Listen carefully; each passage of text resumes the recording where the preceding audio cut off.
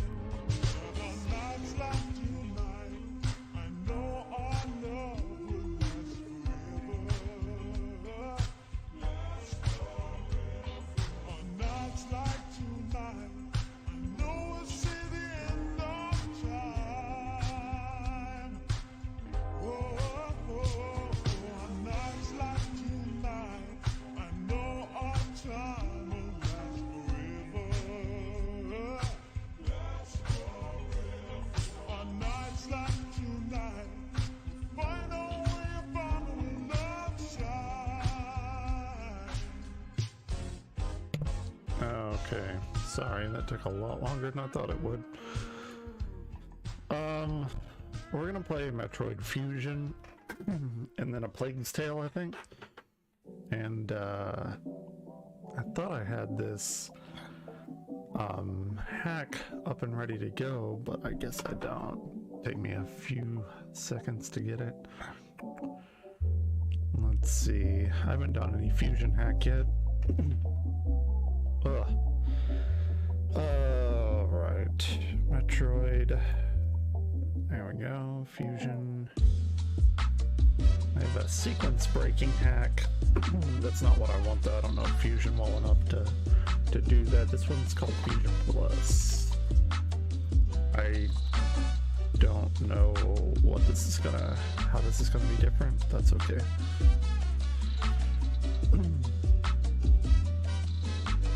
Give me a little bit more time. Nobody's in here anyway. Doesn't really matter.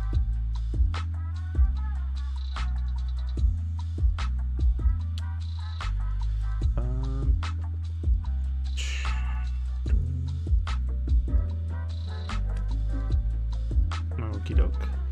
Hard mode. I don't want to do hard mode.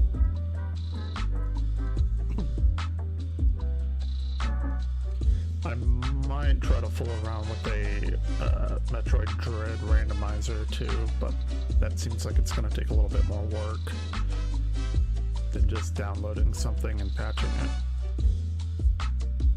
But I would definitely love to play that.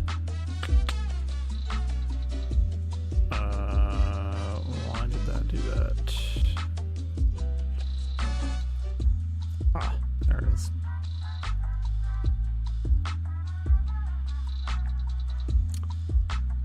Okay. Hopefully that will do it.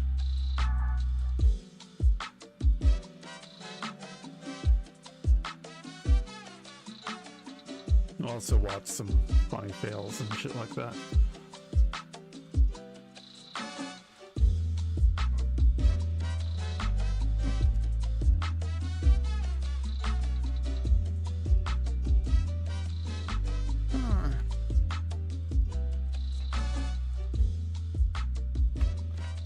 My brush for the fucking life of me, and I don't know where it is, obviously, so whatever.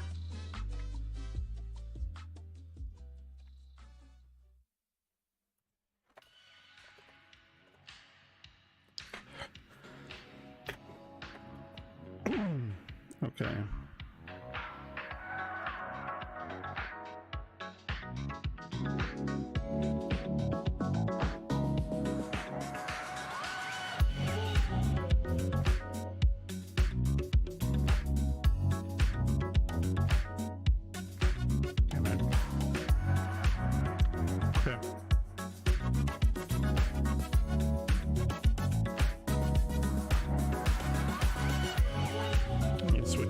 Music off for a little while.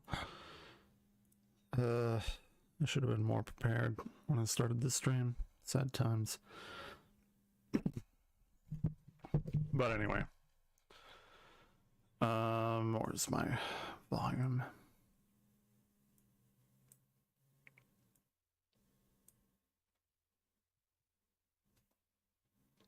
Should be all right now.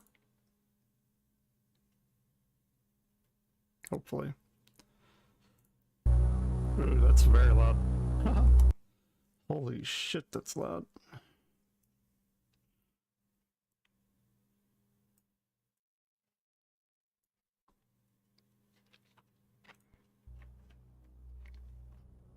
God, I hate that the mouse is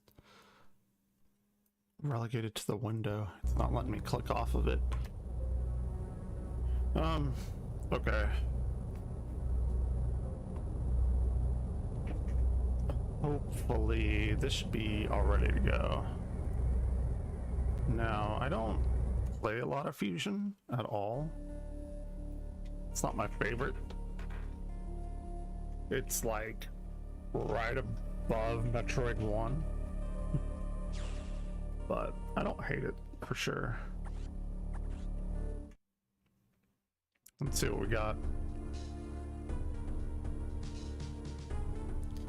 After I get into the game, we'll switch over and watch people be fucking dumb.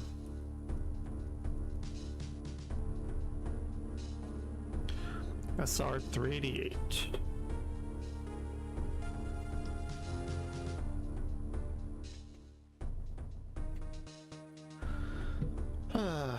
How's everyone doing? Good? Better than me, hopefully. I do want to do some Gemini home entertainment. I didn't do that in October, and I started watching stuff. No, I can't do it right now. Because I want to do it online, on stream.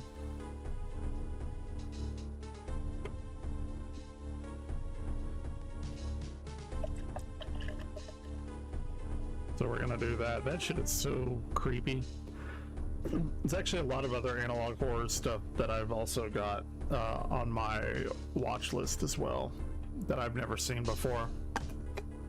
And people give it pretty good reviews, so I don't know. We'll see. There's something called like the Moth Files or something like that. And then we need something like Children Under the House by Vintage 8, which I love everything else they've done, but I haven't watched that. It looks really fucking weird.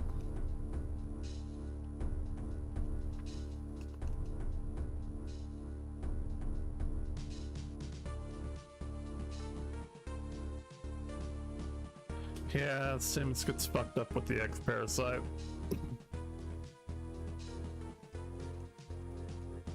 I'm really glad they kept that storyline going in Metroid Dread. Like, this could have been a one-off thing, but it's like a really big part of it.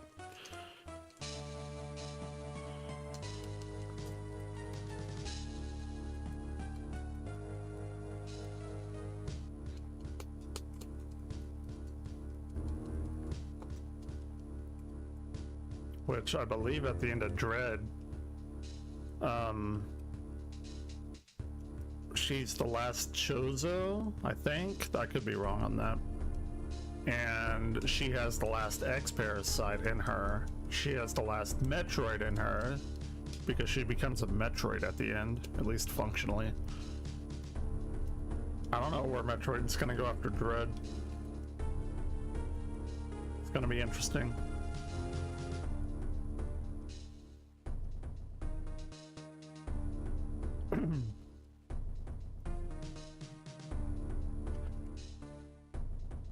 They really need to add or expand on more bounty hunters.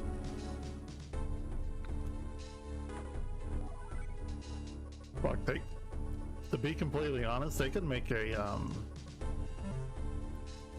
hero shooter out of this.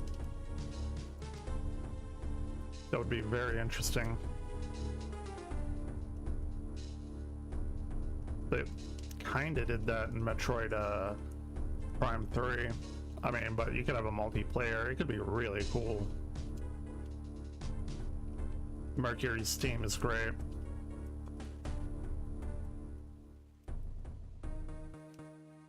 And if they get together with Retro Studios, god damn, imagine.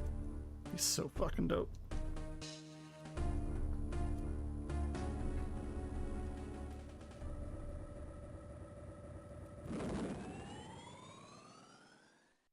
For I've played so many goddamn Metroid hacks this year. Probably any of worthy note on Metroid construction. And they're all really good. Well, not the most recent one, but what you gonna do?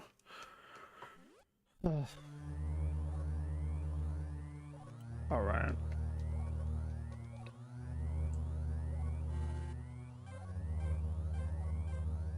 Let's do that. Quarantine Bay.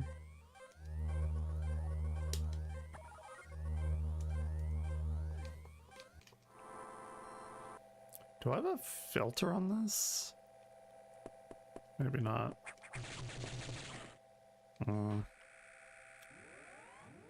That that noise is not super great. Oh. Okay.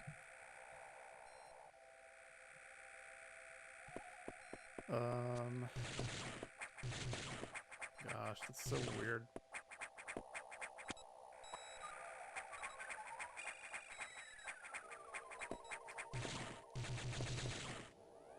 It's been forever.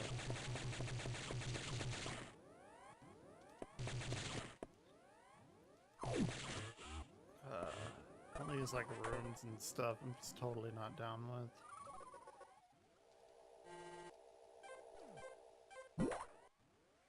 This is the hack, right? Oh yeah, I have to see, sorry. I gotta... I don't... Oh, it is working. Good. It wasn't working last night for some reason. One way or the other. Got my new, updated streaming layout, I guess. Whatever you want to call it. There's still more I need to do with it, but...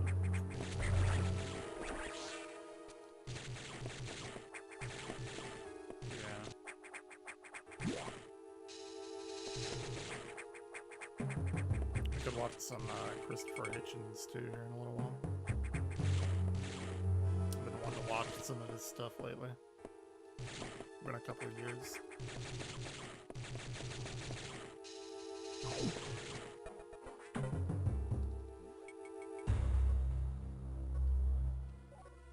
I thought they got rid of all of these. Maybe that was in another fusion hack that I was reading.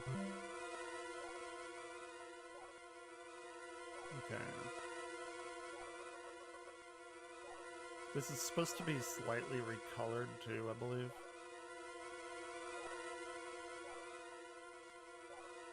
Let's see. Ooh. This almost does look like there's a filter on it. But I don't think there is. I guess I could check.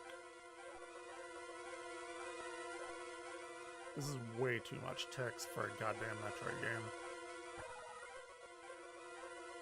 Like, far too much text. Show don't tell, right? I'm glad Dread pulled back on that. On all the text bullshit. Here, let me see, let's see what this is supposed to have. Droid construction.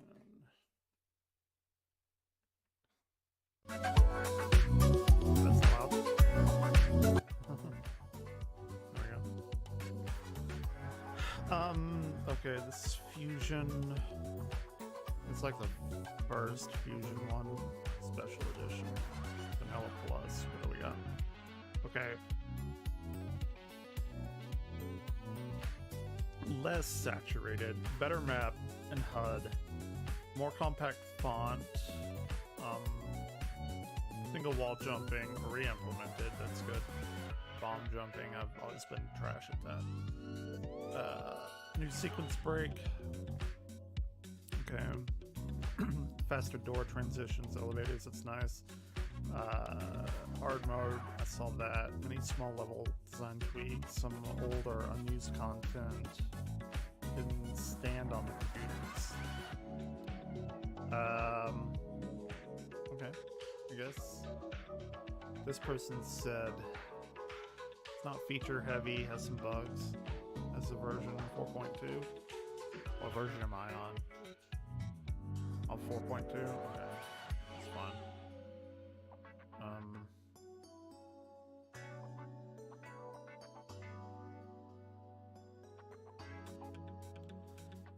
This can lock you out of 100% if you're not careful. Okay, so it's basically just a game, except slightly updated. It's fine. It's not a big deal.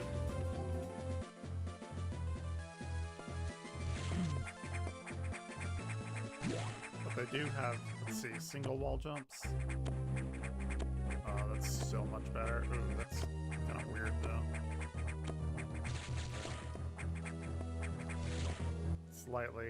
slightly odd. Doesn't feel as fluid as it does in Zero Mission hacks.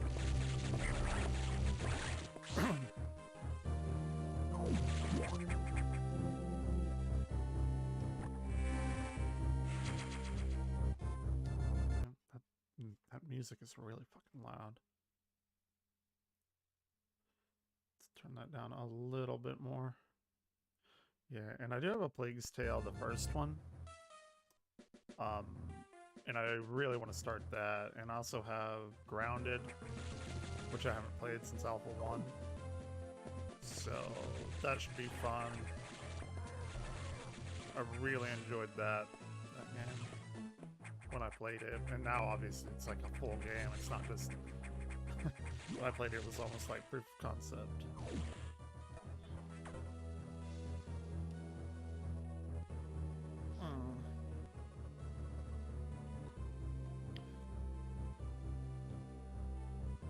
Alexa, turn on the lights. A little bit more light in here. There we go.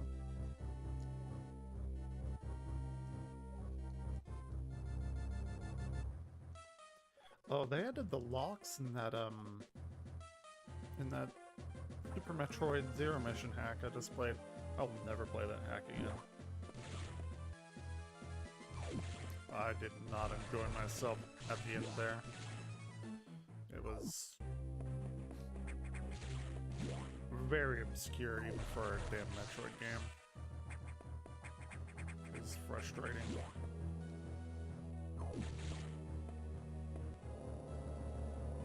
Very, very rarely do I feel that frustrated in a Metroid game.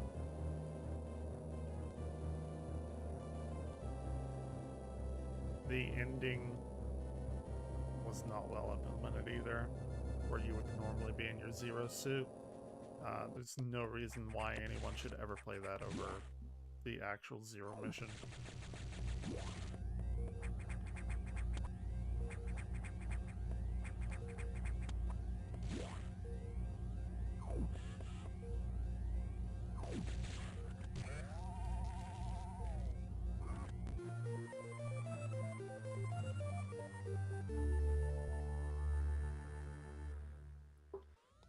Okay.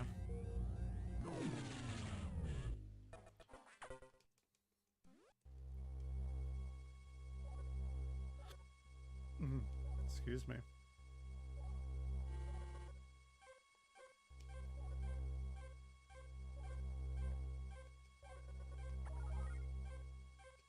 I need someone to take out all this bullshit and make the game freely explorable. That would make this game so much better.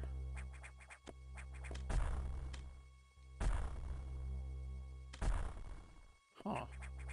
Can I not get those?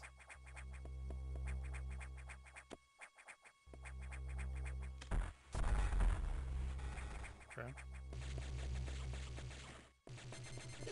I toyed around with doing some speed runs of Fusion. I never did though. The talking, so much talking.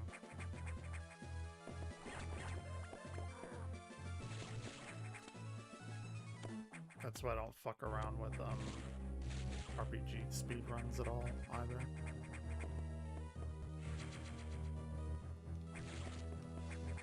They're so boring to me. Don't get me wrong either, I love RPGs, but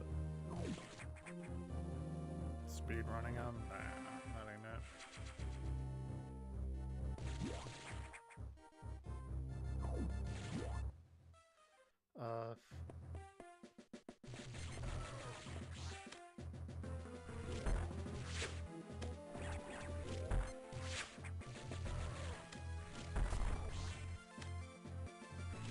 Are those supposed to be like the corpse flowers?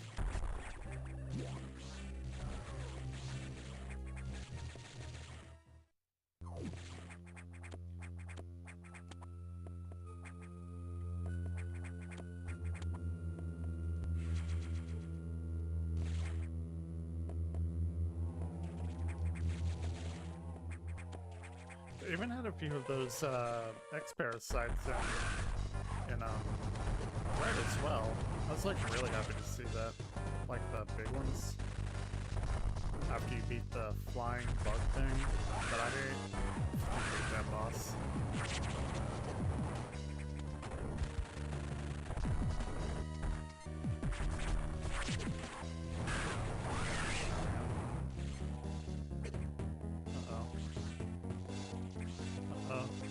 Give me that green one. Oh, yeah. Idiot.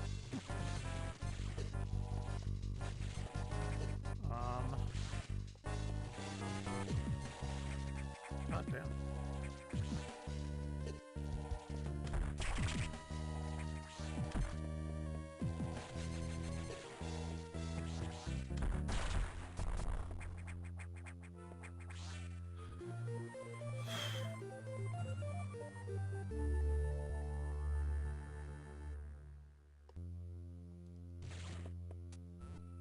Okey-doke.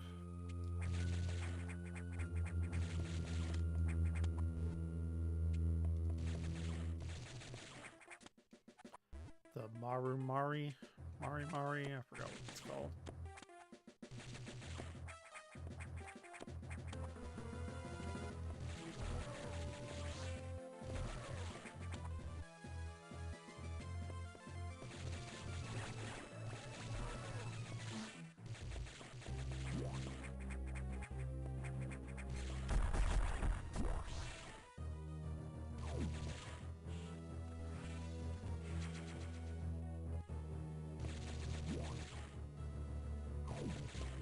Okay.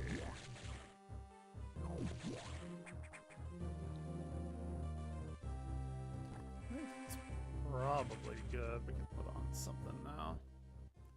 Just wanted to get kind of into the game a little bit first. What do we want to watch? Let's see.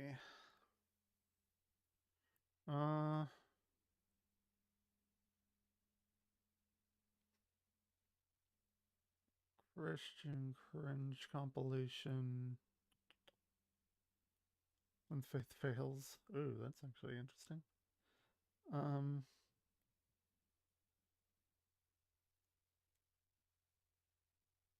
Let's see what that is. Let's change it.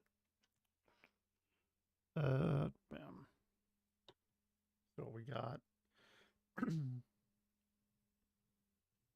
Ooh, that's gonna be fucked up. Sometimes you just gotta take a leap of faith. That's all it is, Miles. A leap of faith. Just need a leap of faith. Loud. Listen, I will call Dr. Cunningham on Monday. I think with the right amount of rest and It's a leap of faith. Or as George Michael said, you gotta have faith. But what about when you can't anymore? What happens when you've taken too many leaps of faith? When you can't just have faith anymore? Let's see. What you got? There. Hey everybody, this is me. This is Trevor over here. And for some reason my hair is doing a Tintin thing. So that's pretty cool. It's like... Come on, man. You don't need 3 minutes intro. You want to click around those? That'd be cool too. When I first started having substantial doubts about the things I had believed my whole life, and I really started to understand for the first time what it was like to have my faith tested, I began to question the very idea of faith. I had been told that the Bible was historically accurate, but I kept seeing evidence to the contrary. I was told that God was love, but I kept reading Bible stories that contradicted that. I'd seen the inner workings of the church. I saw people suffering because of the people who were supposed to be spiritual leaders, and it was all crumbling around me. The only thing I could do was have faith that God would help me figure it out. Have faith that this was just a dark night of the soul, that he would guide me through it. And through this, I was looking at how the Bible describes faith, by saying that we live by faith and not by sight, or that faith is confidence in what we hope for and assurance about what we do not see. Faith began to feel like a way to put blinders on and say, I'm not paying attention to anything unless it confirms what I already believe. And I wondered if that's how everyone saw faith. How do the people who really believe define faith? Dictionary defines faith as belief in, devotion to, or trust in. No, this isn't a bad wedding speech. Webster's dictionary defines wedding as Hold on. Regularly. Is this just this guy talking? What we get Because it I just want to watch Sermon out. this stuff. In 4 years, I'm going to be have his own senses called his own reason. Supposed to be able to heal the sick, but let my Let's mother see. die, or allows children to have cancer. Or how am I supposed to trust someone who's supposed to hold the world in his hands but allows tsunami and hurricanes to kill thousands of people? That language shift just did nothing to comfort me.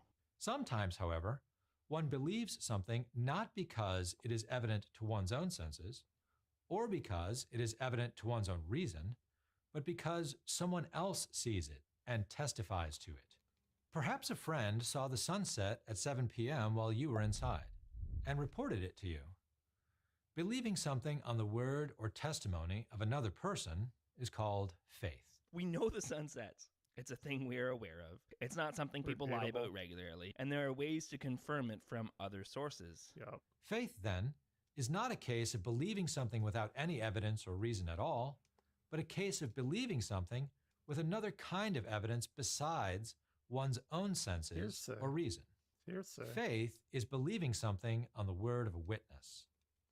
If the witness is trustworthy, then it is quite reasonable to believe the testimony.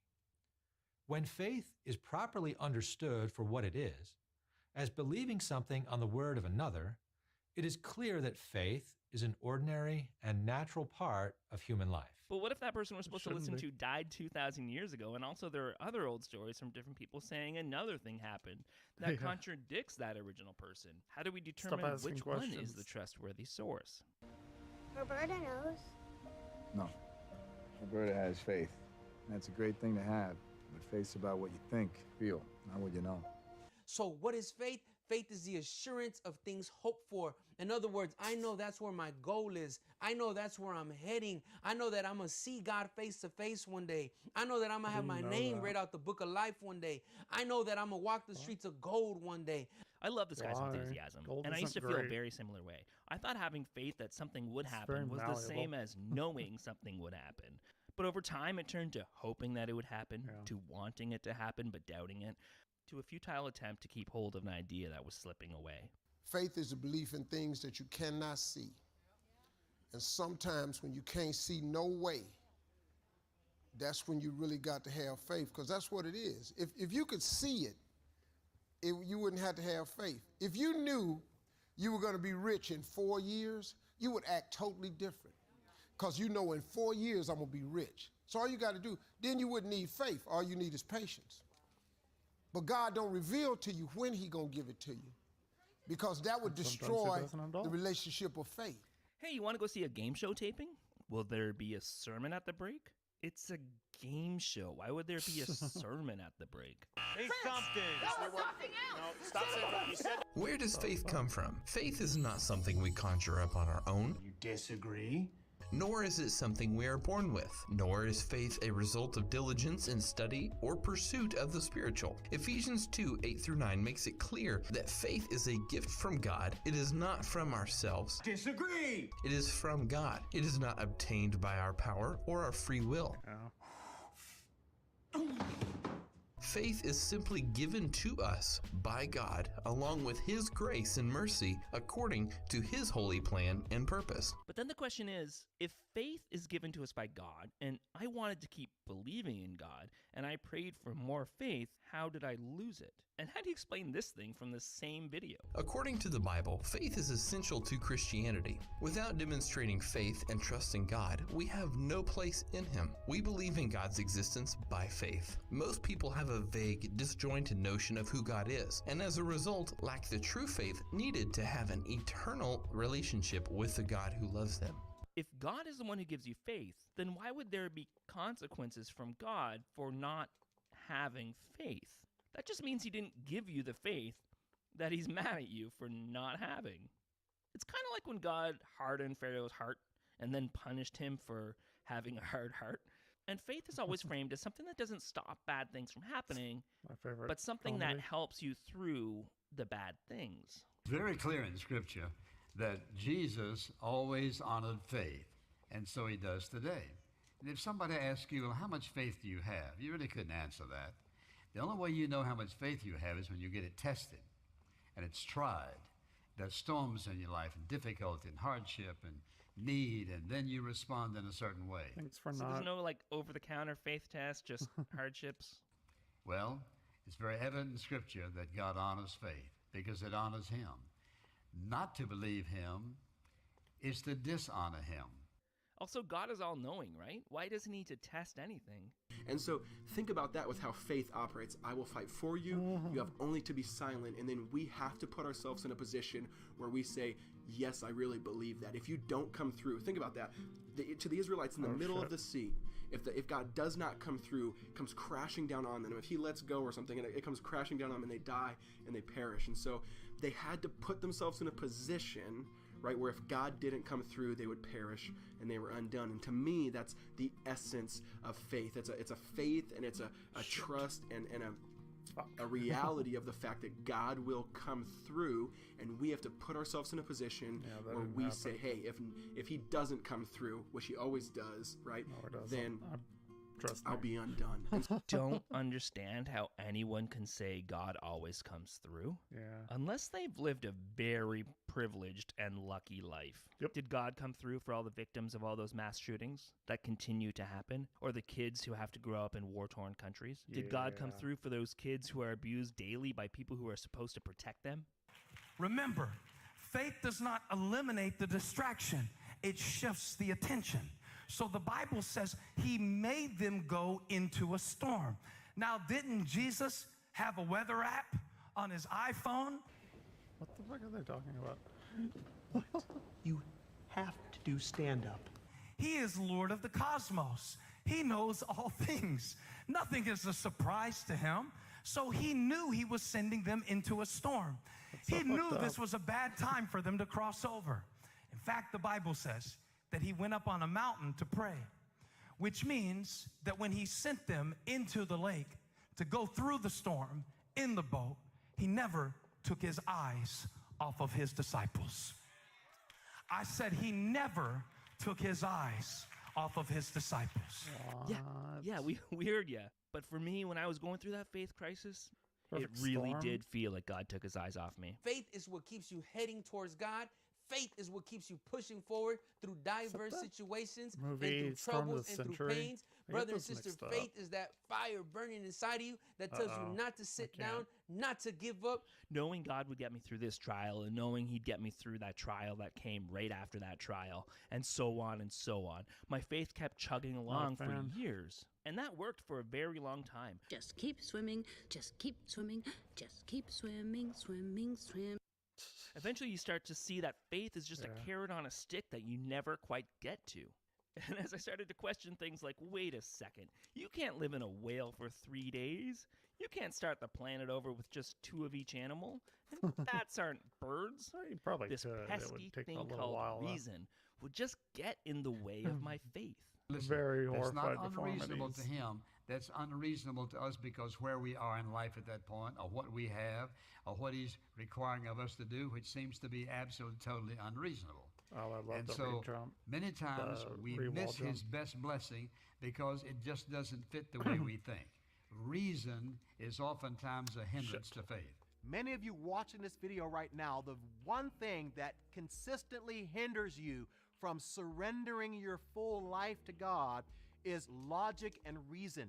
You're trying to figure everything out. You're trying to say, you know what, man, this doesn't make sense, or that doesn't make sense, or how can this happen, or how can this happen, right? Listen, there are some things about the Christian faith that you very well have to do just that, take it by faith. But you might be very well surprised to know that for many of the questions that you have, there are valid answers to the concerns and the struggles that you're having with the animals Christian made faith. in front of But there are some trees, they'll things, my become friend, that zebras you're and going shit. to have to trust by faith. True. So don't let logic and Genesis. reason be the barrier that keeps you from devoting your life to Jesus Christ. He is asking you to devote your life to something despite your own logic and reason telling you that this thing might not be real. Don't this think thing for is yourself. probably not real. How would that work for anything else? How can you believe in God when there is no evidence? The big idea built into this question is that faith in God is belief despite the evidence. It's effectively faith that actually is done so without any evidence. But that is not the Christian understanding of faith, nor is it the biblical understanding of faith. The biblical understanding of faith is a response to reality. It is actually evidence-based belief. It's saying that we believe in God because he actually is. He actually exists, and he is trustworthy. But doesn't Jesus say, because you have seen me, you have believed? Blessed are those who have not seen me and yet believed? Now, when we look for evidence that helps us believe in God, there are many places we can look to. We can look to the sciences. We can look to morality. We can look to history. We can look to stories of Jesus Christ, the story of a God made flesh come to us in first century Palestine. And it's true. When I was struggling with my faith, I looked into all that stuff. And you can find things that help your faith. But they only help your faith when you cherry pick and ignore the stuff that disproves parts of the Bible. Like, it's reassuring that archaeology proved that Jericho was a real town and the walls actually fell. But it's less reassuring that it fell from natural erosion long before Joshua was supposed to have existed. And the writers of the Old Testament probably just made up the story based on the fact that the walls were down.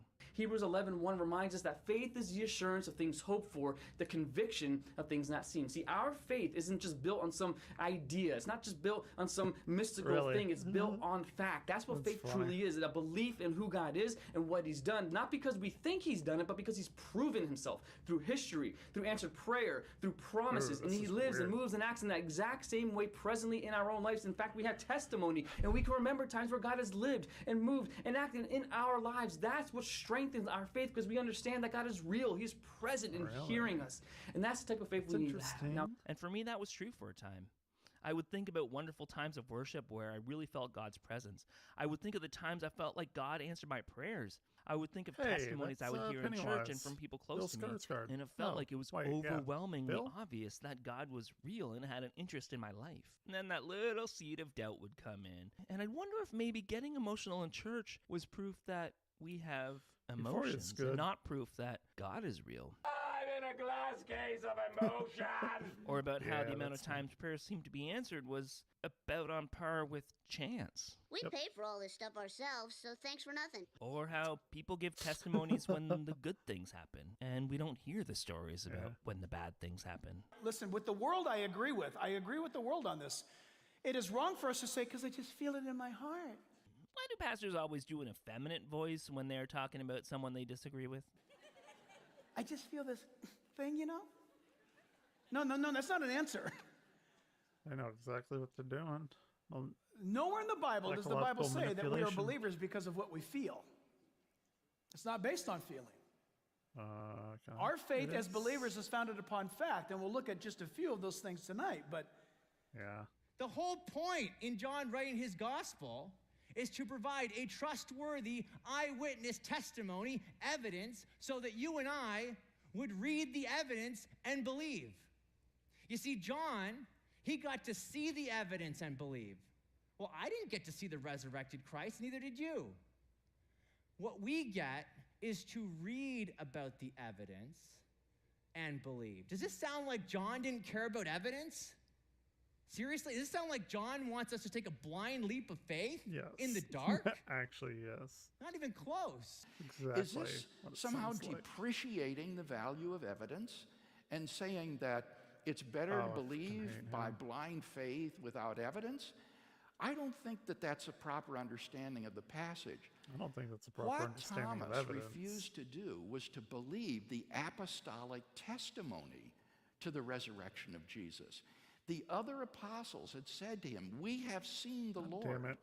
And Thomas refused to believe the apostolic witness to Jesus, but demanded that he himself be able to see the risen Lord.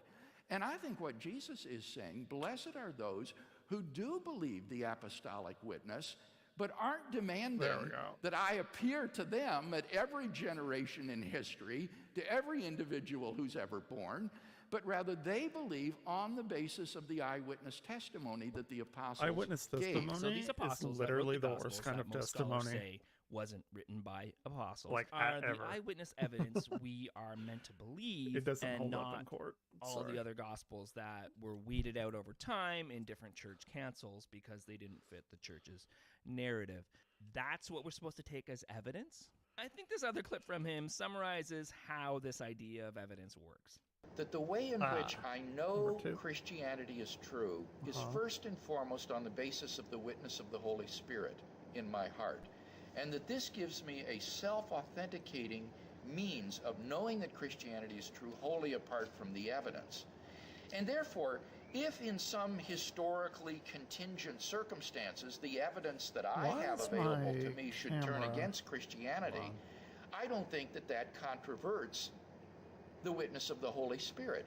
So in other words, he's saying he doesn't actually care about the evidence at all, and is definitely not following the evidence to find what is true, but rather finding evidence that seems to prove what he already believes. Right. Like this guy. The evidence, this is his argument. He told them, the philosophers, the evidence is the resurrection of Jesus Christ from the dead. That's why you should believe in him. Now, you might say tonight, that is a faith statement. What is a faith statement? That Jesus Christ is risen from the dead. That's not a faith statement. That's a fact of history. How? Are you kidding me? Have you ever read Roman history regarding the resurrection of Jesus from the dead? They went crazy trying to cover that thing up. No, they didn't. No, they didn't. But you can imagine what it'd be like if they did, right? Huh? Get your hands on the Arco volume. A-R-K-O, I believe it is. It's actually A-R-C-H-K-O. Found in Constantinople, published later on, Arco volume. They're secular writings. They're not inspired writings. They're secular writings. But there's a great debate going on about this. What are we going to do about this magician that rose from the dead? Yeah, the Arco volume was created in the 1870s, 1880s, and no legitimate Christian or non-Christian scholar believed it to be authentic. And it was quickly shown to be fraudulent, and it's full of anachronisms. Come with me if you want to live. But it fits this guy's narrative, so he holds on to it. Because he believes based on blind faith and feelings, but doesn't want to say that publicly. Because I just feel it in my heart. And while we're talking about the resurrection of Christ, why does no one ever talk about that passage in Matthew that says at the same time Jesus rose from the dead, a bunch of other people did too? Why weren't they all the Messiah too? And it's interesting too that these people talk about faith being a virtue and talk about people having great faith and say that faith is a gift from God, and then turn around and say that everyone has faith in something. In fact, every single aspect of our life, our faith is involved. And think about when it all began. It all began when you were a little child, you didn't even know what was going on. Doesn't take a child very long to realize that once he can do something, he has faith, or she has faith to do it again and again and again. No, it's because they Everything we do is by faith. Like, now, for example, when I come up on a hill, and I live in the mountains of North Carolina, and we have a lot of hills. But he does. I don't stop my car before I get to the crest of the hill and get out and walk over and see if somebody's coming up the other side on the wrong side. I have faith to believe that the drivers are going to stay on their side. Faith, faith, faith, everything. When you sat in that chair, had you ever sat in that chair before? I bet you didn't pick it up and examine it and put your hands on it to see if it would hold you.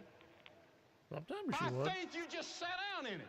And sometimes those chairs break. You had faith that people wouldn't build a chair that wouldn't hold you.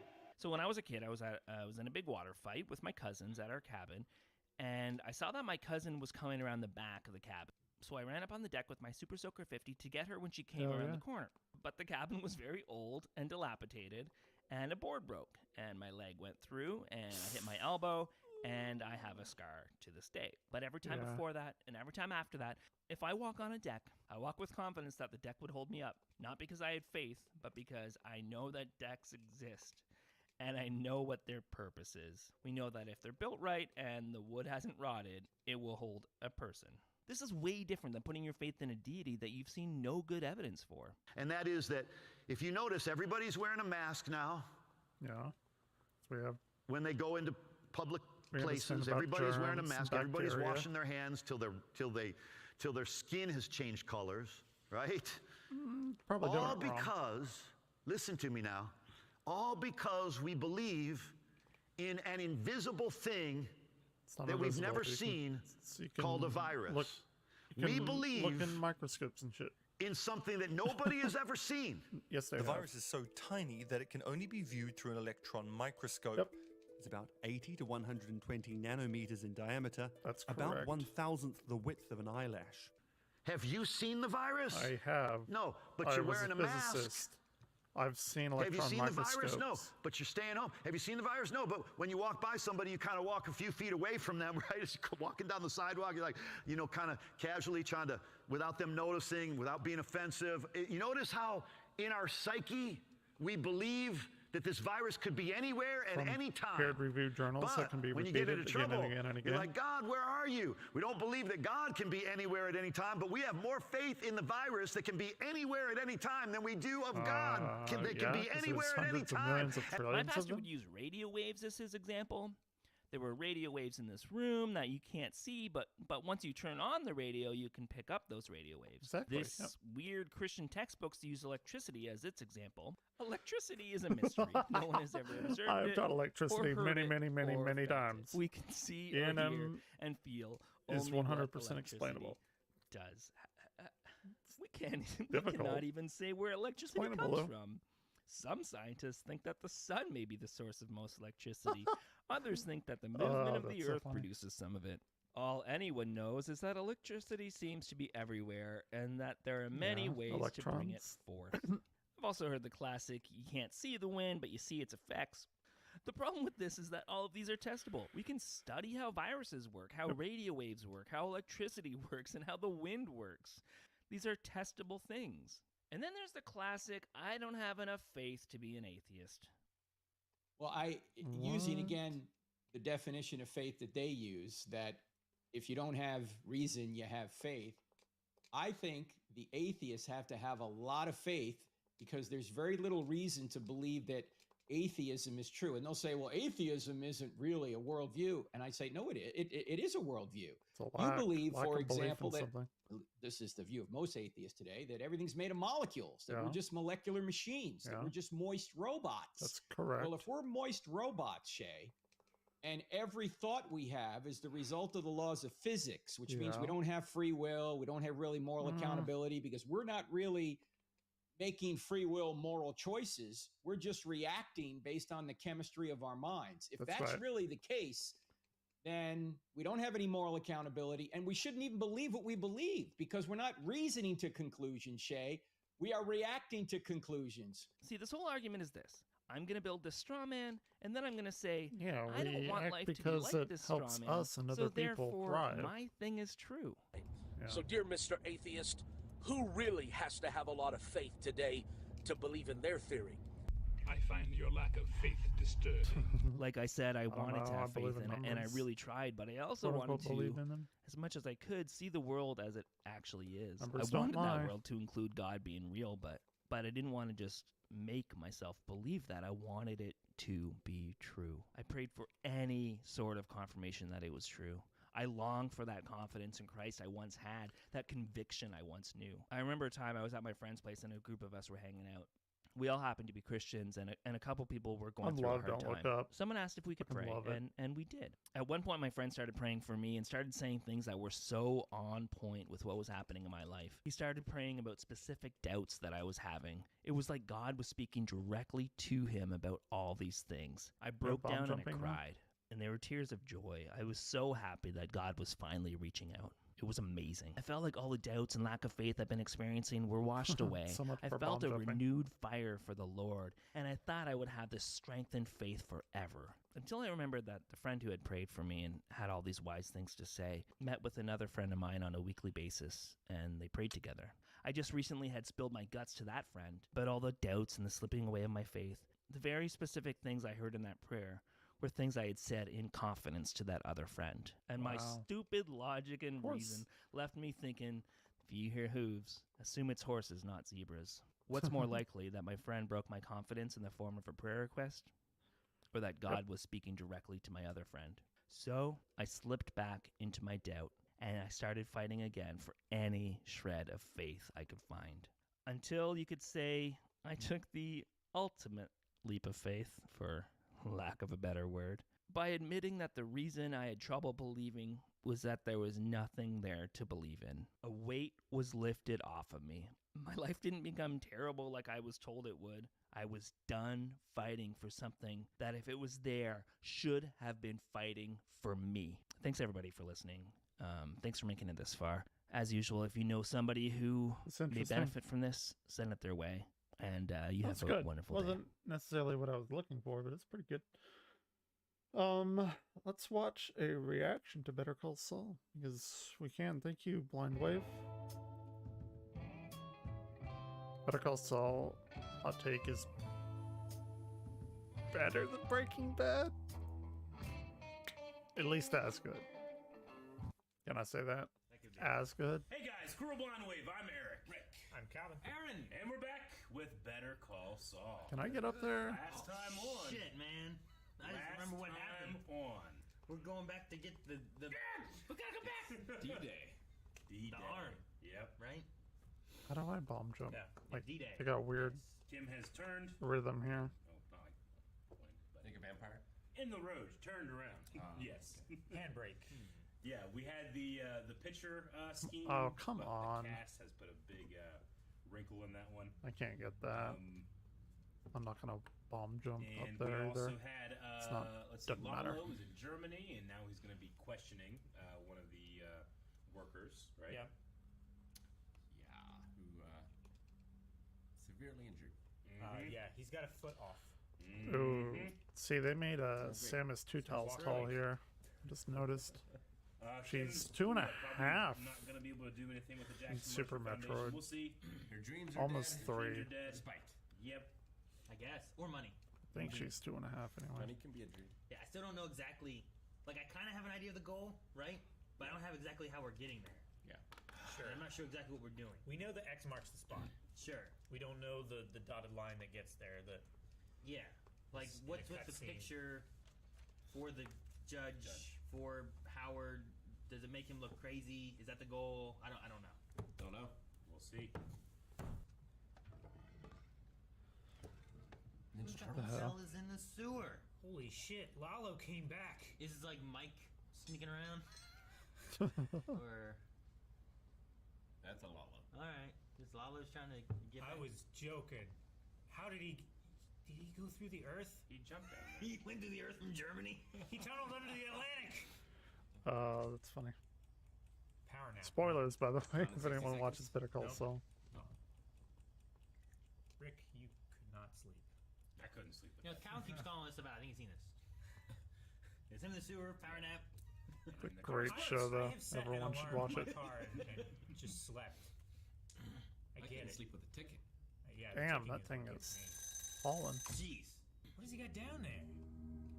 Maybe he's digging his way from the other side. You think he's to Germany? I don't Shut know. up, to- Aaron. the Fucking underground thing annoying. The laundromat. Gus has. Yeah. Is he trying to find it? There's Yeah, no way maybe. he's digging. Remember Mike said no way someone's coming from this direction? There's no way. We'll see. He's. Can't think of anything else underground. They caved it in with like 600 tons of dirt, didn't they? Something like that. Oh, he's fucking doing an it. Hey, Georgie. He's watching out of a storm drain. This is his spying location? Yeah. That's pretty good. Is it across from like Gus's house or something? Maybe. It's such a funny shot. I love it. Hey, Georgie. I don't think this is like that area, is it? It's got to be the. No, it's not. Yeah, The it's laundromat. Yeah. Shit, I can't get up there. Cool. Love? That's track. Get in! We need to reshoot. $300 for 90 minutes. Come on, buckle up. I don't want to lose you through the windshield.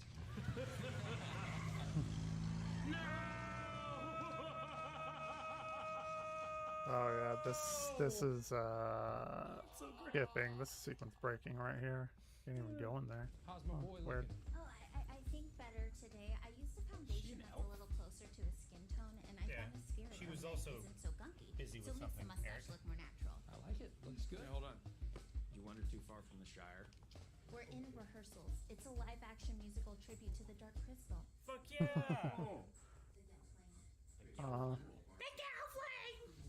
You ever seen the Dark That's weird. Crystal? You should watch it. I can't sequence break that. Kind of odd, to say the Have least. a look. Whatever. I don't know to say. Hopefully good or hopefully not good. Yeah. That's pretty good. What's that? What's that? Don't worry about it. You need to know on this one.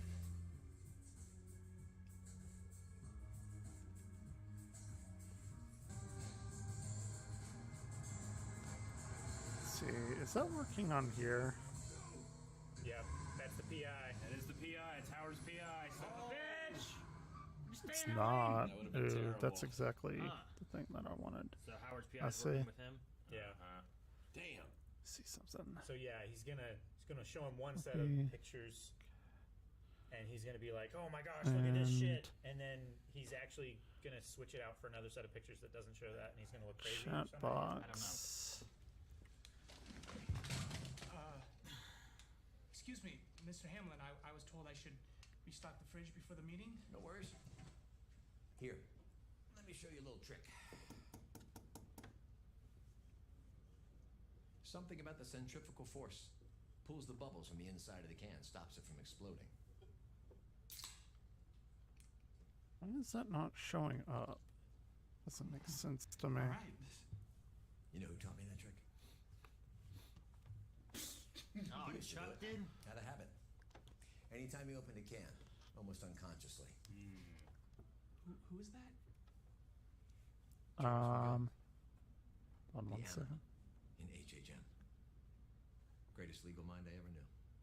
Remove chat box. I hope someone says that about me someday. I doubt it. It's weird.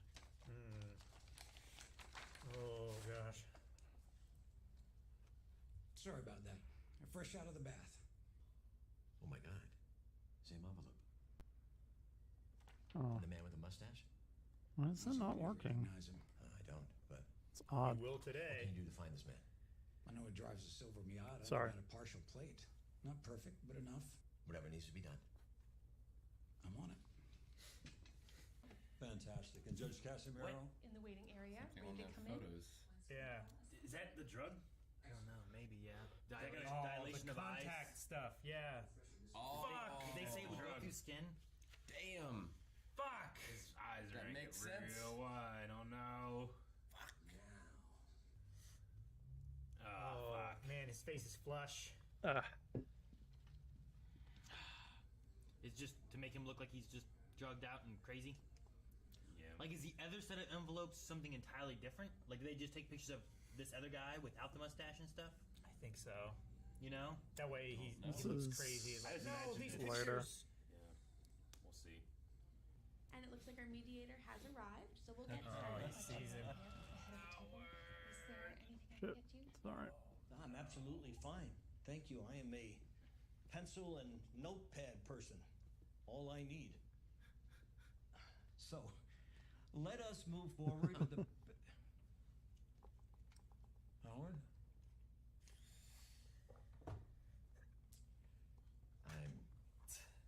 I'm sorry. I don't think we can proceed with these negotiations today. Why not? Our mediator here keeps using the word compromise when he, in fact, is compromised.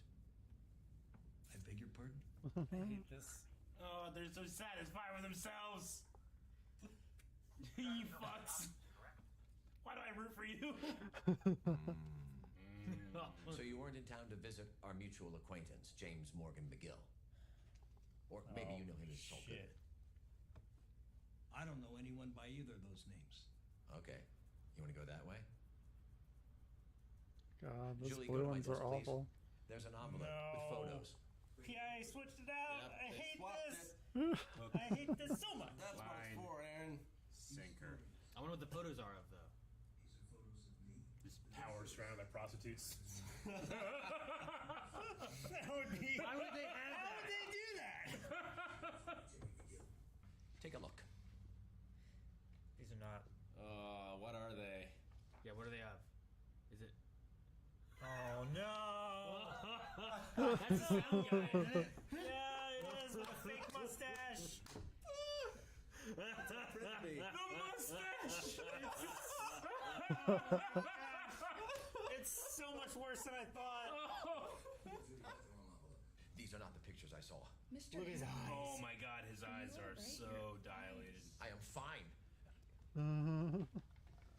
This is all something that will be sorted out. I am confident.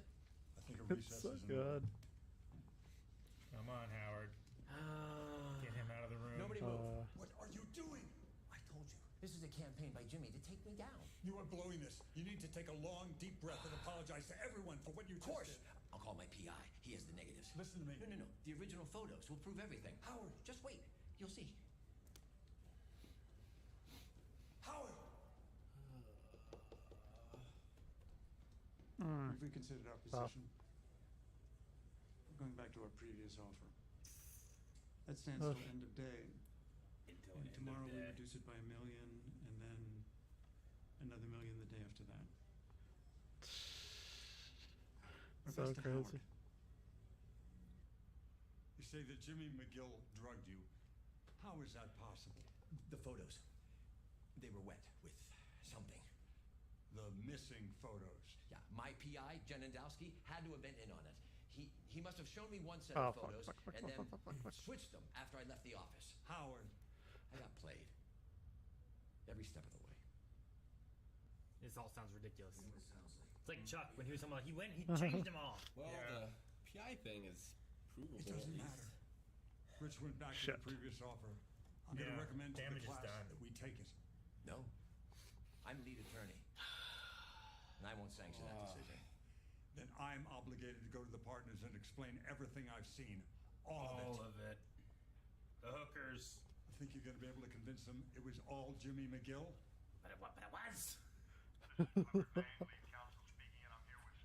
They're having sex. Of course. This gets them off, and it always has. I hate it. So good. I hate it so much. La cucaracha. Wait, can I get there? No. Oh, I have high jump boots. Okay, never mind. Can I come in? Oh. Yeah. He's drinking. Oh, man. What justification? Oh, this is that episode. Howard's such an asshole. Maybe he deserves it. We're good. Yeah, that's right. Sided with Chuck too often. I took away your office, put you in doc review. All of the above. Howard's daddy helped him get to the top, but you both had to struggle. Howie has so much, and we have so little. Let's take him down a peg or two. Howie. This goes beyond throwing bowling balls on my car. This took planning, coordination. I mean, how many weeks? Or was it months? It couldn't have been easy. Uh-oh, this is bad. So tell me, why? I've worked my way through Here we worse. go. Debt, depression, my marriage falling apart. Hey, I understand that. Oh, yeah. Been sleeping in the guest house for the better part of a year. Oof. Just one more thing that old Howard has to work through. I'm You sorry, told Howard. us. I feel so bad for Howard. Jimmy, you can't help yourself. Chuck knew it. You were born that way. But you, one of the smartest and most promising human beings I've ever known. And this is the life you choose. I thought you did it for the money, but now it's so clear. Screw the money. You did it for fun. You get off on it. You're like Leopold and Loeb, two sociopaths. All right, that's enough. You know it's true. You just have the guts to admit it. Believe it. Someone has opened the door. You can't hide who you really are forever. Oh, the high jump booth. We were both right. Oh no. Oh shit. Here it comes. Who are you? Me? Nobody. I just need to talk to my lawyers. Is that right? You want some advice? Find better lawyers. Howard, please just turn around. No. Take your time. No. Yeah. I think I'm in the middle of something. Yeah. There's really no need to. Yep. Look at Eric. Yep. the big one. That's the big one. Let's talk. Son of a fuck, man. Yep. Damn it. Why you put your feet up? You kind of relax, Eric. I'm stretching. I don't know what to do. He's done. I don't know what to do. I love the show's villain so much. Russ? Jimmy? Lalo. Oh. But also Jimmy. Our hero is dead. Our hero. Damn it, man. Damn it. He only showed up because of the whole situation. God Yeah. damn it. Fuck. He's such a good guy. Damn that candle flame thing. That was so good. Like you show up whenever Howard walks in and stuff. You see it again. You're like, wait, why did it move? I this know. time? It's filmmaking perfection. Vince. What does he need with them? I mean, now he's sure that Jimmy was involved. That Jimmy was involved. That it was a lie that occurred. At the very least. Why is he sure of that? Because Mike, or what? Yeah. What I think so. What gets him to that point? Well, he saw Mike. Sure, but he knew of Mike before Mike was working with Gus. Sure. Like what changed? And also, the worst thing is like because of the call, it took all the eyes I've off already been everything here. else they were What the fuck looking am I at, doing? which was Jimmy, and now there's no one there watching that. The fuck? I'm just not sure what changed to make him go see Jimmy. Well, the cockroach? No. He's learned. Has he learned since then that Nacho was involved with something? And Jimmy represented Nacho, right? I mean, he knew that before he went to Germany, right? Because he saw the cans. He knew Nacho was involved somehow. Nacho brought Jimmy to Lalo, so he knew that. Yeah, but that Nacho wasn't. Was working with Gus. Yeah. What changed is that he now knows that they were looking. They didn't think that he was dead. They know that they're looking for him, right? Whenever he hears the clicks. So then he goes, "Okay, I'm going to do like that." Means that they're not. If they're watching him, they're watching everyone, including my previous lawyer. I don't know why he goes to them, but I mean that's what changed. Maybe it's for help, or I mean, I figured if it was for revenge, they'd just be dead. Sure. Like, there's not a lot of people he can go to right now. Probably. He didn't know that they know that he was alive. Yeah. Well, only Kim knew. Only Kim knew from Mike. They need to get rid of these. Oh my gosh, I hate them so much. And Jimmy's like, how? Like he didn't know, right? Yeah. Yeah. But he also shouldn't have known that he was dead. Why not? Jimmy shouldn't have known that Lalo was dead. He was told he was dead. Yeah. By the people who were trying to kill him. Do it like Metroid Prime. Put all this shit in logs. Even So Lalo's thing. then you can go read it on your own. You mean his fake family? Whoever. Don Eladio. Damn, man. I feel so bad for Howard. I feel so bad for Howard, and I feel like Chuck kind of died again with Howard too. Yeah, I get Chuck. Because like Howard, I feel like was one of the last people who's like. Chuck was right. Yeah, well, he was right. He was one of the most brilliant minds in law. Mm-hmm. Like now the firm is going to fold, I'm sure. And everyone you touch, there's no H hurt or M or now. killed. That's why there's no HHM later. Yeah. Right? If Howard's gone, does it all just start falling apart? I assume it must. I mean, it was. Do you think Lalo will kill Kim? Cliff's gonna think that Howard killed himself or something. I was wondering if that was going to be what happens. Because she's not in Breaking Bad. Yeah, like I don't know her from anywhere else, and I'm like, maybe she dies, maybe she leaves and goes somewhere else. I mean, maybe she doesn't die and she finds this to be too dangerous, and Jimmy wants to stay in and she wants to get out. You know, Well, Jimmy- but that's best case scenario, I think. At this She point. better God, try to get so out. much They just kinda fucking got killed. text. Like assuming. You say that, but Jimmy stays as Saul for Well, yeah, I all know. of Breaking Talking Bad. about Kim though. Kim definitely gonna try to get out. Yeah, but Jimmy tried to get out and Kim pulled him back in. If Jimmy got the card from the dentist for the cleaner, the vacuum guy, like maybe he trades continuing to work for the Salamancas or Oh, this is where I Gus get or the whatever, but is the able new to suit, smuggle I Kim out think. through the vacuum cleaner. Who's he trading with? You mean like for money? Yeah, With this Mike is where I do Lalo that. here. It's like I'll help you do this if you leave Kim alone. I don't know. Because he didn't buy that yet either. Like, he hasn't bought the black book. He doesn't have it yet. And I don't think he knew what the vacuum cleaner thing was for either. Oh, man. Doomsday. Tough. That's a tough episode to It get went there. so perfectly until it went. It was both brilliant and frustrating to watch. Yeah. The title was Plan and Execution. Oh my gosh, it's right there. Here's the plan, and then he gets executed. Yeah. But it sounds like you're like, with the plan, and then you execute the plan, you know? Not Howard. Yeah, I think Oh shit! Did I Howard's fuck up? found Probably. the biggest reason that they just get off on doing it.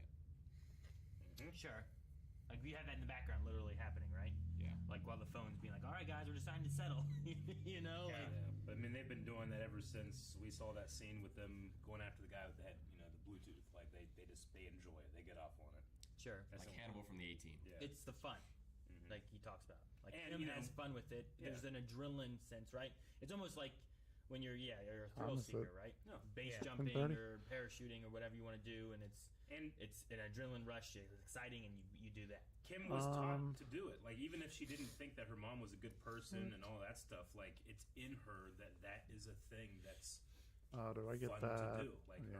her mom I did see. it. Like, her I mom remember. cursed her to love It's been a doing while. that, you know? She got rewarded immediately after pulling the scam. Yeah, like, despite knowing better that it's like that forbidden fruit, and not only do they both get off when doing that, they get off even more doing it together because no one else understands. I wonder if they're kind of the opposite in a way growing up, where like Jimmy was naturally inclined to do this kind of stuff, but like his dad and Chuck like tried to push against it. Yeah. And like he was straight and narrow for a while, whereas Kim maybe naturally was more straight and narrow, but was influenced by her mom growing up. Sure, I get you. I mean, it really does just kind of. It goes back even to the themes of Breaking Bad, where it's like your poor decisions don't just affect you; they will affect your loved ones, your children, your spouse, your future forever. Yeah. And you will put this like it's exactly what Chuck said, because if you think about Walter White, everything he did, and eventually when he dies, it's all about giving his family money, right? Giving Walter Jr. money.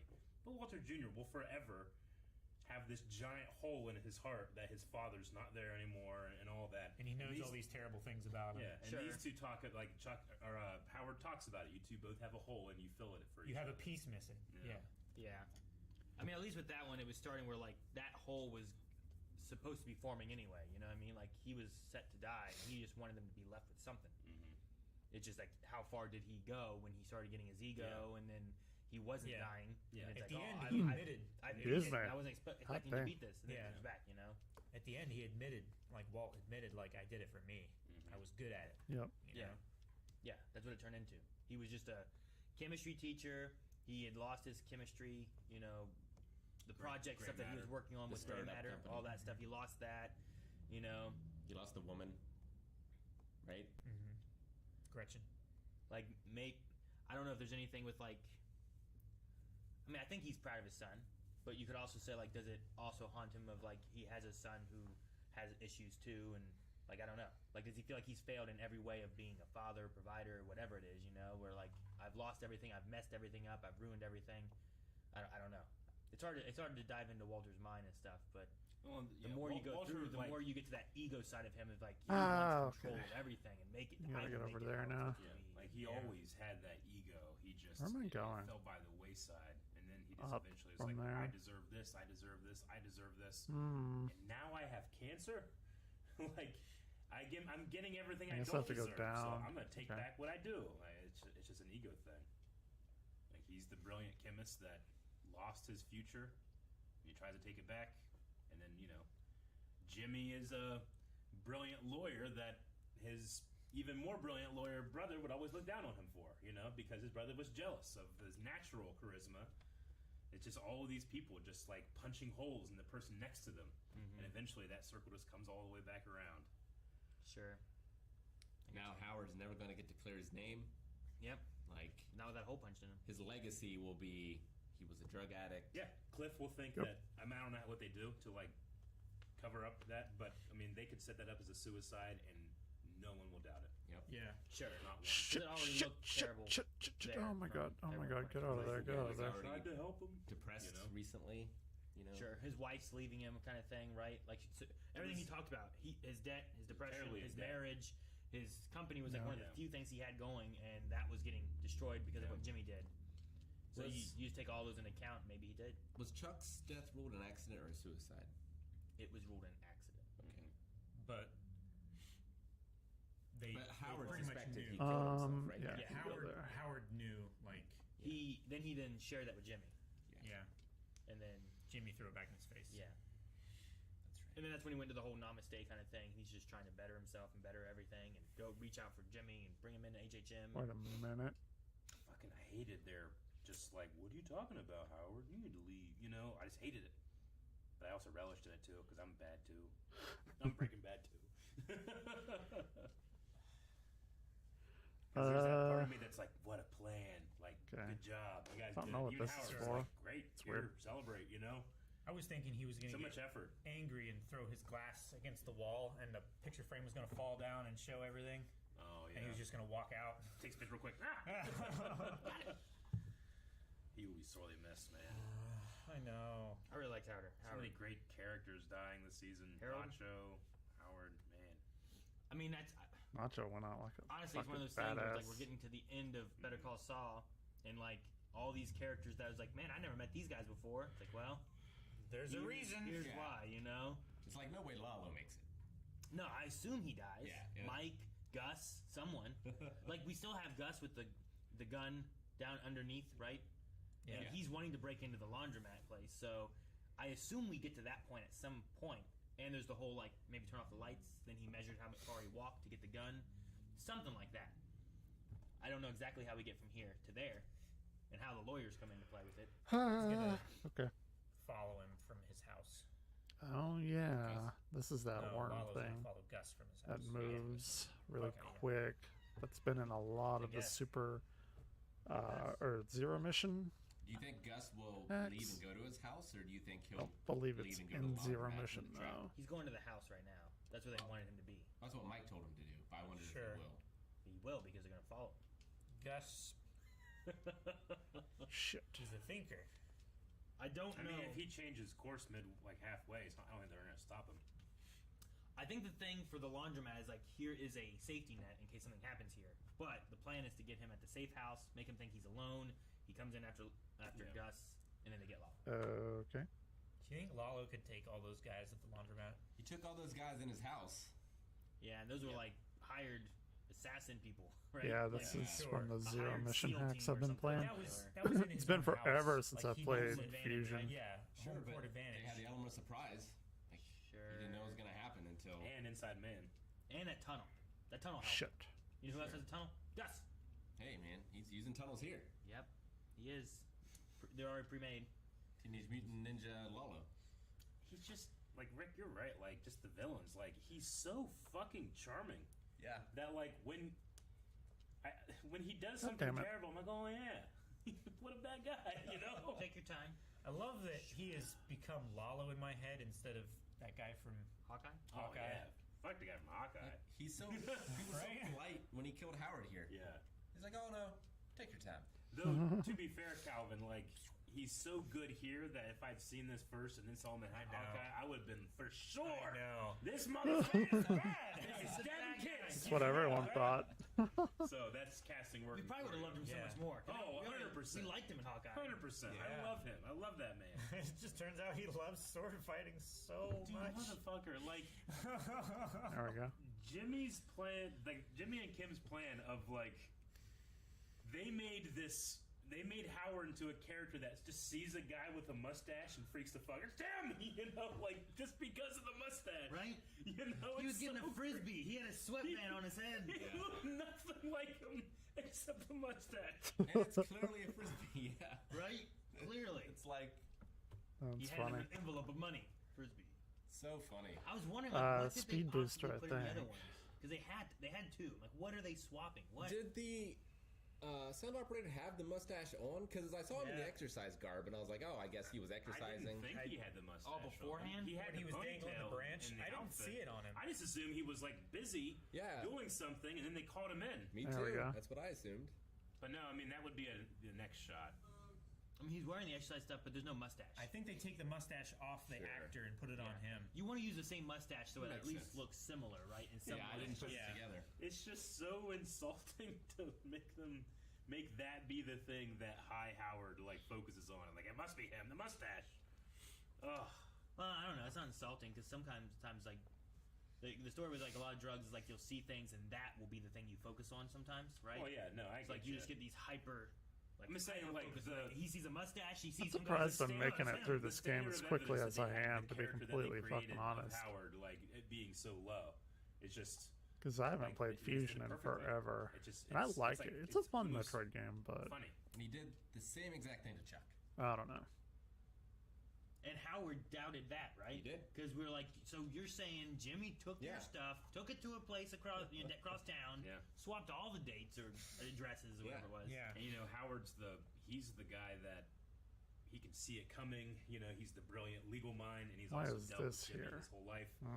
He could handle it more than Howard can. And Howard did his best, but he just I came to this don't conclusion. know. That's my favorite part of Howard is that Howard, even after being fucked over this much, has to come over and be like, "Good job, you did it. Good job. I'm gonna get you back.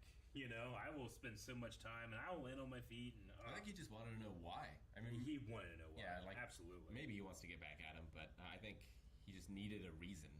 For all these terrible things that happened to him. Yeah. I think at the end he understood that it was just a game. Maybe that's what wakes up Kim. So even if she doesn't die, like that's where she draws the line. It better. Maybe it causes a fraction or something. I don't know. If it doesn't, what will? But what won't do it to Jimmy though? That's what I don't understand. I mean, I think Jimmy just has it in him to just deceive himself. Yep. Yeah, but he was trying to get out before, and Kim Maybe- pulled him back in. Maybe you know? he makes a deal with, like you guys said, maybe he makes a deal with Gus to keep Kim safe, and then he's just a friend of the cartel for the rest of his professional career. Where he loses Kim, he's got nothing left. Like this is maybe the last happy time in his life was scamming people.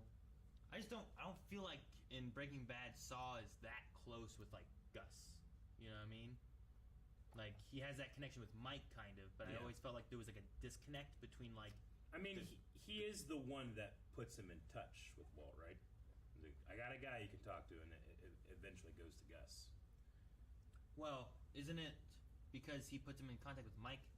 Well, Mike just shows up as like you think that he's Mike a is just cleanup a guy. Yeah, Mike just shows up as like you think that he's just one of Saul's guys, and it turns out Yeah. he's actually Gus's guy. Yeah. But then like that, I think leads to the connection that they have. And the other thing too, with Jimmy is like, what does he have left? You can't Like, go he's down. burnt Okay. the valid route through the courthouse, right? Like everyone already suspects him. Let's see, what can we do? But I mean, he could turn on that and like come clean with it. So that's what they wanted him to do, right? Was tell information that he knew so they could get other people and stuff. Like if Lalo ends up dead, then maybe he can use that as What the the fuck? opportunity. Is like, look, Excuse they me? had like they were following my wife. They had forced me to do That's things weird. that I couldn't come clean They were with. threatening people I cared about. Yeah. They killed Howard. You know, like you could say Sure. that maybe, I suppose. And it's like now I can come clean with it because I feel safer. But I don't know if that's the route we go either. I don't think so. Nope. So, I don't know. Interesting. I'm very curious to see how we wrap this up to the connection of like where Breaking Bad would take place. You know, We got one more season, right? no, No, this is it. Yeah, This is it. that's why I was like, it's getting so close. Yeah. I think we're not that far away. I don't know, 10, 13 episodes, something like that. You know, we're almost done. Shit. That's why we're building up to the final things with Lalo, Gus. I imagine Lalo must die. I don't know the fate of Kim. Like, the only thing with Lalo is it makes sense for him to die. Because if he just, like, gets out, then what's to stop him to get into Don Eladio? Unless they really burn him of, like, even Don Eladio doesn't want to, like, he doesn't trust him somehow. But I don't know how you do that. And I don't feel like Lalo's the kind of guy to just go off and retire. Sure. Like- And then, like, Tio and Tuco are both used. So, like, it doesn't destroy the whole Salamanca family. Yeah, true. So I assume he must die somehow. Yeah. Maybe by Gus, by that gun in the underground. How do we get past that Probably guy? reading into it too much, but you think in the beginning when he comes and he gets that guy out of the parking lot, like, you know, he has a focus and he has a thing he has to do, and he gets the guy in the car and he leaves, and then unintended consequences, just like Howard will later in the episode. Shit. That just, you don't think about the collateral damage that you're gonna do. You know. Sure. Hmm. I'm so mad. I love that guy's performance too. Fuck, I died. Yeah, Okay. plays Howard. It's fun. I just love watching him. He's so good. All right. What else are we gonna do? They're done. Pressed all day. I need Good to for find out him. what else that guy did. Watch his shit. We need to buy some McLaren. McLaren. All right. Hey, look at me. There I am. Oh shit! Is it splashing down?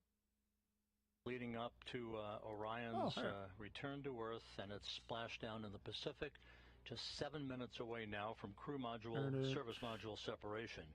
That European service module has worked like a champ throughout the course of the mission.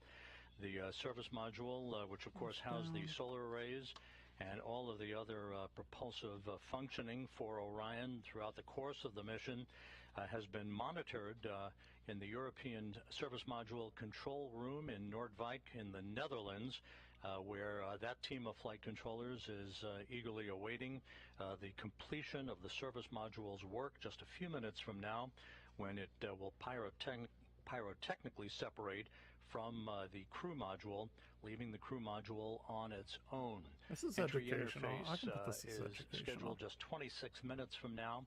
We'll be receiving reports from Flight Director Judd Freeling and his team of flight controllers throughout Orion's descent back into the Earth's atmosphere and through all of the parachute deployment sequence events leading up to splashdown that is scheduled at 11:39 and 42 seconds a.m. Central Time, 9:39 and 42 seconds a.m. Pacific Time. Very cool. One thing worth noting is once Orion splashes down in the Pacific, it will stabilize in one of two positions, either pointed up, which is called Stable 1, or pointed down in Stable 2. The crew module uprighting system, known as the CMUS, deploys a series of 5 bright orange helium-filled bags on the top of the capsule that will either flip Orion right side up or keep it right side up in its Stable 1 position. Those 5 bags are packed in hard containers and installed atop the capsule inside the structural gussets between the parachutes and other equipment. They're inflated with helium gas that is stored in pressure vessels located close by the bags. Each bag has its own independent inflation system. The CMUS, or Crew Module Uprighting System, initiates after landing and opens up a valve for helium to flow into those uprighting bags.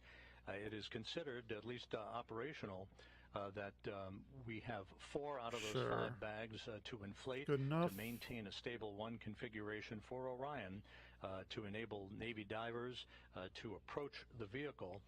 One of the first things that they'll be looking for is any leakage of toxic gas or toxic fuel from the vehicle. Assuming there is no such leak and that Orion appears to be in good shape, then they'll begin the methodical process of approaching the vehicle with other personnel and other Navy assets in order to begin the securing of Orion on the ocean for its towing back into the well deck of the USS Portland.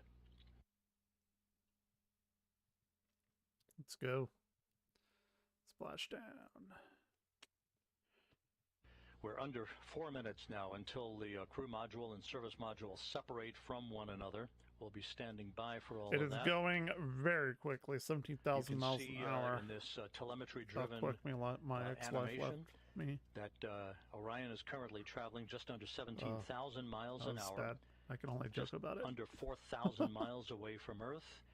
And a hefty 254,000 miles from the moon, which of course was its target in distant retrograde orbit, flying around the moon for its outbound powered flyby at the beginning of the mission to move to a distance of some 260,000 miles away from Earth, farther than any human-rated spacecraft designed to return to Earth had ever been that's so fucking cool. Designed to do, surpassing the distance record established 52 years ago during the Apollo 13 mission. Sure. Which I don't believe was scheduled. That was kind of a thing. So we got, what, 42 minutes or so. I can put on some low music.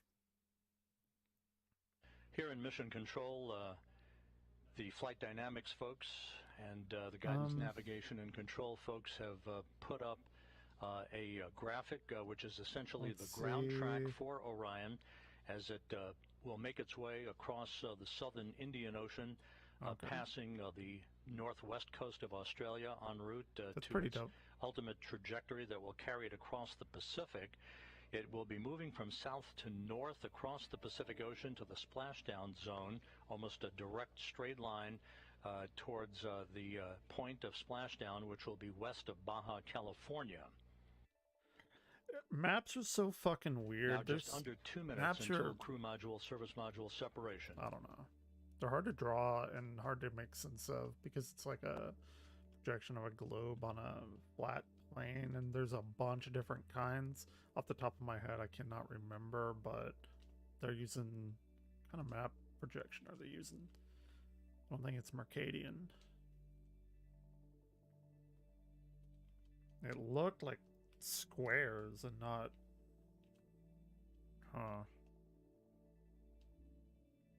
and not rectangles. Strange. Interesting. I have to look into that. It's actually gonna bother me. Oop, look at that. Now just 1 minute away from crew module, service module separation. We'll be standing by for confirmation of that from the Mechanical Systems Officer here at Mission Control.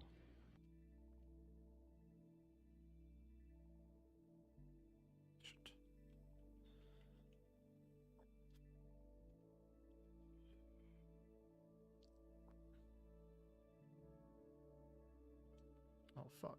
Okay. Ow.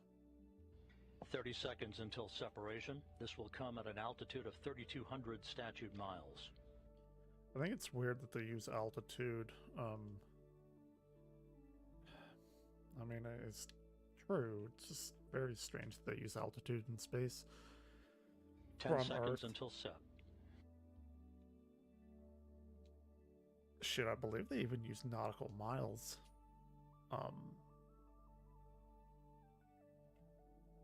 At points as well. I could be wrong on that.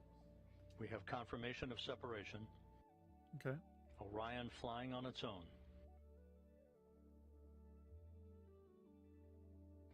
Again, the separation occurred right on time at 11 a.m. and 11 seconds Central Time, with Orion 3,200 statute miles away from Earth.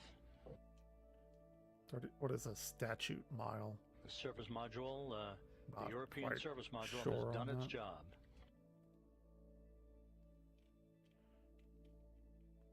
Oh, really? They didn't have a different units, different unit factor there.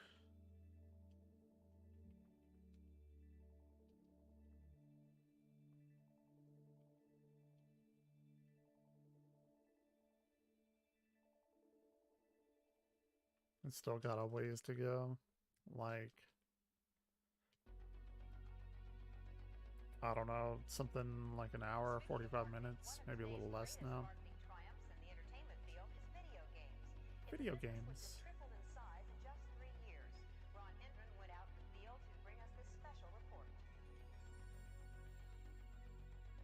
So with Orion flying on its own, we're about 18 and a half minutes away now from the point of entry interface.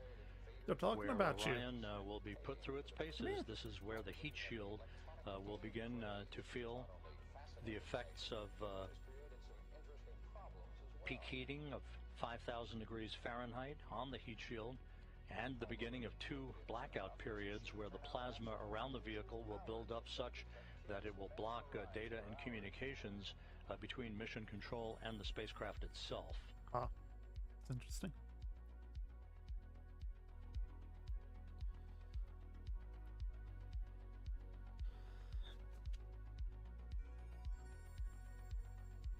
I wonder why. I wonder what wavelength they're using.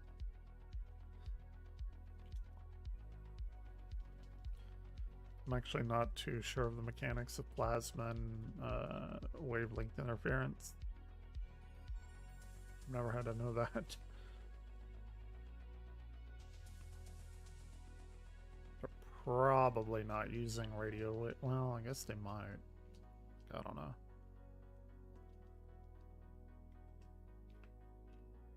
I can only speculate.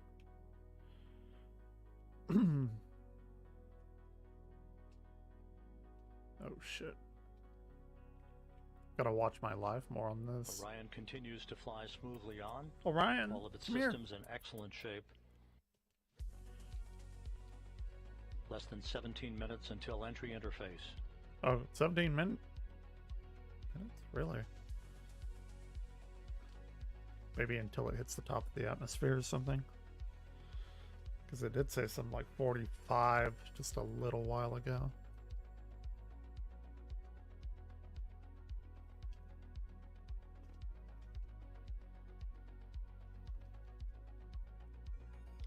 Does anyone else find it funny that I'm watching us come back from the moon? Module raise burn My parents that are we at thought was not church. going to be needed is being conducted.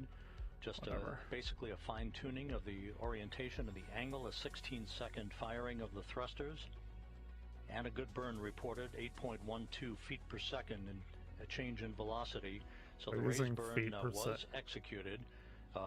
That will further fine-tune Orion's path at the proper azimuth or orientation, where the heat shield is at its optimum angle to begin the repulsion of the heat that will build up around the heat shield at the time that we begin entry interface, just about 15 and a half minutes from now. So the crew module service module separation went off as planned. The raise maneuver was executed at 11:03 and 41 seconds Central Time. Hey, that's where I am. Again, the raise maneuver was executed. Orion now flying at the proper orientation for entry interface into the Earth's atmosphere. Entry interface is scheduled at 11:20 and 14 seconds a.m. Central Time at an altitude of 400,000 feet. At that point, Orion will be traveling 24,464 miles an hour with a range to splashdown of 3,659 statute miles. That is so incredibly specific. I'm surprised that they have that calculated. That's incredibly specific. Flight control. Like, how would they know? I guess I don't know. I guess they have wind sensors and stuff. Receiving data that's being processed through the TDRS network. Just a reminder that after we pass into the Earth's atmosphere, at the speed at which we're going, and with the temperatures expected to build up very quickly for peak heating around the heat shield of Orion, we will begin the first of two blackout periods, the first of which is scheduled to begin at 11:20 and 16 seconds a.m. Central Time and will last about 4 minutes and 48 seconds. At that time, entry guidance, which has been stored on board, pre-programmed commanding for Orion to continue to point its way toward the splashdown zone, will take over. The first blackout period should end around 11:25 and 4 seconds Central Time. That will set the stage for the skip entry, basically the maneuver that will enable Orion to dip into the Earth's atmosphere and skip back out of the Earth's atmosphere and dip back into the Earth's atmosphere like a rock, a flat rock on a pond. Yep. That will continue to dissipate energy and heat on the spacecraft. That's crazy to think about that. Maneuver that data will be gathered for to try to bring in multiple splashdown sites for crewed missions in the future. The second of the two blackout periods is scheduled to begin at 11:29 and 3 seconds a.m. Central Time, and that will last for about 2 minutes and 50 seconds till about 11:31 and change. That'll be the final blackout period, after which we should lock up solidly for the remaining 8 minutes or so until splashdown. I think everything went kind of like okay, well, but I think they did have a few problems here and there. I haven't looked into it though. Just what I've heard or seen.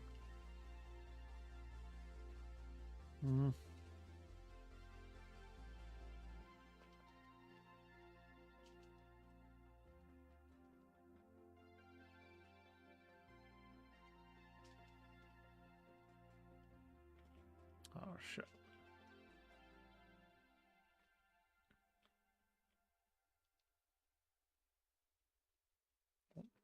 What are the, that's they call them Zodiac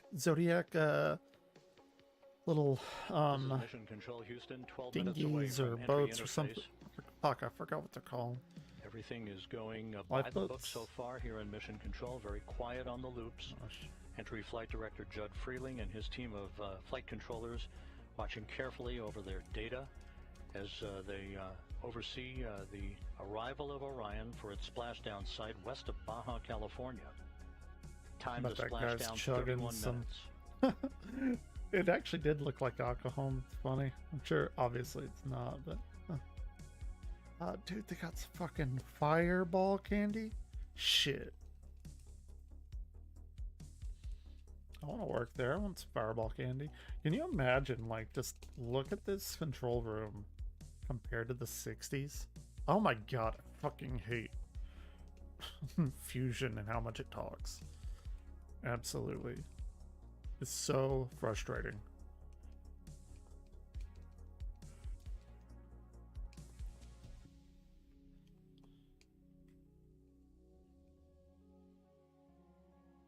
Less than 11 minutes now until entry interface. Better hurry.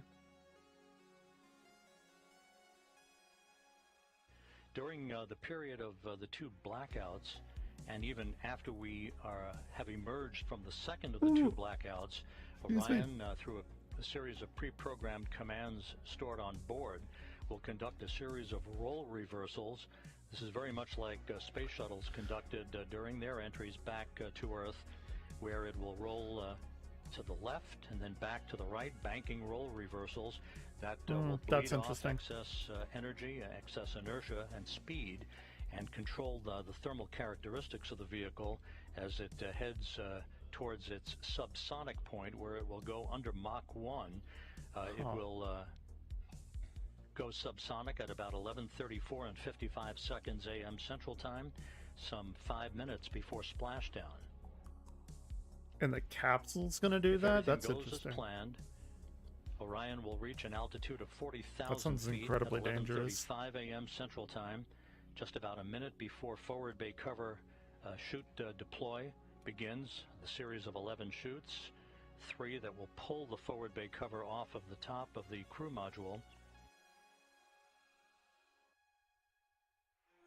That'll be followed by the deployment of the drogue chutes, and then the 3 large main parachutes, 3 orange and white parachutes. That'll be the moment we'll be waiting for. I'm actually really Orion interested now in seeing 28 them and a do half the minutes until rolls. splashdown. I didn't know that they were gonna do that. I'm not quite sure how that's gonna work. Shuttle I can see, but if you have that heat shield on the bottom and you're rolling around, I don't quite understand that. Then again, I'm not an engineer, so take that as you will. Oh fuck, I can't go in there.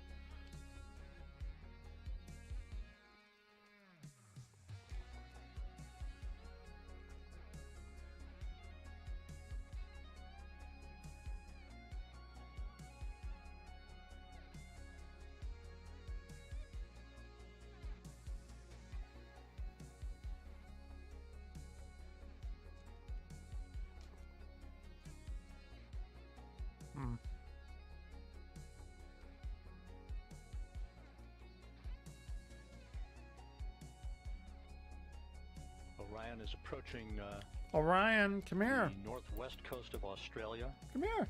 27.5 minutes until splashdown. We're just 8 minutes away from the point at which Orion will dip into the Earth's atmosphere and begin what basically is a hellish entry where temperatures around the spacecraft will raise to about 5,000 degrees Fahrenheit. God damn. It's half as hot as the outer surface of the sun. Shit. Imagine, like, God fucking damn. It's so hot. Being in there. Better hope that motherfucking, what is it, carbon, some sort of and correction, carbon. Orion is actually traveling over the South Pacific at the moment, moving from south to north. Just 7.5 minutes until entry interface. And it's moving. Dude, I forgot how fast they said. 24,000 kilometers an hour? I forget. Probably up there. No. Huh. I forgot what they said. It's moving really goddamn fast, though.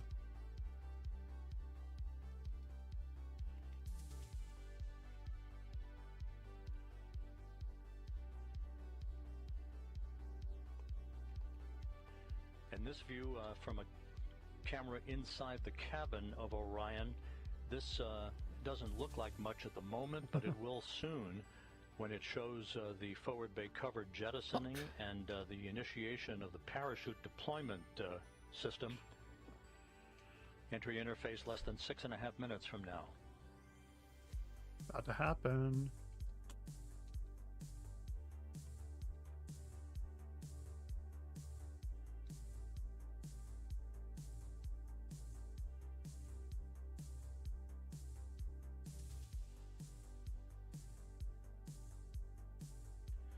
Well, that wasn't fun.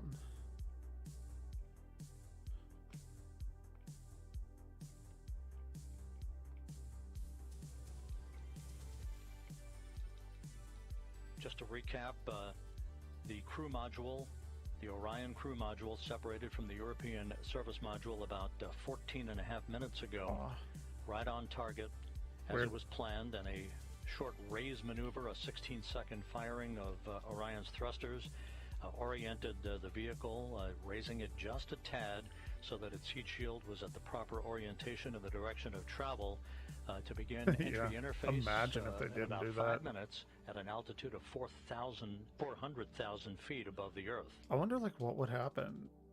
Orion is making its way south to north across the Pacific Ocean. I mean, that would be terrifying. Currently traveling at 23,000 miles an hour. If like people were in there and it didn't orient itself and you're like, oh shit, we're coming to the Earth, and like you're facing the opposite way, going head first. We're about 5 minutes away from entering the first of the 2 blackout periods, which will last about 4 minutes and 48 seconds. Just be like, well, that's it, I guess. Insane.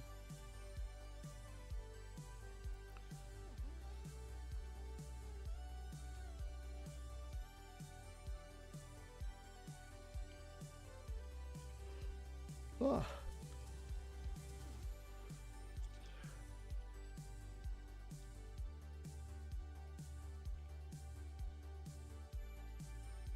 A journey that began with the power of the launch of the Space Launch System 25.5 days ago. I watched that live somewhere on here. To reach its final minutes in the searing heat of re-entry, where temperatures around Orion will build up to 5,000 degrees Fahrenheit. I didn't watch the moon. Just under 4 minutes until slingshot, entry though. interface. I think I missed that one. Could go back and watch it, obviously. That would be kind of interesting, I guess.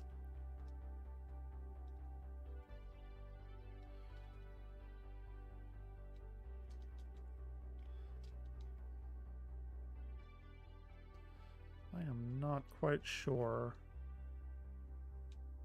where I'm going.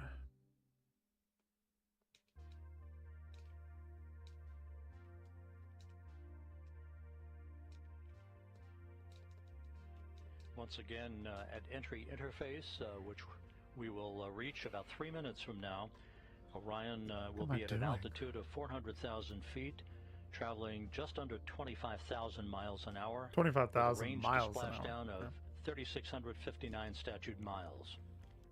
Again, don't know what a statute mile is. Ugh. Within seconds after reaching entry interface, we'll begin the first of the 2 blackout periods that will last just under 5 minutes, about 4 minutes and 48 seconds.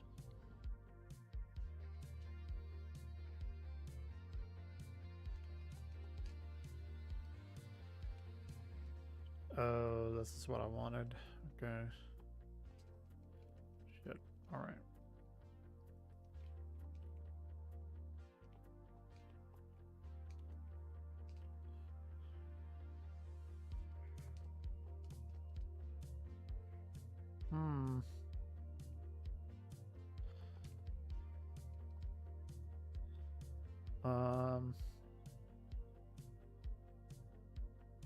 Where do I go? And here's the ground track for Orion as it passes well to the west of South America. We're just 1 minute 44 seconds away from entry interface, moving from south to north to its splashdown target west of Baja California. Happening.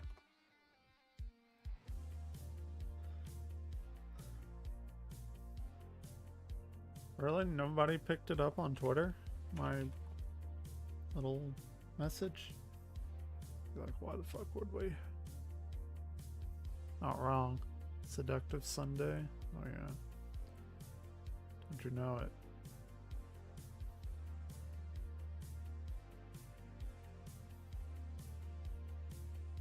I haven't Just had 1 minute Jaeger in away forever. from entry interface. Sometimes. Oh, you can see the Earth now. And this view from the cabin camera, looking out of the upper hatch of Orion, you can see the limb of the Earth. Yep. We're going to be losing all of the data here shortly once we enter into the Earth's atmosphere and begin the first of the 2 blackout periods.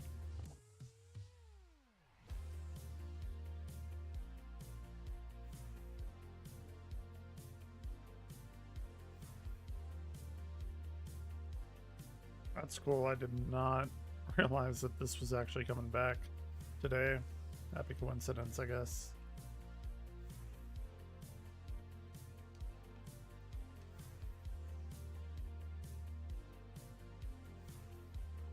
Standing by for entry interface in the first of the 2 blackout periods.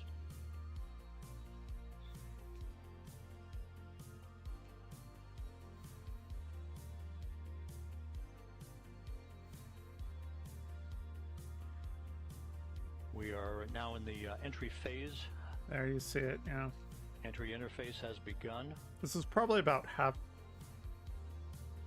maybe a Entry tenth of a interface second at behind. 400,000 feet. Orion traveling just under 25,000 miles an hour.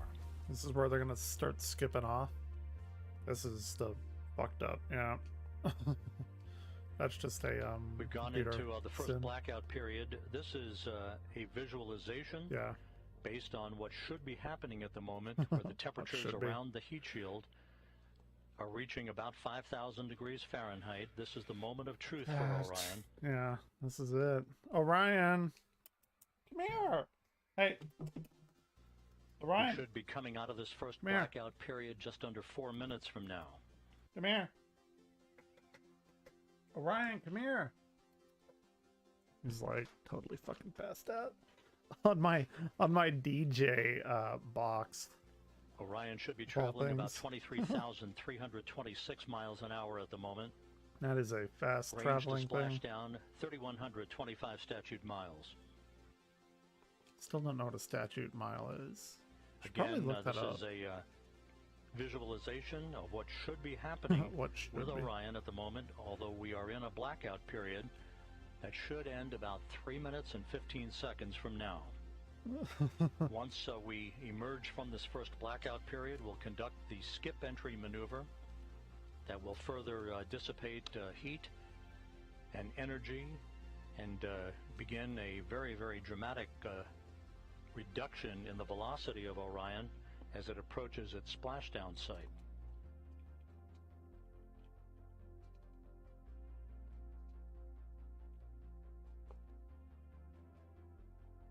Nobody here wants to learn shit? Come on. Learning's fun. Make you a better person or not. Can make you a worse person. I don't know.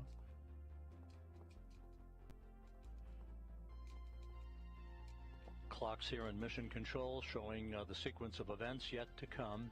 The first blackout period to end about 2 minutes and 18 seconds from now. The second of the two blackout periods would begin about 6 minutes from now for about 7 minutes, followed by the jettisoning of the forward bay cover.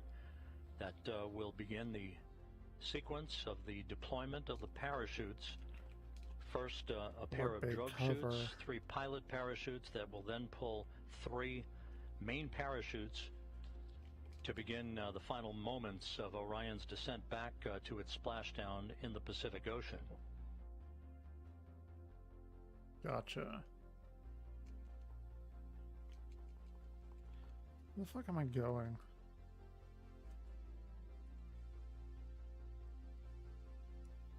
I hope this is like not destroying my shit. That'd be awful. The midnight.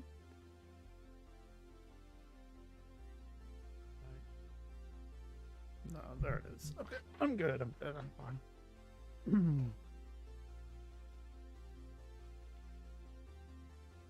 1 minute to go until we come out of this first blackout period. When we emerge from this first blackout period, we'll be at an altitude of 274,000 feet, traveling just under 17,000 miles an hour with a range to splashdown of 2,000 statute miles.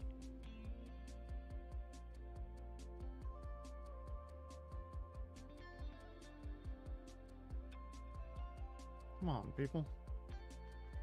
Let's go with entertainment. That's what I am, right? Entertaining? No. I'm not. Try to be, but yeah, no. Okay. I have no fucking idea where I'm going. Be completely 100% Standing by real. for a reacquisition of signal.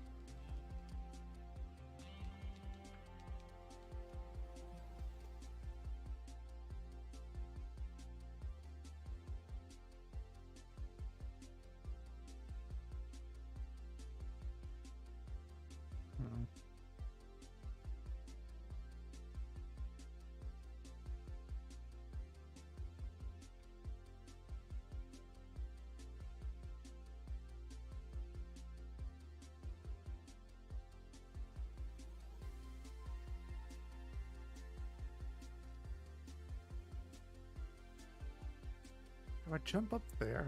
I think I might jump up there. Yeah, that's what it is. Okay. I gotcha. I forgot about that.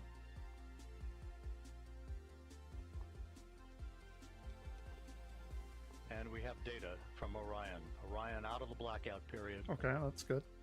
That is not bad. There it is. Cool. Nifty. Flight Dynamics reports that Orion is right on the money, coming right down the pike. A good view out of the cabin camera looking out of the upper hatch of Orion.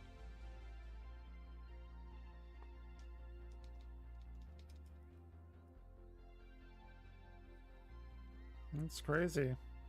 Crazy we shit. should be performing the skip entry maneuver momentarily. Yeah, I want to see this. Good communications established with Orion.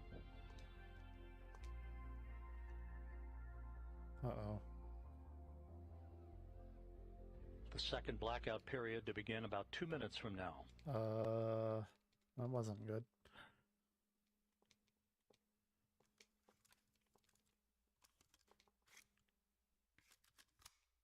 Oops.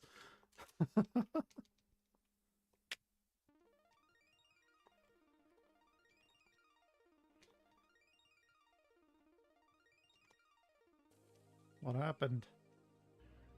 Orion is at the apogee of the skip entry maneuver, That beginning the second in a series of role reversals, again banking maneuvers to bleed off excess inertia and to dissipate heat around the spacecraft. The apogee means the farthest point away from the Earth. Appa, it's like apogee, and then perigee, you'll hear that. The G start of the meaning second geo. blackout period, about a minute and 13 seconds from now, will come at an altitude of 270,000 feet, with Orion traveling about 16,400 miles an hour, range to splashdown less than 1,000 miles. Okay. So they're rolling to dissipate that heat away. That's what they said. It's interesting. I don't know a lot about material science to give any insight on that. I know, well, I know a little, but not enough to speak with confidence.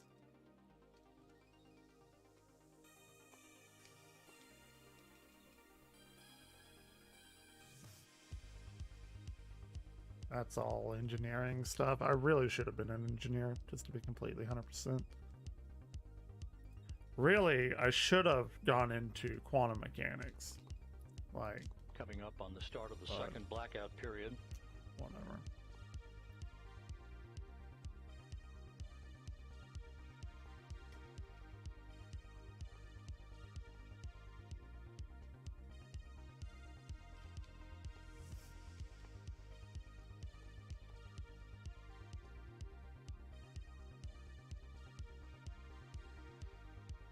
Okay. We should be in that second blackout period right now. We have lost all visual, though, like 3 minutes ago.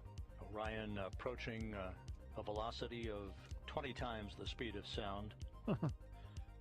Well, if all goes as planned, we should be out of the blackout period with a solid lockup on the vehicle. That's at, a little 31 and 46 seconds a.m. Central Time. bit of a misnomer. Speed of sound is different in different mediums. It's a little bit weird. And densities and pressures and all of that. Densities, really, I guess. But I'm assuming they mean like standard atmospheric density and pressure and all that. Temperature. Yeah, look at that. Boom.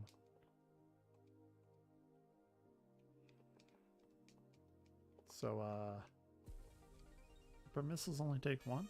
Oh, okay.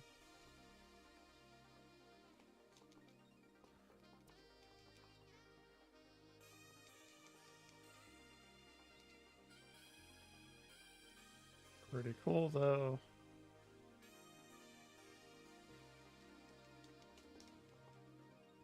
This is Mission Control Houston, the airborne WB-57, one of the airborne assets to track Orion's return to Earth as visual acquisition of the vehicle. Oh, that's cool. Get to see it now. We should be coming out of this second and final blackout about 30 seconds from now. And this is, they were doing that skip roll maneuver stuff.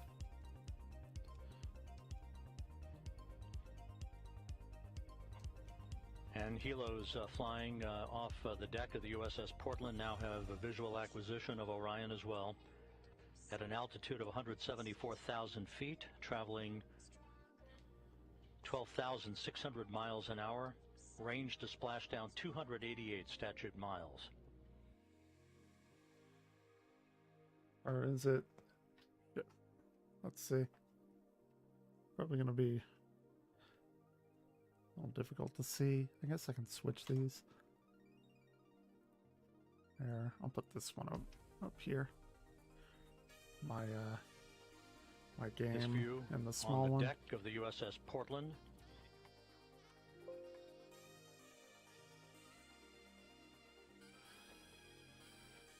Why isn't my game going away?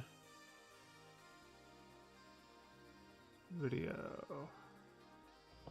And there is a view out of the cabin camera of Orion as it continues a series of role reversals. We have data back from the spacecraft. Okay. Flight Dynamics reports Orion straight and narrow on a true course toward its splashdown site. Forward bay covered jettisoning less than 3.5 minutes from now.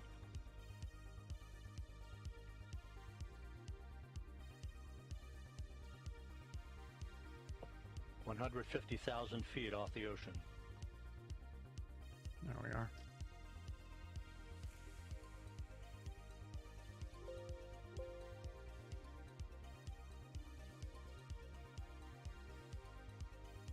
Orion now traveling at Mach 10. 10 times the speed of sound.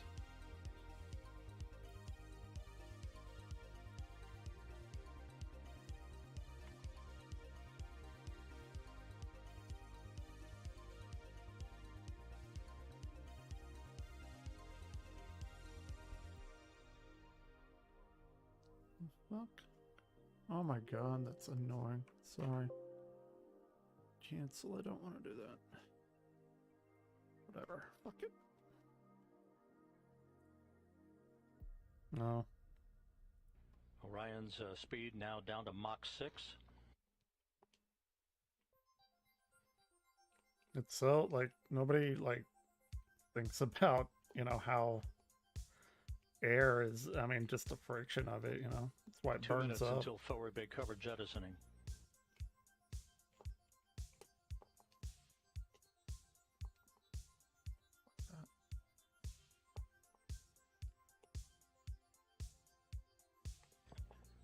Orion 100,000 feet now.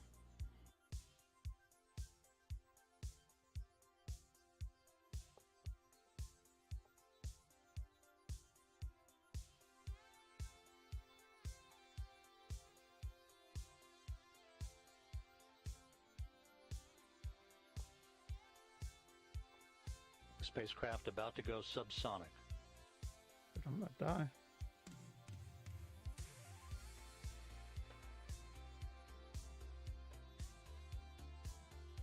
I need to clean my monitors. Yeah, I died. Come on. I just saved anyway.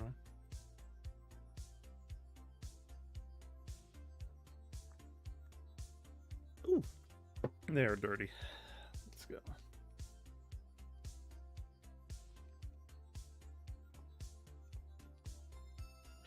Seconds until forward bay covered jettisoning.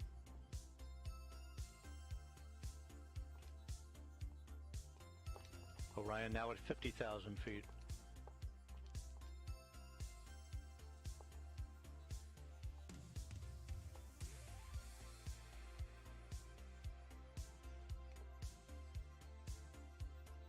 Forward bay covered jettisoning pyros are armed.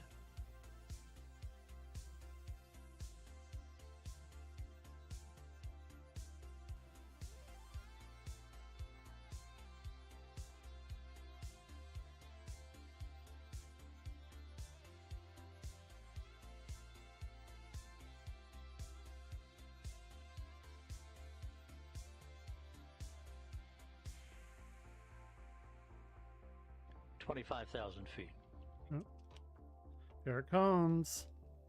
There's the chutes. These look really Drogues have been deployed. dinky, small, tiny, fragile. But still, I guess they work, right?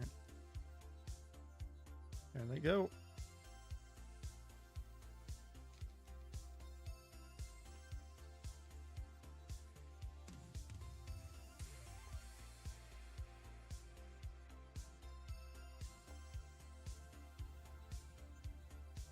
Two good drogue chutes reported by the recovery team out in the Pacific. The descent rate is right on the money. Orion's velocity now down to 282 miles an hour. Range to splashdown 1.5 miles. 10,000 feet now.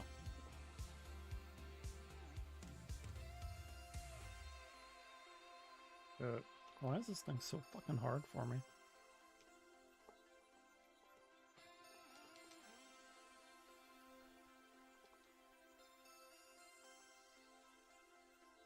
There we go.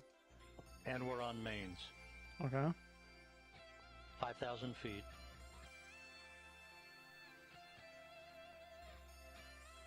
Reefing in progress. Nice. Those are much larger.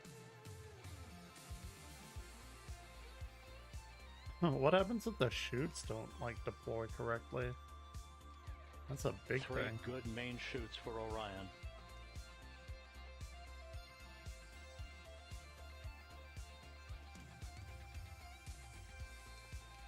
We have 3 fully inflated main chutes.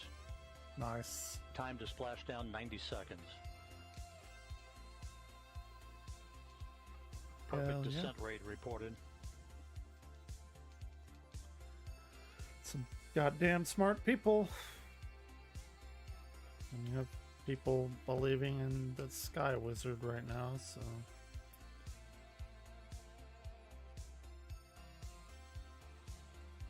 I don't, it's mind-baffling to me. So sorry. Just, I don't understand why everyone is not, I don't know, a scientist or whatever, but... And there it is. Baffling. High over the Pacific, America's new ticket to ride to the moon and beyond now in view. Orion under its chutes descending towards Splashdown. Hell yeah.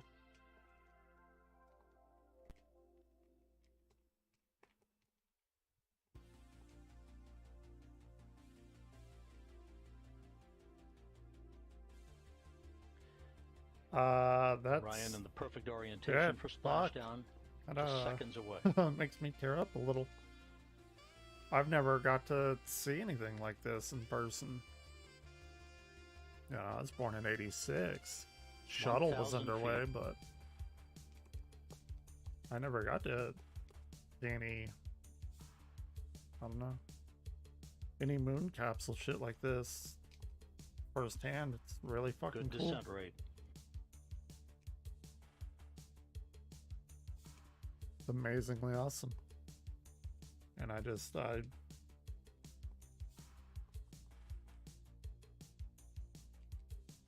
500 feet. I don't know.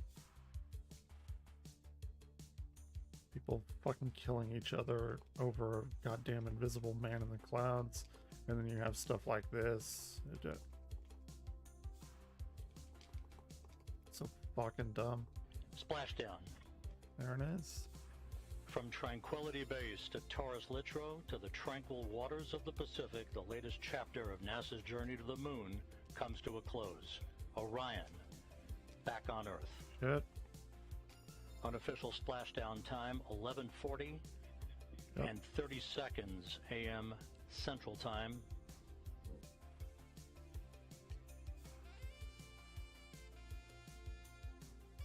At a mission elapsed time of 25 days, 10 hours, 54 minutes, 50 seconds. That's unofficial. Splashing down off the coast of Baja, California.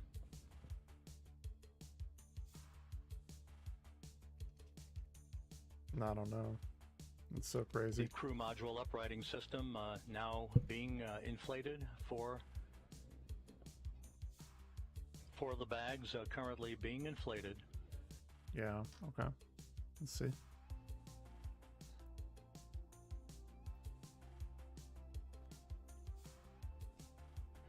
And we have a report that Orion is stable 1, upright, the way it should be.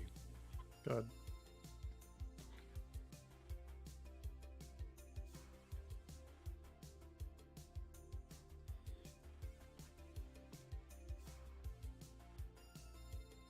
Once again, splashdown occurring at 11:40 a.m. Central Time, 9:40 a.m. Pacific Time, west of Baja, California, after a textbook entry for the Orion spacecraft bringing its 25-and-a-half-day mission to an end.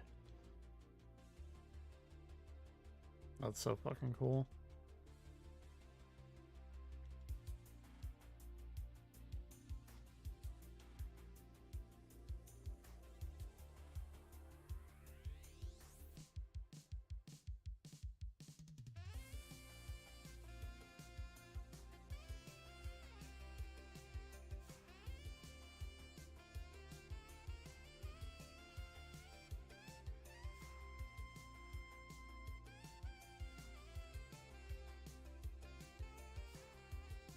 I wonder where that camera is. Orion's recovery beacon is on. We have confirmation that 4 out of the 5 crew module uprighting system bags have fully inflated, standing by for word on the 5th one.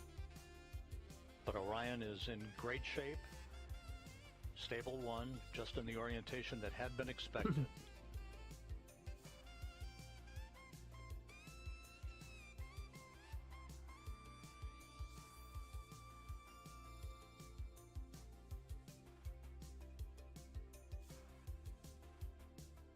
There's somebody out there who's doing something special.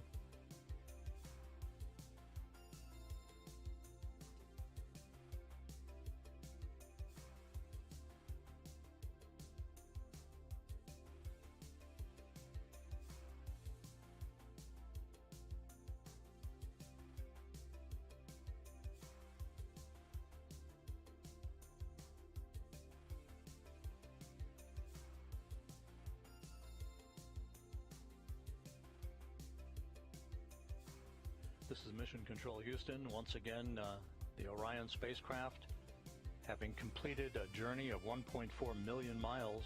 Goddamn. That is a long way away. Bobbing gently in the Pacific Ocean.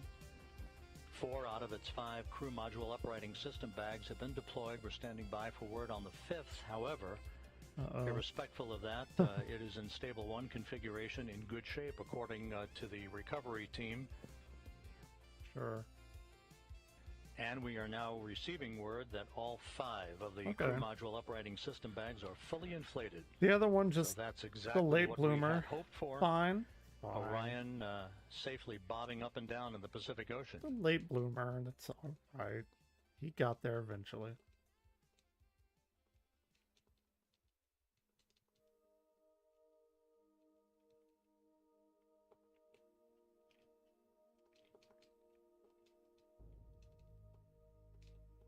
But even then, they have fail safes and redundancies and all of that. But clearly, you want them all to work, you know. But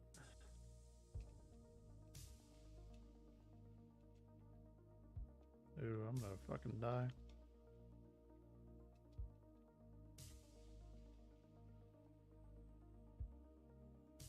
Nope. Oh, look at that. Oh, shit. I forgot. Funny.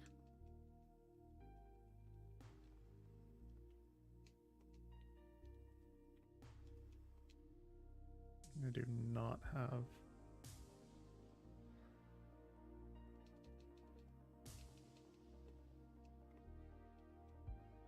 Oh, fuck, go! I'm gonna die. Yep. There we go.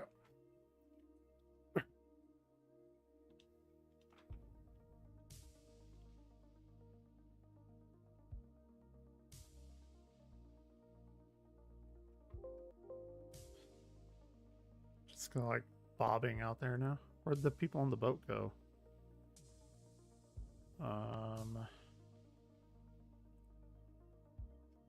Full screen max scale. Why is it not? This is Mission Control Houston. You're looking at the Orion spacecraft that splashed down about 6.5 minutes ago at 11:40 a.m. Central Time, 9:40 a.m. Pacific Time. We are estimating that it splashed down around 5 nautical miles away from the USS Portland, the recovery ship, And Navy boats and divers will be approaching the vehicle before long.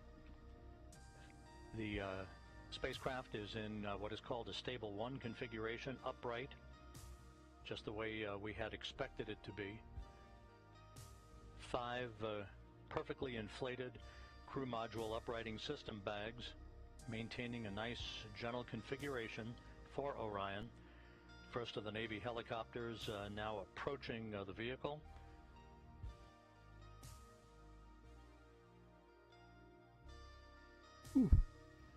And here in Mission Control, some of Orion's systems no longer needed are being powered down. Many of them will stay powered up for the next 2 hours while we conduct a series of test objectives to characterize the thermal conditioning of the spacecraft that will be important for future data for crewed missions to determine how long the crews can remain comfortable inside a vehicle returning from the moon. We also will be conducting tests. It's like a lot bigger though than Apollo. Beacon and SARSAT system for maintaining tracking of the spacecraft, for recovery forces that will be approaching the spacecraft in the future, and coming up in the next hour and a half will be the reactivation of an ammonia boiler system that will provide cooling in the spacecraft, as it will when crews return from their missions on board Orion.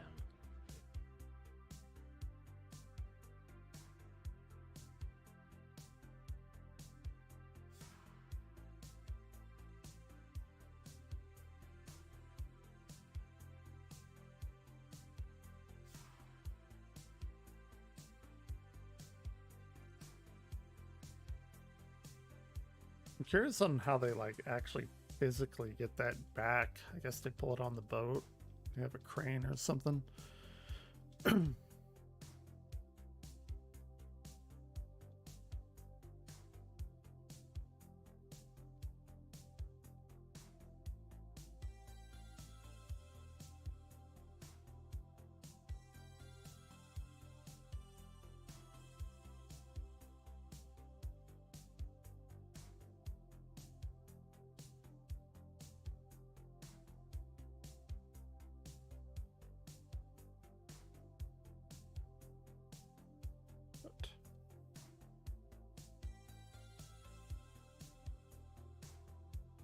God damn it.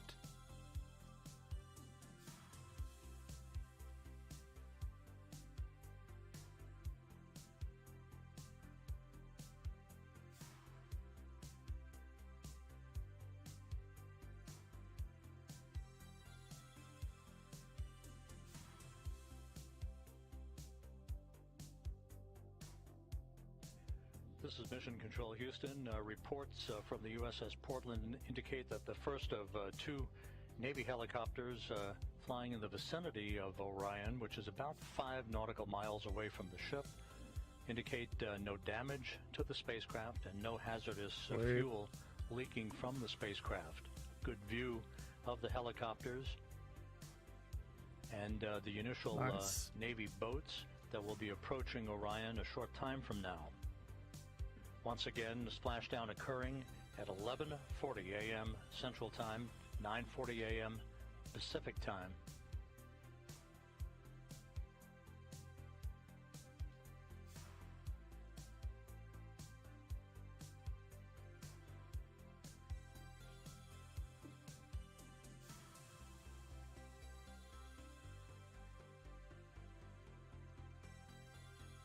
Really fucking cool.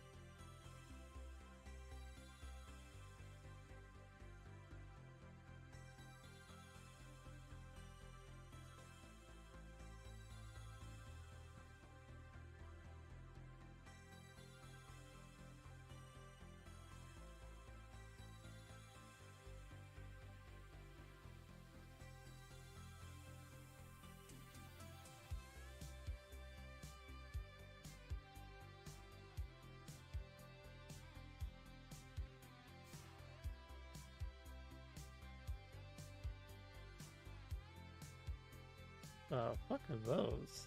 Those are new. Like brand new.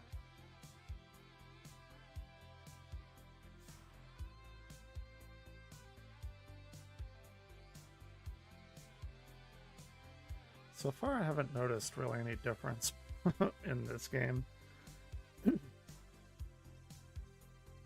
But I don't try and sequence break or speed run it, so I assume, I guess, there is some differences, but not familiar enough with the game to know.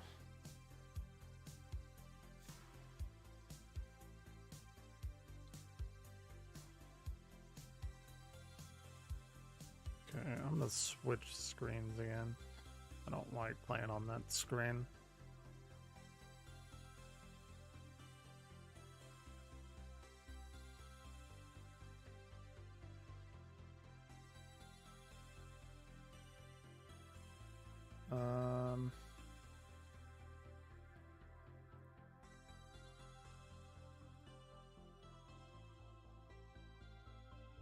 Okay. Shit. I'll be right back.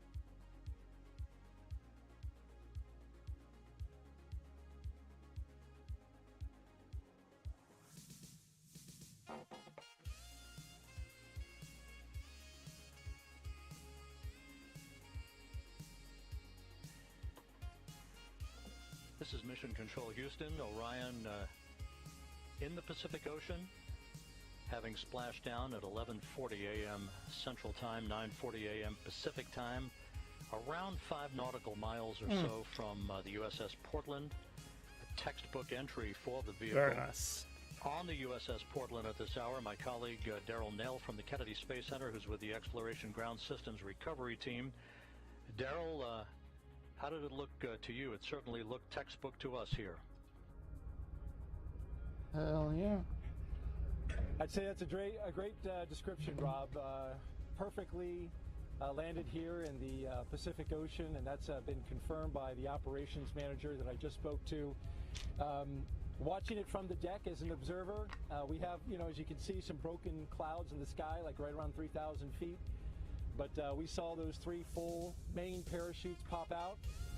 It was a beautiful sight, probably just cool. about several thousand feet in the sky, and then we watched that slow descent as the Orion crew module made its way down to the Pacific Ocean.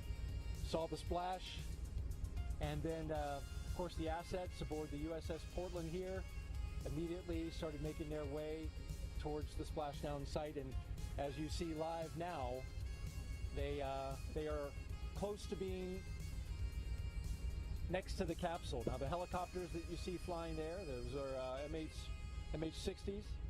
We have 2 of them in the air, and they are right now gathering high-quality, high-definition imagery of the capsule in the water. There's a spotter aboard. We have photographers as well. The doors are completely open on both sides of the helicopters, and so you can see them flying a circular track around the splashdown location. They have marked, if you can see it, really fucking cool. You can see what looks like smoke coming off the location just to the left there. That is the boats having marked location where some of the debris has come down. The debris that was part of the separation event, the part of the parachutes opening event. So you have the sabot as well as the lid from the parachutes All of that is Holy being shit. tracked by the Sasquatch team. What And the in Navy boats are fuck marking that with am I looking floatable at? smoke grenades. All of that hardware the team wants to recover because there's valuable information and data in it. The helicopters will be out for another 20 minutes gathering imagery. You can see one of them getting very close to the crew module. There is an GSS camera, ultra high definition, 8K, which is gathering imagery. 8K camera? We are currently on course. I guess if anyone's gonna to go right by the have Splashdown 8K cameras location. like So that, we it should are probably be right NASA. about 3.5 miles and closing. We are going to a point that's going to be 1 mile out. That's our next waypoint. 1 mile out from the Splashdown location. One of the things we're waiting for is for ammonia boil-off. And that's why the Navy Ammonia boats boil-off. are not yet Interesting. next to the capsule. We're still going to wait that out. The amount of time that that's going to take is Quite a bit. has not been determined. They have allowed for as much as 2 hours. The ammonia on the capsule is used for cooling purposes, to keep the cabin cool for crew.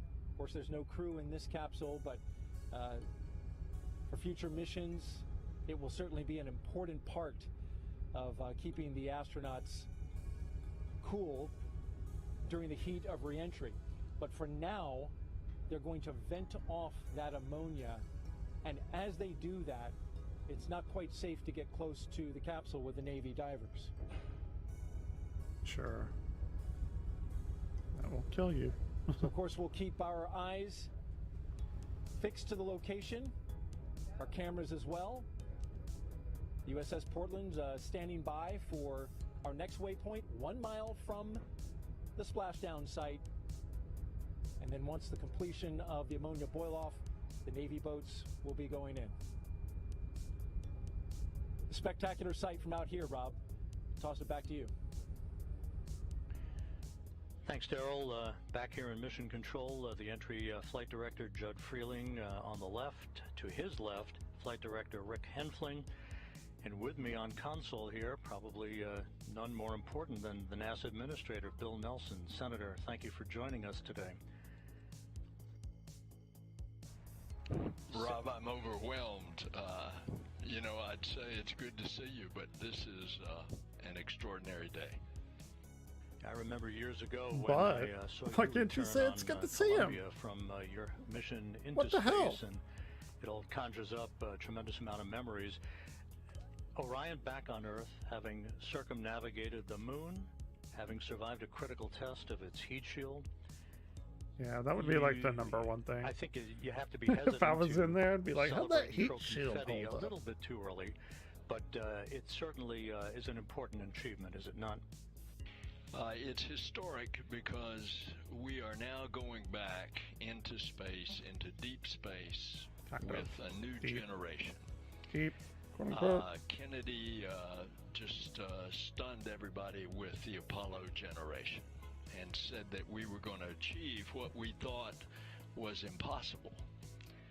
And did that in a short period of time. Yeah, and then we got fucked many up. things have happened since. But we knew we were going back. But we knew we were going back to the moon just to continue to explore outward into the cosmos. Yeah, this is like a And tiny so stepping that's stone. why this is a defining day. It is one that marks new technology, a whole new breed of astronaut, a vision for the future that captures the DNA of particularly Americans, although we do this as an international venture. And that DNA is we are adventurers. shut up, We are Mike. explorers. We always have a frontier. Everyone else is And that frontier is now better to than continue us. exploring the heavens. I bet Russia's like, oh We yeah, had to why'd wait they a have to while for Artemis hitchhike to, like finally get to the hundreds point where of the space people on launch our system, shit? got us underway back on November 16th, but once it did, these engineers and the other members of the team's front room, back room, they've been pretty giddy over the amount of data that they've But it is a required good, and how this vehicle appears to have exceeded it is a its good stepstone, expectations but and don't, its let's not performance. overblow it. The whole We vehicle, are not the best the rocket, the European in any way, shape, or form with all of that. and the support module, the spacecraft itself, Orion, performing so well that they added a lot of tests, and lo and behold, we're going to be up to our ears in data. Good. Thankfully. Hire me. And of course, today the two main things that had to happen was that that heat shield had to work, and it did beautifully. That where heat they shield, can man. skip off the atmosphere and bleed that speed down from 25,000 miles an hour, and then the parachutes had to work, and Yeah. they did it as well. You know, the engineering, the design of this mission, all the work that will go into the next flight when a crew is on board, right, to orbit the moon. What does this say about NASA and the international partner cooperation and the partnership that ultimately takes us not only to the moon but beyond? Well, it says a lot about our country because we don't do it secretively. We do it openly, and we do it with our friends, and we invite all peoples of the earth. And we are doing it also with commercial partners, because when we go into orbit on Apollo 3, we are going to rendezvous and dock with in this case, SpaceX lander, and the crew will go down to the surface, and then we have another competition going on now for another lander, so that we will have two landers. Yeah. And again, this is the program of going back to the moon to learn, to live, to invent, to create, in order to explore beyond. 50 years ago today, Gene Cernan, Jack Schmitt landed their lunar module Challenger on Taurus Littrow, the final lunar landing. It only seems fitting half a century later to the day, Orion back home. And what a fitting opportunity that I had last night to sit with Jack Schmitt at the astronaut dinner and to talk That's to pretty him about freaking those cool. experiences. 50 years, it's a long time, but look what we have done in the meantime. not really, the Space though. Shuttle, we built the International Space Station, we brought in commercial partners. We now go to and from regularly the International Space Station with cargo and crew. And here we go. We've got scouts going to the moon that are commercial scouts that land, that take NASA instruments and scientific instruments in preparing us for the landings of our astronauts. And so it's I a think new day. A new day has dawned. the next mission is in An Artemis 2025, generation is taking us there. I think. And Orion continues to await the arrival of the USS Portland, which shouldn't be very much longer from now, and some How much- flight test objectives that will be How long taking does place that, over the next couple of ammonia hours before venting we take? here in Houston hand Curious. the vehicle over to the Kennedy Space Center recovery team. NASA Administrator Bill Nelson, pleasure to see you today, and thank you so much for being with us. What a day. Oh, Pretty it is cool. my great privilege. I'll be right back. Pretty cool shit. Be right back.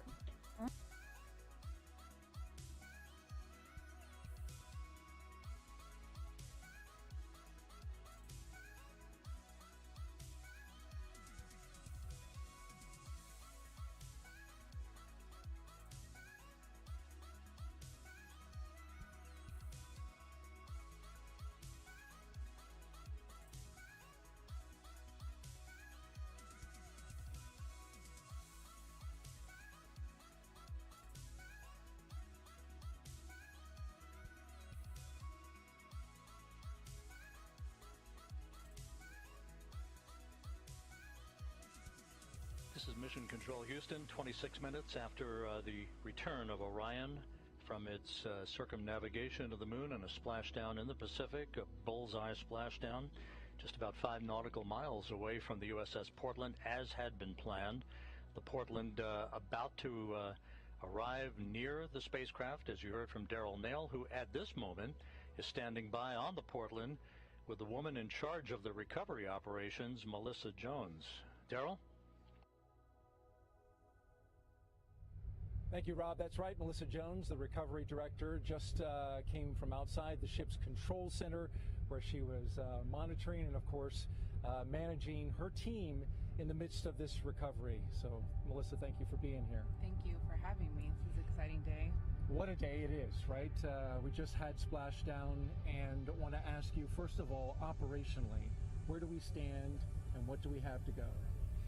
So we had a picture-perfect splashdown, and at this time we're gathering data. With the CM powered up, we'll get some flight test objective data on thermal conditioning, and we're doing some signal data with the Tribeam beacons, making sure that we can see the beacons on the capsules and on the astronaut suits to prepare for Artemis 2. And once that is complete, the vehicle will be powered down by the Mission Control Center, and they'll hand that over officially to us here locally in the Pacific. And then we will approach the capsule and attach some lines to it and pull it into the back of the well deck. And that's a delicate mission, right? Because you will be attaching lines, and through the use of Navy boats and then also a winch inside the well deck, and Navy sailors on the lines attached to it as well. It seems like a very delicate operation, especially getting in the well deck where waves will be sloshing around. And we've got already 4 to 5 foot seas out here in the Pacific. Correct. So it is a delicate balance to try to control the capsule in the well deck with all the water that we have in there, and to softly land it on the cradle so that we can capture as much data from the heat shield as possible. Now, as the capsule was coming down, just briefly tell me your reaction that moment that it splashed down. So when they called capture from the helicopters, it was the most amazing feeling. It's just been a long time coming. We've been working this mission for a while, and we've done a ton of training. And every time you do training with a mock-up capsule, you don't have any of that. You don't have parachutes. You don't, hear it coming back through the atmosphere, the sonic booms and all of that kind of stuff. And today that actually happened. It's just amazing. All right, and I'm your back. team, it's worth noting, Let's go. has been out here a long time. From the moment of launch, you were on console, ready My to dad support just told me about something. Off-nominal happened, unusual. You Oh were wait, they're able to talking about recover how that it capsule fucked up a wherever little it bit. I was want to needed hear to this. recover.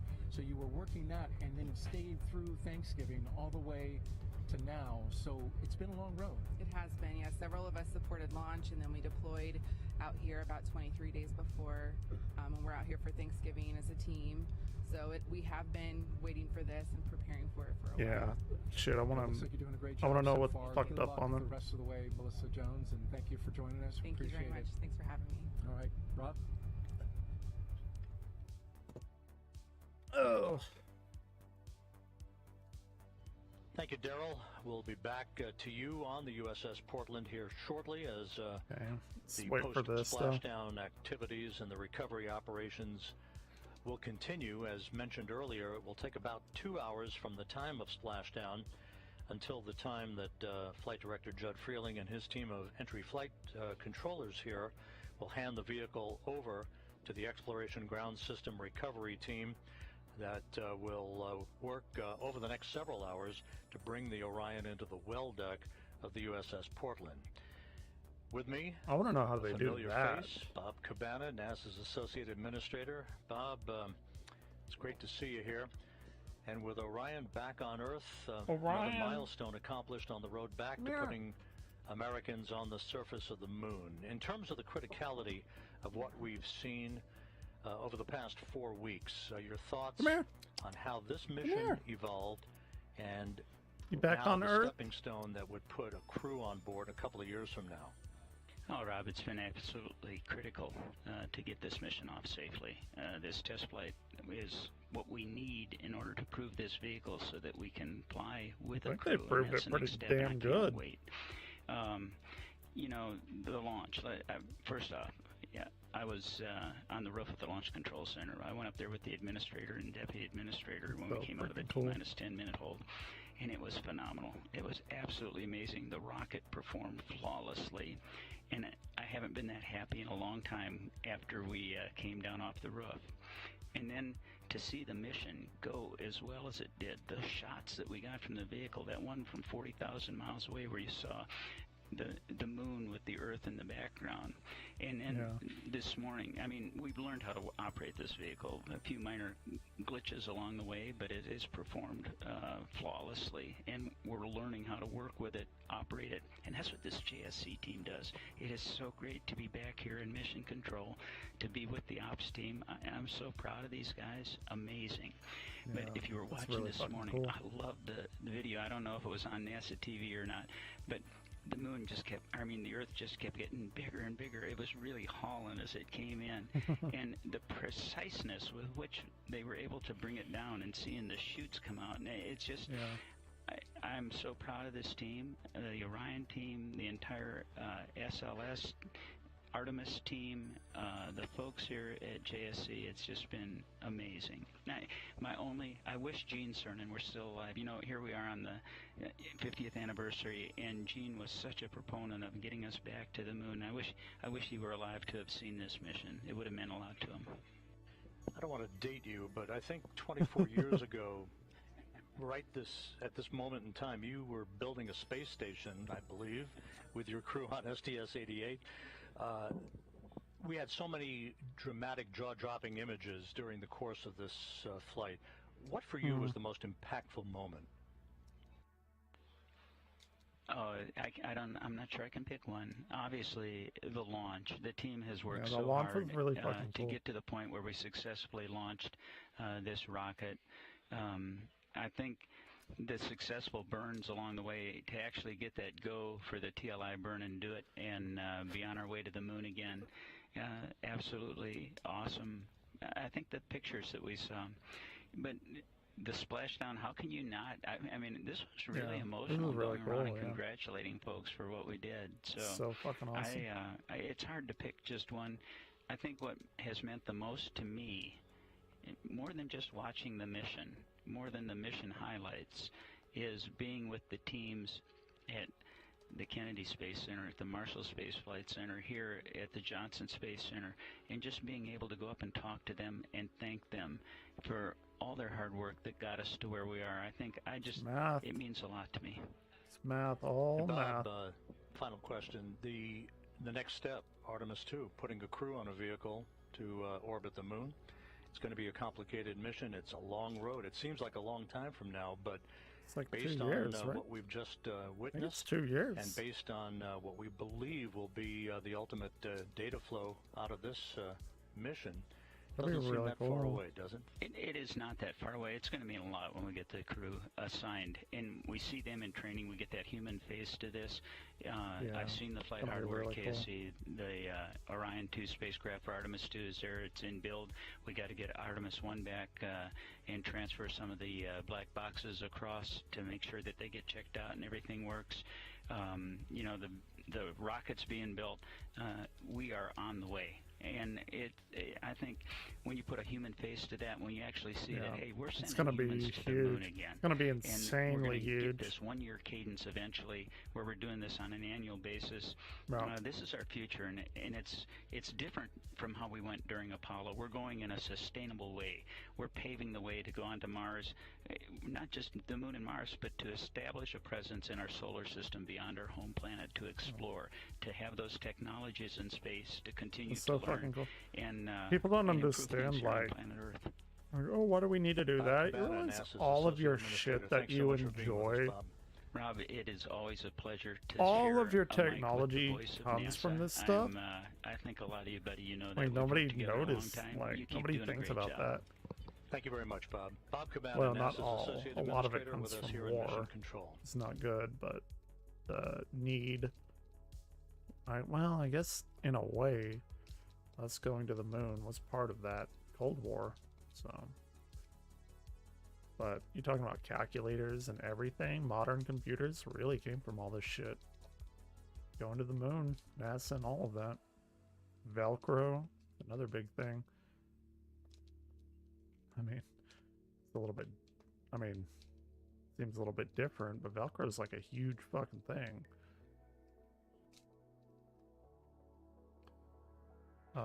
Okay, what else do we have? What else can we watch or look at? This is Mission Control Houston. About 37 minutes since Orion splashed down in the Pacific. Oh shit, it on is the already, deck huh? of the USS Portland, as he has been throughout the course of Very the cool. morning. Daryl Nail, my colleague from the Kennedy Space Center. Daryl, how are things going out there? It looks like you're about to approach the vehicle. Yeah, we're very close to that moment, Rob, here on the USS Portland. We're just about 100 miles off the coast of Baja, Mexico. The operation, as you've heard and Very been awesome. commentating, it is going pretty smoothly at this point. But we are in a pre-planned waiting period as we wait for the ammonia that is inside the capsule. It is used for cooling. This is boiling off at this moment into the atmosphere, and until that's complete, the boats will be on hold. Now, the Navy divers right now at this moment are outside of the 120-yard radius around the capsule. That was part of the plan. They will close within just a few feet to start detecting if there are any hazardous gases coming from the capsule. But Fuck that will that. only happen once our recovery director, Melissa Get Jones, there. has How are they given gonna them do to that? go- I don't the even go know. to close With the in. ammonia, you don't want that getting all in you. The ship, Ammonia, meanwhile, that's... the USS Portland is on its way to close Yeah, I don't know. within 2,000 yards of Fuck that. the capsule. As you can see it floating there. The bags fully inflated that are used to upright it. That's... Bright orange in color at the top of the capsule. Damn, Ship that thing will looks like then it's been come charred though. alongside the Holy capsule. shit. And once the Navy divers have gone in and made sure that the capsule is safe to approach, they will begin taking Yeah. imagery. That photographs ammonia. both on the top They side better hope of it's the safe. water, and then also they have Navy divers prepared to go underneath the capsule and take pictures of the heat shield. The all-important That's what I want to know component about. of this capsule, which is That's the like the primary big objective thing. in terms of the test and this flight test, is to make sure that that heat shield works and works well. Shit. So fresh from space, they want to make sure that they have images of it preserved as it is now before the operation begins, where they pull it into the well deck of the USS Portland. That will involve the attachment of ropes,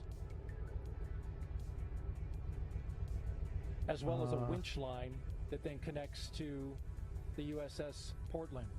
Oh, that's my... The well deck of the USS Portland will be flooded to about 6 feet, and those Navy boats will attach their lines and then pull alongside the Navy vessel, connect to a winch line, and then carefully tow it into the well deck. Okay, I see what they're... Okay, that was my big thing. How the Again, fuck are they we gonna are get that on currently, that Navy ship? Awaiting the completion of ammonia boil-off from the capsule. They've allowed for up to 2 hours, but it could take a shorter period of time. And once you see those Navy boats closing in, What then is you'll know the- that ammonia boil-off is complete. And of course, we'll let you know when that happens. Live on the deck of the USS Portland. What's the boiling point of Rob, we'll send ammonia? it back to you. I'm curious about that. Thank you, Daryl. Daryl Nail on the USS Portland out in the Pacific, west of Baja, California. Back here in Mission Control as the flight controllers watch over the initial phase of the recovery operations. We're joined by the director of the Johnson Space Center, Vanessa Weich. Vanessa, great Sunday to have you here with us on console. Fabulous Sunday. What a great day. You know, it's amazing to me everything that has been accomplished throughout this entire mission. But being here with the team and seeing and witnessing this splashdown together, amazing. Wonderful. Very cool. I really can't describe how I feel. You know, we were talking just a moment ago, it never ceases to amaze me how these missions are designed. The execution is one thing, but the design of the mission here by the flight control team, and just down the hall, by the way, there are humans orbiting the Earth in the International Space Station, so it's almost like a 2-for-1 here. It is. I mean, you know, to That's me this funny, yeah. week, I didn't even well, think for the about past that. 26 days, being able to come into the control center and know that we had teams controlling the International Space Station with our crew members on board, and we've had, as you know, successfully crews living off of this planet for over 22 years, but then in another control center where we're monitoring and making sure that the maneuvers, everything that had to happen on the Orion spacecraft, that was being tracked, followed, and, you know, data, anything that needed to be sent up was just done so perfectly and professionally. This team has trained for years. First, you got to plan the mission, as you know. Then you have to execute the mission. And so the years of planning, the years of getting ready, the preparations really paid off. You know, after a team wins the World Series like the Astros did, you can celebrate for about 24 hours before you have to worry about spring training that's coming up. There's almost never a moment to breathe. Artemis 2, not too far down the pike. Yes, absolutely. It's in, so for us, 25, right? you know, 2025, this is great. I'm pretty sure. We've accomplished Could be wrong. Orion 1, this test flight, being able to test out the heat shields, those parachutes, as you saw, brought the spacecraft down. But now we have to get it ready for our crews to be on board. So all of the systems that we need to integrate for our environmental controls, those are things that will be new as we go forward for Artemis 2. And then it's the outfitting of the cabin. All the things, simple things you think about if they're going to be going for 10 days. So we got to make sure that we have the food, we have the clothing, all of the things that they're going to need for their next trip. But there's a lot of additional training, there's a lot of additional planning that has to happen in order for us to be ready for Artemis 2. Thank you so much. Vanessa Weich, the director of the Johnson Space Center. What a busy time this has been. Oh, but I also, Rob, though, I want to say thank you and congratulations to all of the employees, our entire workforce here at NASA Johnson Space Center. But I also want to thank our European partners. I want to thank our industry partners. Yeah, they provided a bunch of shit, too. Thousands of people to make this possible. And now the recovery that's being done by the Navy. Just want to say major thank you to the brave individuals that are out, and they're going to be bringing the Orion spacecraft into the Portland, and then she'll be back going to Florida, and my friends in Florida are ready to receive her. We're super excited and just want to say thank you to everyone that has made this possible. Thank you so much, Vanessa Weich, director of the Johnson Space Center. Time to celebrate just a little bit before we catch our breath and press on. Yes, time to celebrate. Then we got to get ready for Artemis 2. Vanessa Weich, thank you so much.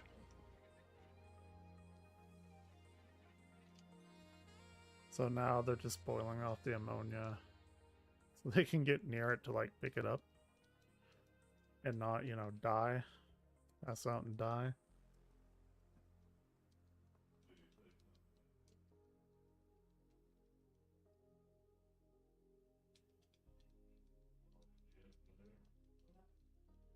Okay.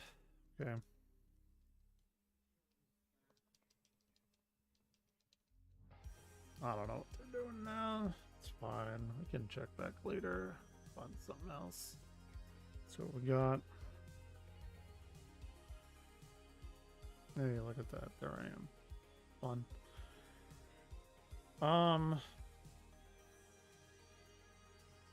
I hate these sensationalist science channels that are just 99% clickbait. It's so fucking dumb.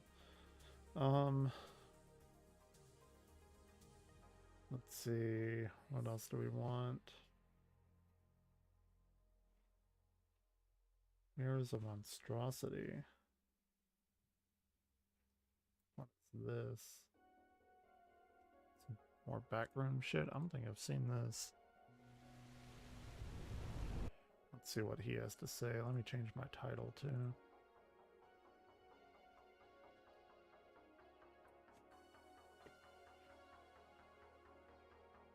Cool.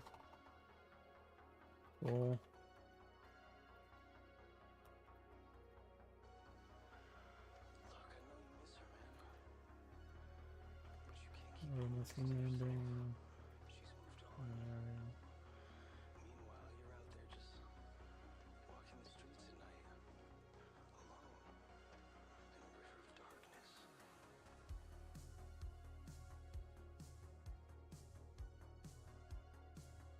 Cool. Okay, what does he have to say about this? Welcome back to Night Mind, friends. And welcome back to everybody's favorite never-ending yellow nightmare. It's been about 10 months since our first foray into the backrooms, and it feels like enough time to check back in. We'll hear from them later on, but before we get into it, I just wanted to mention that tonight's trip is sponsored by our friends at Raycon, because it's tough exploring endless liminal spaces without music. Thanks in advance, Raycon. Now, I'm not a fan to say of that the Raycon. popularity and notoriety of the backrooms has certainly spread since February would be an understatement. The work of Kane Pixels has made the awareness of the very concept of the backrooms greater than it's ever been. When was this made? This year's Streamy Awards Creator Honor was awarded to him for his 2 work, days ago? and that's all that really needs to be said of it, This is isn't like it? super up to date. And as for anything else that could be said, you've already seen where discussion of it has taken place in your own circles of online entertainment. It's quite literally everywhere. But as you well know, in our corner of the internet, numbers are just trivia compared to the heart of the matter. What has become of the work? How has the story grown, and how has the telling strengthened? There are enough installments now that we can put these in order of the timeline presented in the video descriptions. And for purposes of not treading over too much ground the majority of you have already seen, as I do encourage you to do before we proceed naturally if you're not caught up on the series, we're going to take an approach worthy of async research and be clinical about this, with a focus on the noteworthy. As always, I'll give those of you who haven't caught up with the Backrooms a moment to do so over on its channel. I've provided a link in the video description. You may also want to stop by my first video on the Backrooms, going over the premiere lineup of episodes in depth.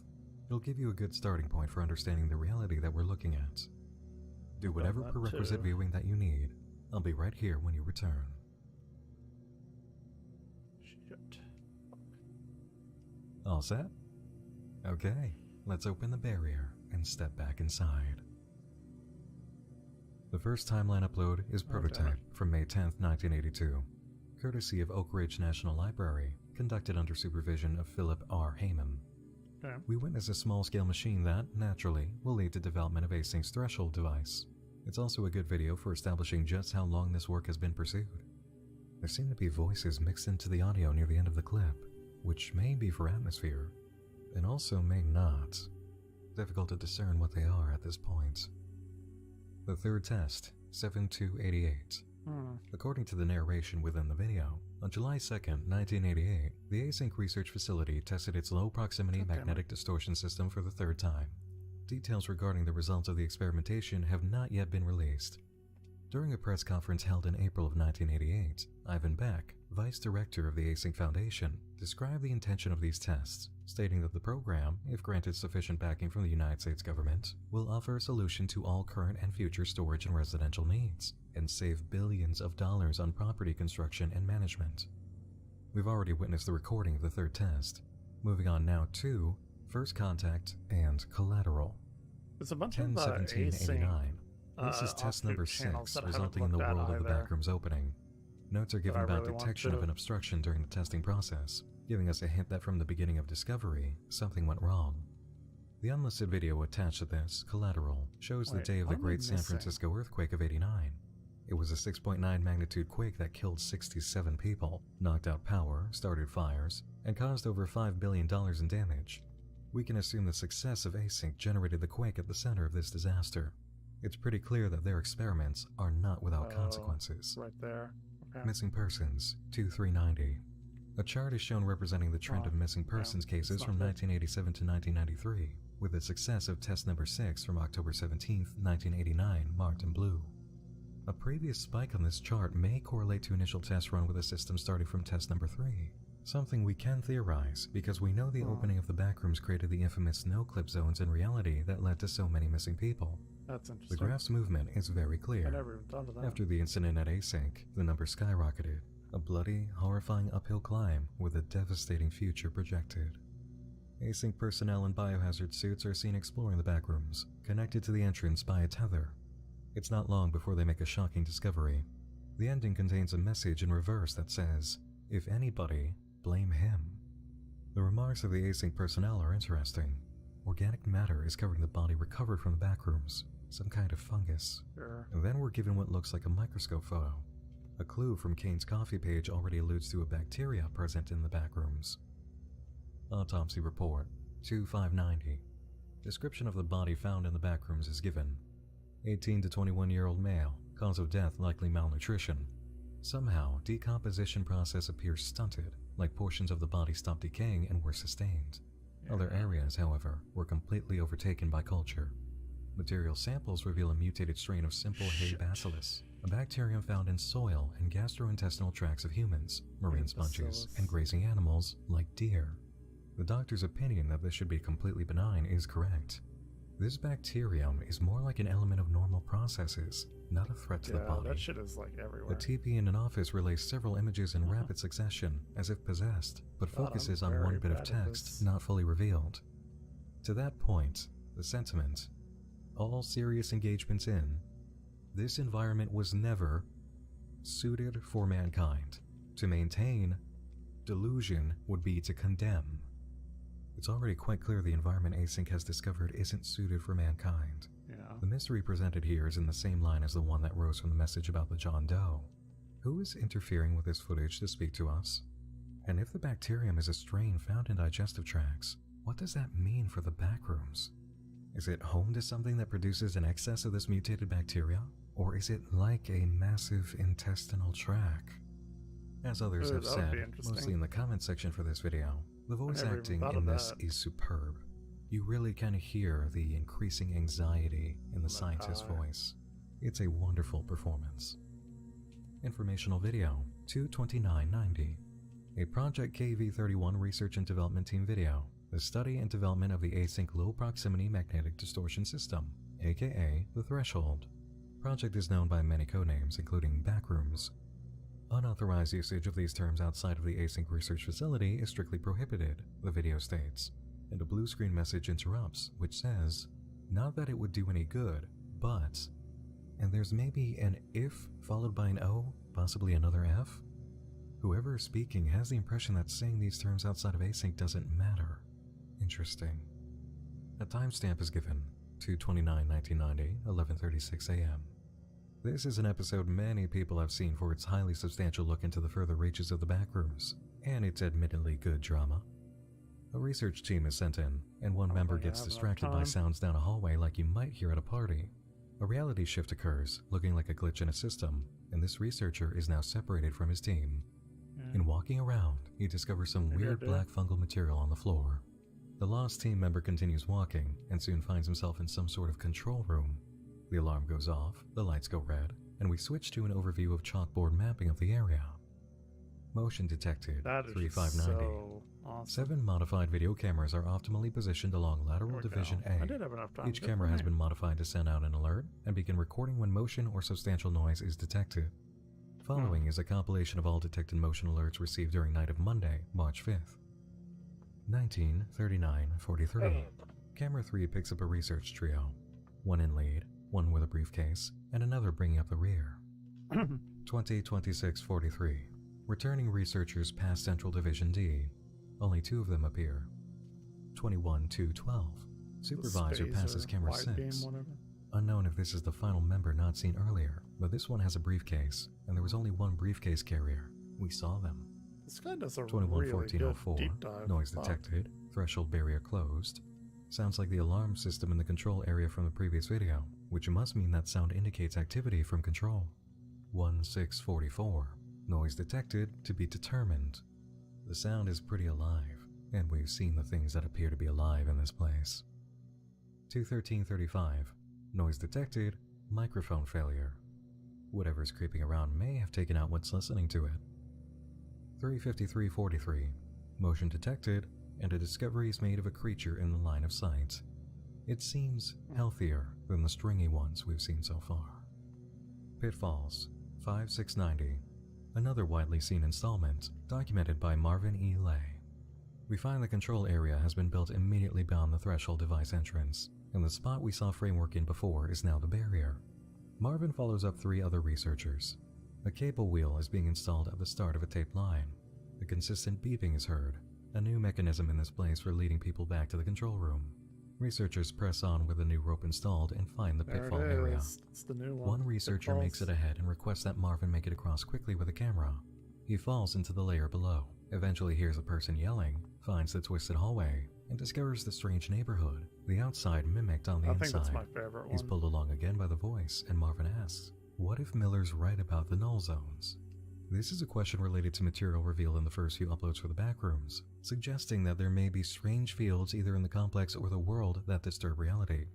Marvin bringing this up now may suggest that he believes the null zones are allowing people through, which would explain why somebody is yelling for help. After all, the researchers are going to have the discovery of a body in mind. Game theory. They know it wasn't one of their own, so they've all been thinking about how somebody could have slipped in. Down at the lit-up house, more yelling is heard. There's a room at the back with some chairs, cardboard, shoes, and a backpack. Marv thinks that somebody's been living down here. He proceeds and sees what's been yelling is not a person, then runs. There's a noticeable amount of coughing towards the end of the escape on camera. It could be nothing, but we also know that this place might get you sick. Is there a possibility for a break in the seals of Marvin's suit, especially after his fall? Yes. The video report picks up the same day from inside of the async building, with Marvin's message on comms discovering the monster. Then the async research team comes back through the barrier. It seems like Marvin is recovered. An async associate in a suit is waiting for them. Our first unobstructed view of a full human since the initial found footage tape. This is a glorious moment in the creativity of the series. Yeah. A researcher in his lab coat walks through the building to make a call while another 2 watch Marvin's recording. A sequence of footage in the backrooms follows, showing the crossing point to that new exploration area where Marv met a monster being boarded off. A new sliding window is also installed. Knowing what we do as an audience, this is a pretty grim thing to see. Anybody else who winds up in the backrooms on this layer or manages to get up to this layer will not be able to get out. Not through the async side anyway. In the video description, there's a link to an unlisted video, which shows a car disappearing from the highway while driving. A crack in reality, or a null zone, seems like it can be a short event as well as a long one, since other cars aren't immediately swept in. Crack in reality? Presentation, Do we know that for 5890. sure? I don't know. An FBI warning comes up first, indicating this is an internal product of the Bureau. An async research presentation video follows, introducing their commercial project, the A-Space. A slide that has details of how the magnetic distortion system functions is heavily redacted and skipped over. As the presentation tape plays, we witness a tour in progress through the facility. The commercial appeal aspects and overall functionality of the A-Space continues to be demonstrated, and a blue screen message flashes by. Stretched out and mirrored, it says, "To deceive the Fed." At large, the message is probably created or designed to deceive the federal government. So, the commercial aspect of A-Space is a lie? This video is all meant to secure funding or ward off the Fed for a different purpose? Perhaps this is why the footage is in their hands now. We see footage from the Department of Energy tape archive. The visitor on a tour is a government agent, and he's wearing a button camera. He's escorted through the control room and into the lobby of the complex, where the scale model is placed with some furniture and wall art. The threshold's barrier alarm goes off, the lights power down, and the door starts closing. Researchers are shown at their office set up at the desk. The black and white footage and the distance from the desk makes it hard to gauge whether or not the person in black suit with a white shirt is still the agent, as the overall figure looks slightly different. But discussion seems to still be in line with ideas being pitched to the government about A-Space being a commercial pursuit. This could easily just be a trick of the eyes and the entire group is here, but if that's not the government agents, then were we just informed through visuals that they left him behind to die? Because the Bureau got their hands on the information, I assume that's not the case. Otherwise, how would they have recovered the camera footage? Unless they shut the whole thing down later. I almost feel like we're going to need confirmation later about what happened here. Back to the current position, the alarm goes off. The camera shows the missing researcher from informational video standing there. He's been gone since 2:29. A time anomaly exists in this place. and this appears to be the first moment Async discovered that fact. Within the video description is a link to an unlisted clip from The Simpsons. Bart is laying in a hospital bed after being struck by Mr. Burns, with only superficial injuries. I didn't see An that ambulance-chasing lawyer appears, trying to convince Homer to sue. A Spanish ad for Dimacol interrupts the flow of the scene. It's not a standard commercial break. There are a few theories on this video's inclusion as addendum to the narrative, everything ranging from the interrupting ad being a message about illness to come for the survivor of the backrooms, to a suggestion of time hopping because the ad was jumping in the middle of the episode out of turn from its designated ad spot. There's also a theory about the magnetic pulse of the threshold device creating interference on the tape recording. Ultimately, with what we've just seen with a returning researcher, I think it's more underlining how the flow of time is being We're now in the holiday season, and while it isn't always picture perfect, it can always be made better with the right background track, whether it's Christmas music or the kind you'd like to be given an album of. Whether in holiday travel, gift wrapping marathon, make someone's holiday this season with Raycon. Just click the link in the description box or go to buyraycon.com/nightmind to get 15% off site-wide with code HOLIDAY. And remember, there will also be new pop-up deals every day during Raycon's countdown to Christmas. Again, you can always go to buyraycon.com/nightmind to get the best deals available on Raycon. Thanks to Raycon for the excellent holiday deal and for supporting our Night in the Backrooms. Now, mar90archive.tar 691. A tar file represents an archive created by a Unix utility named tar, meant for packing files together for distribution. It came into use in 1979. The name means tape archive. We already covered this one. It was an early upload in the story, demonstrating the progress by Async in exploring and documenting the various aspects of the complex. The main takeaway for us is here, the description of Null Zone 4. Null zones are theorized to be areas of disruption in the fields of either the backrooms or physical reality, creating small cracks that people and objects can slip through. Found footage number 2, 8/19/95. It makes sense that this one follows the video relaying information about null zones. This one has the girl is recording what is likely a null zone in her garage, demonstrating its nature. In the process, she falls in, landing in the backrooms.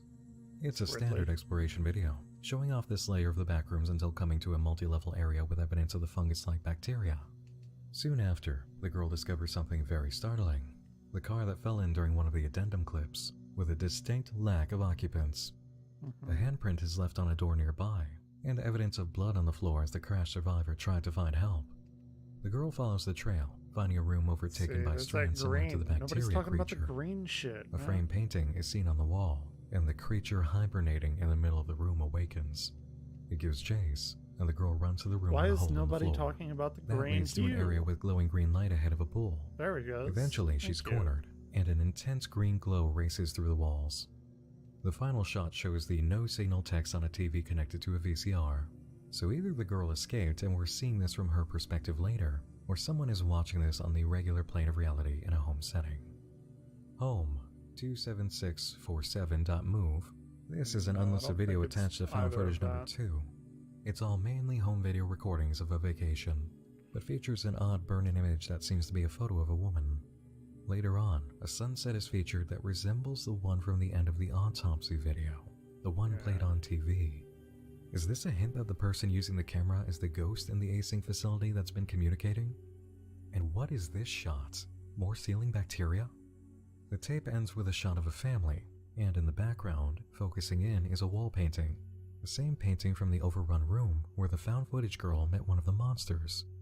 Did the environment change to reflect someone who entered that room, whose memories were captured in this tape? And there's something mixed into this audio, all throughout the track, some kind of speech. I've attempted to isolate it from the music, but to no avail. It's just too mixed in for what I know how to do in terms of audio cleanup. Found footage number 1, 9/23/96. We know this one very well, and in a timeline sense, this is technically found footage number 2 for now. Nothing truly new to gain from this, except to consider one theory that's been discussed. The don't move, stay still writing alludes to the idea that the bacteria monster within the complex actually fused with one of the motion detection cameras, enabling it to hunt down anything inside that it catches in its sight. While it would explain its alien metallic appearance and give some weight to a deeper meaning behind the warning, I'm not quite ready to lock in that theory. That's interesting. We've seen the bacteria in this place growing on non-organic surfaces, but it's the cases of organic beings meeting their demise that we see the most spread. The recovered body and the room where the crash survivor bled out and died, according to the blood trail. You might even notice that the handprint left on the wall is black. It's not like dried blood. Yeah, that would indicate that it's already been molded over by the bacteria. Yep. It does seem to seek out primarily organic matter. I remember. This is a very different video. Very different. With a voice describing a house that was taken by the sea and how it joined all the other forgotten things on the seabed, but the voice remembers them. There's a very evident shot of the prototype and consistent editing showing mirroring of images, suggesting that what we're experiencing as the backrooms is just a distorted, elongated, and mixed-up reflection of the existing world. This falls in line with a discovery made by Marvin during his experience getting lost inside the complex. The street signs within the house were mirrored, all of them. The messages we've been receiving too from the ghost inside the async facility, those messages are all backwards. And what's more, at the end, we're informed. You've always been here. Is it because it is a reflection? If we've always been here, then that means that yes, we've always been inside of the physical locations that the backrooms is made up of. Because it's a reflection. Now, a question to consider. What even is this video? No, really, what is this video? We've already seen the perspective of async and found footage protagonist broken in favor of a more directorial position, but this? It's like some kind it doesn't even have a date in the video description. This kind of breaks the entire pattern that we've seen for the content. Yep. I want to try something. Listen. Not simply hear, but listen.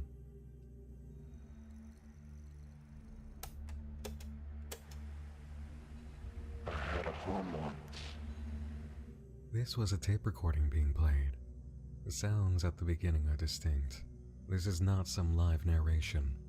The tapping of the tape player keys, it indicates this is in-universe, and the warping on the voice, that's familiar too. It's the same kind of torn edge we hear in communications in the async facility.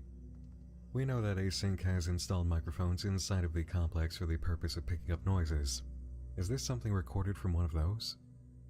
An eternal ghost is spoken of. And there is a ghost we appear to be dealing with throughout the story. Some force at work, attempting to communicate through technology. Its messages reflected, the first time I've heard just of like we've seen from the road signs in the house that Marvin found. It's fascinating, isn't it? Seeing something so different, breaking up the pattern. And then, just when you think you're done with the surprises, a new pattern break. Guess it wasn't enough to just talk about time jumps, was it? I'm coming to you now days after this audio was originally recorded, and just a little over an hour after the upload of the video, Reunion. The new one, And while it cost me time I did not have in my workflow to speak about it, we need to, because, well, if you've seen it, you already know why. If you haven't, then get over to the channel and watch it, then come back to me. If you're on desktop or phone, check the video description and watch the unlisted video from the link there too. Yeah. Did you see it? I did. Okay, good. Let's do this fast. I am running on fumes here now. This video's been in workflow for days and I did not see an upload coming when it did. I'm just fortunate enough to have the moment to actually include this segment.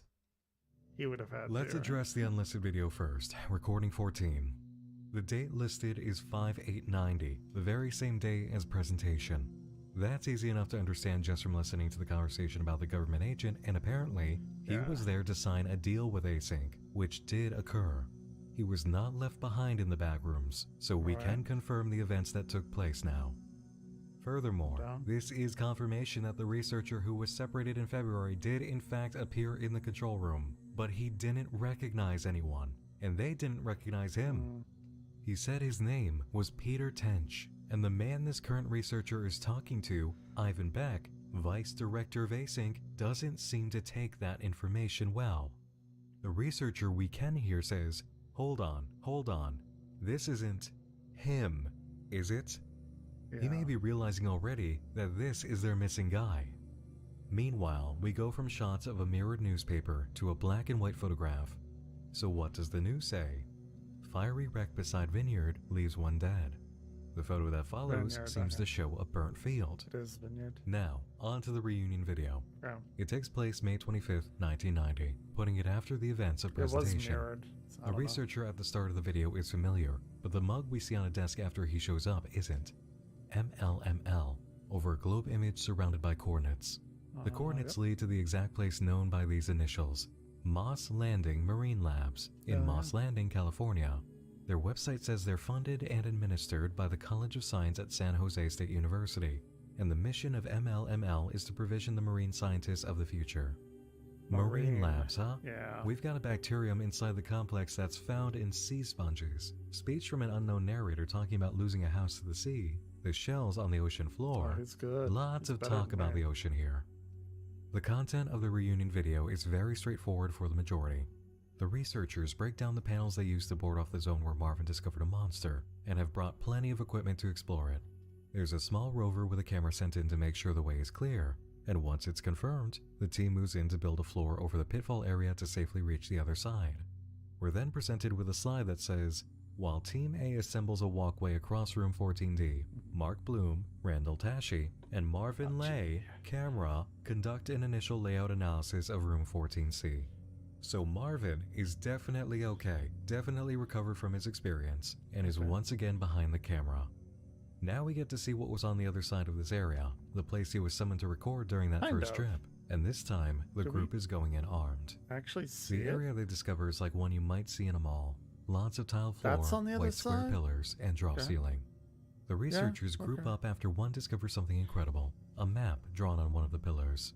Right, it does look like some kind of map. Yeah. You know, it almost looks like. I think this is around here, 14C. Yeah, it's Yeah. Team A, come in. This is Mark. that's the area we came through. That's 14C, and there's 14D. Team A, this is Mark. Do you copy? There's B and A. Standard, do you copy? Hair.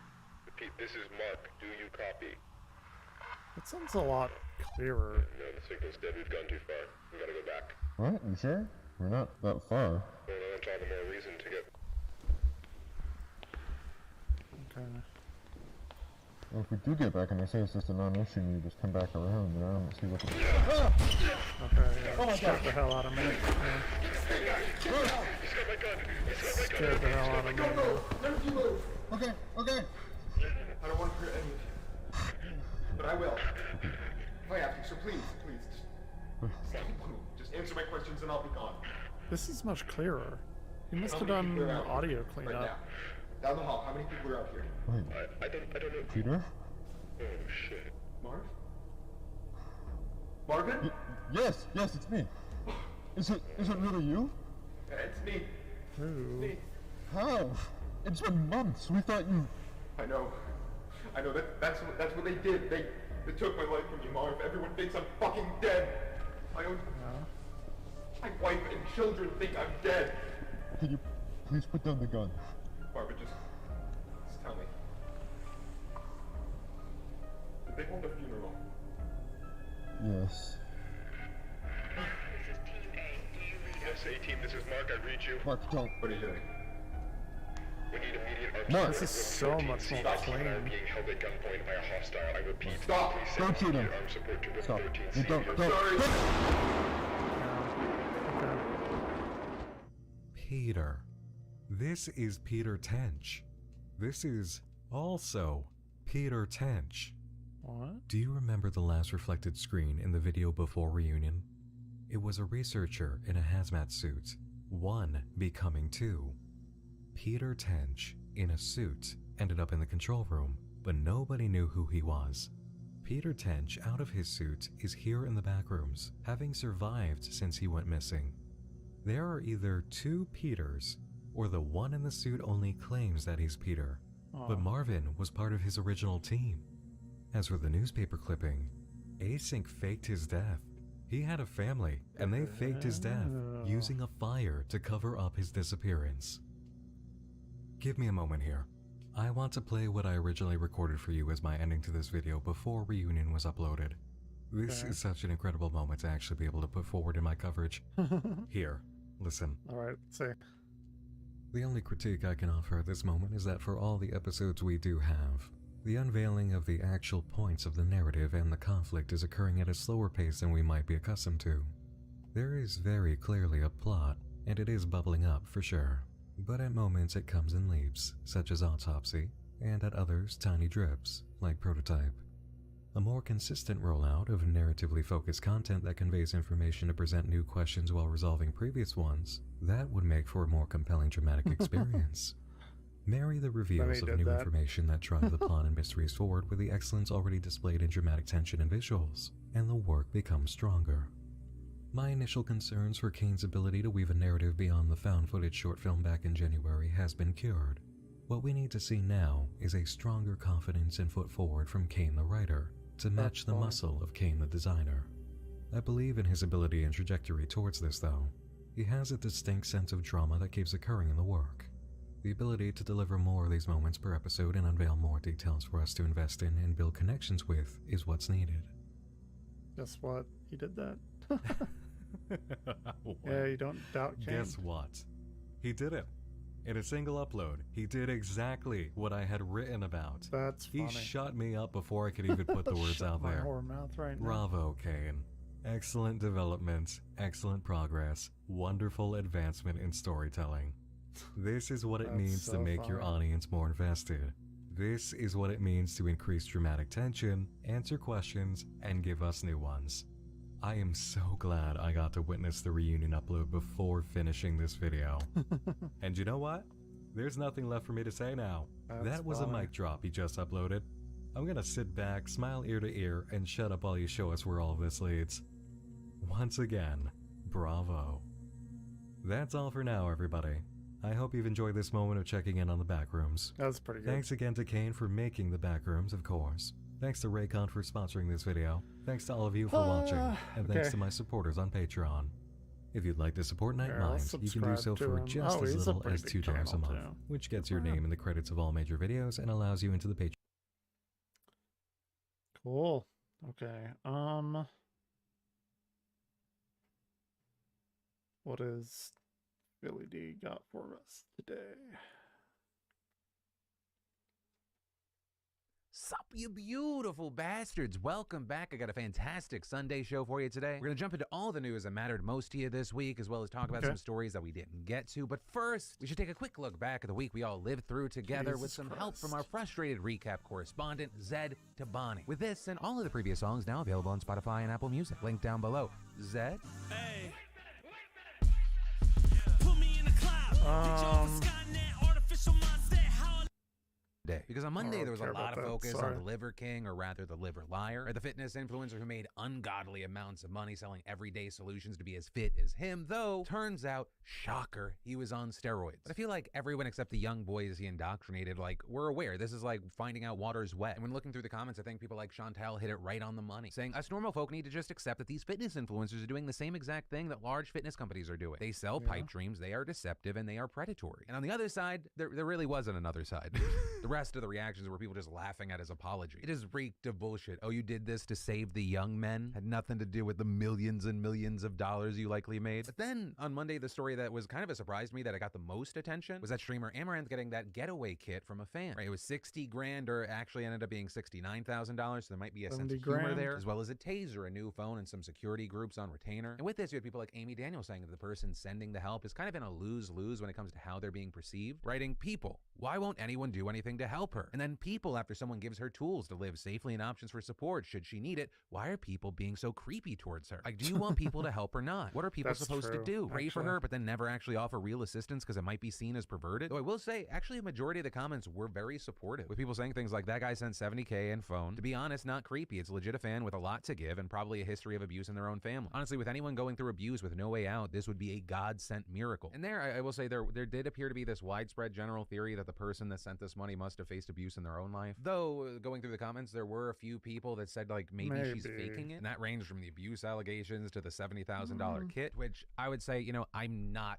the person in question. But I just can't imagine a world where that would be the case. Where she didn't need the attention. She was making millions and millions of dollars every month before this. And I can say, as someone that has seen it on the outside, abuse can happen in any relationship, no matter how rich or successful a person may be. Also, I saw people pointing to the fact that she still does like hot tub streams and stuff like that, which to me felt like there's this group of people that fails to grasp that like there is a difference between being forced to do something or heavily pressured to, and just doing something when you want to. Right? Those are drastically different scenarios, even if they're functionally the same thing. But then finally on Monday, we had people talking about China shifting its zero COVID policy. One of you apparently living there and detailing how the system's working. Writing, I live in Hangzhou, China. We no longer need to test every 3 days and no longer need to show our QR code when on public transport. Those who work at school still need to scan their QR health code, but still don't need to test. Test stations are still set up, and if someone near you is confirmed to have COVID, your health code will turn yellow and you'll need to go test. But also, the general sentiment was just a shock at how much zero COVID fucked up entire cities. And in particular, how they dealt with things like that man who just didn't want to leave his apartment. And then on Tuesday, we talked and asked about Jenna Ortega. Right? Is it her fault? Should she be held accountable or not for filming while having COVID? And essentially, in the conversation, no one actually was blaming her, with Corbin describing the situation as going against higher-ups is scary. I get why, when told to go finish filming the scene despite having COVID symptoms, she would just go do it rather than facing potential backlash for not listening and being, quote, difficult to work with. And Beth also on the same page, writing, the reason I think Jenna Ortega is less at fault than the higher-ups is I remember being 19. Imagine being 19, breaking into your desired field, and you're playing one of the most iconic characters of all time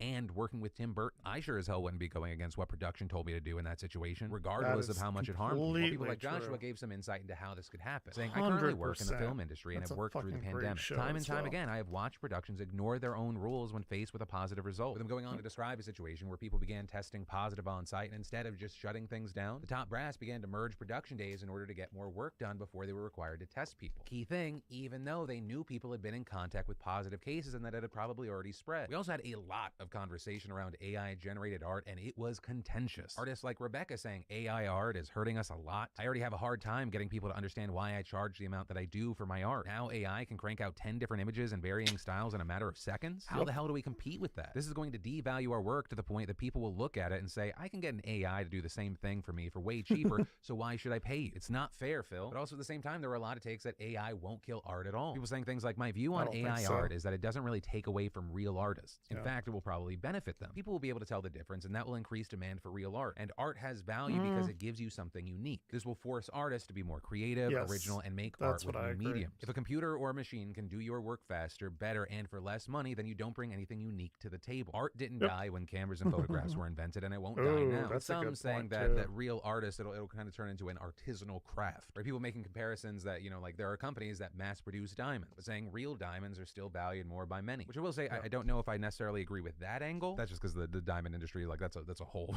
fucking 20-minute story on its own. However, with all that we've talked about, none of that really resolved the concerns about how the AI is trained. Right? On one hand, you had people arguing that the AI learning from artwork is the same as students learning from pieces of art and being inspired. With someone saying, if I uploaded a picture I drew in the style of Junji Ito, that was pretty much spot on, but nonetheless original, would I get sued by Junji Ito? I don't think I would, even though they did not give me permission. But when an AI looks and does the same thing, that's a problem. You're a drop in the ocean of what the AI is learning from. If you could show that a piece of generated image was directly taken from something you drew, then that would be an argument. But I really don't think that's the case. Not with the AI I've seen. Although I have seen evidence that this person does not exist, only makes small changes to existing images. Kind of like a deep fake, and that's a problem. But anything goes, and others pointed out that AI images do sometimes directly take pieces from existing works. Writing, it's a fact that in many generated pictures, you can find fragmented signatures or traceable snippets of specific individual art pieces. AI art generation is a gnashing maw shoveled full of existing works, and it spits out a mouthful of mush and distinct fragments. If an artist didn't consent to their art being used, it's very likely that the AI generation will eventually use a distinguishable part of an existing work. That new image is passed off as a uniquely generated image when in fact it's partly copied. And if an artist didn't agree to the use of their work, then you're taking an artist's personal property for commercial use without their consent. This is quite literally theft. Right, so this AI art is more akin to someone taking a bunch of snippets of other people's work and slamming them together, which is why you have people defending it, saying essentially this is then transformative. And honestly, looking at all the conversation and debate, I feel like I'm just as lost on this topic as before. It's a messy, weird, new space.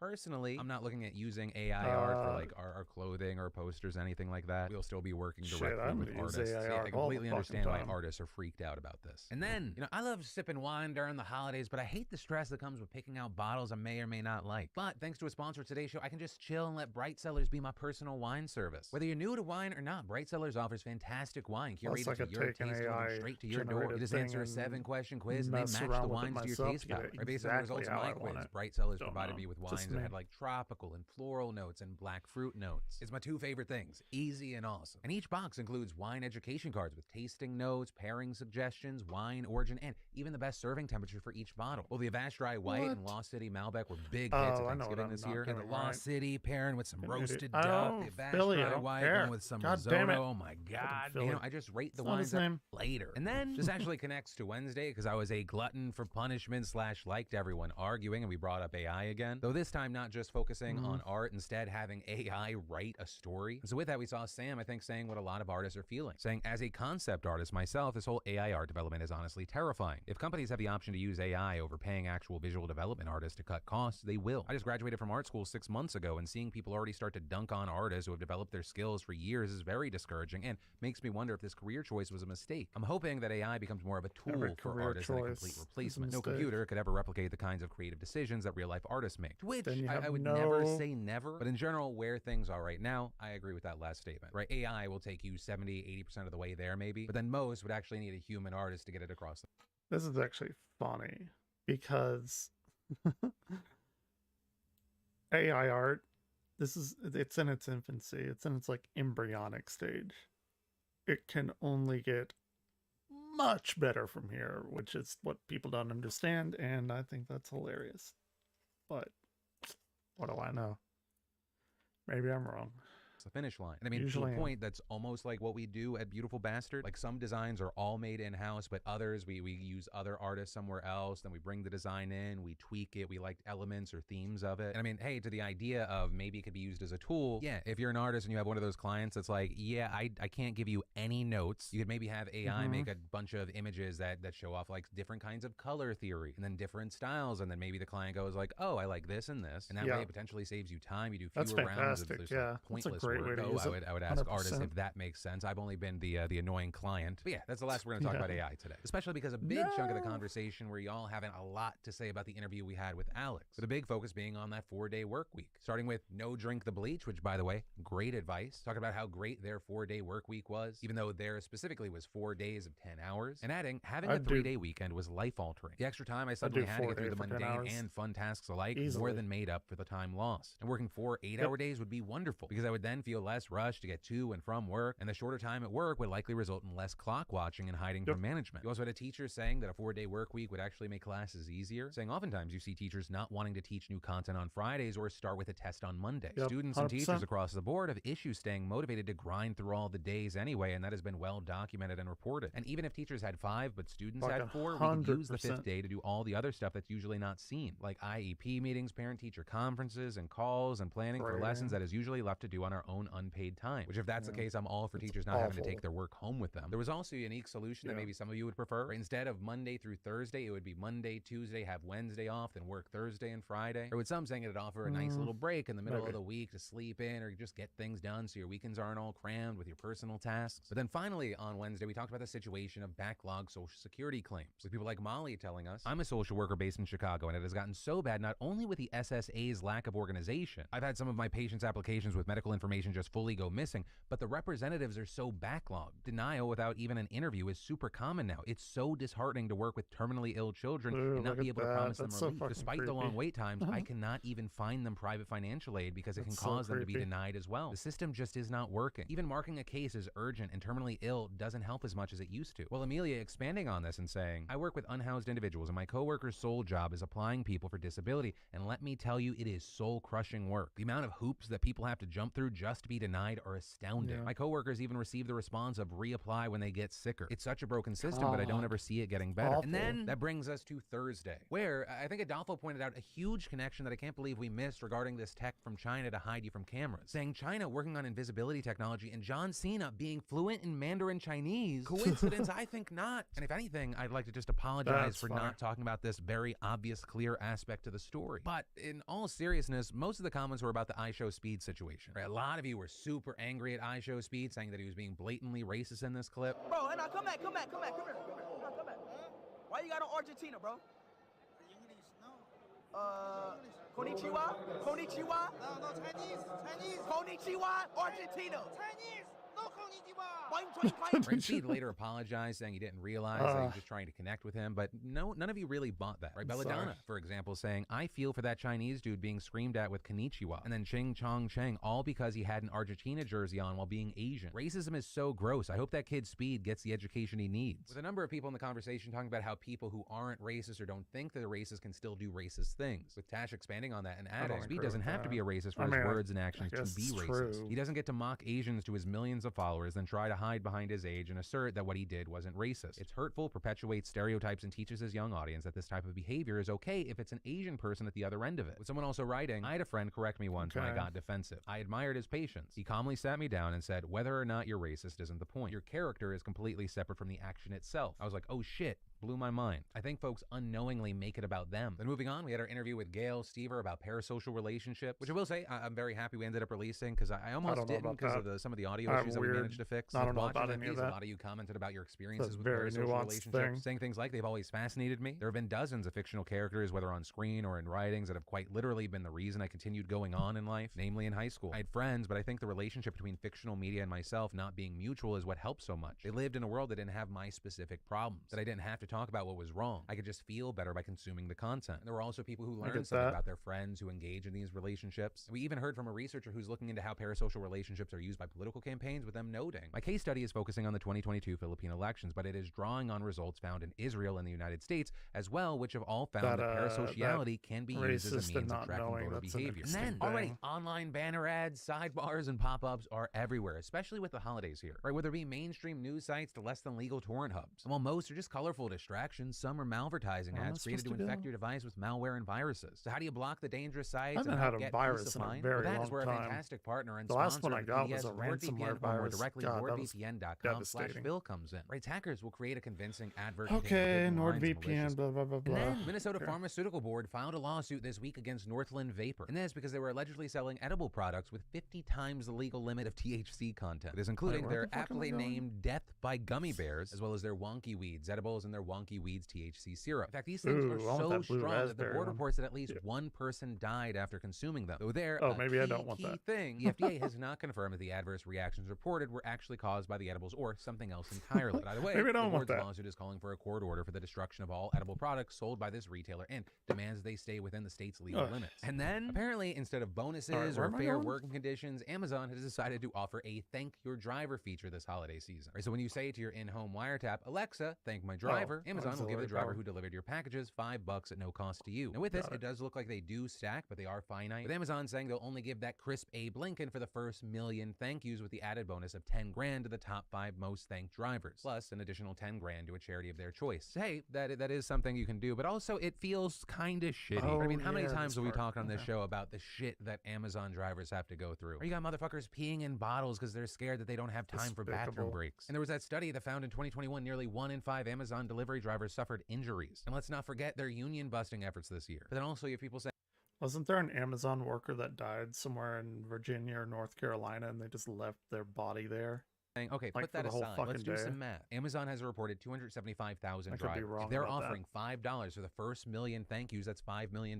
Meaning that even if every driver got their thank yous right away, that comes out to a total of less than $20 per driver with their first million cap. But then on the other side of things, let's say, one driver gets 100. For them, that becomes $500. But that also means that there are drivers out there that are going to get less. So that's why to me, this feels more like a PR, like trying to be seen as doing something for your employees rather than actually trying to do something for your employees.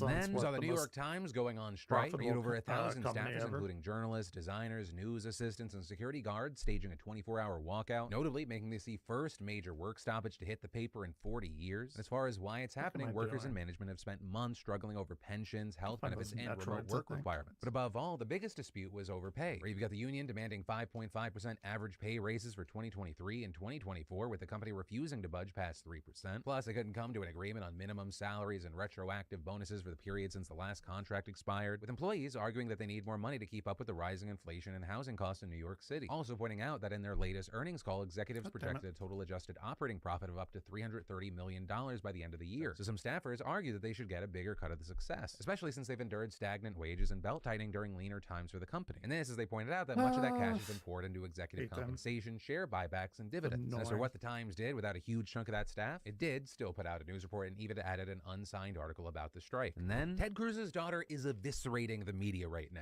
Here's the situation. Really? You have 14-year-old Caroline Cruz. She made headlines earlier this year when she posted on her TikTok account that she was bisexual and that she disagrees with her dad on most political issues, which is also why we saw a lot of people jumping to conclusions when police showed up at the Cruz home in Houston responding to a report of a 14-year-old with self-inflicted stab wounds on her arms. With that, you had Ted's office confirming it was his daughter and that she went to the hospital, but insisting she was okay and requesting privacy for his family. But in the wake of this, we saw some media outlets and a number of people online doing the exact opposite, claiming without evidence that the incident was related to her sexuality and her father's homophobic views, which then led to Caroline returning to TikTok with a scripted statement accusing the media of completely altering the story and exploiting her mental health for their gain. Honestly, I think it's sick that they're using a 14-year-old as a publicity tool. I also don't enjoy the assumptions on why I did what I did. No, it had nothing to do with my sexuality or my father. She then says she's not suicidal, but she is experiencing mental issues and is getting the help she needs. And adding the most traumatizing part of all this is how public it's been. Which I will say, on that note, it's why I deliberately avoided talking about this story last week. I try to be in the news business, not the speculation business, but now that she's spoken out for herself and she's talking about the coverage in the media, I think it makes sense to make her the central voice of the story. Right? Not to talk shit or villainize others, but now it feels a little more appropriate to cover it. But back to her response, she then soon uploads a second TikTok. It follows up on the first, this time it's not scripted, and here saying she's more than just Ted Cruz's daughter, that she has her own dreams and aspirations, and saying that she wants to be recognized for that. And this had nothing to do with my father, and it's honestly dehumanizing how everyone has to relate everything back to my father. Yes, I've experienced hardships because of who he is, but I'm also a teenage girl, and that's not the only thing I'm going through. And, you know, with this, I'd love to know really any of your thoughts, right? There's a lot to talk about regarding journalistic ethics, as well as the way that children are often overshadowed by their celebrity parents and mental health issues. Yeah, let me know what you're thinking. And then Arizona Senator Kirsten Sinema has left the Democratic Party, which, yeah, it makes sense. She didn't seem like she was a Democrat. But notably, this just days after the runoff results from Georgia, which gave the Democrats a majority of 51-49, and announcing this switch to being an independent in an interview with CNN. Now, as far as what this means, it reportedly doesn't look like a whole lot. The Democrats' lead already includes 2 independents that formerly caucused with them, like Bernie Sanders and Angus King. Although Sinema didn't say whether she would do the same, but she did mention that she hopes to keep her current committee positions. I intend to maintain my position on my committees and keep doing the work that I've been doing for Arizona. So I don't think that things will change in terms of how I operate or the work that I do in the United States Senate. She also seemed to indicate that her voting pattern won't change, telling Politico, "Nothing will change about my values or my behavior. I don't anticipate anything will change about the Senate structure." And as for the White House's response, it was pretty tame. The press secretary saying they have, quote, every reason to expect that we will continue to work successfully with her. And another White House official saying that Sinema's switch, quote, doesn't change much. But where it might have a huge impact is with Sinema's re-election in 2024, where they're saying to Politico here, "It's fair to say that I'm not talking about it right now. I keep my eye focused on what I'm doing right now, and registering as an independent is what I believe is right for my state. It's right for me. I think it's right for the country." But this also doesn't touch on the fact that there are a number of people that don't think that she would actually survive a Democratic primary. But hey, we'll see. When I heard this news, I was surprised, but also not surprised. Sinema to me always seemed like this person that like loves being seen as unique and different, potentially likes the smell of her own farts, right? Commenting on the unique medley of aromas. But hey, good luck to you, Kirsten. Excited to see what roadblocks you and Manchin can come up with in the next 2 years. But that is where that story and today's show ends. As always, thank you for being a part of this and all our daily dives into the news. Also, prepare yourself for 4 brand new shows this week starting tomorrow. But as always, my name's Philip DeFranco. You've just been filled in. I love your faces, and I'll see you tomorrow.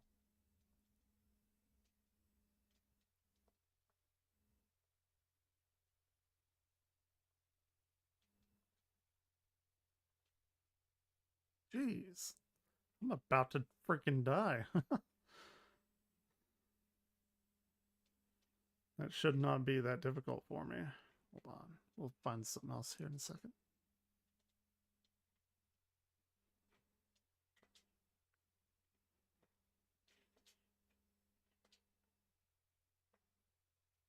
He has a lot of iframes. All right. What are we gonna do? YouTube iceberg? Maybe. I don't want to start Gemini Home Entertainment right this second. I want to like devote all of my energy towards that. Let's see, what else do we have? Real Civil Engineer. Papa Gut. I did the Better Call Saul. Terraforming Mars. Let's see what Kyrgyzstan. Mars is a disappointing hellhole lacking practically everything we need to stay alive. It looks like we'll only ever have small crews spend a miserable time hidden underground. Except we could terraform it into a green new world. But to solve the planet's problems, we first need to make it worse and turn it into oceans of lava with gigantic lasers. Okay, yeah. This isn't a far-fetched science fiction tale. Terraforming Mars is possible on the kind of timescale our ancestors built great monuments in. If humanity solves some of its pressing problems and ventures into space to expand into the solar system, this may not be that far off. Okay, so how do we terraform Mars quickly? Rosy glasses. Well, it's complicated. Yeah. So, okay, the issue about Mars is that it's smaller, so it loses heat much, much quicker. Square cube law. And also it's further away. What is it, about 4 AU? I think it's 4 AU away. Which means that it's going to get, what, 1/16 the light? Hold on, let's see. I don't want to tell you any kind of wrong information. Mars, AU, I guess. I think it's 4. I don't have the solar system stuff. No, it's 1.5. I'm so dumb. Regardless, either way, it's going to get, what, 1.5 raised to the 2nd power.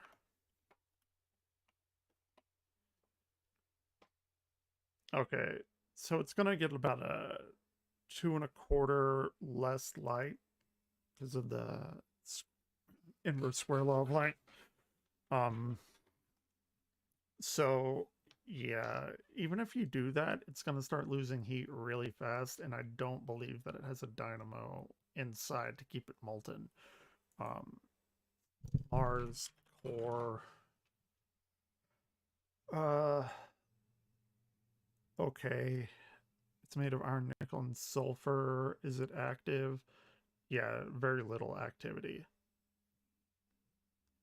So that's like the big issue, and that's what they're talking about here, trying to heat it up and get their core going, but it just, that's not, doesn't work like that. Because you're going to have to spin it and keep it there, and the core has to be hot. It has to, you know, be hot and stable to keep the whole planet itself hot. I don't know. It's a bunch of shit to talk about with that. Mars is dry and has no soil to grow anything. Its atmosphere is too thin to breathe or protect us from radiation, giving you a high risk of cancer. So to turn it into a new home for humanity, we have to give it a proper atmosphere similar to Earth. Yes, it has a little atmosphere, but you're also going to be receiving a lot less radiation. Of course, that being said, it's gonna, whatever you do receive won't be deflected. So that's a toss-up. I don't know off the top of my head how much of that radiation is going to factor into Earth's living. It should be made of 21% oxygen, 79% nitrogen, and a tiny bit of CO2 at an average temperature of 14 degrees Celsius and under 1 bar of pressure. We have to create oceans and rivers, and then the ground has to be weathered into fertile soil to host living things. Sure. Then we need to install a biosphere on the surface and prevent it all from being undone by installing protective measures that can stand the test of time. It is difficult, but a big laser makes it a lot easier. Challenge 1, the atmosphere. Sure. Some 4 billion years ago, Mars had a nice oxygen-rich atmosphere and was home to vast oceans and rivers. Right. It held onto it for several 100 million years before it got blown away. That's not Ultraviolet a lot, rays though. broke down the atmospheric gases and then the oceans until they were swept away by solar wind. Today, Mars is a dry, barren wasteland.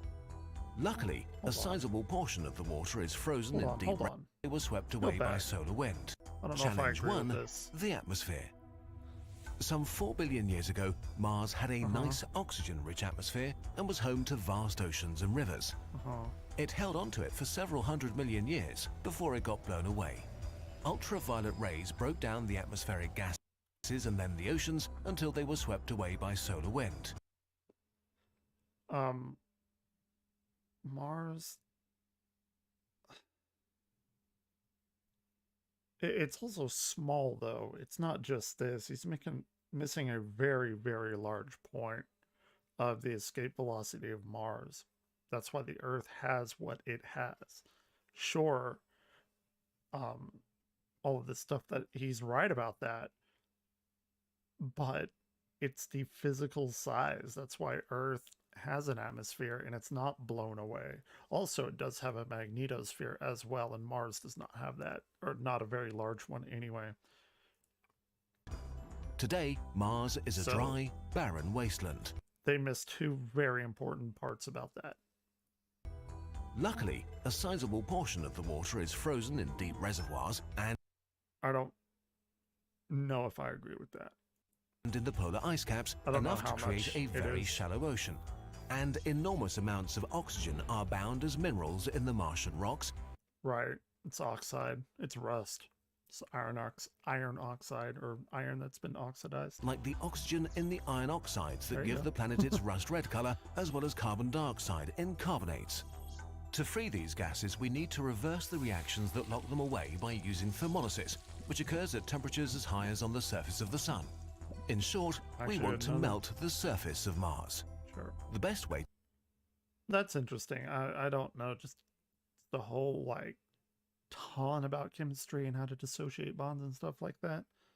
But okay, I see what he's saying. To do that would be to put lasers in orbit, aiming their beams down on Mars.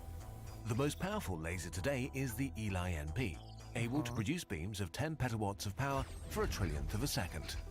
To melt Mars, we need a laser twice as powerful that runs continuously. The easiest way is to use a solar-pumped laser that can be powered directly with sunlight. At its core are metal-infused glass rods that absorb energy and release it as a laser beam.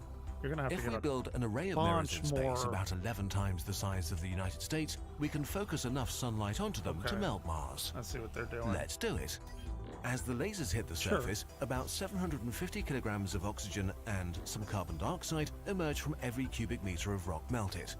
If we are efficient, our lasers only need to melt through the top 8 meters of the surface to get enough oxygen.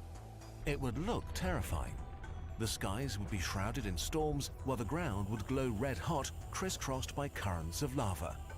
Tireless laser beams sweep over the landscape, leaving trails too bright to look at. After they pass, the ground cools quickly. A strange snow falls, the ashes from all the elements that solidify as they cool down, like silicon and iron. Mars is still a cold planet at this point. A happy side effect of this inferno is that all the water in the polar ice caps and even deep underground rises into the sky as hot steam, forming clouds that rain down over the entire planet. They would wash out the nastier gases from the atmosphere like chlorine and carry away harmful elements that accumulated on the surface. In the end, they would form shallow oceans, saltier than on Earth. We might need to do an extra cleanup afterwards. It would take about 50 years of continuous lasering to create our oxygen atmosphere. We could use this opportunity to dig deeper in some places to create the basins for salty oceans or rivers and... See, the issue with this is he's turning all of this stuff into gas, and if they're using lasers that powerful, that gas is going to have a fuckload of energy to it. What is it? 3/2 kT? Is that, what is energy of a gas? I haven't done that in a while. Like kinetic molecular theory of gas. I want to say it's 3/2 kT.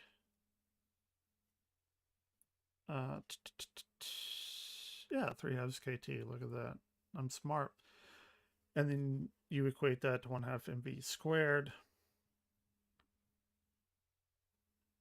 Right, so you know the speed, root mean squared speed of nitrogen molecules, standard temperature and pressure.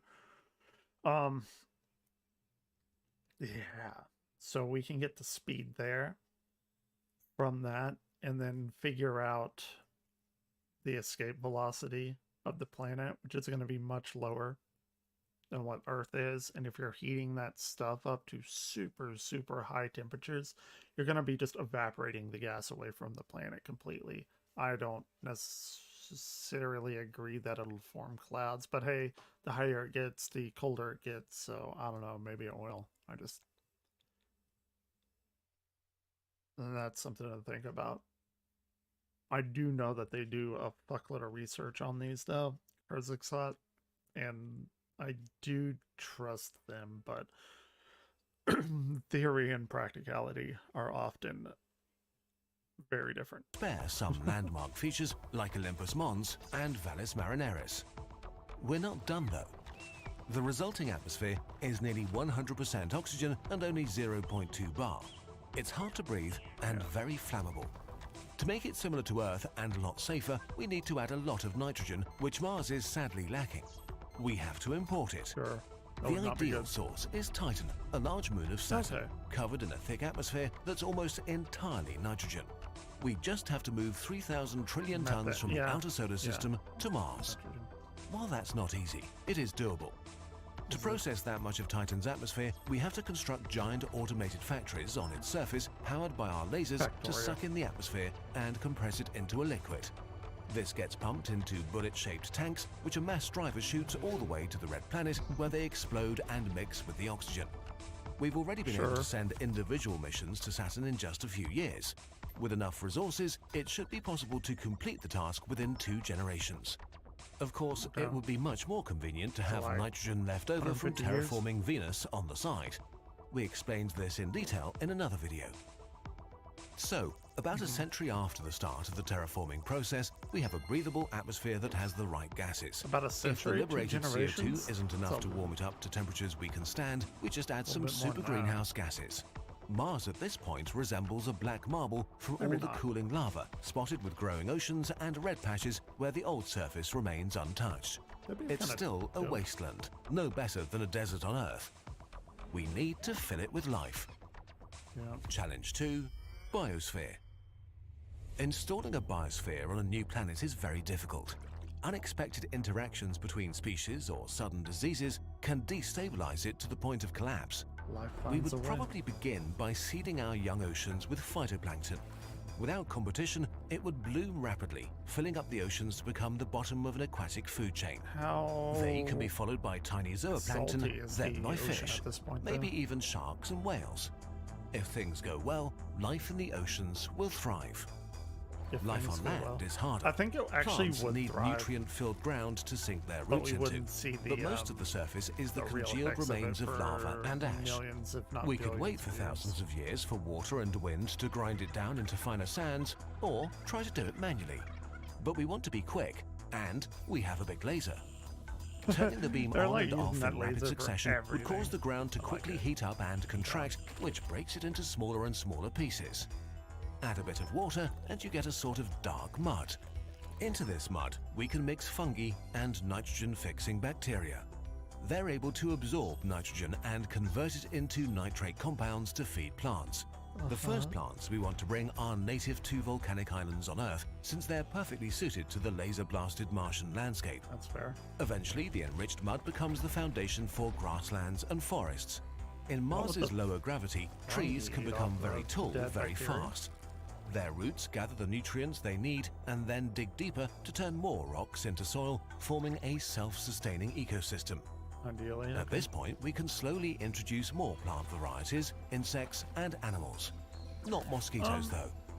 The new biosphere needs to be maintained to prevent it from falling out of balance. If plants grow too quickly and absorb too much carbon dioxide, the planet cools down too much. If key species die out, we could see populations collapse faster than they could recover. No, at this point, there's no way that they would be able to say that with 100%, because even if you're getting, for instance, your bacteria, within just a few years, you're going to see a completely different species. Really, within 100 years, 50 years, it'll have already evolved to something completely different than what's on Earth. This is the folly of us only knowing what Earth life is like, because we've never had anything else. So they're using Earth life as a lens, and it won't happen. It will not be the way that they think that it will, or this video On does. Earth, other species would move in to fill the void, but our Martian biosphere is not as flexible. It takes hundreds, if not thousands of years before Mars becomes a stable environment. But eventually, the planet will have the potential to sustain large human colonies. With air, water, and food available, we can finally call Mars, black, blue, and green, our home. A giant volcanic island in space. Will it last, though? Challenge 3, the long-term future. There is a problem we haven't addressed. Mars's core does not produce a magnetic field, so it doesn't have enough protection from solar radiation or cosmic rays. This becomes dangerous for the long-term health of Martian populations. So, as a final step, we need an artificial magnetic field. It doesn't have to be huge like Earth's. It just needs to deflect the solar wind enough so that it doesn't touch Mars. The easiest way is to construct a magnetic umbrella far ahead of Mars that splashes the solar wind to the sides. A big superconducting ring powered by nuclear facilities is all it takes. It would orbit at the Mars-Sun L1 point, keeping it constantly in between the Sun and Mars and protect the new atmosphere. And that's it. Terraforming Mars would take some work, hefty resources, and probably a century or 10, but it would be the first time we've lived in a home designed and shaped solely by us and for us. A first step towards our future among the stars. The first step that we can already take down here on Earth is learning more about the physics and biology needed for such a project. To help you with that, we've created a series of lessons to build your fundamental understanding of these topics. Made in collaboration with our friends at Brilliant.org, these lessons give you a deeper understanding of the topics from our most popular videos, from supervolcanoes to black holes to climate science. Brilliant is an interactive learning tool that makes maths, science, and computer science accessible with a hands-on approach. Because we know that to really learn something, you've got to do it. Think of each lesson as a one-on-one tutoring version of a Kurzgesagt video. In our latest lesson, you'll learn more about how Mars lost its atmosphere and how we might protect a terraformed Mars from suffering the same fate. Brilliant has thousands of lessons to explore, from maths-based topics like algebra and probability to the concepts behind algorithms and machine learning. And with new lessons added each month, including ones from Kurzgesagt, you'll always find something fascinating to learn. To get hands-on with Kurzgesagt lessons and explore everything Brilliant has to offer, go to brilliant.org/nutshell and sign up for free today. There's even an extra perk for Kurzgesagt viewers. The first 200 people to use the link get 20% off their annual membership, which unlocks all of Brilliant's courses in maths, science, and computer science. We love seeking new horizons with our research. Brilliant will be the catalyst to expand the limits of your knowledge. Okay, there's some issues there, and it definitely won't go the way that was presented in this picture. There's no fucking way, especially at the biosphere. It's not gonna happen. Okay, what else do we have? It's a good video. I mean, you can nitpick here and there. You can do that with anything. They're on the right track, one way or the other. Sure. Let's see. What else can we do? McDonald's Sprite got his ass? What is this? 9 hours? I'm not watching a 9-hour video.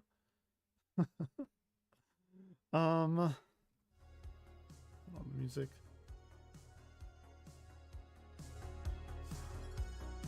What else can we watch?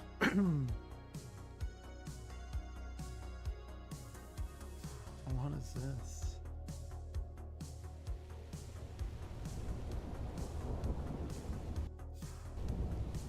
What is this?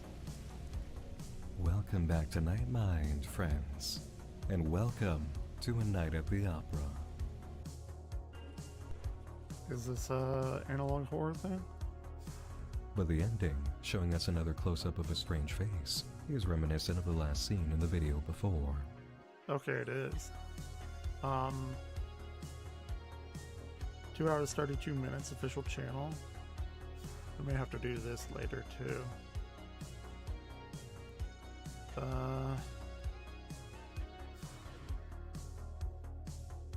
Just says 232. I'm assuming it's an analog horror. I'll buy it. Sure. There's like a save too. I guess I could subscribe. Here, let's try this. 4 years ago. All right.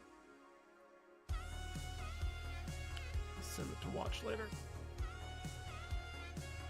Oh, shit. Okay. That's interesting. Yeah. Really don't want to. I don't want to watch a breakdown video of it because I want to do it myself. It's like half the fun.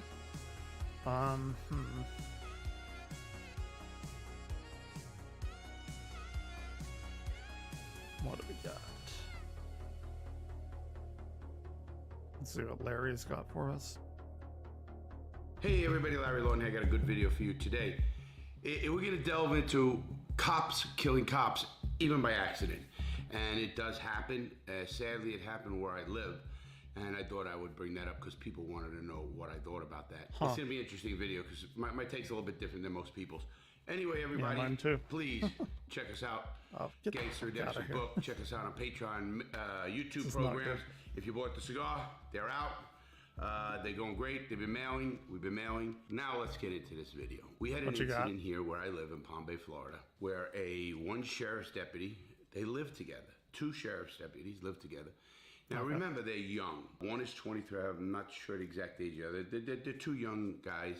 Work for the sheriff's department. Well, the story is they were playing Call of Duty. It's late at night on a Friday night. And one deputy shoots the other deputy in the head and kills him by accident. Now, here's the little bit by accident I just don't understand, because reading about this whole case makes me wonder really what goes on. How the fuck was it by accident? First of all, every deputy and everybody who owns a gun permit in the state of Florida, and I know at least the state of Florida, if you have a concealed weapons permit, you have to go through a course, you have to get trained, you have to get a license to carry that gun. Now, one of the first things any instructor is going to tell you is you never, ever point a gun at another person unless you intend to shoot the gun and shoot them.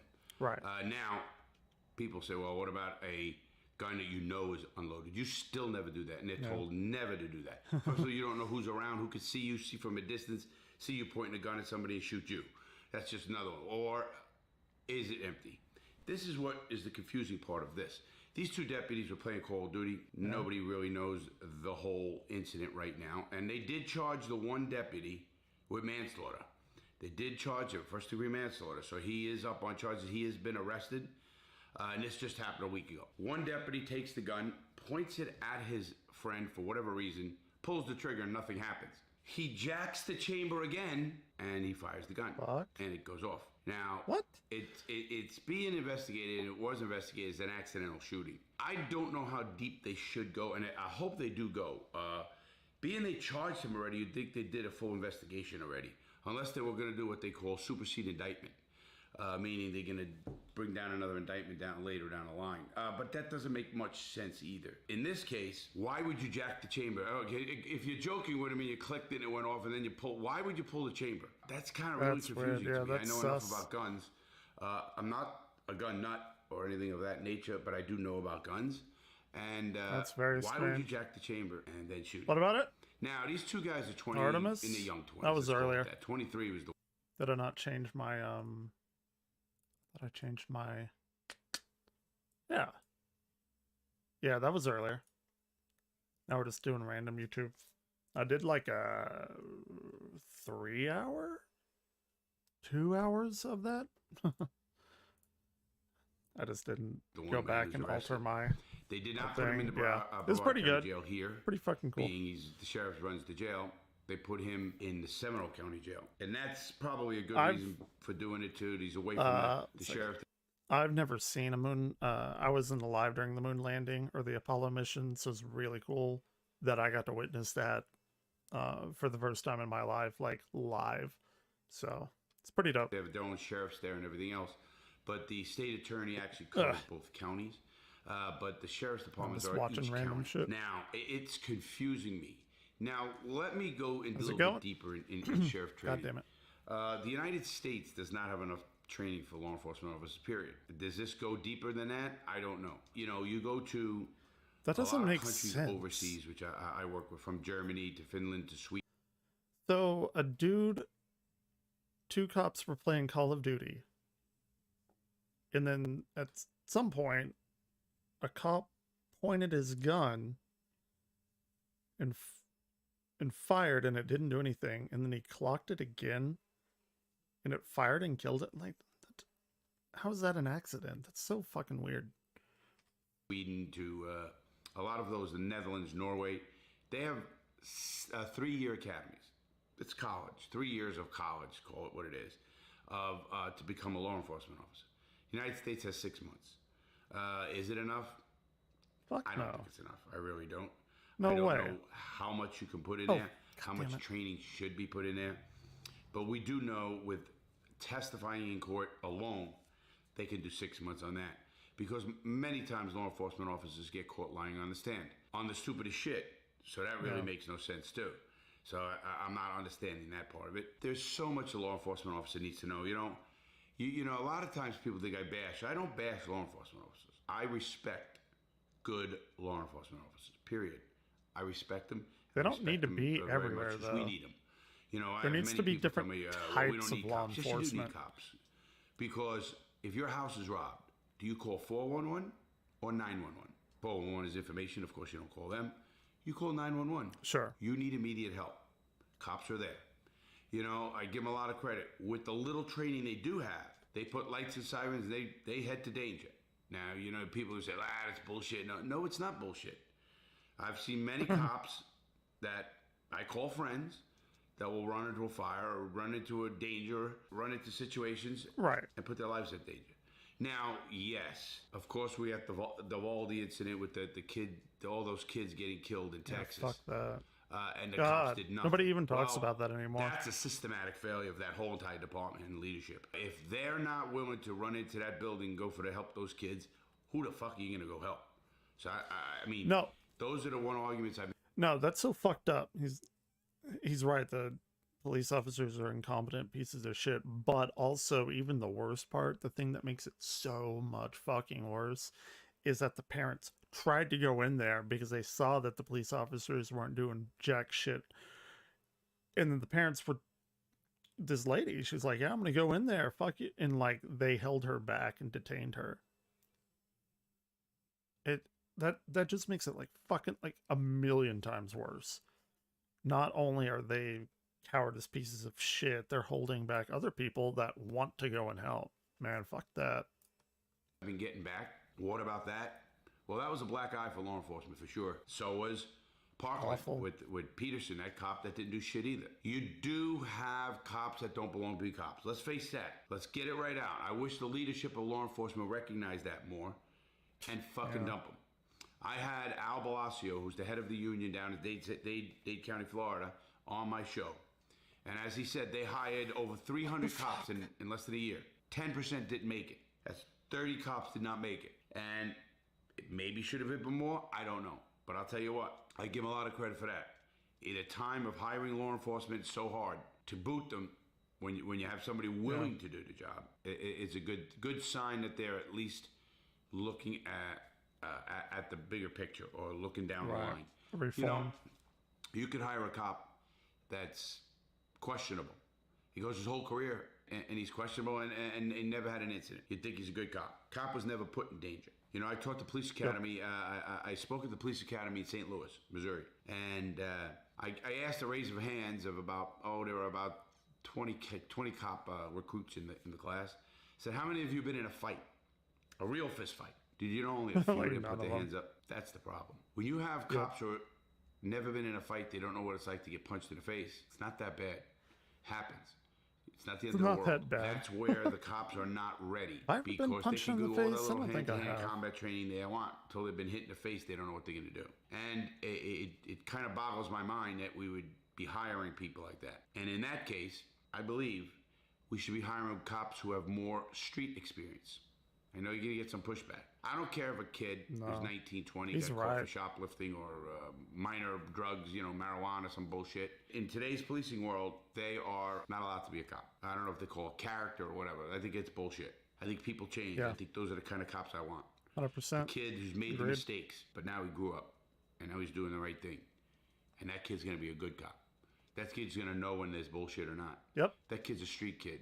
That kid comes from a tougher neighborhood, maybe. And I think those are the kind of cops we do need. Those are the kind of cops that make people proud, because they're the cops that are not gonna judge every incident that happens in black and white.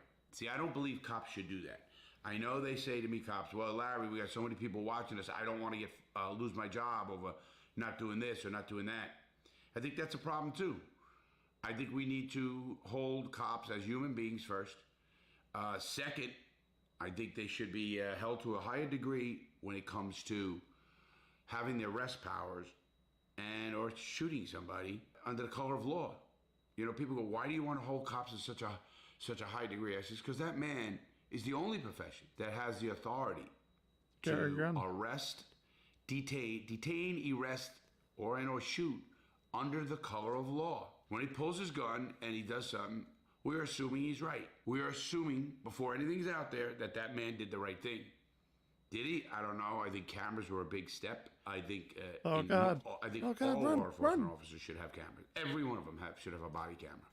And if that doesn't work during an incident, that man, unless it's not his fault, they can figure it out, meaning he shut it off or he didn't put it on or whatever it is, should be fired. Not only fired, they should be convicted of that crime that they need to be accused of. Fuck yeah, they should. Cops need body cameras for their own safety. With that said, going back to two cops killing a cop supposedly during a accidental shooting, whenever you point a gun at another person, no way, and you're a law enforcement officer, I don't know how much that's an accident. I just don't know. I think should have been investigated more, and I hope it is still being investigated. I don't understand why they charged them already in this incident, because we don't know what happened yet. I don't think. I don't know if, they came out with charges within a week of the shooting. I don't know how much they looked at his cell phone. I feel like I would have heard about this. At all people and what incident he had beforehand. Did they interview every single cop that he worked with? Was he a disgruntled employee? Did he have financial issues? Who knows? Shit. Maybe they'll play for money and you don't want to pay the guy. I don't know. I'm only surmising. I have no idea, and I hope this young man obviously made a mistake, and that's all it is. And then he gets his life back someday and can go on with life, because life's never over. That's so just because weird, you have though. an That's super incident fucking or a felony record. It's not. People think it is. It's not. Does it hurt you? Maybe. But I look at myself as a convicted felon, and things happen to me.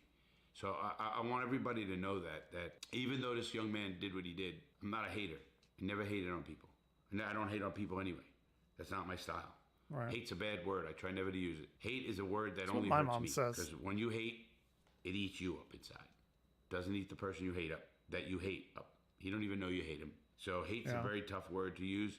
I don't use it when I can. And I catch myself, and I always correct myself. Because it's a word that is just detrimental to yourself. And if you use that word, I hate that guy. Hate ate me up for many years. I hated, and I planned the murders of the two officers that abused me and pissed on my face and spit on me. It took me 5 years before my cousin saved my life and told me, Larry, it's killing you. That hate's no good, it's killing you. And she was right. And now I feel bad for them. And I actually, I'm not religious, but if I was, I'd pray for them. Because those are the kind of guys that must have a terrible life. That they have to abuse somebody in the worst time of their life. They must go home and be beaten by their wives or something. God damn it. I don't know. So I've learned to take hate out of my heart. And I hope you do too. I also look at an incident like this and say, what about training? How much training?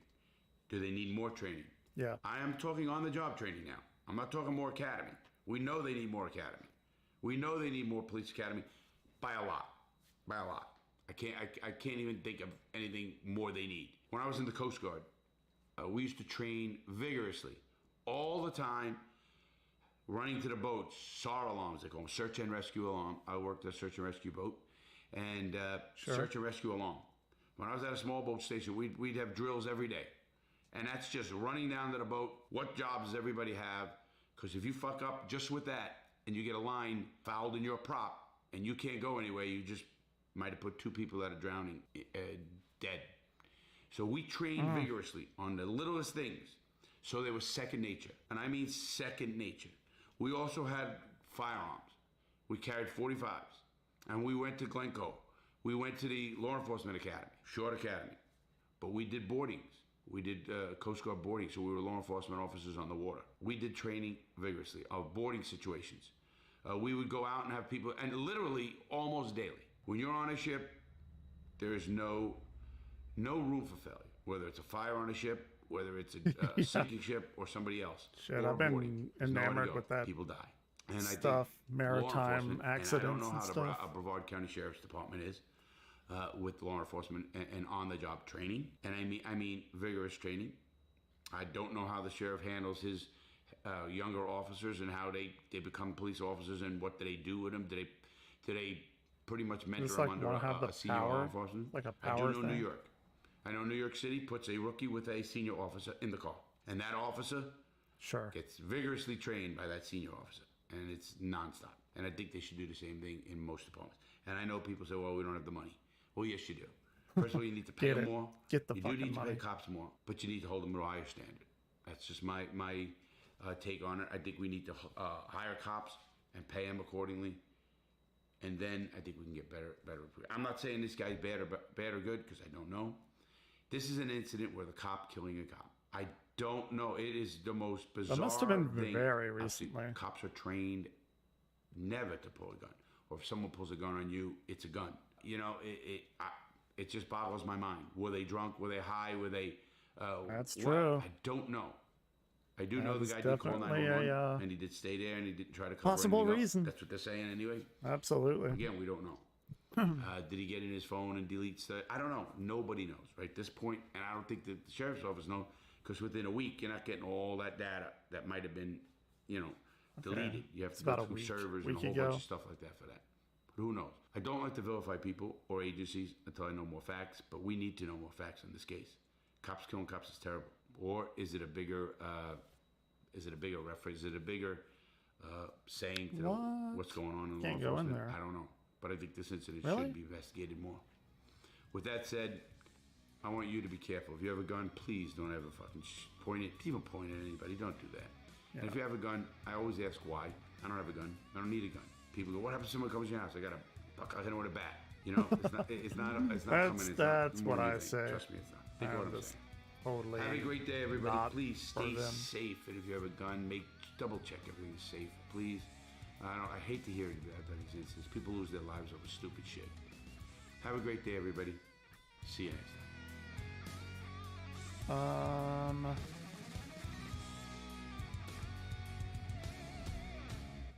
See if we got any more videos on abiogenesis. It's fascinating to me. Dr. James Stewart, he's such a fucking hack. It's awful. A synthetic chemist. I don't even know. I don't know. Anyway, let's see. Professor Dave has a bunch of cool shit on that. And some of these are tricky. They're misleading. Let's say that.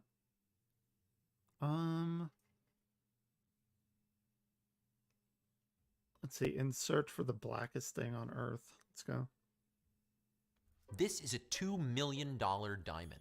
The reason you can't see it is because it's coated with a nanomaterial that makes light almost disappear. Even under bright illumination, the facets and reflections that give diamonds their beauty just disappear. The stuff that makes this That's possible so fucking cool. is the blackest substance made by humans. But is it the blackest thing on Earth? This bird might disagree. Holy shit. Bird of paradise. Hey smart people, Joe here.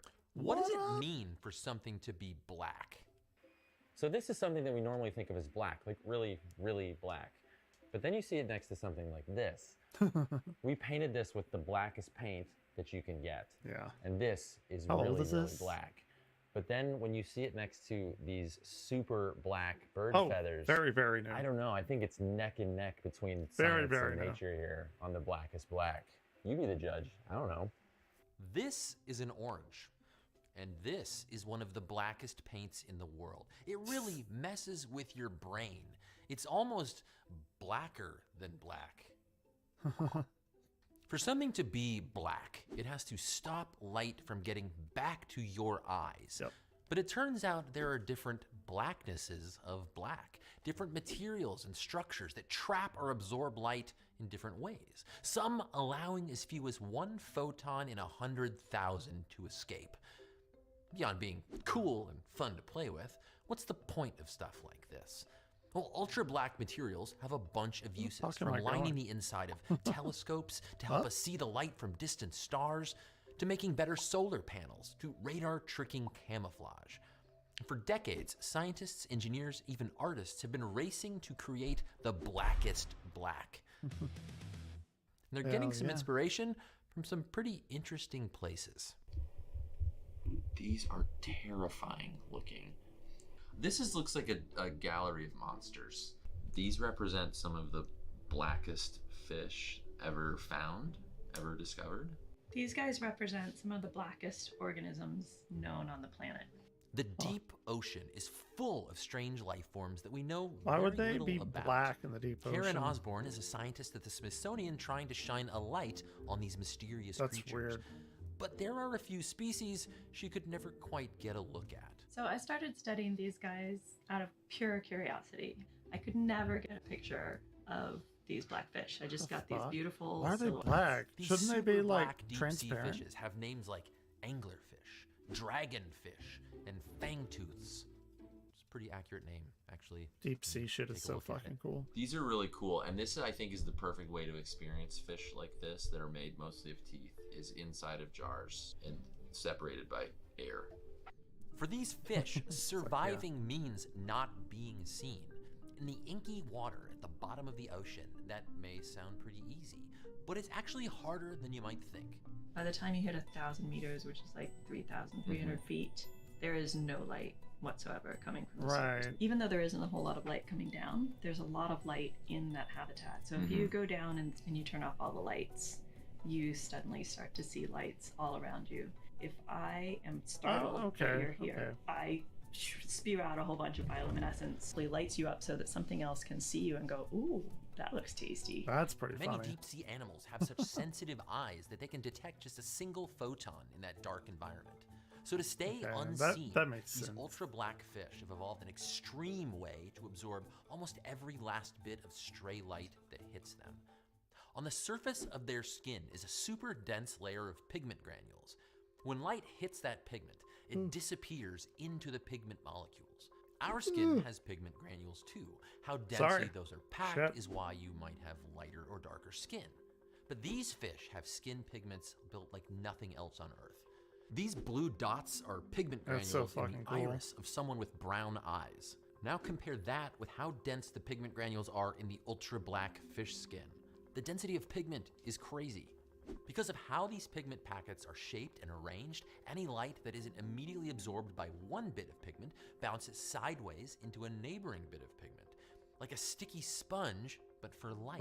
They take the same pigment that they normally use in the same type of cells they normally use, and they just exaggerate it. And they move those cells, instead of within their skin layers, they move those cells out to the very surface. How much light are these absorbing? So to be considered ultra black, you have to reflect less than 0.5% of the light that hits you. So they're really not bouncing back any light.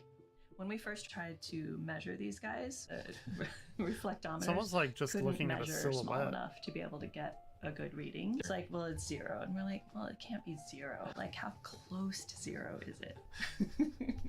Really close really to close zero. to 0. Studying what makes these deep-sea fish so black could even inspire new ways for us to hide things. And so all you have to do to replicate this, right, if you wanted to make, armor or, camouflage clothing or not remember make this. something disappear, is you just need the right size melanin granules, the right size and shape melanin granules, which you can make bacteria produce. So we could have biotech recombinant deep sea Wow. fish pigments that we could paint with soon. Is that what This you're is saying? so not You could make a shirt out of in the or original something. games. Okay, I do so not we remember can- this at all. Not a fair comparison, maybe, because I know it's dead and not in its natural environment, but we're neck and neck here on blackness. This is the best that humans can do, pretty Okay, much. here we go. Do you think there's something even This blacker? is in the original game. I don't know. The deep sea, Been a or have while. you reached like peak blackness? Reached peak blackness. These fish How may much be more the black could it blackest be? things in the ocean. None. But humans have made None more things black. that are even blacker. The pigment in this paint is on a similar level with what happens in those fish. It absorbs about 99.4% of all the light that hits it. That means just 6 out of every 1,000 photons manage to escape. So much light is absorbed by these pigments that we start losing the ability to pick out shapes and depth. I mean, my shirt is black, but look Hell at yeah. this. Black, black, black. Orange. Humans have made even blacker things than that. But to do that, we have to leave pigments behind. All right. And go to nanotech. In 2014, scientists realized that tiny forests of carbon nanotubes can be used to make ultra-black materials. Unlike new pigments, which weapon? absorb light, these remember nanotubes this. trap light in sort of molecular cages, so photons that get in can't get out. The blackest carbon nanotube coating, developed by MIT engineers, traps 99.995% of That's a light, lot meaning that of- only 5 in 100,000 lot of photons escape absorption. that forest of light-trapping nanotubes. That's what made this diamond disappear. Unlike paints, these nano coatings have to be laid down using elaborate processes, so their applications are more limited and considerably more expensive. But you may be surprised to learn that evolution figured out this way of using nanotech to make ultra black more than 100 million years before we did. I'm so excited to see these birds because I've only ever seen these on TV doing ridiculous Oh dances. yeah. Yep. Those This are one fucking almost looks badass like birds. It's got the right look. My brother-in-law What we're leads. looking at here My is brother-in-law the needs blackest one. of black Fucking birds. bird nut. These are 3 species of birds of paradise. There are many more than 3. They're found on archipelago in Papua New Guinea. These One of my favorite Magic have the some Gathering of the cards. blackest Birds of Paradise. feathers I've ever seen in a living, or blackest anything I've ever seen in a living thing. But why these birds are black is kind of weird. Unlike deep sea fish, these birds aren't ultra black for camouflage. They use their ultra black to get noticed. These guys, we think, and we've pretty good evidence to How say weird. this, that the reason these guys are so bizarre looking is that they have an extremely intense sexual selection. One female bird of paradise who Notice me. sadly it does not look as cool and exciting as these guys is going to choose a mate, and his only job is to provide genetic material for the offspring. He does not help raise them. He doesn't help protect them from Yep. predators, just delivering the genetic material, and off he will go. And so There if you she go. wants the best shot at having the best offspring, she needs to pick the healthiest male. This and is so those two fucking things come crazy. together in these birds where they're doing these fabulous dances to show off how cool they look. A male with brighter feathers and stronger dance moves can communicate how healthy and strong his genes are to any female Okay. who's watching. That's the basis of sexual selection.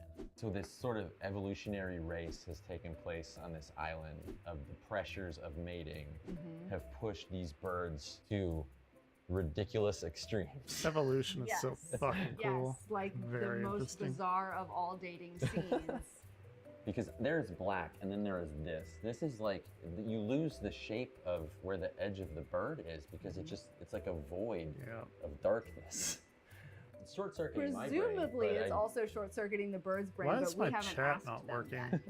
So Really that's annoying. the coolest part of the blackest black, right? We have the blackest black here, and then we have the brightest bright in the front. And when these birds are doing their mating displays, what they're doing is they're holding up these feathers in a way that Is it, like, arranges super the reflective? blackest black next to the brightest bright iridescence. Okay. And that contrast would be startling by itself.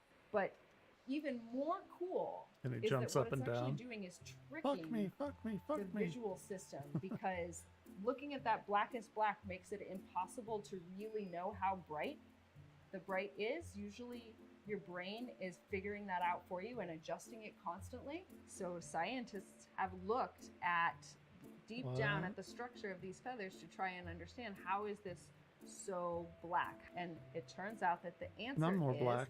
it's like velvet. Velvet is black, right? But it has little fuzzy bits that stick up, like velvet, but better than velvet. Huh. These feathers have little bits that stick up, and That's wild. when the Fascinating. light goes in to the top of that feather, then instead of bouncing straight back out, it's kind of scattered back around in all of these little nanostructures that stick up and bounce the light back in. The fuzzy Crazy structures in the shit. feathers work like a cage for light, just like those carbon nanotubes. When light goes in, it just bounces around. Ultimately, these feathers trap something like 99.95% of light. That's Gosh. remarkably close to the blackest black nanomaterials that humans have ever been able to create. Other animals like butterflies, spiders, even snakes make ultra blacks No. using similar pigments. Fuck or that. Don't give structures as spiders these any more fish and birds. benefits. Nature was Jeez. able to mold these incredible it. materials millions of years before we did through the forces of evolution and selection. And nature's nanotech has inspired I don't us like to create our own. Because of ultra black materials, we've been able to take pictures of the universe like never before, harness energy, even make our own camouflage. Who knows what we'll think of next? Wait, how does that Ultimately, work? making something totally and completely black may only be possible at the extremes of physics and space-time. Hell yeah. But nature has had some surprisingly not bright ideas of its own. Stay curious. Thank you so Cool. much for sticking That was around. I interesting. hope you enjoyed that episode. I wonder what that was called. I don't remember him talking about what exactly that name was. What does Rich have to say? GameStop is hemorrhaging money. Breaking news. I'm shocked. I never saw this happening. GameStop is hemorrhaging money and is going to stop focusing on crypto. Wow. Wow. Skip it up and that up. Did Hey, I write everybody, it's the time that of year to get script? crap for your loved ones. And what else would be crappier than getting a cameo for me? For me. Come on, man. Get your birds, get your family, get your dad, get your uncle, get your cat, get the ones you love in your life. A cameo from This reminds me of interdimensional cable from Rick and for Morty. the holiday season. I Say that make every money, time I and watch you get me to his say stupid recent crap. videos. God, man, I'm a middle-aged YouTuber with big birds on my table. Who wouldn't want that under their tree? So go get a Christmas cameo from Dad. There's a link below in the description. That's and I tell stupid. you, your loved ones won't regret it, or maybe they will. I don't know. But I'm a third off till January 1st, 2023. It's How do I get that? So GameStop ventured into NFTs and had their What? own NFT marketplace wait, for a what? while. You remember that? Someone put up a falling man NFT from 9/11. It's Because that was fucking that's despicable. real classy to try to sell, huh? You also had people on there selling properties that weren't their own, like the Nifty Arcade. You remember that one where the guy was selling games that weren't his Can property? I, like, not get Those had that? to be taken down too. It's been disastrous, and on top of it too, the crypto market, as Fucking everyone idiot. knows, has imploded. Will it rebound? It's a matter of if, not a matter of when. Things are looking pretty bleak right now. But nonetheless, due to all this, and again, people just not shopping at the GameStop Gravity anymore Monster. because many That's people right. have moved on to digital distribution. Hate that boss. GameStop is hemorrhaging money. Like, they are bleeding it. Gee, like I said before, I didn't see this coming. This comes from GameStop.com. I'm surprised I'll it read hasn't to you, happened then we'll sooner, discuss. to be completely GameStop honest. has released its latest earnings report, shining a light on how the company is performing from a business perspective. Starting with the numbers, GameStop's revenue dipped slightly to $1.186 billion, down from $1.297 billion Yeah. during the same They're- period it's last year. month That was a decline now. of $111 million. GameStop posted an Has to overall be. net loss of $94.7 million during the quarter, an improvement against the Before they go under, I mean. $4 million loss from the same period last year. The retailer also reported that it had cash cash equivalents, and marketable securities of $1.042 billion at the end of the period, which compares to $1.413 billion during the same period last year. That's still a lot of money. And before you think that doesn't sound too bad, GameStop has been laying off people like crazy. They've had 3 rounds of layoffs just in 2022 alone. Third time a lot of people who were working in the blockchain NFT section of GameStop were heavily impacted. Gee, I wonder why. And former Nintendo president of America, Reggie Fils-Aimé, he was actually on GameStop's board for a while. Yeah, they hired him. They thought he could and left because turn it allow around. him to attend and help plan out GameStop's future. This is what he had to say about He's that. like, no, the fuck issue that. was that as the strategy was beginning to be developed, I asked to be a part of the team to develop that strategy. I knew the business. I knew it as a customer. I knew it as a vendor. I had Yeah. pretty strong opinions on how the business needed to be pivoted, but I was rebuffed. The That's perspective so was, dumb. They Reggie, deserve to go we want you under. to keep the team small, so it's going to be myself, Cohen, and a few of the people I brought on board. I took that as They code for deserve thank you, but all we their really don't want failure. any other ideas. For me, that was not acceptable, and he left. This isn't rocket science. It's not. I'm not a financial analyst. And Rocket I know surgery, there's goddammit. people during the Wall Street bets craze that some people cashed out and became millionaires. I get it, but that was the whole meme stock pushing against the Wall Street assholes. Remember I those understand days? that, Fuck, that was but what, a that year wasn't ago? Representative Year and a half of the ago? value that the company offers, and if you should invest in it. That was literally a lottery ticket for some people. I Wish look, I I had know done there's that. people that are going to get defensive and say, Rich, I live out here and I need my internet sucks, so I still need to buy my games at a brick and mortar store like GameStop, or I like having the physical game even if the full game isn't on the disc. I'm a collector. Fine, I get that. Why? But Why the would you average want consumer, trash? I don't kind know. of am sort of that in a way. Doesn't care about any of that. Doesn't make It's going to sense be to me. snowing here tomorrow. If I want to buy a game on my PS5 or my Series X or my PC, all I got to go is to one of their respective stores, download the game, and don't have to step foot out of my house. Yep. Am I saying that I'm a fan of physical games going away? Hell no, I'm not. But you see where the market is trending. You see where it's going. And that is I the haven't reality. saved Most recently. I'm people gonna be have a moved scrub on to into digital a distribution babe state. and are not going to GameStop for anything anymore. And that's The what is gravity really boss happening. is And on top really of it, fucking too, annoying. The big bread and butter for GameStop, you all know this, especially during like the 6th and 7th generation. Everyone was buying physical games. Digital distribution was pretty much not a thing during the 7th generation, and especially the 6th generation. 7th gen Can't I started go to become under him mainstream. and But maybe not? during those generations, GameStop's biggest Shit, what am I doing? money maker was buying and reselling used games. They would buy them for next. It was essentially kind of a scam, but not, because you could go and buy a game. Somebody ported this that into. day, okay, you open up, you go home, you try it. It sucks it because you bought Super it, then you Metroid? go back.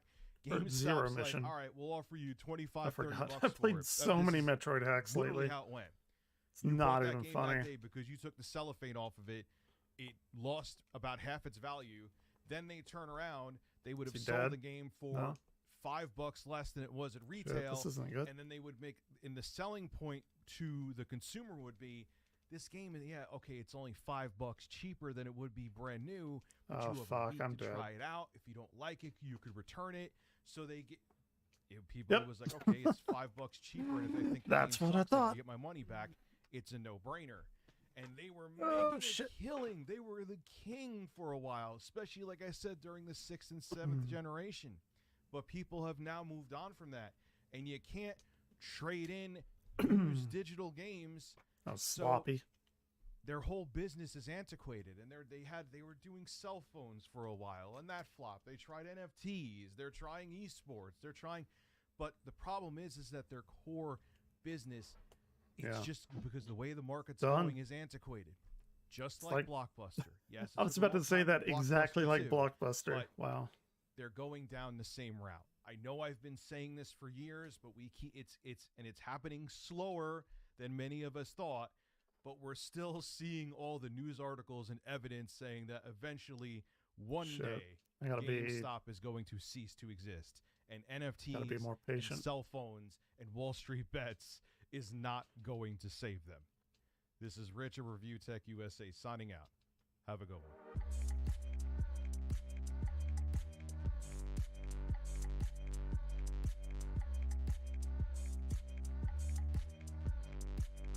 Sure.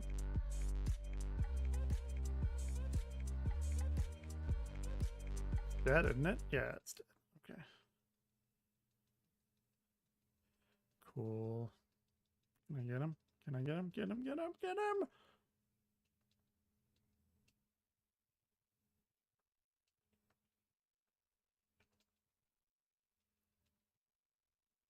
Oh, he wasn't as hard as I thought he was.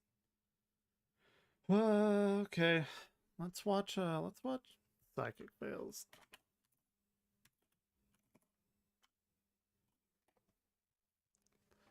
Or People Caught in Lies. Those are really good too. The Most Brutal Psychic Fail compilation. Let's go.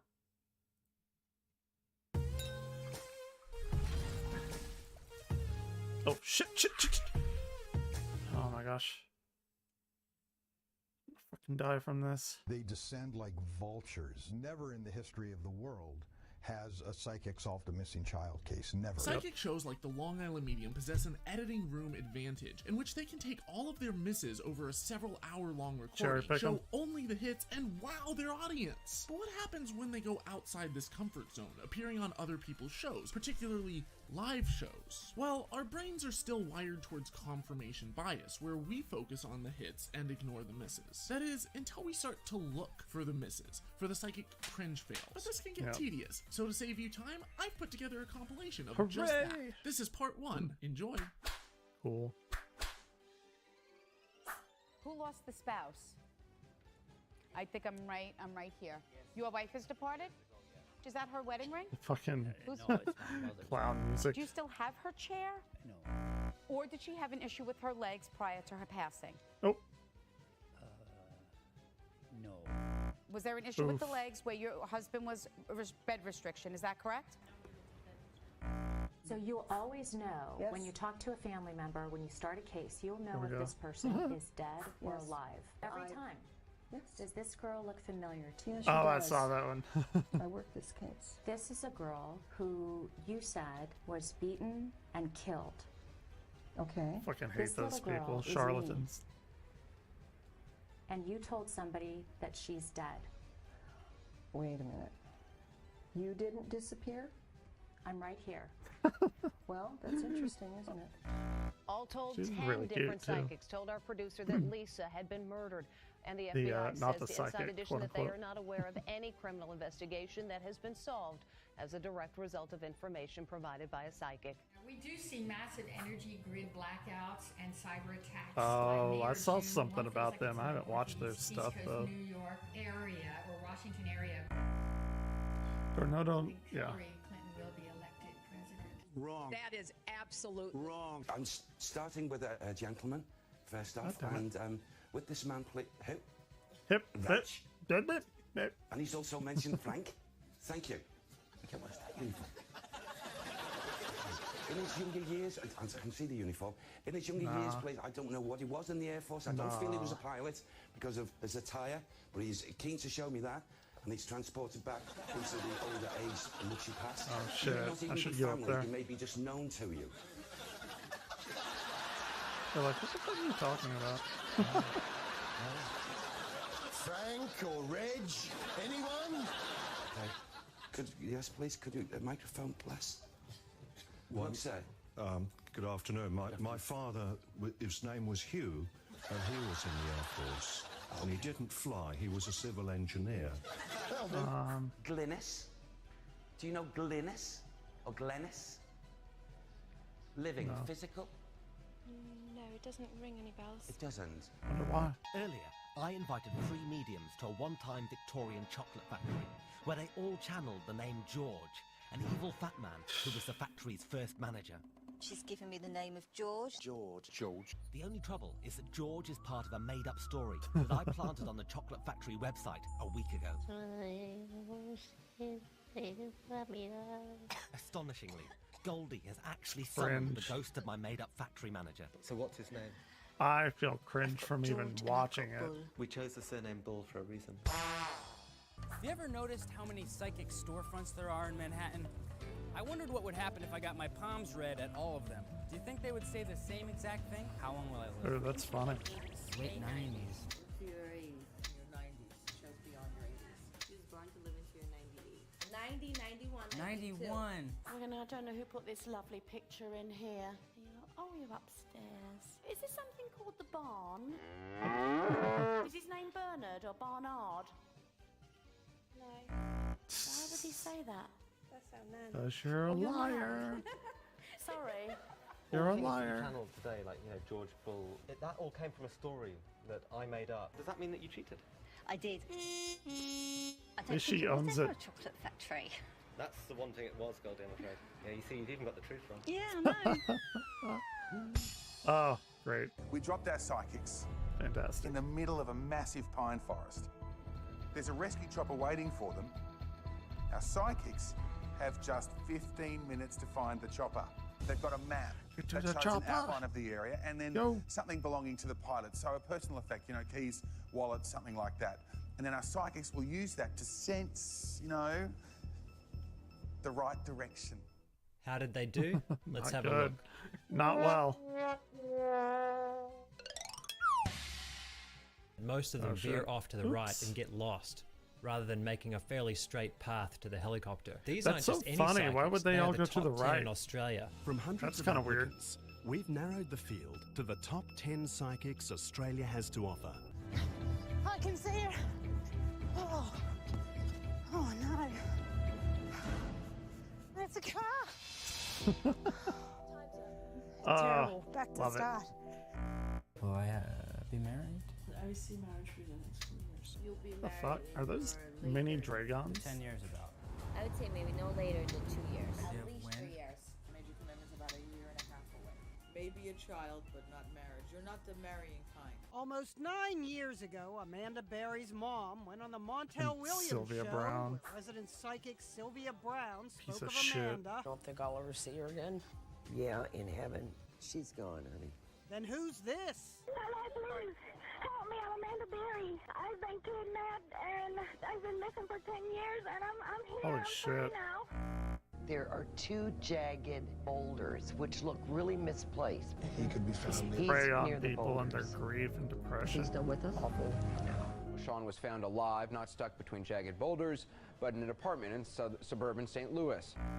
Is it possible for a psychic to read the history of an instrument just by touching? Please welcome Nella Jones. That's just a little thing. That's just getting into a lock of some sort. I felt class with that one. This one, God knows why. I'm picking up a heavy tire, so I don't know what that's being used for. Fire. Sorry, my darling. Best I can do. You examined 6 objects. You got no information Great from 3 Randy. of them. and Hell you got yeah. incorrect information from the remaining 3. All right. Be the father of 2 children. He's going to be a father of 3 kids, 2 boys. I see 2 boys and a girl. Your dad showed 2 children in the future. I'll adopt 2 kids. Was somebody murdered? Like, murdered? What the fuck is what? No. I feel like somebody What? passed from a suicide where their actions brought about how they got there. If anybody over there has somebody who crossed over like that, that's kind of how they showed it to me. No, we're seeing lots of... It's connected to Michael, if it helps. I had an aunt. Her name Say it was again? Moira. Okay, I'm getting someone now whose name is. It's a. Kenny! Kenny says hi. She'll be Kenny. given the 12 biographies. Then she'll do a tarot card reading on each subject. To win, she Tarot has cards. to match the person to the Sure, correct they're bio fun. 9 It's a out of fun 12 game. times. How convinced are you that you're going to win $1 million? I'm convinced. I see that you're a person that's ambitious. Bet she I'm is. going to go with this one. This is your final answer? Yes. If this is your bio, I want you to turn it towards the camera. If it's not your bio, I want you to crumple it up. Now, it looks like What is you've that? got 1 right? I still believe I'm psychic. What do you make of that? It's called, what's the term? Stubborn. I guarantee you one headline you will never see is this one. Psychic wins lottery again. Thank you so much for watching. This is part of a several-part series on the supernatural. I'll be releasing part 2 of this compilation tomorrow, and next week I'll be answering the question, what's the harm? As well as... Holy Kool-Aid, I like that name. Let's see, what else? Here's part 2.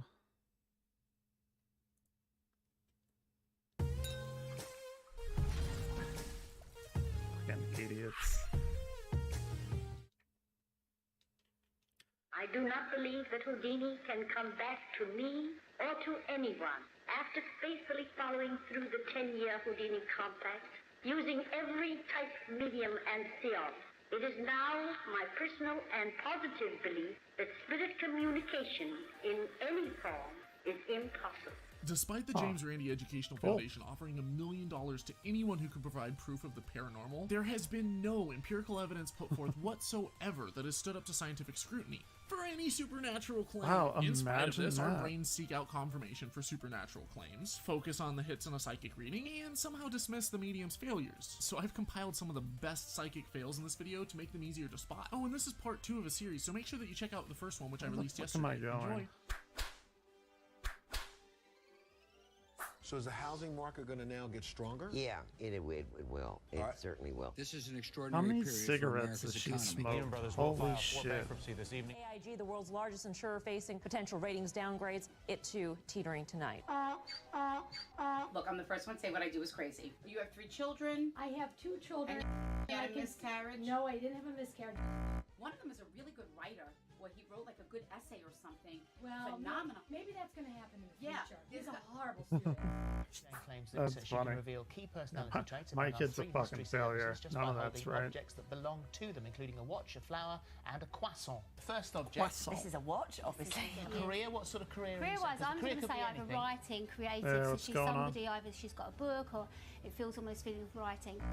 She's passionate. You know it's a her. Watching Yep, people it's a fail feminine watch. at being a psychic. Pretty funny. Do you have somebody, family, that is a J or an M? A J and an M? Really? You went with the most common guy's initial and the most common girl's initial? I'd be more impressed if you went with a Q and an X. Funny, I'm getting a B and an S. Duh. Oh, yeah. M, is it a male or Oh, female M? there I we don't go. know. You Okay. don't know? Then what's the point of being psychic? Is that your mom? Yeah, put in the Is there comments or another Mary something. or I'll do Marie, those at some deceased point. or middle name like this from your husband's side? No. Does she have a boyfriend? She's only.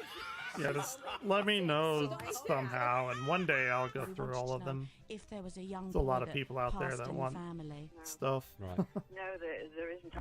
August the 3rd, does that have a meaning? Is that connected Could probably to do that those grandmother? I mean, it's a tonight, big maybe. thing, a big ask, Christine, because you No, haven't even been thinking of that. No, August the 3rd doesn't ring a bell. You know, and Gosh. who is James on that side as well?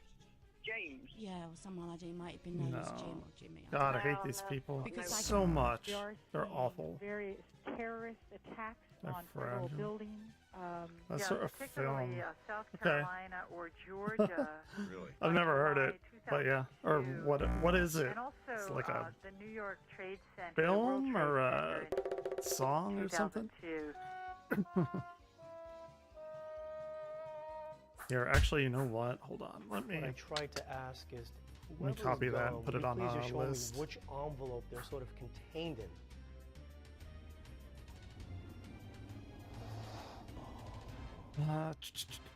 You believe that's a dead person? Open. That is a living person. Or is it Attempt idea? two. This No. one is a live person. YouTube. There we He go. was supposed to find Elvis Presley. Elvis Presley. We know he's dead, right? Yes, sir. I'm considered very good at what I do. Firm? Boy, am I bombing. Flawless victory. My daughter, Michelle, was 17 years old. Okay. Sylvia, I don't know how she died. All right, yeah. If you can, It's on there. how did she die? Will do. Circumstances Shit. of her death? I think, well, no, tonight I'm going over Gemini Home Entertainment. I lost my boyfriend That's gonna be tragically like a few years ago. They never found Big him. The fucking reason why you didn't find stream. him is because he's in water. You can't find somebody. Well, I'll get to it though, for September sure. 11th. There was no. He was a fireman. Is there Those any way he videos could drown in for water me some way? do They quite never well. found a piece of him. Nothing. It's crazy. In 2005, on the show K-pop Most fans are Haunted, crazy. parapsychologist Dr. Kieran It's O'Keefe so funny. fed psychic Derek Okora the name of the ghost Creed Kafer. Yeah, After sure, Derek absolutely. pretended to be possessed on the show by that ghost. Is he telling you something? Like, gosh, there's so many people out there. Like, do this, do that, do this. Okay. The name Creed All Kafer right. was revealed to be an anagram for Derek Faker. There are people right now that are like watching this going like, what? He's crazy. I guess I got to do more of that. What? Wise? Somebody said they had a bunch of. They like mixed genres really well. We're talking about So like that either kind of really piqued my interest. Just yes or no as best as you can. No. Cancer? No. I'm saying this to you, John Edward. You are a liar, you are a fake, and you are the biggest douche ever. That's what I wanted to do. And there's so many. Pillow with the back of her, or is that you?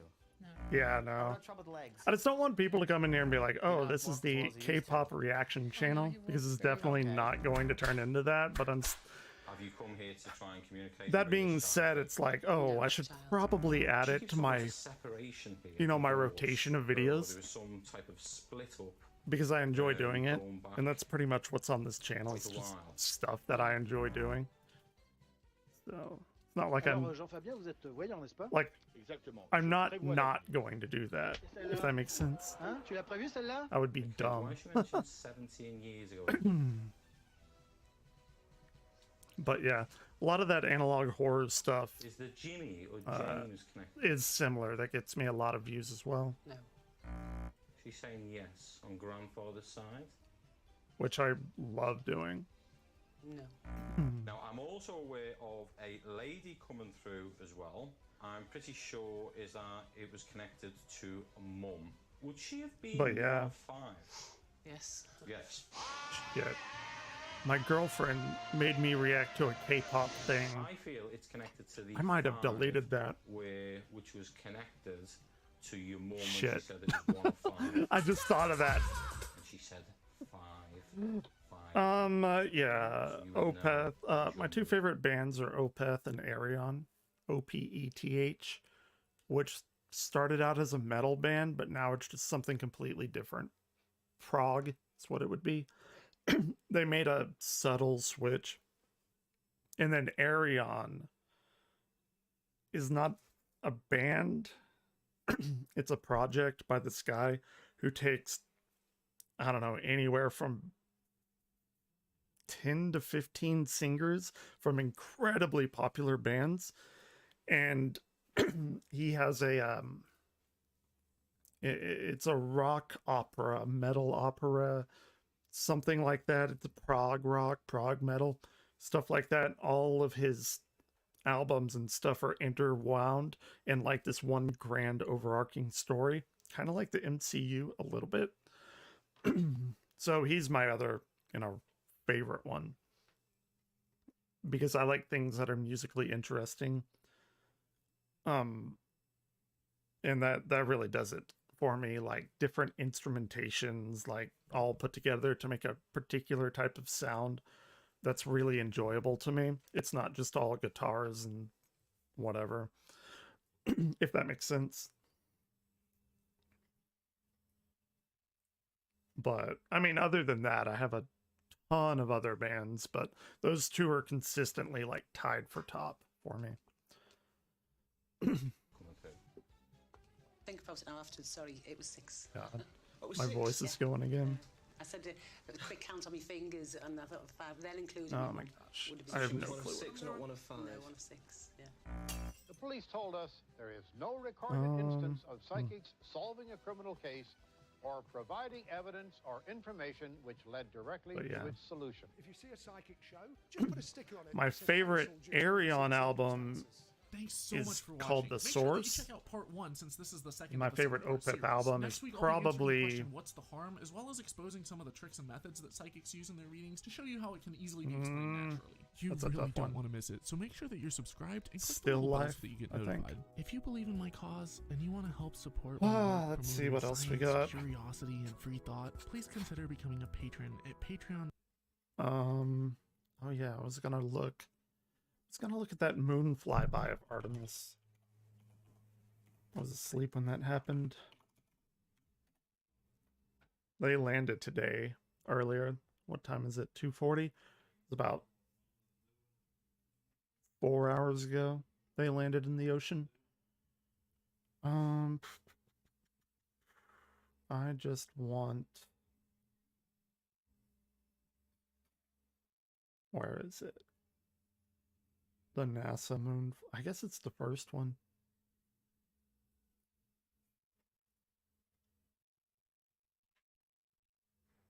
This moment must feel. Tell me a little bit about what this is like.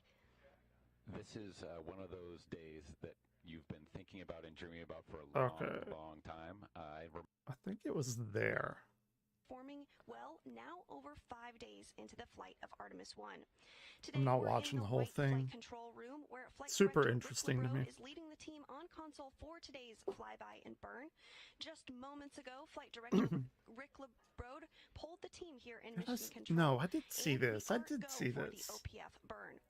We do expect to lose signal of Orion as it travels behind the backside of the moon, as the moon will be blocking the direct sight to the Deep Space Network. Artemis. Here we go.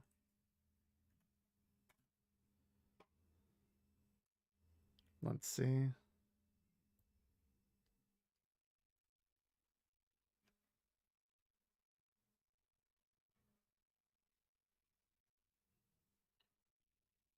Shit, that's a pretty meaty video. 50 years after we last left footprints on the moon, NASA's Artemis 1 is our first bold step towards getting us back there and pushing us farther than we've ever been before.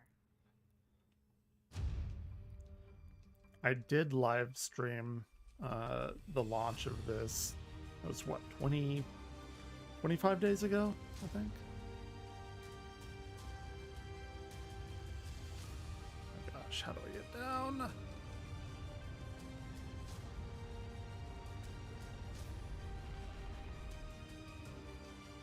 What am I'm missing something clearly.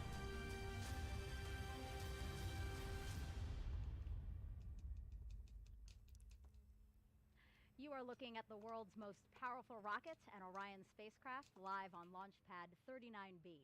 Artemis 1 embodies the hard work of thousands across the world, determined to explore for the benefit of all. This briefing at 9 I always get messed up at this part. It's really annoying. And a very small concern for the cumulus cloud rule, but overall the weather is looking favorable. As I said, right now weather is go. Those clouds are high enough and thin enough where we do not expect them to be a concern. So I'm happy to report a very favorable launch forecast as we head closer to T0. Now the fully stacked So SLS how the hell do I Orion get system down pulled there? From the vehicle Makes no assembly building sense. to the launch pad about 2 weeks ago. We captured this video of the 4-mile, 9-hour journey. It took a special I'm very transporter and a confused. special team of people to make it happen. Hear from them what it's like to shoulder the weight of this moment. Shit, wait, is it in here? Might be in there. It's a machine that goes and picks up the mobile launcher, the SLS rocket with Orion. It's basically the cornerstone of the mobile launch concept. Without the crawler, you couldn't transport the mobile launcher and the vehicle from the VAB to the pad. I don't have that yet. And it was designed and built for the Apollo program to move Saturn V's to the launch pad. Since then, we've modified it and used it to move the entire shuttle program. And after the shuttle program, we did extensive modifications, and now it's to be used to move Artemis to the launch pad.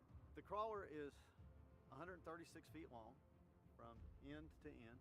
It's 114 feet wide from the edge of the truck to the other edge of the truck. It weighs 6.6 million pounds. It has the power to do 2 miles an hour, but you never want to go that fast. Generally, we're around I'll be right back. 0.83 for SLS. Artemis will be one of the heaviest loads we've ever carried and one of the tallest loads we've carried.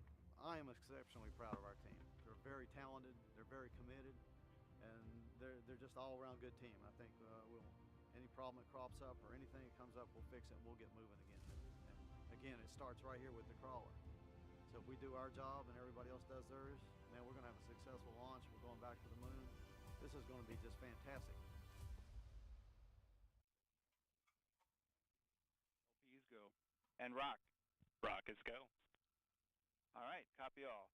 And Launch Director NTD, our launch team is ready to proceed at this time. I copy all NTD. At this time, I will proceed with my poll. And attention on 232, this is the Launch Director performing the final poll for launch. Verify no constraints and go for launch. EGS Program Chief Engineer. EGS Program okay. Chief Engineer verifies that the I EGS am and back. Program Chief Engineers have no constraints and are go for launch. Copy, Greg. Thank you. EGS Chief Safety Officer. The EGS CSO verifies the SOS Orion and EGS CSOs have no constraints and are go for launch. Copy, John. Thank you. Range weather. Weather has no constraints and weather is go for launch. Copy, LWO. And Mission Manager.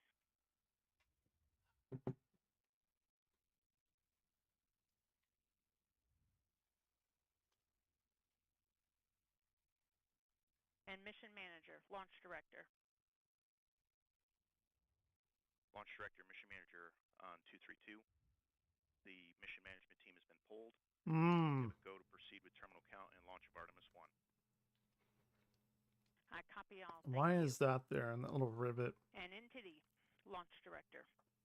Go ahead, Launch Divot, I should say. Yes, sir.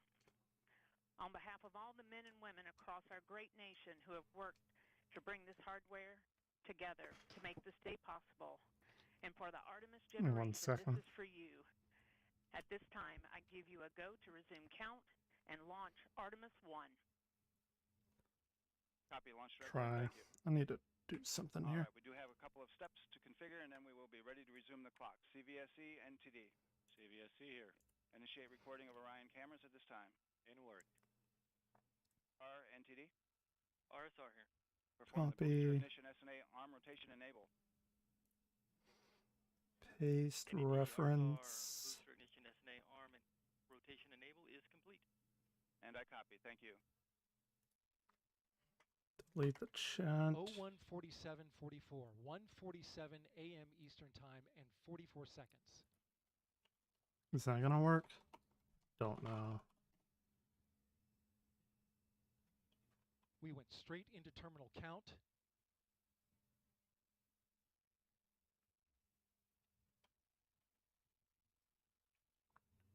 Liftoff now 9 minutes away. Why is that not working? So terminal count. Control has been given over to the GLS, the ground launch sequencer, a computer and software that is doing all of the commanding and monitoring of the Space Launch System.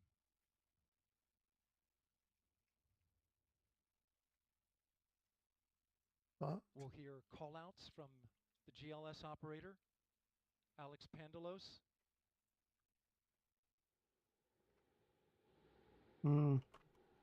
As well as NASA Test Director Jeff Spaulding. Oh, there it goes. Weird. GLS is pre-tensioning the umbilicals at this very moment. You can see them as they run down the rocket. That's weird. Getting them ready to detach. At liftoff, those arms will swing away. We'll let go of the rocket in a clockwise direction.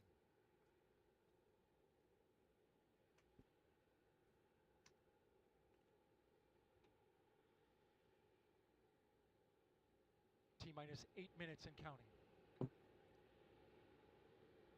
God damn it. GLS is performing up to 100 commands per second. No clue to where to unlock that level 4 lock. Including configuring ground systems for power transfer Just to the rocket. really annoying. GLS is turning on cameras, recording video inside and outside the crew module to collect data for engineers. Purging the aft skirt booster with high flow nitrogen.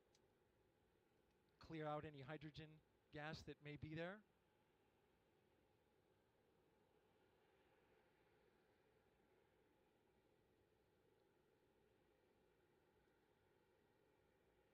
You can see the crew access arm is already retracted. When there is crew during Artemis 2, it would happen at T-minus 6 minutes. But out of abundance of caution, they went ahead and retracted the arm well ahead of liftoff. That's strange. Want to point your attention to the base of the mobile launcher. Something wasn't done to reduce the power from the pressure caused by the rocket's ignition and thunderous sound. It could damage the rocket. So the ignition overpressure and sound suppression system will flood the mobile launcher with water. You'll see that start at T-17 seconds. That's why they put the water there, because it's so fucking powerful. It would shake the thing apart with the sound. The ground launch sequence That will makes start bringing sense. the high energy systems online, starting with core stage pressurization. That's insane. That is absolutely insane.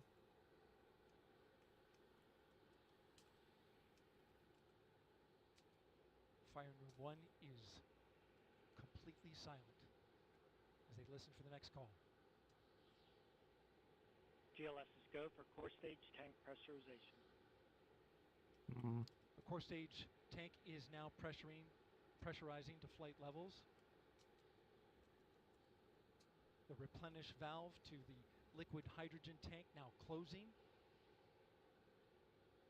What am I missing? Liquid oxygen tank will come a little Clearly later. I'm missing something. Now we're arming the Orion ascent pyros and transfer to internal power.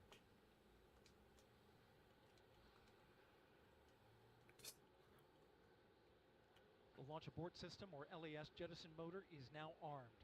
On this flight, the abort motor is inactive because there is no crew on board. Up next is the flight termination system, or FTS, which gives the Space Force the ability to Damn it. destruct the rocket Come to if it me. goes in the wrong direction. Come to me. For that.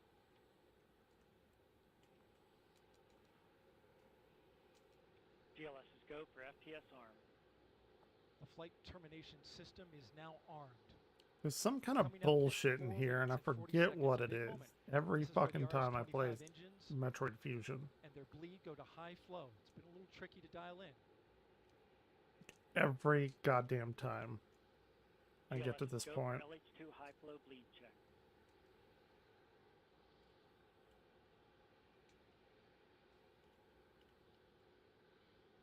Good word, we've passed that. The cryo team got the LH2 engine bleed pressure dialed in. They are now at the right temperature for launch. Countdown continues. T-minus 4 minutes, 15 seconds. Up next, GLS fires up the KPUs. Those are high-speed turbines which provide pressure to hydraulic pumps that steer the RS-25s. Stands for Core Stage Auxiliary Power Unit Start. GLS is go for core stage APU start.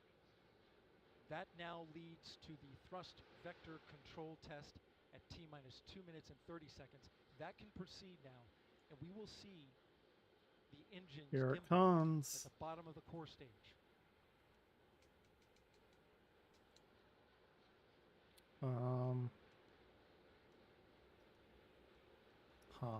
Okay. At T-minus 3 minutes and 10 seconds, you will hear the go for purge sequence 4. That's a helium purge of the 4 core stage engines downstream of the propellant valve, getting the air and moisture I am out. so at a loss right now. And I remembered something completely dumb. Like, it's completely fucking stupid. And in just a few seconds, GLS will close the core stage LOX vent, liquid oxygen. The white vapor cloud caused from the super cold gaseous oxygen condensing the water in the atmosphere will disappear. You see it coming out there now. And there it goes, it's closed. LOX vent closed, pressure rising in the core stage LOX tank to flight levels.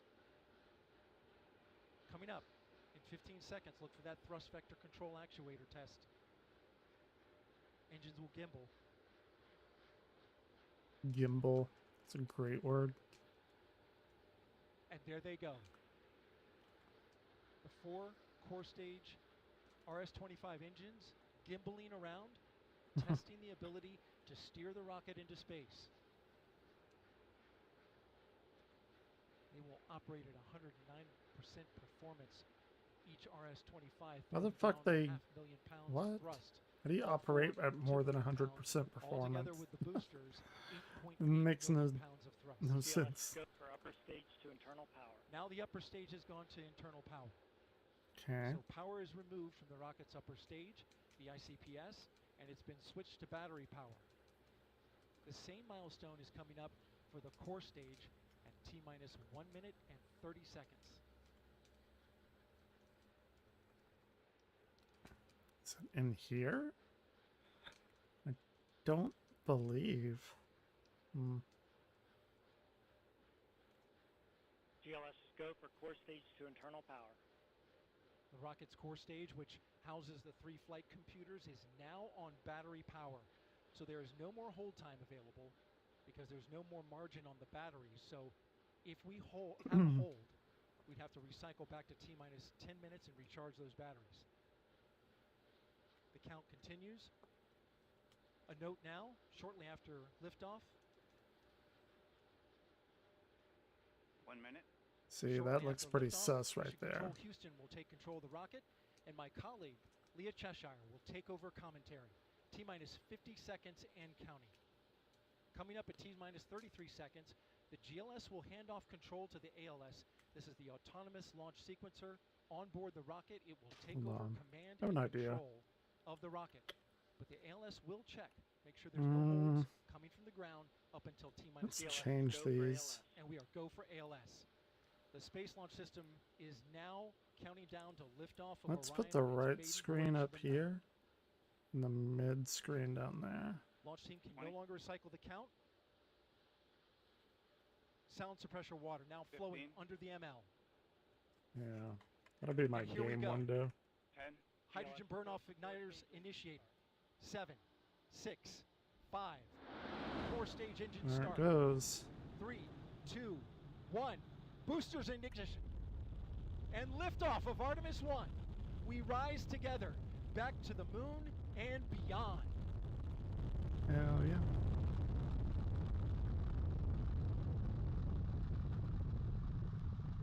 All 4 RS-25 engines on the core stage and 2 solid rocket boosters now propelling the vehicle at 128 miles per hour. Hearing good control on the roll from teams in Mission Control Houston. All good calls so far. Now 30 seconds into the flight of Artemis 1. First milestone will be for the vehicle to pass through max Q at about 1 minute and 9 seconds into launch. This is the greatest period of atmospheric force on the rocket. Even from re-entry? Is that true? I don't know. SLS now traveling 607 miles per hour.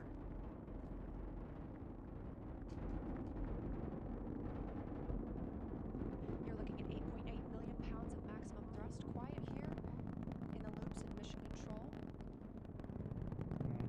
The 4 core stage engines are throttling down ahead of passing through max Q.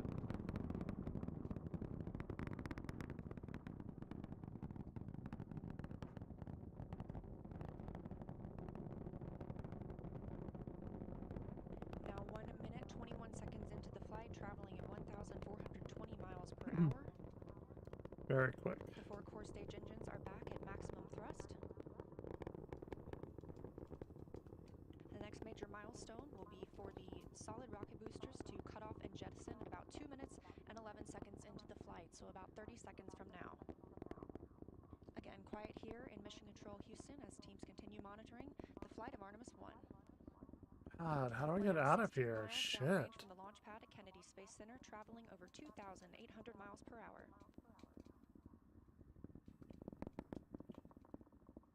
Every damn playthrough. Solid rocket booster jettison and shortly thereafter.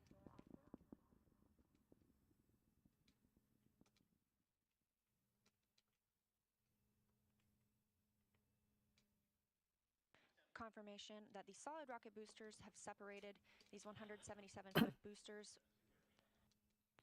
Now the core stage continues to Are power those the flight of reusable Orion, now? all 4 I forget. RS-25 engines firing, traveling over 3,400 miles per hour, 46 miles downrange. 2 minutes and 36 seconds into the flight. Hearing nominal calls here in Mission Control Houston. We've still got 4 good engines on the core stage. Next up, we'll be looking for the service module fairing to separate. This is 3 15 by 15 foot fairing panels, providing structural support, protecting the service module. Those will separate at about 3 minutes and 11 seconds into flight, and very shortly thereafter will be followed by the launch abort system separation. Just over 3 minutes into the flight of Artemis 1, now traveling over 4,060 miles per hour, 83 miles downrange. We just had confirmation that the service module fairing has separated.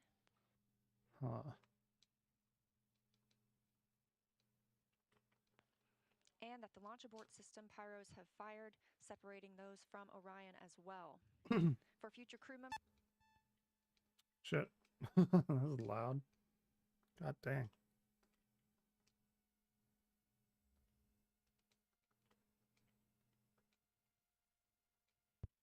We just heard the call for 3-engine press, meaning if SLS were to lose an engine at this point in the mission, we could still achieve a nominal mission. We would just have an extended main engine cutoff time. However, we still have 4 good engines, all at maximum thrust right now. Oh my gosh, really there? That's what it was? Miles per hour, 148 miles so downrange. Fucking annoying. I knew it was something like that.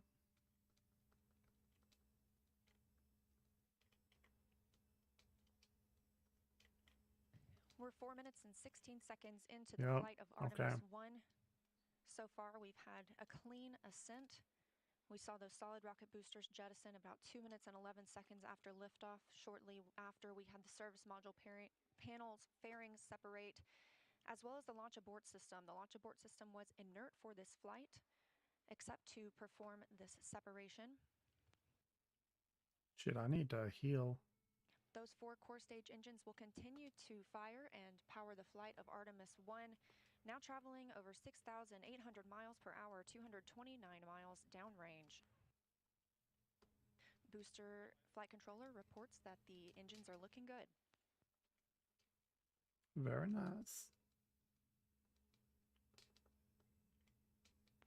Our core stage main engine cutoff time is about 8 minutes and 3 seconds. We are now 5 minutes and 11 seconds into the flight, 7,656 miles per hour.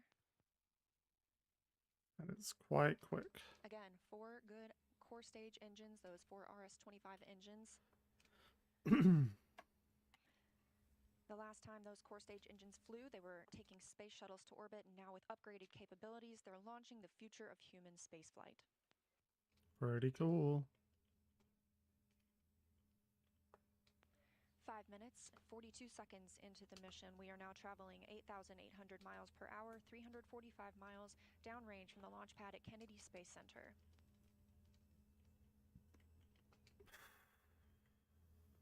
Again, we are anticipating core stage main engine cutoff at about 8 minutes and 3 seconds.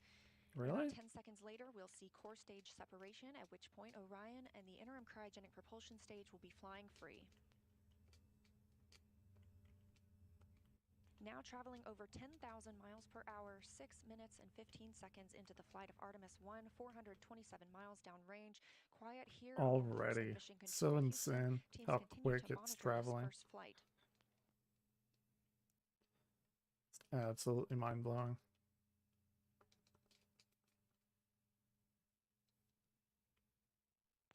About a minute and a half now until that core stage main engine cutoff time. Our 4 core stage engines continue to fire maximum thrust.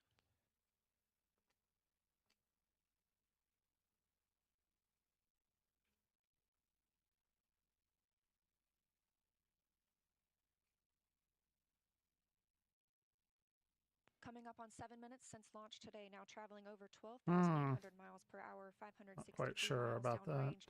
Again, still quiet here in Mission Control, Houston. You know they're like on the edge of their seats, hoping it doesn't blow up.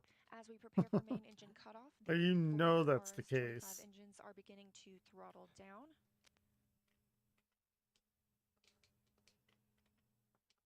Uh-oh, I think I did something wrong.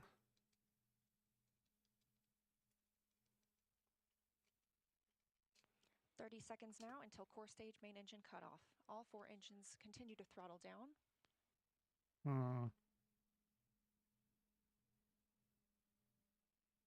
Now 7 minutes, 45 seconds into the flight, traveling over 16,000 miles per hour. Continuing to hear good calls here in Mission Control, Houston. I think We're I standing by fucked for core myself stage over. Main engine cutoff. Maybe, maybe not.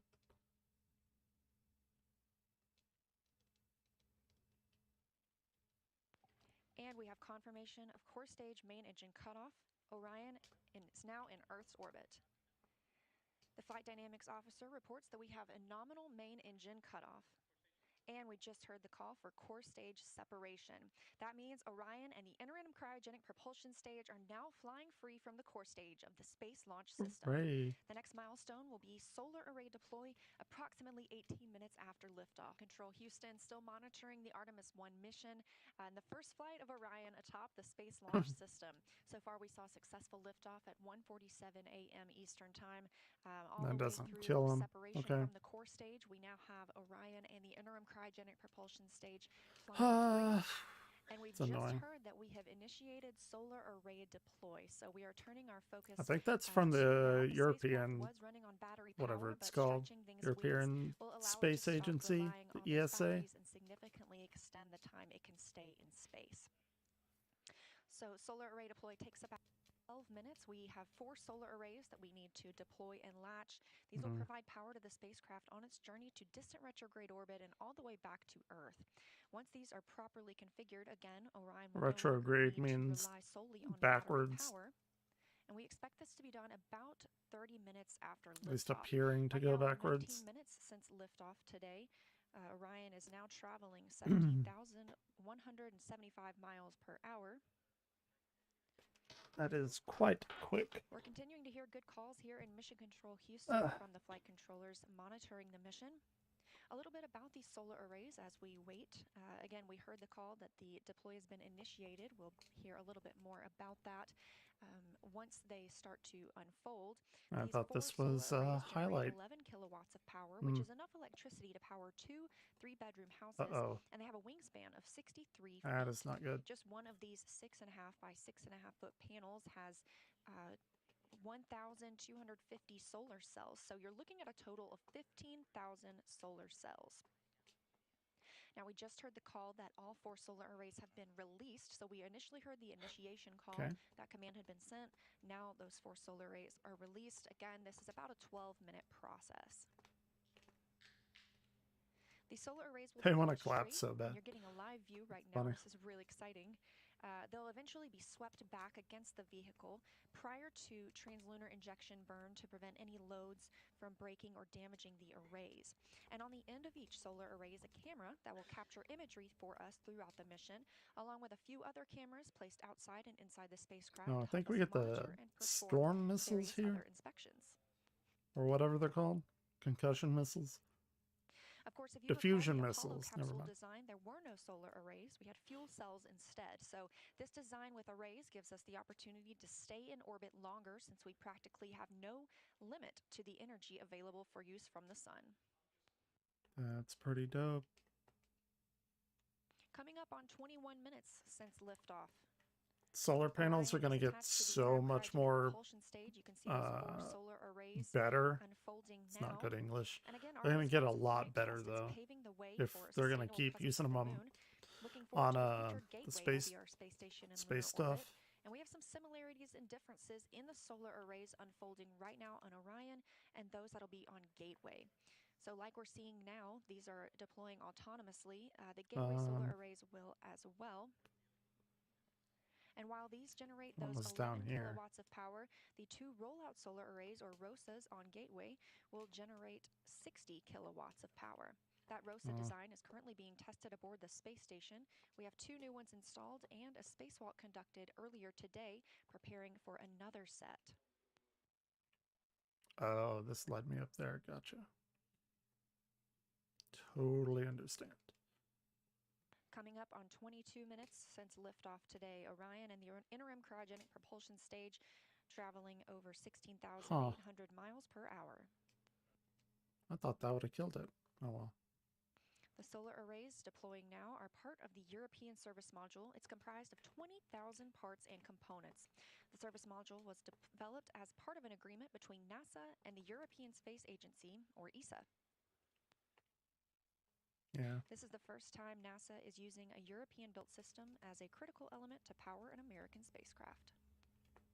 Gotta work together. Coming up now, and 24 minutes into the flight of Artemis 1, spacecraft now traveling at 16,500 miles per hour around the Earth. We are in solar array deploy, and we have confirmation all 4 arrays are deployed. And with our launch at 1:41 Eastern Time this morning, we are looking for a perigee raise maneuver about 53 minutes into today's flight. Again, we are now 25 minutes and 47 seconds into the flight, and we have a complete deployment of all 4 solar arrays. Orion's journey to the moon continues as planned. Again, looking forward to that perigee raise maneuver. That'll be coming up again at about 53 minutes into the mission. Where are we going? About 6? 27 minutes from now. During the perigee raise maneuver, the interim cryogenic propulsion stage will use its RL-10 engine to lift the lowest point of Orion in Earth's orbit. The current orbit is more of an oval shape than a perfect circle, and this burn will raise that point closest to Earth and make An the orbit ellipse. more Don't call it an circular. oval. This will Come also on, include NASA. a checkout of Orion's Do systems not and any fucking adjustments call it to an the oval. solar arrays. It'll be a short burn, less than 30 seconds long, but critical to keep us on track. And it also prepares us for the next engine burn to send Orion to the moon. That's the translunar injection burn. That'll come up a little later, which is a longer burn, another firing of the RL-10 engine on the interim cryogenic propulsion stage.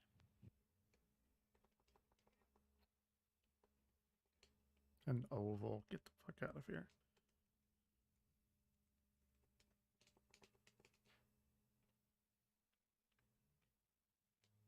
We caught a glimpse there of those solar arrays, and with all 4 solar arrays properly deployed, Orion's journey to the moon continues, and we've got more operational updates coming up shortly. Coming up on perigee raise maneuver about 2 minutes from now.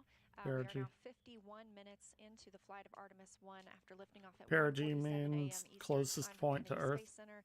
The vehicle now in a traveling particular over orbit. 14,600 miles per hour. So during Orion's orbit of Earth, it reaches an apogee and a perigee. The apogee is the highest point above Earth's surface, and the perigee is the lowest. Therefore, this perigee raise maneuver is a firing Same thing of as the what I said. ICPS I think RL-10 I'm engine, and it's going to raise the lowest point of Orion's orbit over Earth.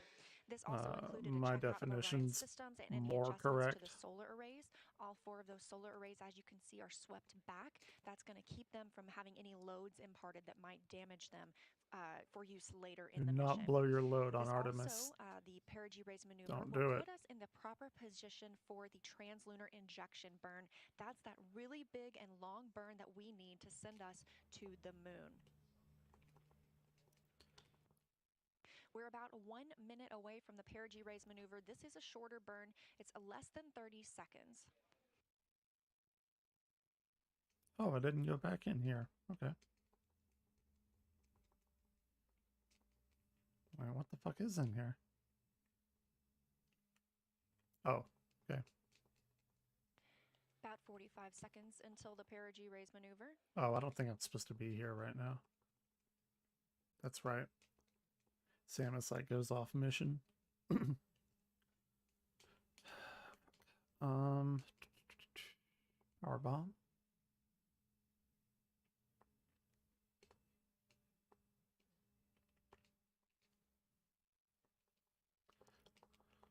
Coming up on 53 minutes into today's mission, and we are standing by for the start of the perigee raise maneuver. Again, this is a firing of the RL-10 engine on the interim cryogenic propulsion stage. It's less than 30 seconds long.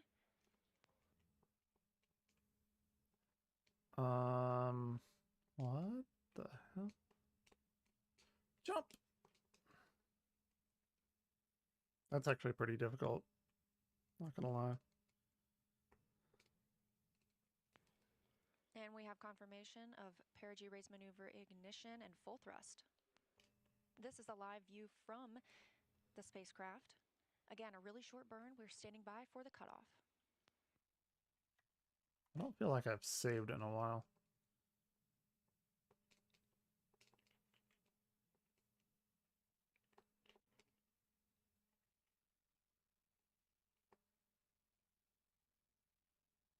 And we have confirmation of perigee raise maneuver cutoff. Flight Dynamics Officer reporting on the loops here in Mission Control Houston that it was a good burn. We are now 54 minutes into the flight. Orion traveling 14,700 miles per hour, and that was the perigee raise I think I maneuver, need the lifting wave the beam lowest part here. of Orion's orbit around the Earth and putting us right where we want to be for the translunar injection burn. We're looking for that translunar injection burn to happen about 1 hour and 26 minutes after launch, so about 30 minutes from now. That'll be that long burn that helps us break free from the pull of Earth's gravity and commits the spacecraft to a lunar trajectory. And we had a great ride to orbit today. We are now 1 hour and 2 minutes since we launched the Artemis 1 mission. Orion is traveling with the interim cryogenic propulsion stage, now almost 15,000 miles per hour. We recently saw the perigee raise maneuver. That's where we lifted the lowest point of Orion's orbit around the Earth, and it puts us in the perfect position to prepare us for translunar injection burn coming up in about 25 minutes. Are 1 hour, 6 minutes, and 30 seconds into the flight of Artemis 1, traveling over 15,200 miles per hour. This? Again, we kill recently that? had the perigee No, raise probably not. maneuver, and in less than 20 minutes now, we'll be looking for the translunar injection burn that Dan just showcased that's going to send us to the moon. But our mission started off with an epic show from the Space Launch System. And 1 hour and 13 minutes, 30 seconds since liftoff today, we are looking towards translunar injection burn, now about 13 minutes away. That's going to send us to the moon. But the Orion spacecraft is designed to carry 4 crew members to lunar orbit, which we're preparing for on Artemis 2. NASA astronaut Randy Bresnik brought us through the hatch of the vehicle to show us where those future crew members will live and work during their journey. This is the Orion crew station, where the crew will be when they fly the vehicle. As you can see, the commander seat's on the left, the pilot seat is on the right. Compared to the space shuttle, which had over 1,200 switches, controls, and circuit breakers, Artemis astronauts will have much less, only about 63. Inside, the crew of 4 can live and work for up to 21 days at a time, which is several days longer than the previous crewed Apollo missions to the moon. The interior is about 30% larger than those Apollo-era capsules to give more crew living and working space. That's gotta be Everything crew nice. needs is packed right under the floor, thanks to the Orion stowage system. Under these panels is space for everything ranging from food, clothing, sleeping bags, to science and camera equipment, and even the tools necessary to perform repairs if required. On the upper part of the crew compartment, or what we call the overhead, is the docking compartment, a crucial component to future exploration. It allows crews to dock the Orion capsule to Gateway, NASA's next generation lunar outpost. Once they dock, crews will have the ability to board the lunar landers also attached to the Gateway, and then head down to the surface of the moon. Through these windows, the 4 crew members will have amazing front row seats of their journey to and from the moon. Do you remember Apollo 8 and Bill Anders' famous photo of Earthrise as they came around the moon and saw it for the first time?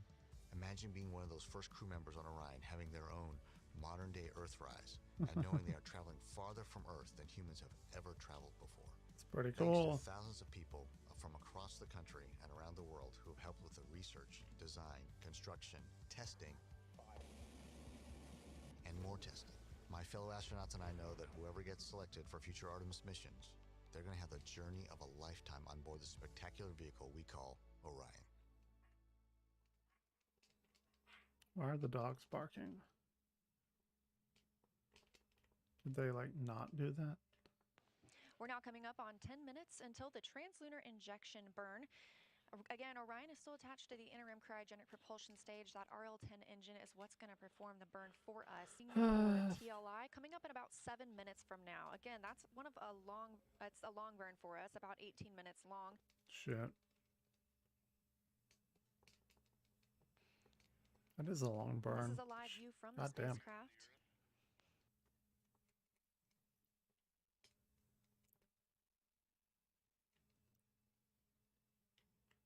Oh, there it is. Okay. I thought it was over here.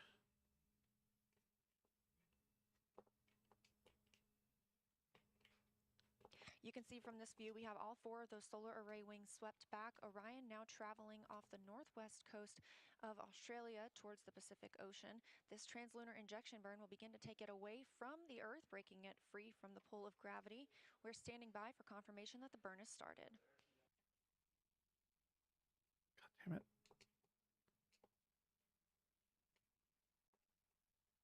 Oh wow, I'm getting wrecked. We have confirmation from the booster officer that the translunar injection burn has begun and that we are at maximum thrust. Again, this is a long burn, about 18 minutes. It commits us to a lunar trajectory. This ICPS firing now is an RL-10 God, I hated engine. those It's a design dynamics that's been around problems. since the I didn't hate them. 1960s, They and were it's a actually pretty proven, interesting. reliable engine. This single engine fine. has 25,000 pounds of thrust. We've already seen the ICPS in action today as it powered the perigee raise maneuver just about an hour ago.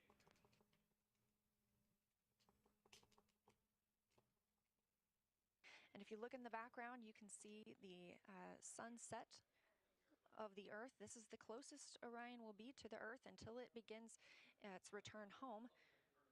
Right now, we're about 382 miles above the Earth's surface. And to put it into perspective, we are approximately 252,670 miles away from the moon. I'm going to keep reporting that number, and by the end of the translunar injection burn, you will see that start to decrease. We are going to continue to grow closer to the moon and further away from Earth. This really helps us break free from gravity. Now traveling at 17,743 miles per hour, we're about a minute and a half into the burn. And although this is the last burn for the interim cryogenic propulsion stage, there are other burns that will take place throughout the mission to direct Orion exactly where we want it to be. Those include the outbound trajectory correction burns, the first of which will happen later today. We also have the outbound powered flyby, the return powered flyby, and others. Burns after the ICPS separates will be conducted by using the single main engine on the service module, 8 auxiliary thrusters on the base of the service module, or 24 smaller thrusters. Coming up on 2.5 minutes into the translunar injection burn, and we're now traveling over 18,000 miles per hour. Again, that speed is going to increase as well. This is really going to push Orion toward the moon, and we are now 252,400 miles away from the moon. Now over 13 minutes into the translunar injection burn, putting us Wow, how am I doing much worse than earlier? We have had a nominal burn so far. That RL-10 engine continues to fire at maximum thrust, 25,000 pounds of thrust. We're now traveling over 21,730 miles per hour. I gotta get that angle right. We right. just heard the call for priority 1, meaning we have reached the point at which we could return at lunar return or similar speeds, testing the heat shield as required ahead of flight for Artemis 2. Now over 14 minutes into the translunar injection burn, less than 4 minutes until cutoff, traveling now at over 21,000 I'm gonna die again. Fucking great. Now less than 3 minutes away from cutoff of the interim cryogenic propulsion stage, and coming up on 1 hour and 42 minutes into the Artemis 1 mission. The RL-10 engine on the interim cryogenic propulsion stage continues to fire as planned at maximum thrust. Again, this is about an 18-minute burn. That's about twice as long as the ride to orbit today, so that just shows how much power we need to break free from the pull of Earth and take us to the moon. 16 minutes now into the translunar injection burn, Orion traveling at over 22,276 miles per hour. About a minute and a half now until cutoff of the interim cryogenic propulsion stage. Again, this being an 18-minute burn. We are now 248,280 miles away from the moon and continuing to grow closer, 605 miles away from Earth, and continuing to increase that distance. Less than a minute now until cutoff of the ICPS and the end of the translunar injection burn. We've had a good burn all the way through so far. And 1 hour, 44 minutes since launch today. I'm gonna lose this one too.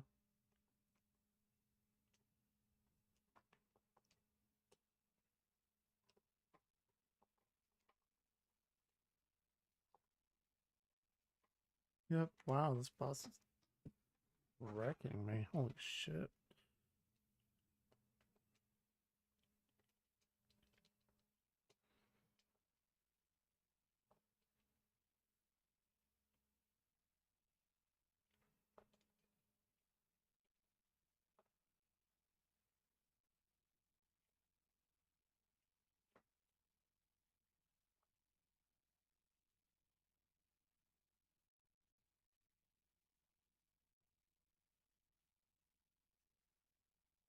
And we have cutoff of the interim cryogenic propulsion stage, which has committed Orion to the translunar conjunction. The spacecraft is moon-bound.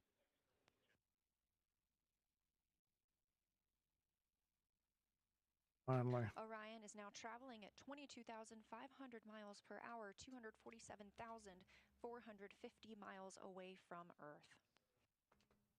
Now that the interim cryogenic propulsion stage has completed its translunar injection burn, it is no longer needed to propel us to the moon. It's done its job, and it will separate from Orion. There we go.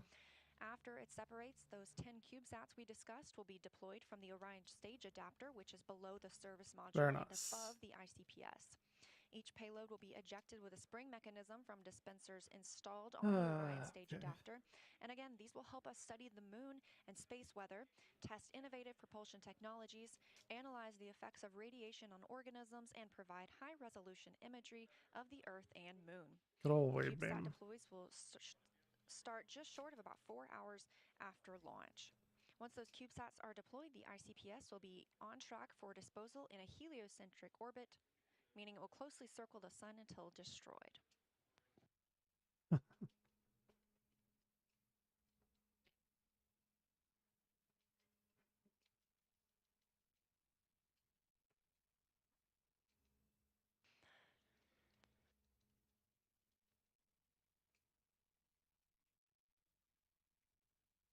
The next change we'll see is for the ICPS to separate from Orion and the service module. Those will continue flying free on their journey toward the moon.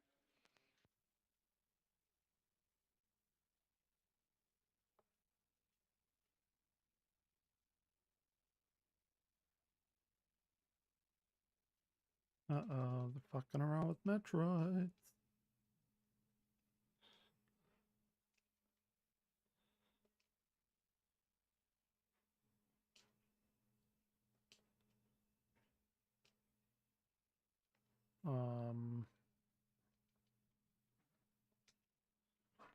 What is happening?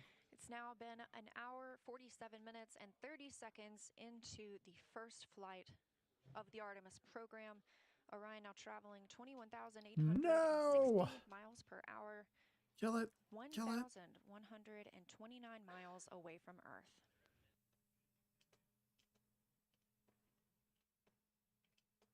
They're cloning Metroids. Stage separation from the interim cryogenic propulsion stage. Again, should be about 10 minutes after the translunar injection burn is complete. So that was easy. 7 minutes from now. Shortly after ICPS separation, Orion's service module will fire its auxiliary thrusters to move the spacecraft a safe distance away from the expended stage. Orion continues on an outbound path to the moon, and the Orion stage adapter shouldn't have done that. You ignored your duty. You have to pay a price. Small payloads over several deployments. The Federation has been secretly working on a Metroid breeding program for peaceful application only, of course. Perhaps you already knew the program's existence. Certainly you must have had, let's see, a faithful okay. Alpha, Gamma, Zeta, and even Omega Metroids. Hooray! The X smelled out its natural enemy, and one of the SAX is on its way here. One. You say there's more than one? Don't be surprised. X reproduced by asexual division. Because of the mechanism, there are now no fewer than 10 on board. That'd be so crazy.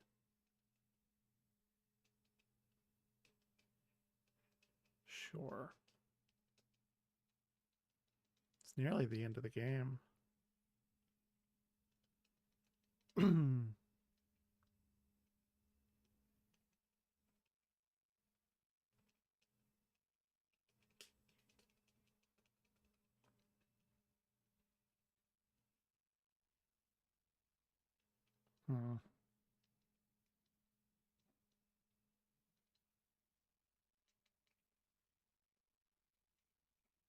Oh, can I not?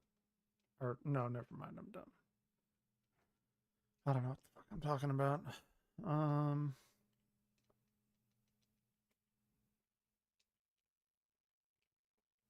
How do I get in there? Oh. Okay.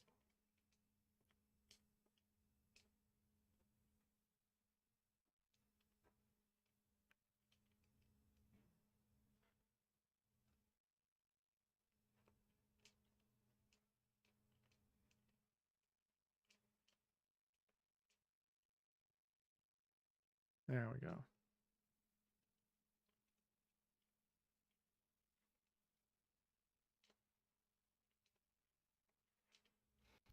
All right, what else can we watch? Base stuff.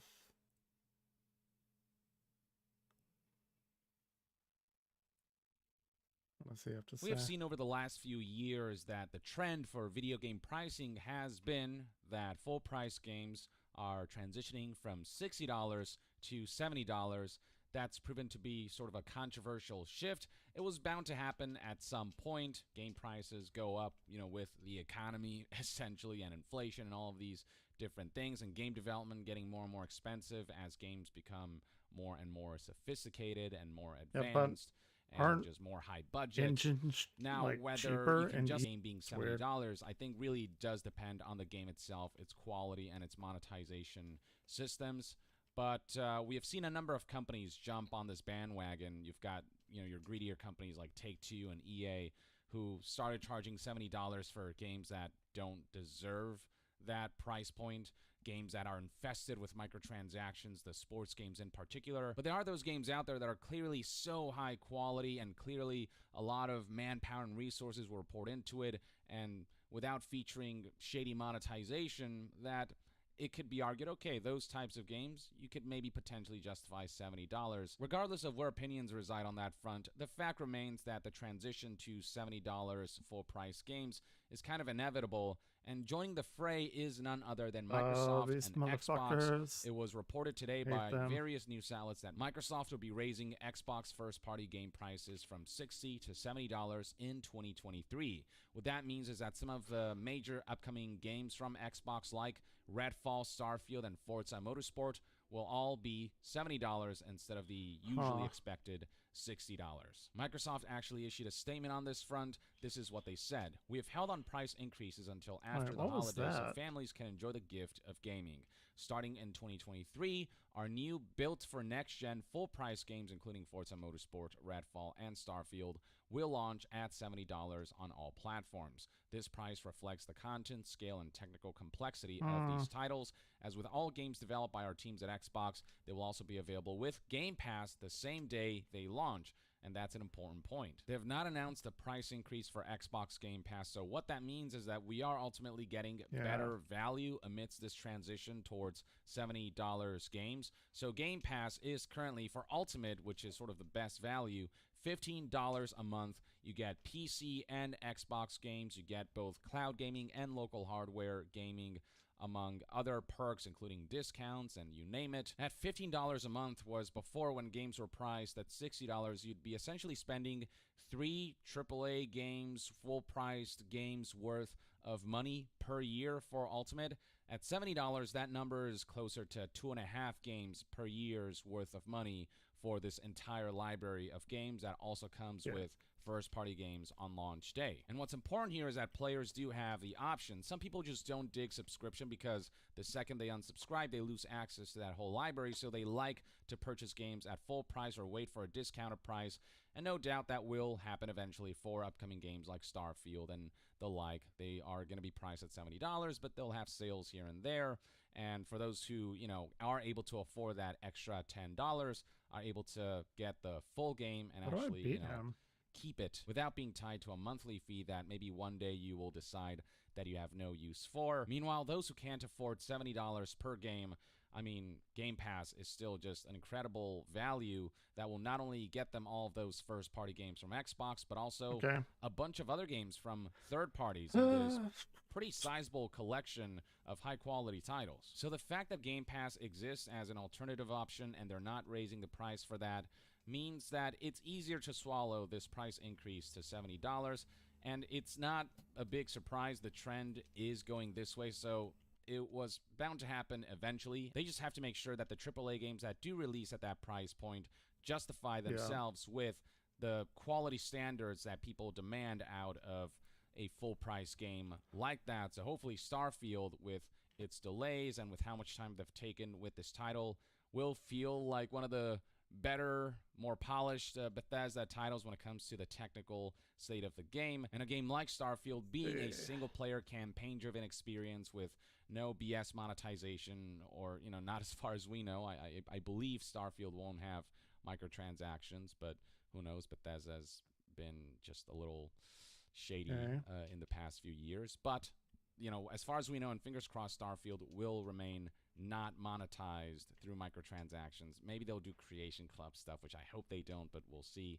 But generally, Starfield is a full-fledged AAA game that is going to be a complete experience at launch, we hope. But basically, if Xbox can start releasing games that meet quality standards that, say, PlayStation first-party releases have met, I mean, God of War Ragnarok, I'd say, yeah, I'd be happy to pay $70 for that, because it's very consumer-friendly and the quality really speaks for itself. People will find it easier to swallow that $70 price point. But I'm still very much in the stance of, if your game includes microtransactions, it has no right whatsoever to raise the price, because that microtransactions is very much the price increase for the game, because any game that includes microtransactions will be negatively impacted on some level when it comes to the rewards loop or the content that you have access to. Stuff will be gated either behind a paywall or a grind wall, and so there's no justification for you to say, oh, we need to price our game $10 higher because we need to make our money back, when you're already trying to make your money back through these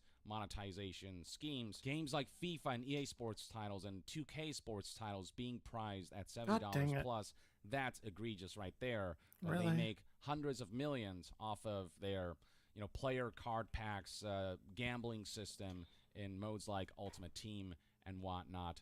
That's when, like, that extra $10 is just greed. You don't really need that extra $10.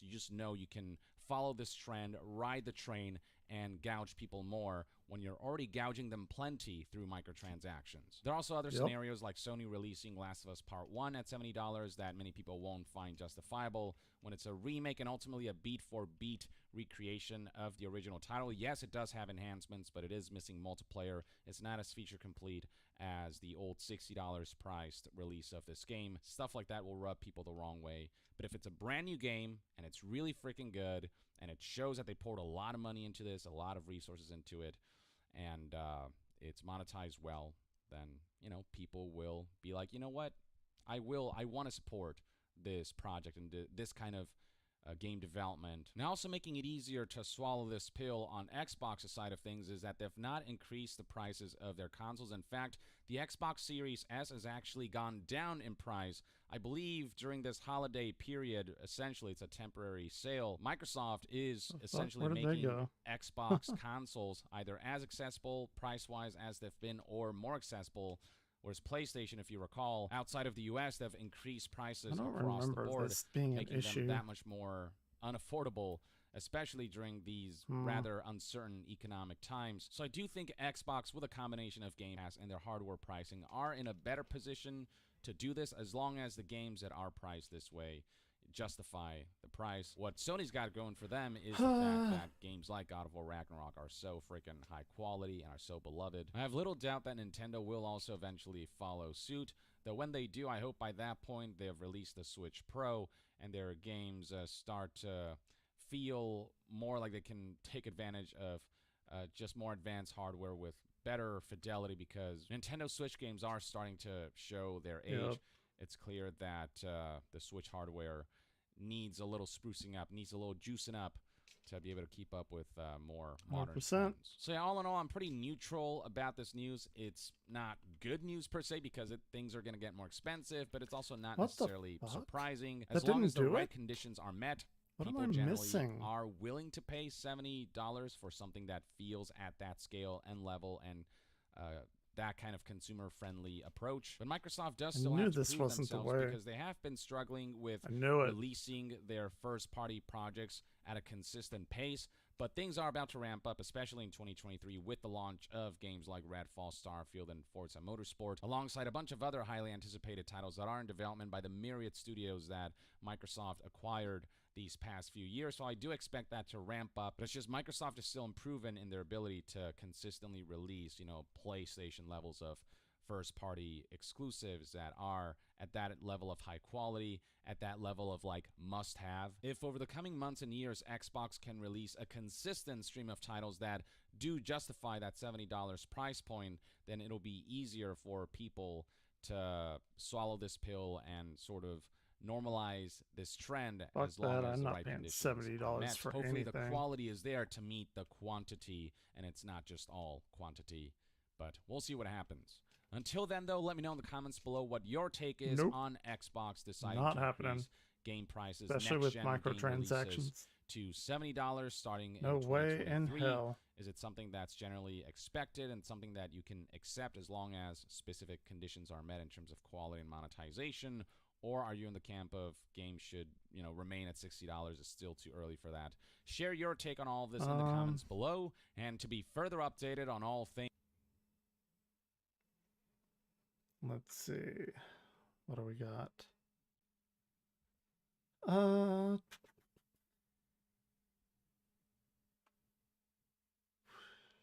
Play Overwatch.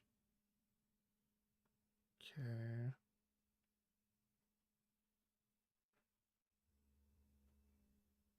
Oh, she did a Lacuna Coil song. Buried up. The $0 Sim City? Okay. Top 10 worst video games of 2022. What you got? I'll buy it. Yeah. It's a no-brainer. Welcome to Watch Mojo, and today we're counting down our picks for the top 10 worst video games of 2022.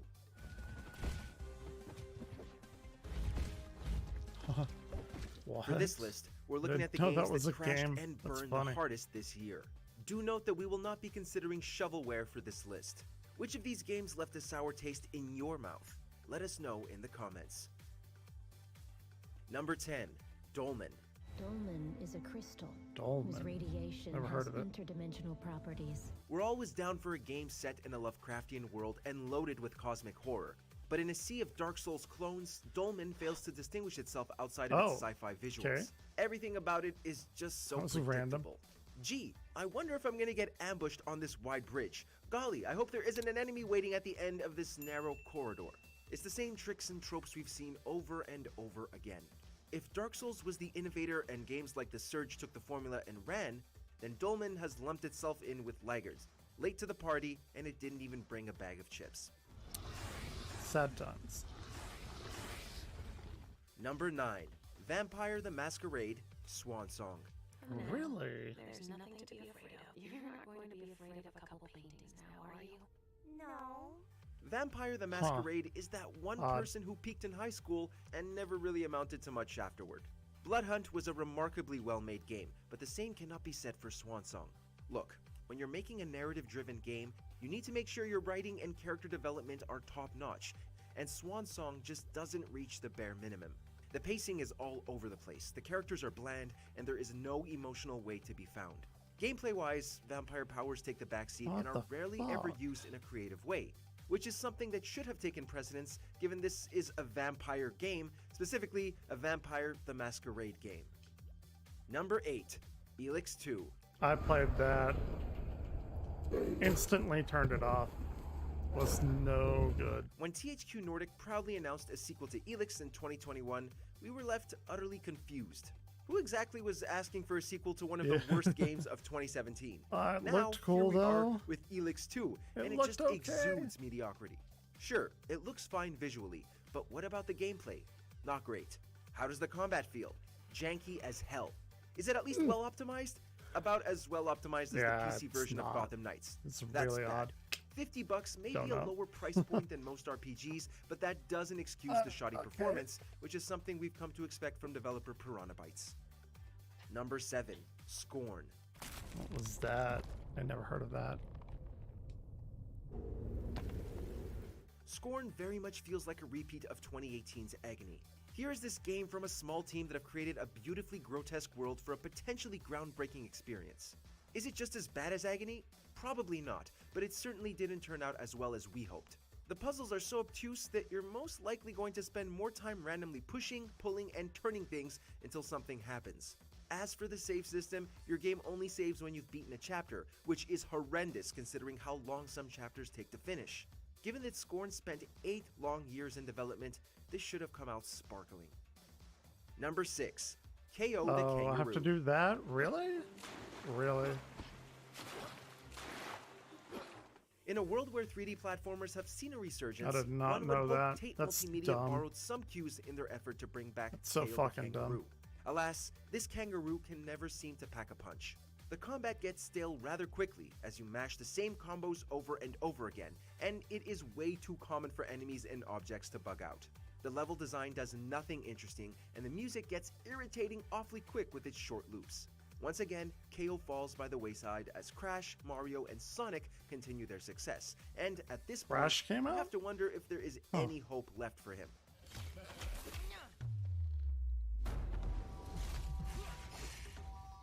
Number 5. What am I doing here? Waifu Impact. Not Waifu Impact. Do you want to know the price of utter monotony, sheer boredom, and dispassion for the medium that is video games? It's $5. It only costs $5 to completely drain yourself of any motivation while anime girls run around shooting each other with water guns. Fuck. It's just you and an empty world of God stars where every enemy is the same single character model over and over again. Take it from the writer of this very video who got the Platinum Trophy twice. You do not want to drop your hard-earned $5 on this game. There are That's better funny. things to do with that money than support something so banal and lazily cobbled Oh, together. that's fucked up. Don't make me do this again. Come on now. Number 4. Lego Brawls. I legitimately did not know that was a thing. Having been on iOS and Mac in 2019, one might assume LEGO Brawl's multi-platform launch meant there was a promising experience. They have high yet you're and missing low out on. attacks. LEGO That's Brawls interesting. is one of the most confusing and chaotic games we've played in a long while. Between the stage hazards, visual effects, and 7 other players running around on screen, it's almost impossible to keep track of what's happening in a match. As for unlocking characters and customization parts, LEGO Brawls forces you into an unbearable grind. There That are could much be better okay, LEGO games that though. you can complete in a shorter amount of time.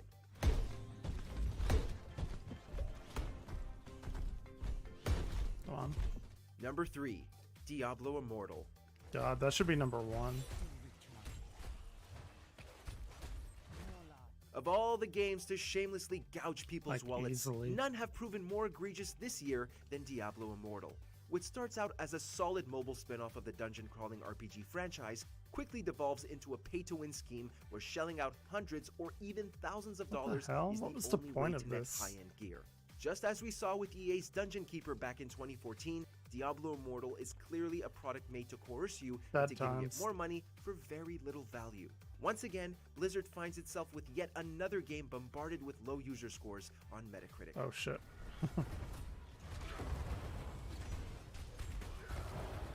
Number 2. Crossfire X.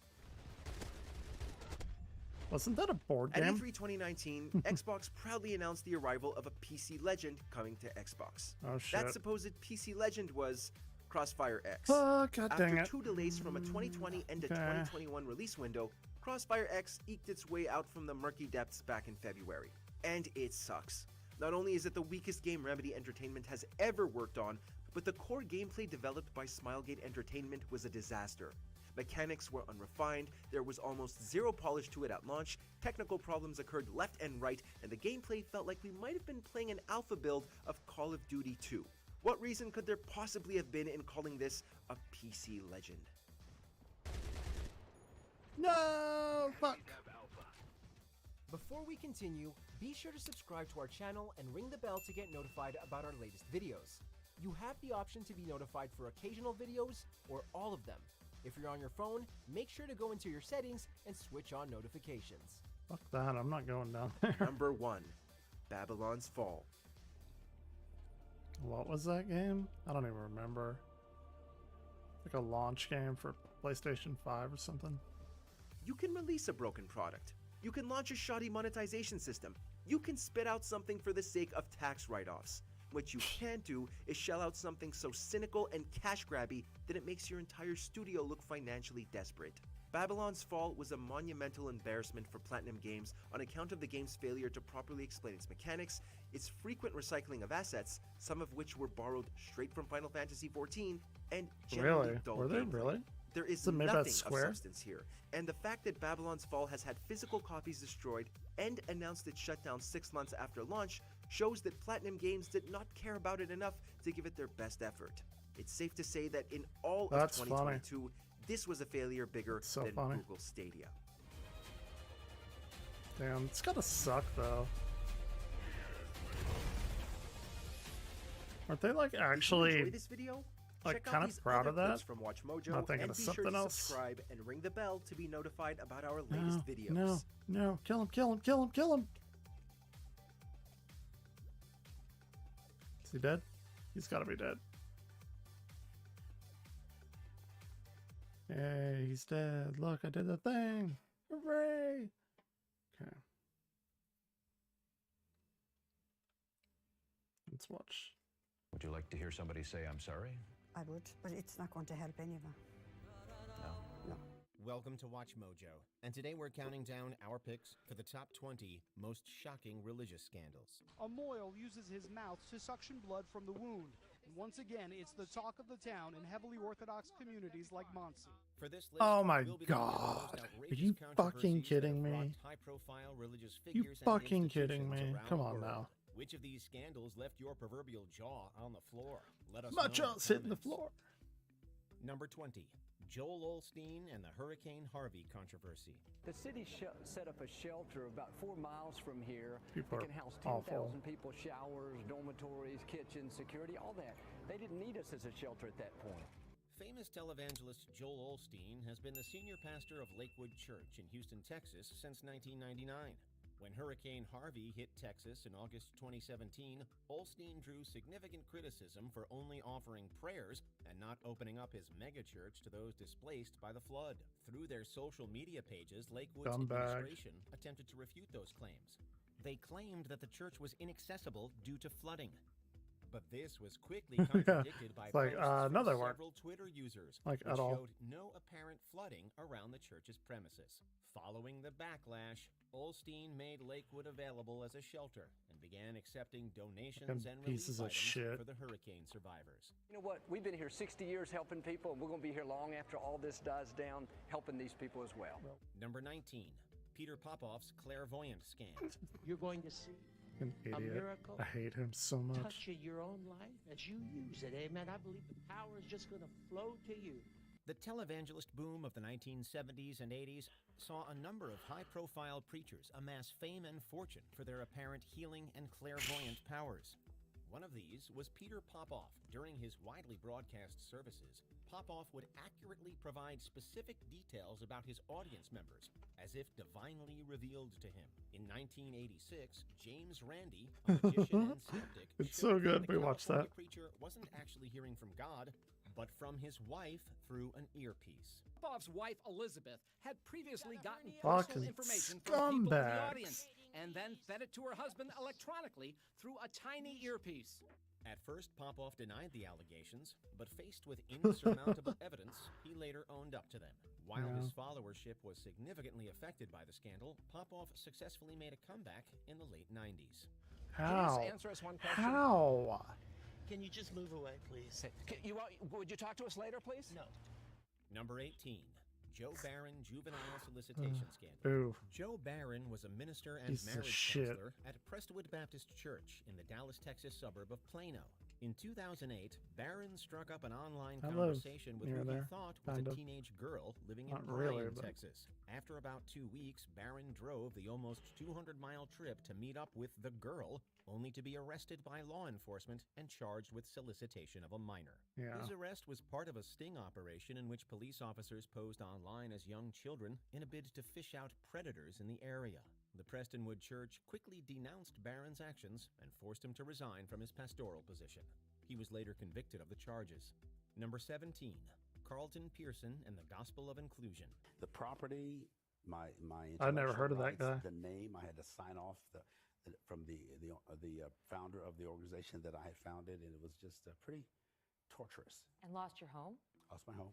At the height of his ministry, Carlton Pearson was a prominent Pentecostal preacher whose Tulsa, Those people are Oklahoma so church fucking drew in weird. crowds I of mean, over even 6,000 as people far as weekly. He was religion also a gospel goes, singer and or religious televangelist people go. who got his start as a protege of the late Dr. Oral Roberts. As beloved Pentecostals as he are was, Pearson fucking soon weird. lost favor with his peers and followers when he adopted a new doctrine he called the gospel of inclusion. People have been saying that I stopped believing in hell. Wait, that was a movie? I want to watch that. I've been praying on it. The doctrine rejected the idea of hell as punishment for sin and preached that everyone will ultimately be saved by God, regardless of their actions on earth. Soon after, Pearson lost a bulk of his congregation, and he was declared a heretic by the Joint College of African American Pentecostal Bishops. The Bible can be very controversial because one day it says you love God and the mercy of God endures forever. How can mercy Actually, endure forever I'm okay and with hell that. endure forever? One would cancel out the other. Number 16. I'm actually, the many scandals I mean, of Earl Polk. as far as pastors and stuff go, hardship yeah. that's come in your life or your family because of me. During the civil rights movement, Yeah. Georgia minister Earl Polk gained a Piece of reputation shit. as one of a handful of white Southern preachers who advocated against racism and segregation. However, that reputation was soon tainted by a slew of sex scandals. Look at that. Between 1992 and That's how you tell a 2005, story. multiple women accused Polk Environment. of manipulating them into having sexual relations with him. The Brewers were pillars in Bishop Polk's church. They filed a suit asking for unspecified money, saying Polk sexually abused Mona for 14 years. But the mother of all scandals came in 2007 when I don't see how Polk's nephew and people the are senior pastor at saying his church that revealed Polk LGBT was people are actually his groomers when father. there's hundreds and hundreds and paternity test, it was hundreds discovered that of Polk stories had a out there affair and with his brother's convictions wife, of resulting in the birth of Donnie Earl. religious He was people, also alleged to have molested like his granddaughter. priests and Number 15, all of that. Greater Ministries I don't International understand. Ponzi scheme. A Ponzi scheme that traded on people's faith. Take a look. Don't put it on your tax return that you donated any money to Greater. As the founder of the Florida-based Greater Ministries International, Gerald Payne orchestrated an elaborate scam that defrauded unsuspecting people throughout the 90s. Dubbed Faith Promises, the scheme was depicted as a divine investment program in which investors' money would be doubled by God himself. In total, Not about how 18,000 people how any were of that swindled works. by Payne, his wife Betty, and At other all. church leaders to the tune of about $500 million. The fraudulent program came to a halt in August 1999 when U.S. federal agents stormed the church's headquarters in Tampa and closed down the building. Payne and his accomplices were arrested and handed lengthy prison sentences for their crimes. The church would guarantee a 17% return. We don't promise you, the Lord does. Number 14, the Book of Abraham. I think of the process of converting a written foreign language into my own language, usually with the use of a dictionary. That doesn't seem to be what Joseph Smith is doing. The Book of Abraham is one of the most fundamental scriptural texts of the Church of Mormon. The text originated from a collection of Egyptian scrolls that were bought and translated by the church's founder, Joseph Smith, in the 19th century. Yeah. Smith claimed that the book was an autobiographical account of Abraham's early life in Egypt. But almost as soon as it was published, the book became shrouded in controversy. Egyptologists have translated these papyrus fragments and determined that they don't directly relate to the Book of Abraham. Instead, they Really? contain ancient Egyptian funerary texts. With some Egyptologists I criticizing didn't know that. Smith's translation of the original text. They also accused him of reconstructing entire parts that had been damaged. The book sparked renewed criticism in the late 1960s, when parts of the scrolls purchased by Smith were discovered and found to be entirely different from his translated text. Abraham also shows us that our Heavenly Father loves all of It his won't children. even matter though. He wants us to know him. Won't Number matter. 13, Robert Tilton's Prosperity Gospel scandal. God, Burning on the inside of you, and you need to make a vow of faith of $1,000. Oh, Bob, couldn't you say 25? No! The Prosperity Gospel is a belief Fucking in some Christian piece of denominations shit. that encourage followers to make monetary donations in exchange for God's favor. This doctrine has been widely criticized by Christian and non-Christian figures, and has even resulted in multiple financial scandals. Chief among them was Robert Tilton, a Texas preacher and televangelist who urged his audience to mail in hefty sums alongside their prayer requests. But Primetime obtained some of Tilton's financial documents. These are daily deposits. This is some analog horror bullshit. Tilton's followers send his ministry conservatively God. $80 million a year. In 1991, an ABC News investigation into Tilton's ministry found that he only took out the cash and checks and threw away the prayer requests. Although Tilton initially denied this, he later owned up to it in a deposition. Tilton quickly lost most of his audience and eventually his TV program. Doesn't make any difference what time of the day it is. Call us right now at right now, real quickly, at 214-620-6200.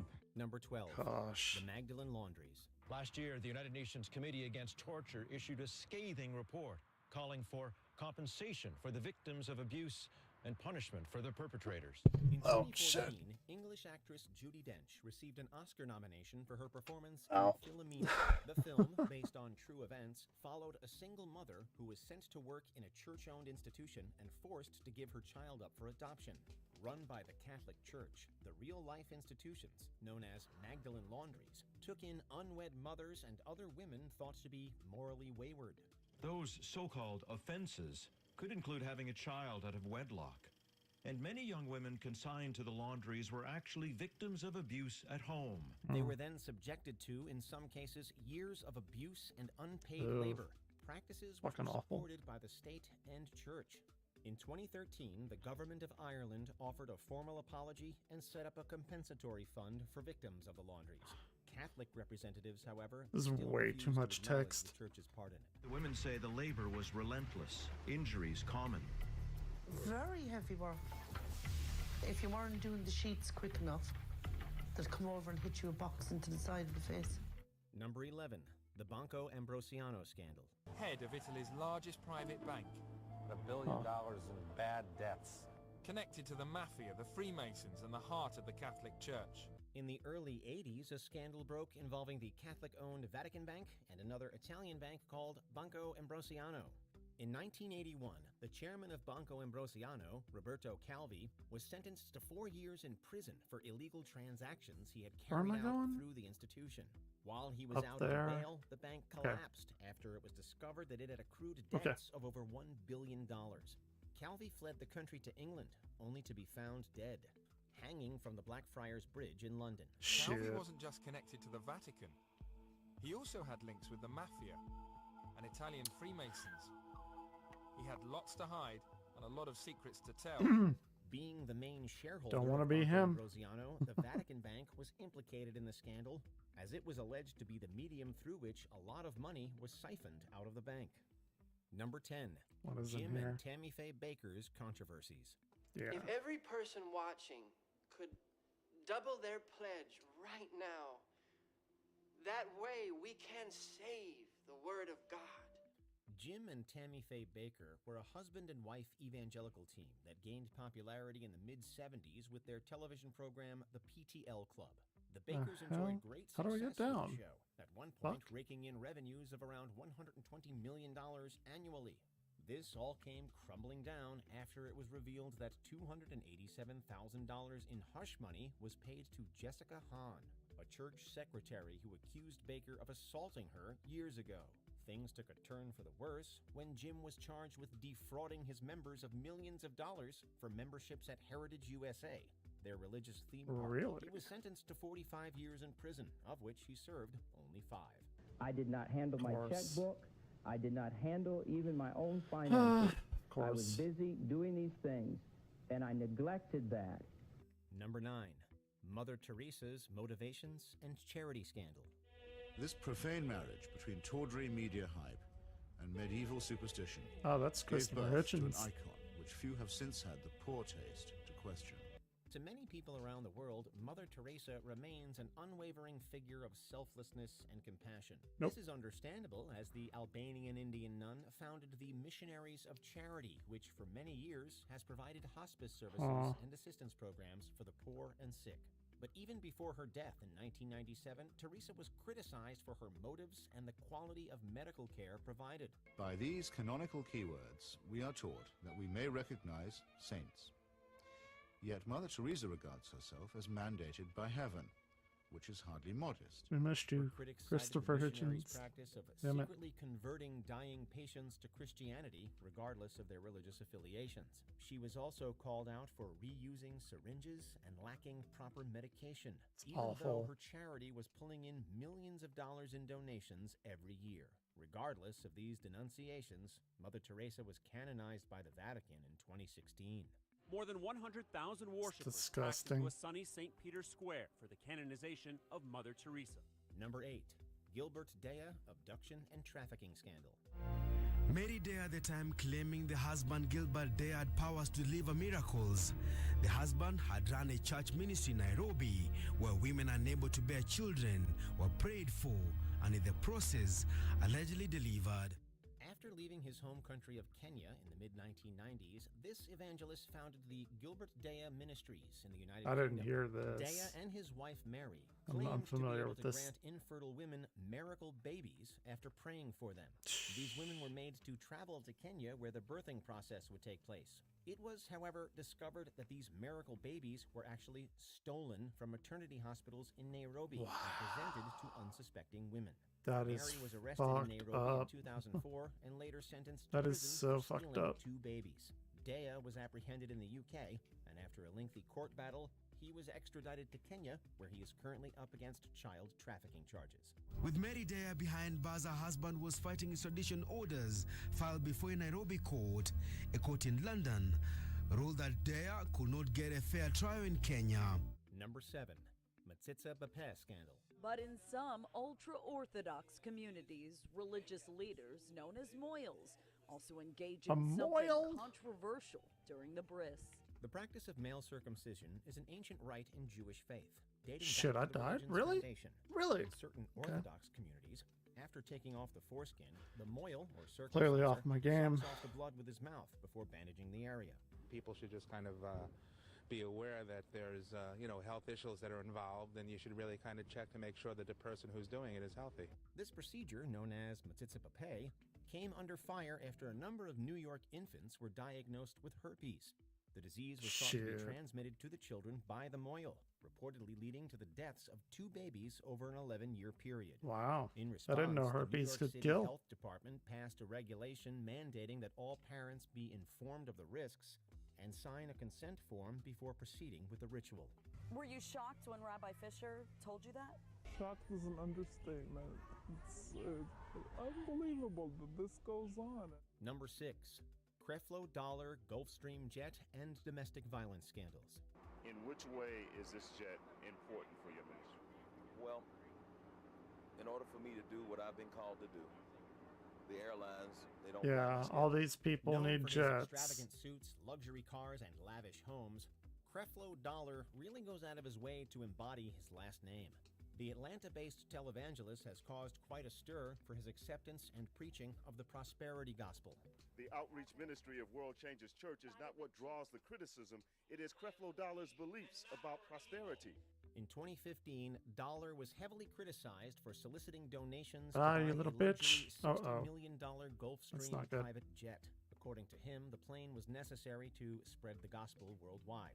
Prior to that, in They are 2012, not Dollar was super accused of getting powerful. physical with his I like the teenage sprite daughter. though. He was arrested and Like charged with 3. battery, but the charges were later dropped after he completed a mandatory anger management course. Anything you want to say to your congregation? No, sir. Number 5. Mount Cashel orphanage scandal.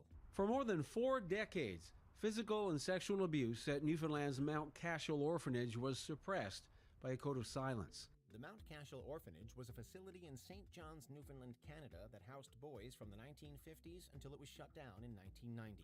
The orphanage was run by the Congregation of Christian Brothers, some of whose members Heck yeah. molested the young God residents. dang it. In total, over 300 boys were reported to have been victims of the crime, making it the largest assault scandal in Canadian history. Even worse, it was reported that religious and local authorities were well aware of the incidents but turned a blind eye to them. Multiple civil lawsuits have since been filed by the Okay, Mount here we Cashel go. survivors, leading to millions of dollars in compensation being paid by the government of Newfoundland and the Congregation of Christian Brothers. From the time I walked in until that service was over, I just kept looking at that priest and those altar boys and wondering. Number 4. the allegations against Bishop Eddie Long. The well-known sex scandal involving The Bishop fuck? Eddie Long began when 4 young men, all former members of the New Birth Missionary Baptist Church, filed suit accusing the bishop of lavishing money, trips, and gifts on the young adults. So a recharge. Bishop Eddie Long was a senior pastor of New Birth Missionary Baptist Church in DeKalb County, Georgia, when he was embroiled in controversy in 2010. That year, 4 young male members of Long's church came forward with allegations that he had forced them into improper sexual relationships a couple of years prior. This is not where I want to go. Staunchly against gay marriage, vehemently denied the claims, saying that he was under attack by his accusers and that he was going to fight. But that fight only manifested behind closed doors, as the lawsuits filed by the 4 men were settled out of court for undisclosed sums. A 5th accuser came forward and also received an unspecified settlement from Long. Eventually, it turned into such a relationship that the bishop had a ceremony with Anthony Flagg called a covenant. Within that covenant, it was essentially a marriage ceremony. Number 3, Jimmy Swaggart solicitation There scandal. it is. You see this right here? This is the Bible. Right. That's what I go by. Where'd it That's come what from? I live by. Who brought it down? Not the Catholics. Jimmy Swaggart was once a pastor Oh, at the Assemblies no. of God Pentecostal Church and one of the leading televangelists in the U.S. His weekly programs were so popular that they were broadcast to over 3,000 stations around the world. But what he is Kill probably him. most renowned for was the scandal he was accused of in 1988. After being photographed leaving a motel room with a sex worker, Swaggart was stripped of his ministerial license, and his TV shows were briefly taken off the air. All of this built up to Swaggart's infamous "I have sinned" speech, in which he tearfully confessed to his congregation on live TV. I have sinned against you, my Lord. The Louisiana preacher went on to establish his own Oh my independent gosh. ministry.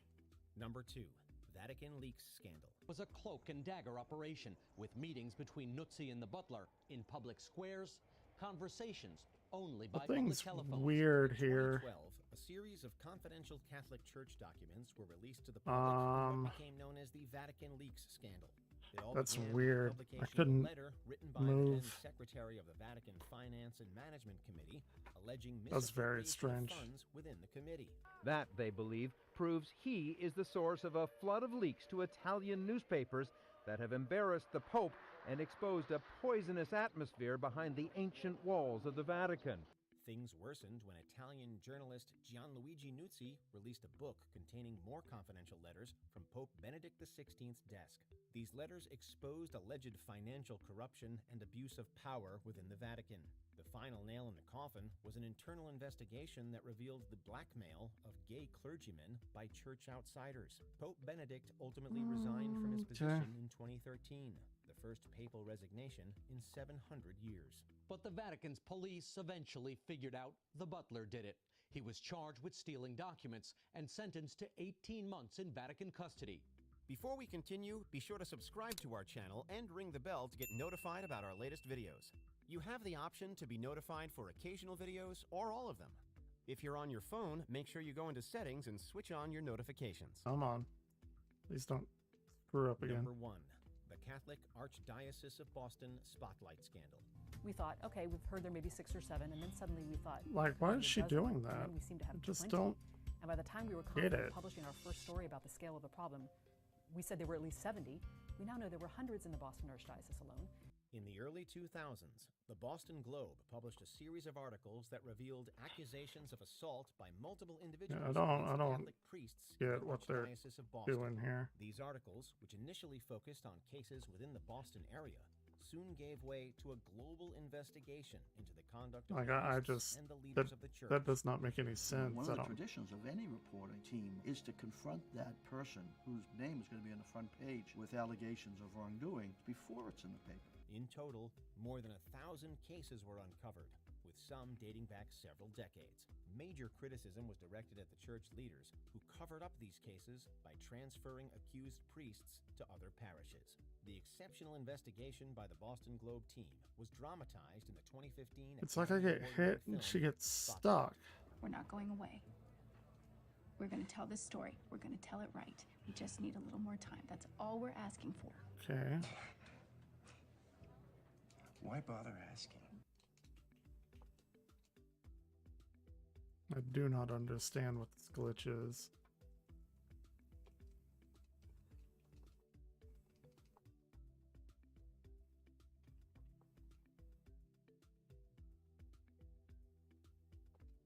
What is that?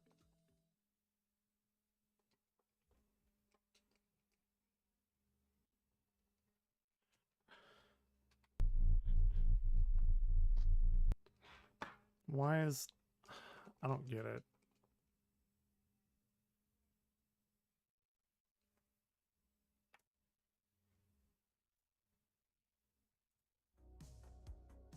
I have no fucking clue.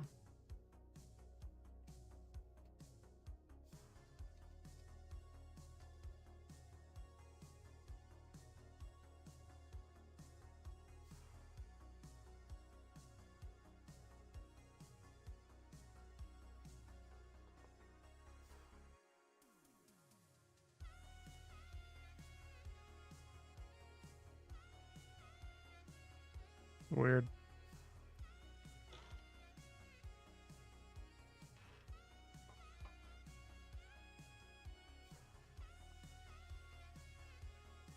It makes no fucking sense.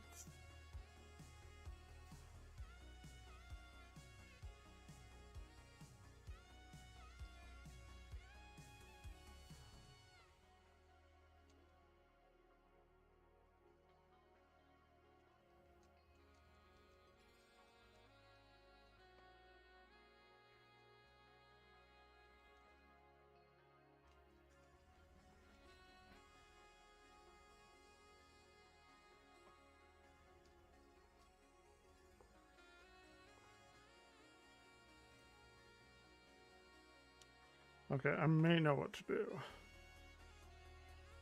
Possibly. Chatbox, chatbox. Can you clear?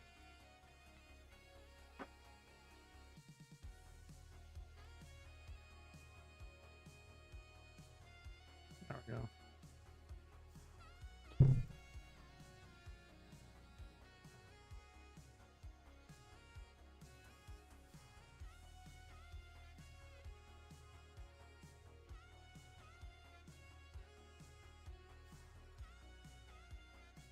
Okay, yeah, that's what's fucking me up.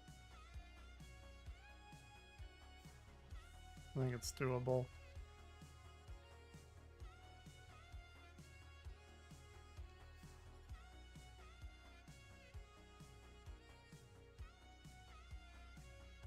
Huh, that was really odd.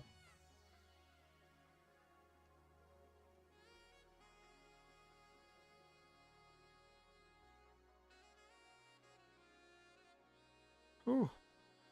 Okay. Time is it? 4?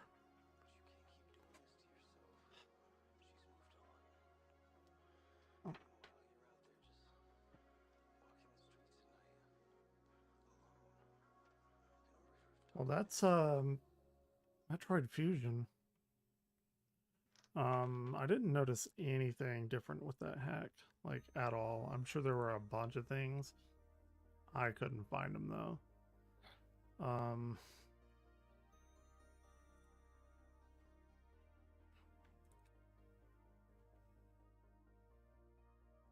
What was it? Metroid Fusion Special Edition. Weird glitch at the end. Otherwise, couldn't tell the difference.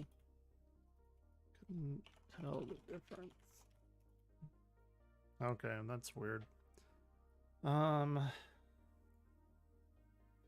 Okay, let's play. Let me start up. Plague Tale. I think that's what I want to do.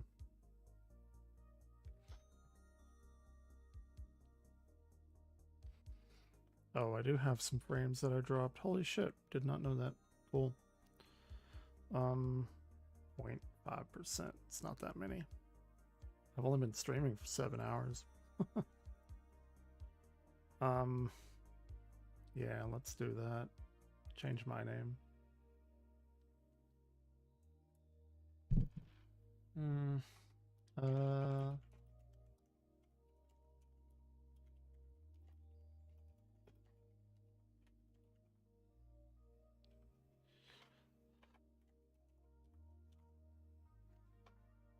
called Innocence, right? Yeah. Okay.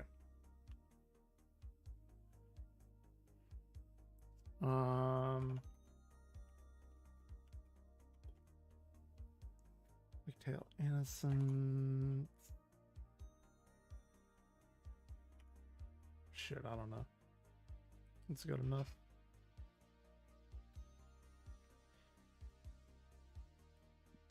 Okay.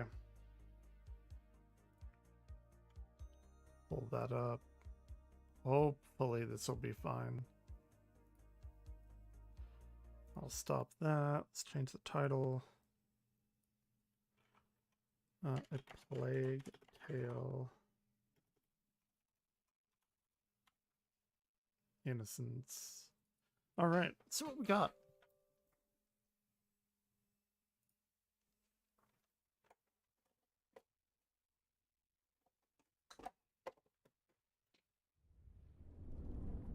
Let's see how amazing this is actually going to be.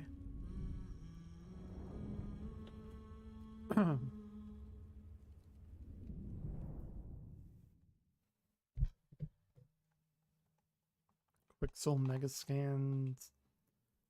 Okay.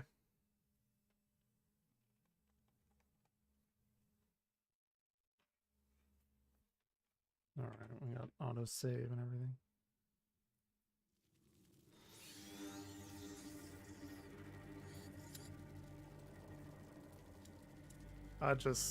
I have not played any of this, so we can erase.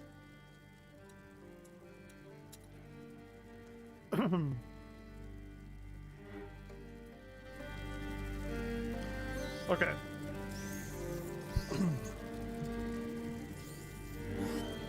See what we got.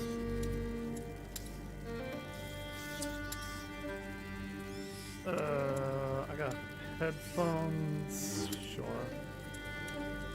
I'm gonna pick that one.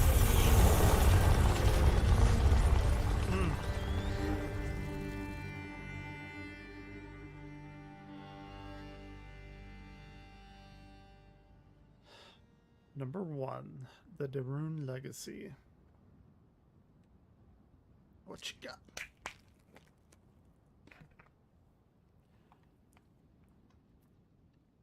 Since its sequel was up for nomination for Game of the Year, this definitely caught my attention.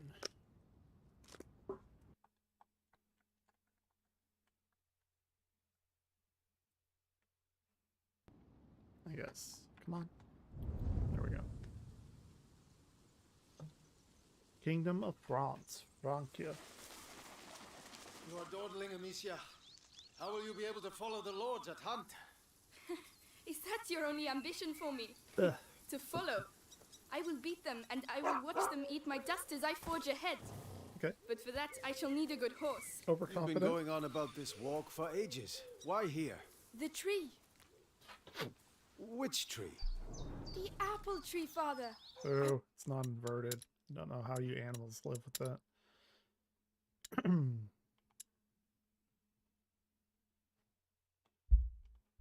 Want to take the knight's challenge once more? There we go. The knight's challenge?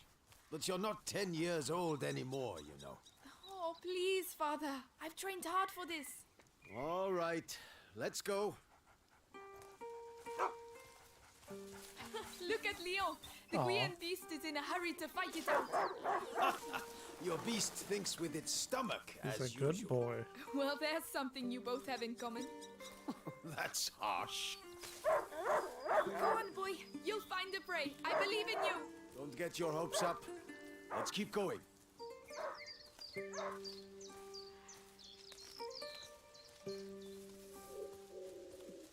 Look. Pretty game? Your mother's ribbon is still here. This is where I courted her, you know. Yes, father, I know. If only she could come with us. She did. We all have obligations, Amicia. You know, in a family. Hey, I'm trying to tell her something. Oh. Such authority, Knight Darun. Go! Nectarine. Bring something back for once. Right. As I was saying, we all have obligations. I have to manage these lands. Your mother has to take care of your brother. And you... And I hardly ever see you. I see Mother even less. Where is Listen. We're here for you now. Like, physically, where is she? Follow me, daughter. Hey, wait! I hope you have your sling. Of course. A little jerky. Why is it jerky like that?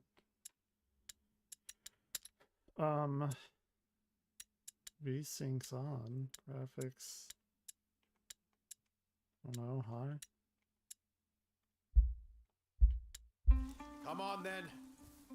Yeah, that's better. Weird. Do you dare to enter the Trials Gate? Amicia de Rune fears nothing. This apple tree was planted when you were born. It will prove your worth. Sir Knight, what are the terms of the test? The sacred apples of the sacred apple tree have been corrupted by a great evil. If you destroy 6 of these rotten apples by the time I count to 10, I will make you a knight. I accept your challenge. I can see some stones near the trunk over there. Go and get them and tell me when you're ready. Okay. The De Rune Legacy. Yeah, so that's us. Ready? I'll show you I'm not a child anymore. All right, come back. Stand behind this trunk. You'll shoot from here. It shall be done. Okay. So here we go.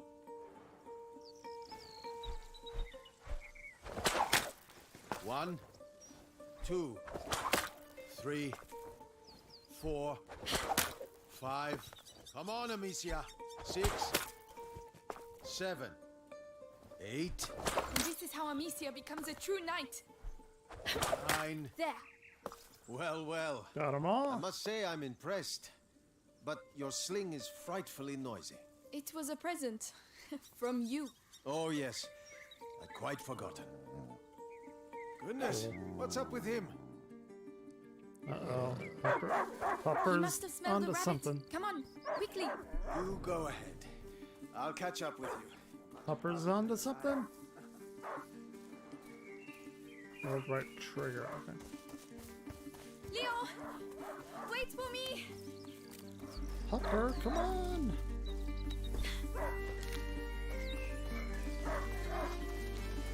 Leo, a hunting dog is not supposed to lose its hunter. Leo! Pretty. Very pretty. Where did he go?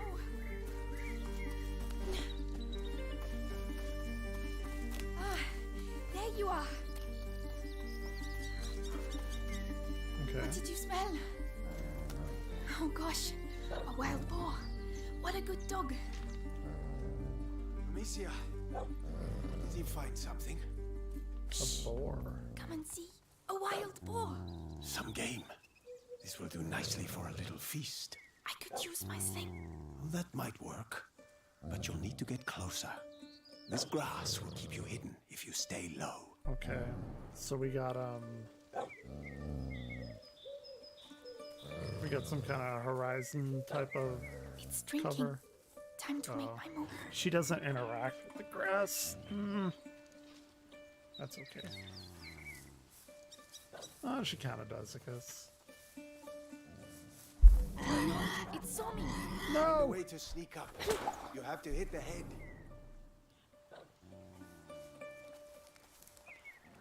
Okay.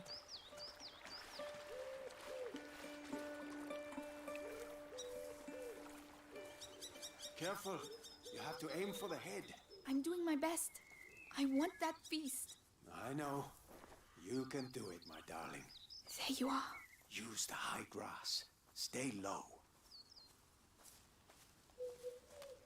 Sneaky, sneaky.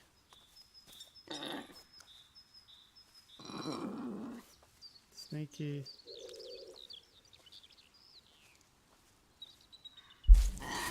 No, kill it! Oh my gosh! God dang it. Come on, I can do this. What the fuck?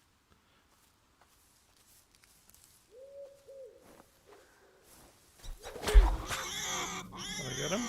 Its head. I've run out of rocks. There must be some around here.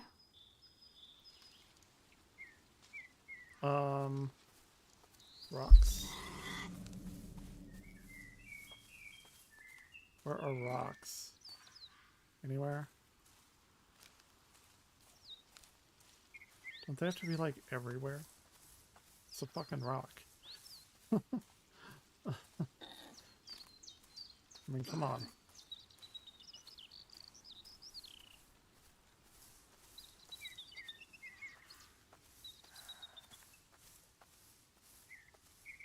God.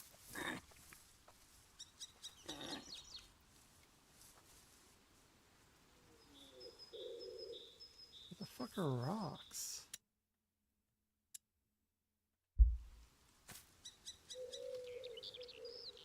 A rock, okay. I don't have that though.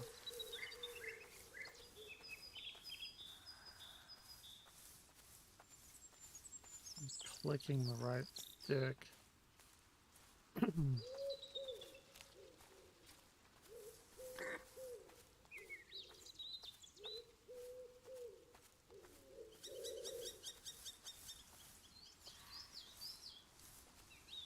Oh, okay. There's some.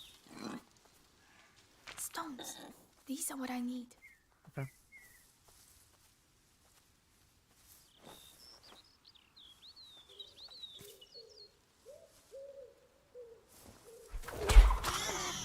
Get him? Does hunger always make you this accurate? Huh. But the feast isn't on your plate quite yet. No. Go, Leon. Get the Don't dog. lose the scent. Yeah, shit. The pupper will get it. I promise you, tonight we shall dine like kings. I have no doubt we will. Don't give up, Leon. Uh-oh. Not as colorful anymore. Leon. Keep him there and you'll get a piece for yourself. Find lion. Leo, of course. Oh no, The lion. I'll sink in there. Can we get out? Shit, I've been in mud like that. It's disgusting. The boar. It's bleeding. Okay.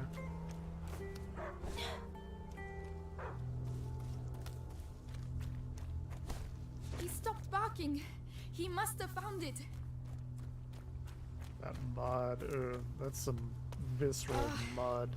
These bridges were almost new. Someone's not going to be happy.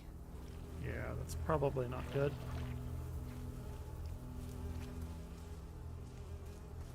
I got a bad feeling about this. The trees. What did that? Leo, come here! Something happened to the fucking dog, didn't it? Didn't it? It's the boar. Oh shit. But how? Leon couldn't have done that. Holy shit. Leo, come here! Leo! Don't fucking kill the dog. Don't do that. No. I'm here! I'm coming! No. What?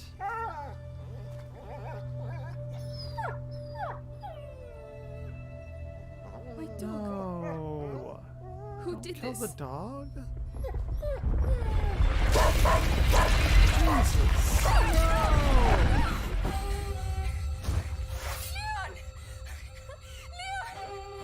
What devilry is this?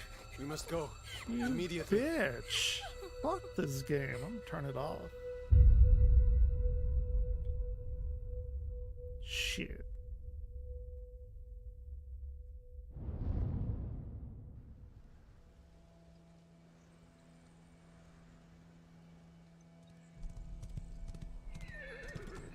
Fuck that. I shall organize a hunt. Go and find your mother. Tell her I must speak with her. She's probably... Looking after Hugo. Yes, of course. She is Amicia. fucking annihilated and destroyed. He was a good dog. It's fucked up. I don't like animal cruelty. Like the one thing I can't watch. I haven't been able to make them yet. Well, I guess they weren't about the English troops wasn't arriving. a person being cruel, but Good day, Lady Amicia. Amicia.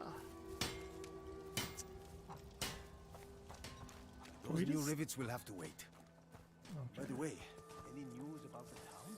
Holy shit, those are some fucking big pigs. During the night. Sounds like the English. That's motherfucking fat pigs.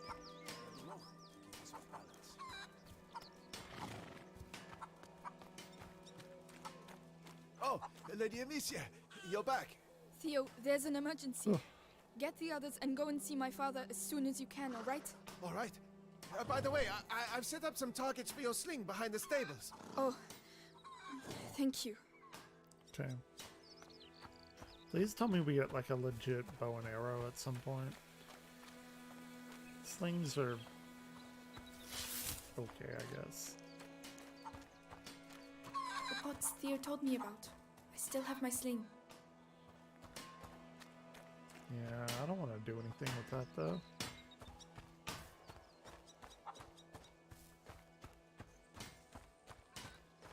Oh, Lady Amicia, did you have a good walk? Later, Flo. No. Tell the others that the forest is out of bounds until further notice. Yes, I'll tell them. Sancti Sebastiani, keep us from evil. May you forever grant us health and keep plague from our door. Okay.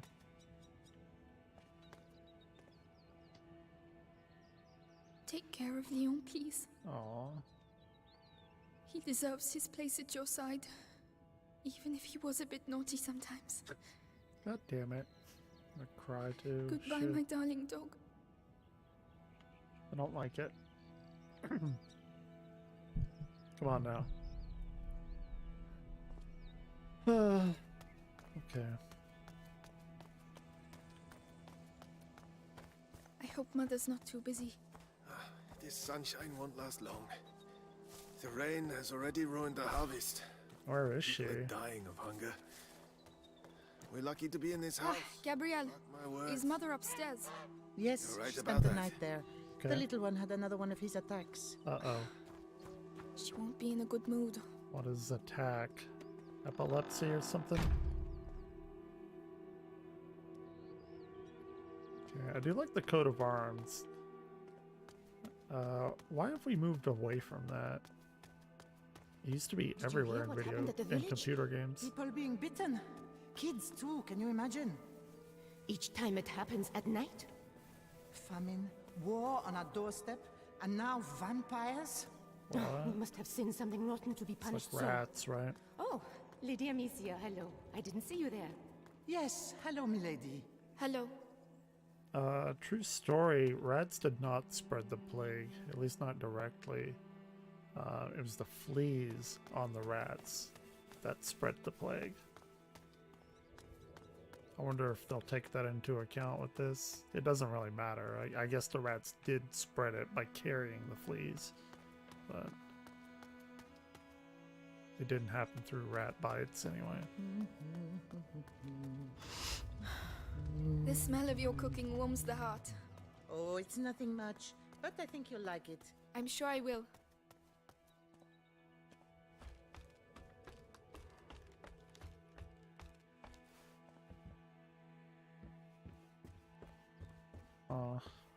They got quite a bit of food, I guess. Cinnamon. I'd almost forgotten what it smells like. They were right to hide it. Father would put it in every dish. Cinnamon.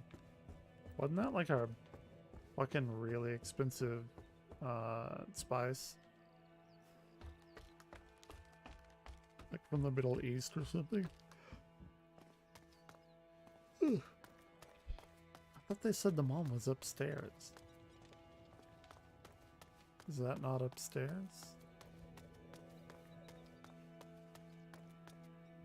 Am I just missing something?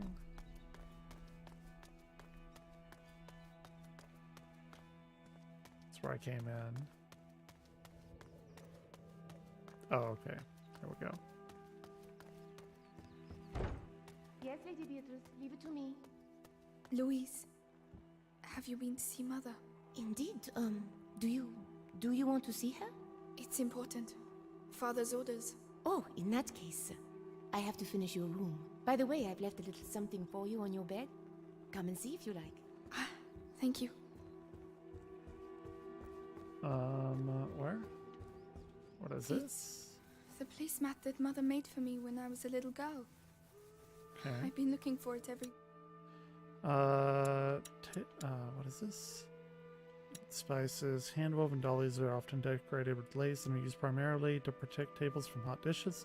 The doilies adorned with the family coat of arms, a traditional pattern for young, well-bred girls when they learn to crochet. Okay. Well-bred. You're that's welcome, weird. sweetness. Look after it now. Don't know if I like that term. Whatever.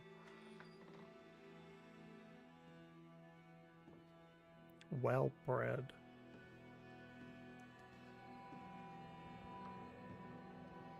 Oh, she got that fleur de lis on. Mother? Okay. Mother kinda You know cute. you're not supposed to be here. I know, but... Why is she? Something attacked Leon in the forest. What the fuck is wrong with her mom? My dear, I really wish I had the time to listen to your adventures, but... She seems like kind of a bitch. But it's true. Leon was lying there on the ground, and then he was... Shh. You are to stay here with your brother. What? Why? What's Close happening? the door behind me and do not open the shutters, whatever happens. But... Hugo... He is not contagious. I realize you hardly know him, but he will be all right. Trust me, Amicia. Yes, Mother. That's interesting.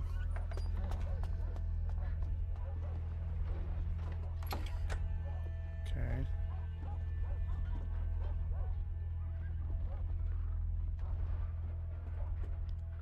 Hold B to skip. All I'm these gonna skip potions. nothing. Mother, will you ever be able to cure him? Okay, just some kind of alchemist or something. How long has he been here? 4 years? 5? Come and see. Where is he? Hugo? He's over here, isn't he? Yep. Hugo. It's me. Your sister? Amicia? Hello. We haven't seen each other much. Mummy will be back soon. This is really weird. Like, the kid is clearly like 5, if not older. Maybe a little less. Did he I don't talk? No, Lord Nicholas. know. Oh shit. He killed 2 of our men. The fuck? Is her dad? Where is he? I won't ask again. Where is your son? In good hands. What is happening? Search the house. What the fuck is going on? Is that Mommy?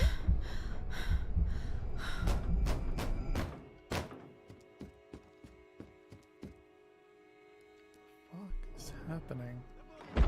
Hugo, come here. Okay. What's happening? Shh. Oh shit, oh shit, I know oh shit. you're here, kid. I don't have time to play games. Easy. Oh, fuck. Stay down. Hugo, it's me, Gabrielle. Come here quickly. Hey, you! What the hell are you doing? Can I kill him? Oh shit, nope, I'm dead. Fuck. Okay. That did not work. Hugo, come here. What's happening? Shh.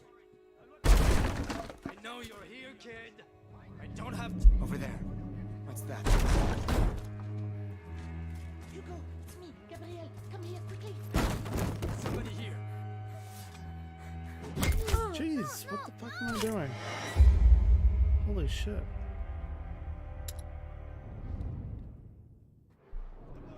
I'm already this awful. Hugo, come here. What's happening? Shh. I know you're here, kid. I don't have time to play games. Where have they hidden him? Let's go. Now. Where's Mommy? Hugo, it's me, Gabrielle. Come here, quickly. Hey, you! What the hell are you doing? Let's go. The kid, huh? Leave him alone. Shut your mouth. He belongs to the Can we go up there? He's Maybe just not. a child. over the It's child. not mine. Was it really that hard? Oh no. Leia. I don't know anything. There you go. Uh-oh. That'll teach you. No. I'm begging you. Hugo's not here. And you, stay. Come on. Very clear. Okay. Me, where is Hugo the Rune?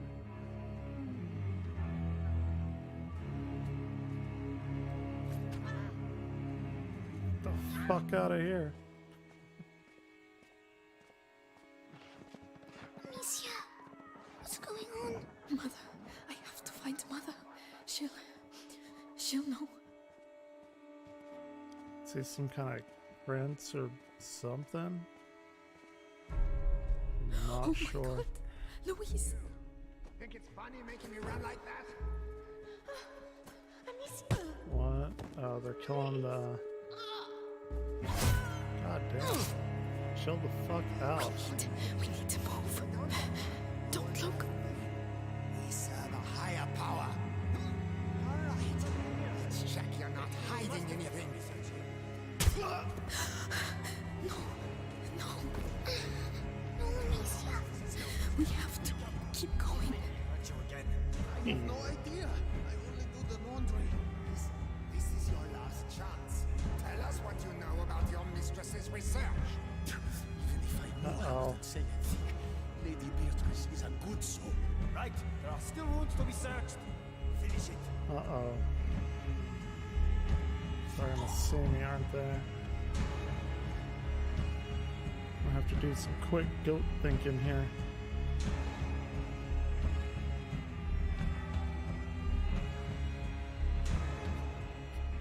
Yeah. Uh-oh. Well, well, well. Where do you think you're going?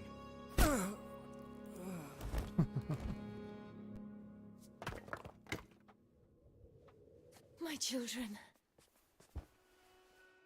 Probably not stay there.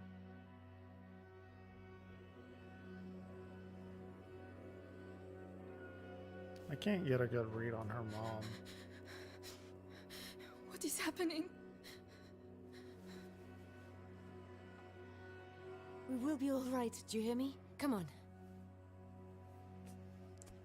It's weird. I don't know. I don't know what to think of her right now. Hugo, take your sister's hand. I'll go first, and you just have to follow me, all right? We have to cross the gardens. Amicia, hold your brother's hand and follow me in silence, all right? Yes. Yes. Yeah. Watch the exits. They are everywhere. Trust me. Who the fuck are they? They won't be able to see us. Wait. Mommy. Shh. Okay.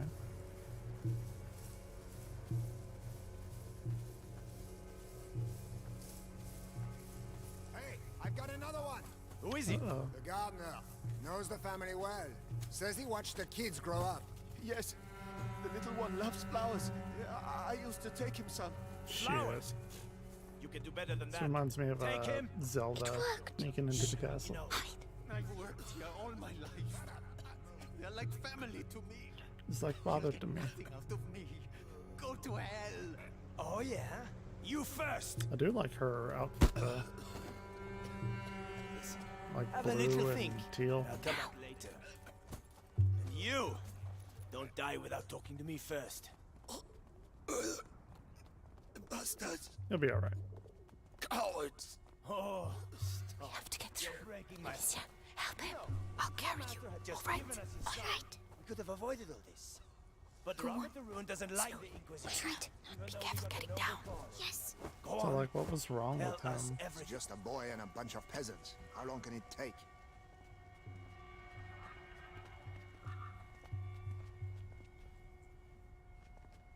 Look out. They'll see us. We have to get further away. If I can hit the helmets in the crates over there, your sling will give us away. I can throw it instead. To be stealthier, hold left bumper to throw projectiles by hand. Okay. That noise. Right, let's go. From over there. Okay. It's probably not as powerful though. Breathe, Hugo, like I showed you. Uh-oh. What's wrong with him? His illness has awoken. We need to go faster.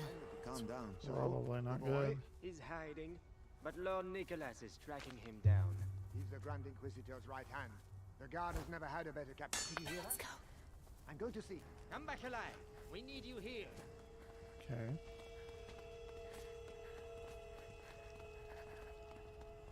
This is really cool. I like this historical aspect. We can't go. I'm actually really enjoying it so far. One of these pots. Really? The noise will attract him. We'll slip past Hold behind right his back. bumper. All right. Okay. Hold left bumper to aim. I know what you poor people are like. Surface. Always got a sneaky coin hidden somewhere. That noise. Better go see what it was. Okay. Come on. Oh shit, it's rainy now. Oh, no. Stay calm. I love Hold the my rain. hand tight.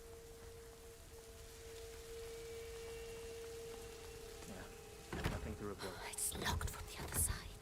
Mother, the hole in the wall. Yes, Hugo. I'm sorry. That rolling I know thunder. You're scared, but if you get through there, you can open the door for us. You're the only one who can do it. Come on, Hugo. Just concentrate on the door. You're a brave boy. You prove it to me every day.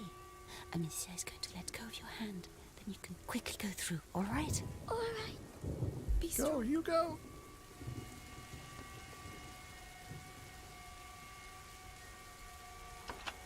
Well done. There are people. Hold my hand.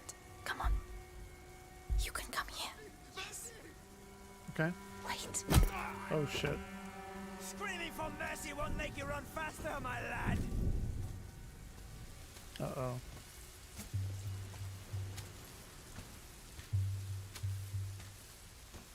Come on.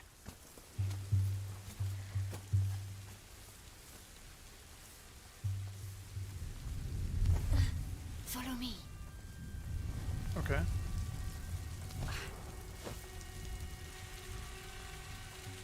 What is the kid? I will be back soon. It's okay, follow. Hugo. I'm coming. Wait, I'm coming. Amicia, you have to help him Okay. next time. Sorry. No, My head. What is wrong with him? Uh-oh. An attack. Listen to my voice, Hugo. You know how this goes. The fuck? He's Listen flipping to me. out. Breathe. Think of the cloud that you breathe in and blow out. In, out. I don't know what's wrong with him. Like that, slowly. Mother, we can't stay. Give him a little time. I mean, this is historical. I don't know, unless he has like powers. Maybe it's not. Courage, my darling. I don't know. Historical fantasy, maybe? Come on. Be careful. Unless he's got like epilepsy or something. Not quite sure.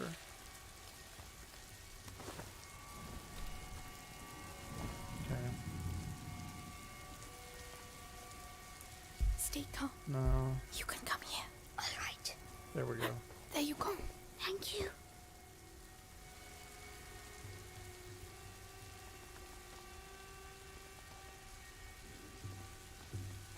I am just go now. not quite It's too risky with certain. Hugo. He's slower than us. There are bots over there. I could cross, make a diversion. Alone. Yes, you'd have more Okay. time. Hugo I and can let you know when it's alright.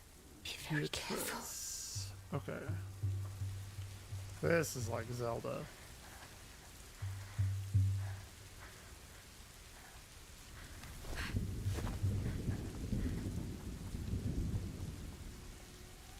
Okay, got a pot.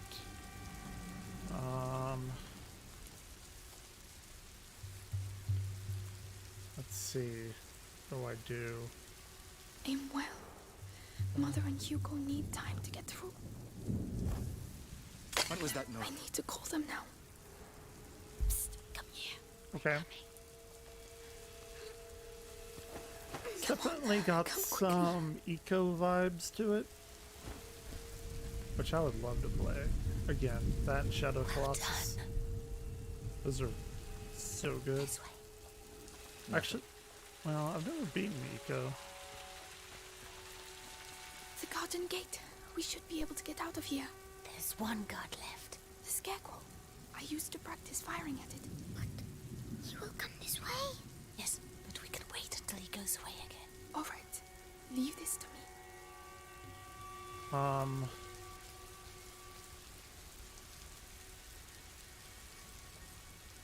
Oh, here we go. Oh, yeah. Just selected. Gotcha. I understand. What the hell was that?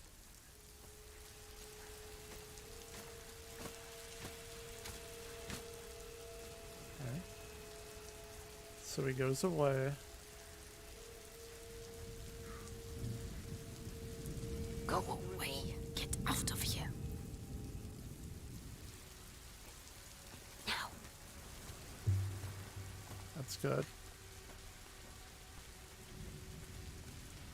Orion, what are you doing? You're alive. This way. This way. Follow me. Are you being bad, Katie? You being bad?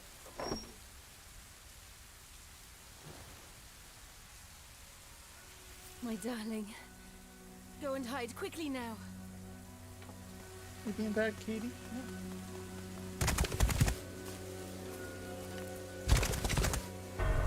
Uh-oh. Shit's going down. They are Amicia, here. you have to take your brother to Laurentius. The doctor? Yes. He helped me treat Hugo. He will look after you. And what about you? Lawrence. You have do to not come. need me, Amicia. You are. But I do need you. I need you. Uh-oh. Mom's gonna die. Probably not Hurry great. now.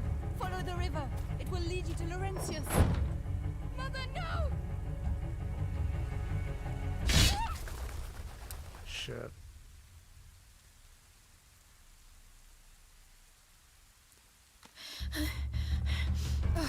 That's fucked up. Hugo, follow me. Now. Hold right trigger to sprint. What's happening? Where's Mommy? Get the fuck out of here. That's what's happening. Catch up with us. Run as fast as you can. Oh fuck. Okay. Be careful, goddammit! The ground is shaking. Amicia, the ground is shaking. The ground. Stop! They're right behind us. What's that shaking? Why is the ground shaking? Harry, straight on. But where are we going? Mommy won't be able to find us. Mommy, she kind of did. Amicia, we have to go back and look for Mommy. That's not, yeah. We can't let them catch us. That's not good. This is not good. Oh shit. Where should we go? I don't know. Uh-oh. Found Amicia. They're rats. Are we going to die? No, we have to lose them. You don't know that you're not. What do we do? Take a Shit. deep breath. Just Okay. To the strangers. All right. Interesting.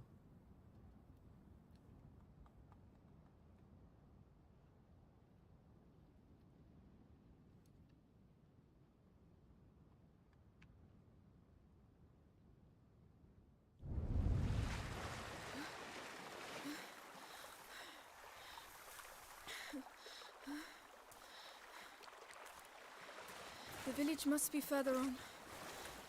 Someone there should be able to help us find Laurentius.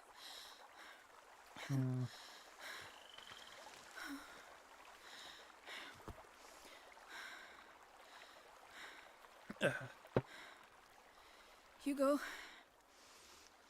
Hugo?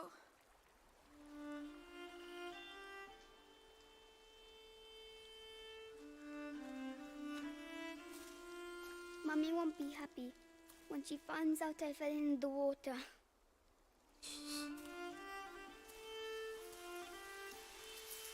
Well, let's not mention it when we see her, alright? That's tough. Come on. First we have to get dry. That's rough. Find help. Okay. Can I like steal these? Why did they want to capture us? I don't know. I don't want to think about it right now. Will ask the ranchers to take us to see Mommy and Daddy. Yes, of course.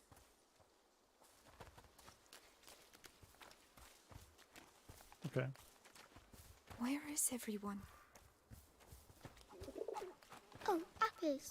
Hugo, not now. Don't fuck around with the Don't apples. touch them. They're all rotten. But I'm hungry. How can you think of food right now? Yeah, that's not good. It's a bird, though. That's fine. Smoke. There must be a lot of people. What are they doing? Like burning Excuse the bodies me, or please something? wait. Madam? Uh-oh. What's the matter with them? They look scared. What, are they afraid of us? We may have the plague or something? Excuse me, I'm the daughter of Lord Robert de Rune. We were attacked. We need help. Please, it's very cold.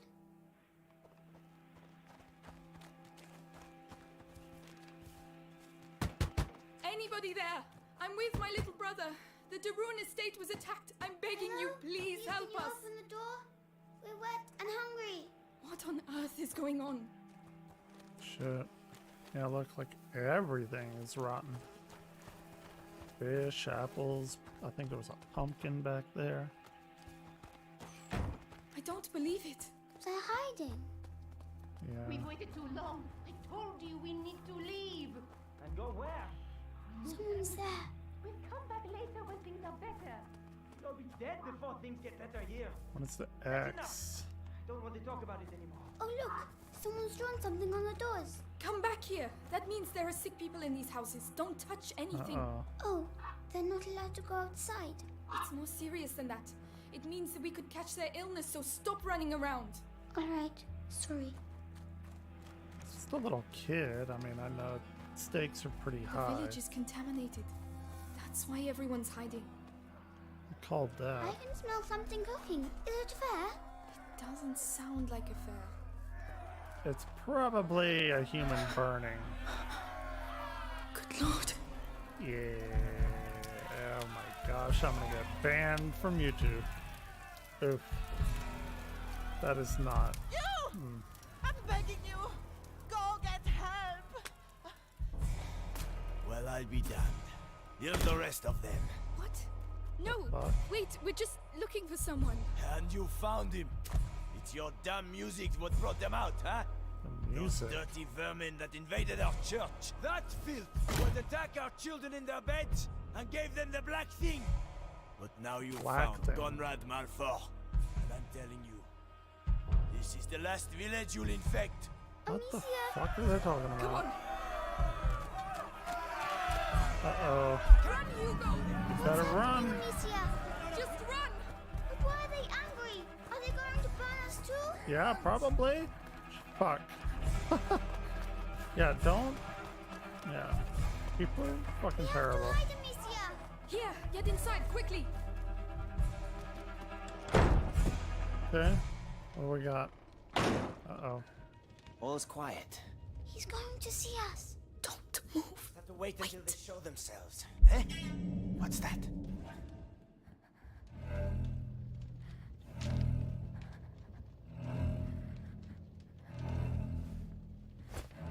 What's that racket about?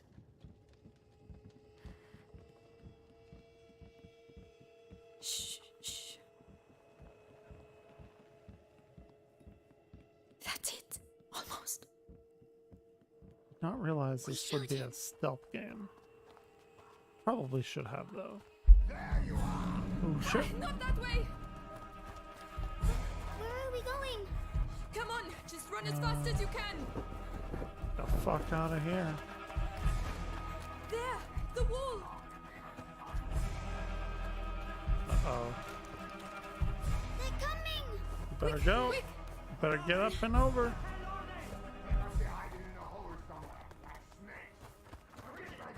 We should never have come here.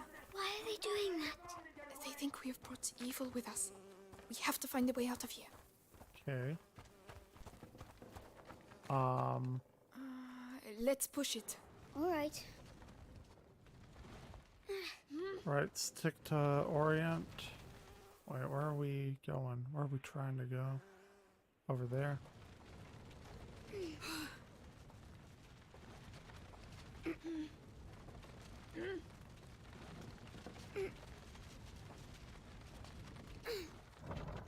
Okay. Good. We can climb onto it now.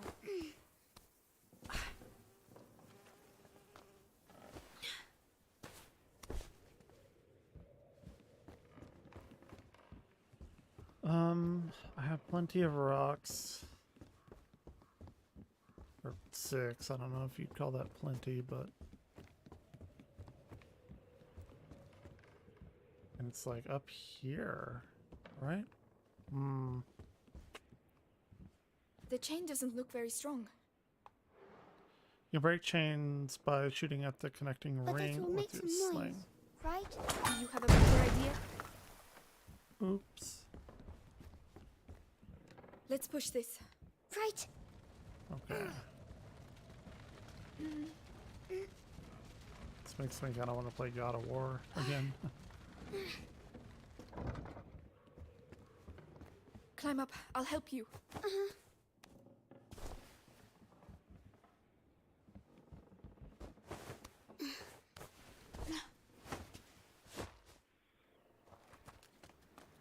Well, we got out.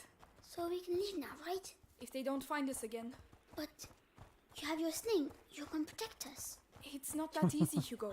Oh. Yeah. Bling. It's people, fucking militia. Everything. Outsiders! Oh no, quickly, quickly! What? What? What the fuck happened? The ladder, go and climb, you first! It doesn't look safe, Amicia. We're running out of time, they're coming! It's going to break! No! Oh, fantastic. I told you! Fantastic. Uh-oh. Hugo, where are you going? Don't leave me! Amicia, come here, this side! There you are! I found this, so you can climb up. Well done. I'll get it to fall. Watch out! What am I doing?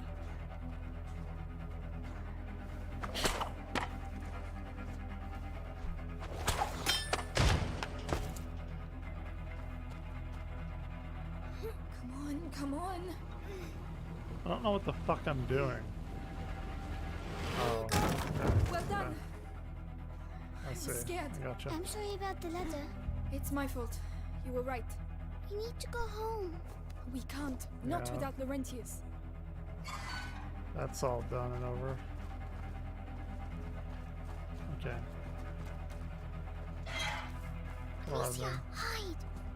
Well, where the hell are they? Come on. We surrounded the area. They were here a few minutes ago. The two of you surrounded the whole area? Get out of here! Call the others and get those alleys blocked. If I catch those brats, I'll send them back to hell! Piece by piece. Conrad lost his mind when his kid died. We have to burn innocent people? Chase kids? Meanwhile, the plague spreads through the... I heard something. Let's go take a look. Don't do anything foolish.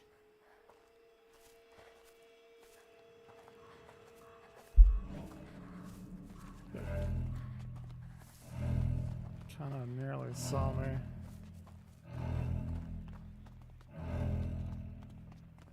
Shit, get the fuck out of there. Okay. Ooh, that is a very nice base, I think. Bode base. Possibly a cello. Again. Oh fuck. Okay. Did not see him. Which way? Oh, I don't know. There's no way out. Oh no. Quickly, please. I'm trying. Oh shit. Fuck. That was not super great. Oh no, not again. Which way? Oh, I don't know. There's no way out. Oh no. Quickly, please. I'm trying. It won't hold them for long. Quickly. They really do. Hugo, go through there. Open it for me. Right. I've looked into the plank. Can you unblock it? I'm trying. Hurry! Quickly, Hugo, please! I can. Hugo, he's here! I'm coming! Hugo, do something! Run! Oh shit, okay. Stop him, he's here. Oh, please, we've got to carry on. Just a little further. Dude, I'd be done. I'd be winded. A dead end. We're finished. This way. Don't be afraid. Come in. Oh, old lady. Hell yeah. The most infected part of the village. Where are they? Listen, we'll tell Conrad we lost them. I'm not staying here. Let that shit him out. Rest now. You're safe. They'll never come looking for you here. You're soaking. There are clothes you can change into upstairs. In a chest in the bedroom. Are you sure? Thank you. Okay. We found help. Good.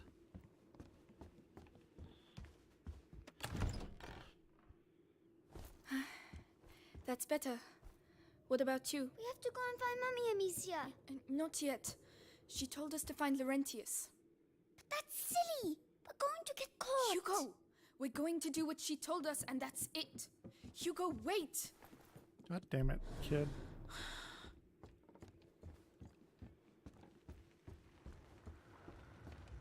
They fit you.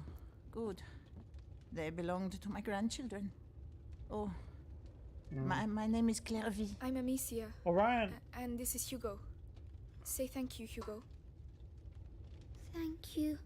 Clovey, what is happening here? The plague. Yeah. So many people dead. And those still alive have... But where are your parents? It like At wiped home. out They're a waiting for third us. of the population. We're of the looking for a world. doctor. Laurentius. A doctor? Perhaps? A man did come and help at the hospice early on. The monks might be able to tell you more, but... What? They haven't been seen recently. No one goes near the church anymore. It's all we have. We must go and see. You'll die there. But no one listens to old Clary anymore, so... Anyway, I see you have a sling. You're going to need it. But it'll be no use to you in that state. Go to the backyard. You'll find some new strips of leather there. And feel free to use the workshop in the next room for your repairs. That's very kind of you. She knows a lot about mechanics of slings. Feel free to use the tools by the workshop. Take the tools near the workbench and the leather from the backyard. Okay. Right, got the tools. I just need the leather. Okay. Here? Leather. Right, let's get to work. It's very, very similar to Horizon. Come on, mechanically. keep calm and concentrate. Hold A. Okay. Oops, that is not what I meant to do. That's much better. Okay. With the right materials, I could improve it even more. Interesting. Right, I must go and thank Clovey. Chloe? Ah, so? It's a lot better. Thank you, Clovey. Thanks for Clovey? everything. I don't know her name. Can't hear her well. Yeah, they won't survive long around here if you ask me. What on earth are you doing? Put that mallet down.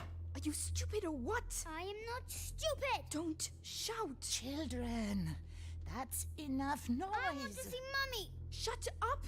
You're going to get us killed. Mummy will protect us. She is enough. dead. She's not there. Mummy is dead, Hugo. You'll Thank never you. see her again. Or Daddy. Amicia. You're lying. We They actually were killed at the house. Both of them. we So actually shut did up. not see her die. I hate you. We saw Stop. Hugo, a sword go through the wood Hugo, with wait. blood. Don't go out. You're mad. Technically did not see her die. Hugo, come back. I really like the music. What's he doing? I'm a fan of string quartets. Oh no, he's going to get us killed.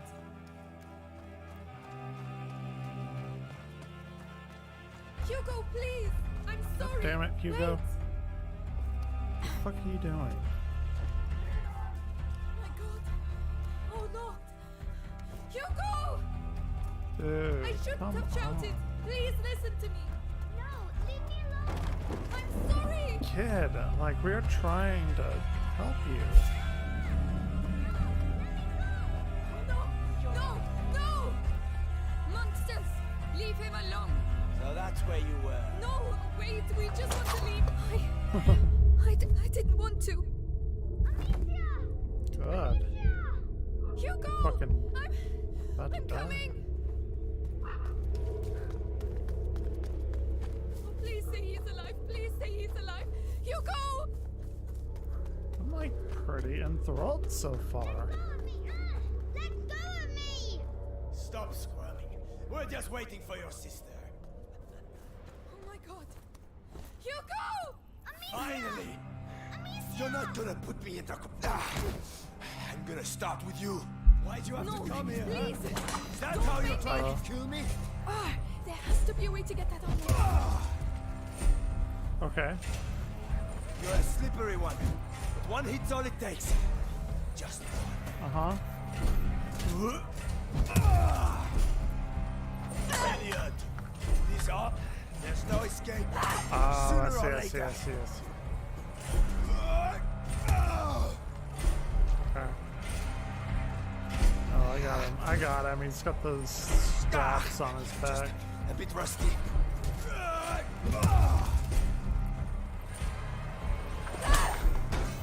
Oh yeah? Come on, Conrad. Show him what you do best. You think you can defeat me? I fought in 2 wars, you know. What else do I need? I know what you're like. There we go. Fine. I can use that to my advantage. Shit. It's like one hit KO. Which, I mean, it's pretty realistic, to be completely honest.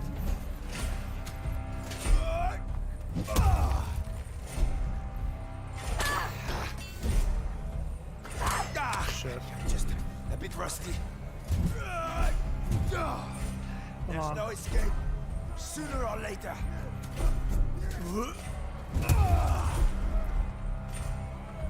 You're going to have to do... Come on, shit. Show them what you do best. You think you can defeat me? I fought in 2 wars, you know. I really don't care. I know what you're like. Fine. I can use that to my advantage. I'm going to show you what it's like to lose someone you love. Good. Okay. Where the fuck are the rocks? Got some.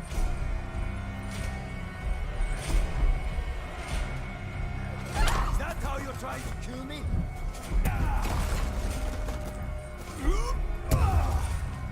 Yeah. Keep it up. Only death will stop me. That's sweet and Oh fuck! They got me on the swing around. Shit.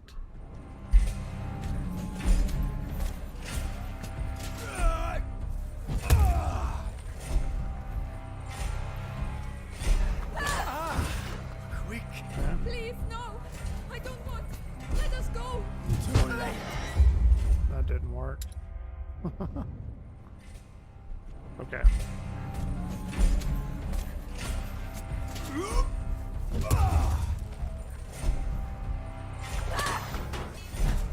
Come on, That's some bullshit. I dodged. I totally fucking dodged that. Come on, this should not be that difficult. You think you can defeat me? I fought in 2 wars, you know.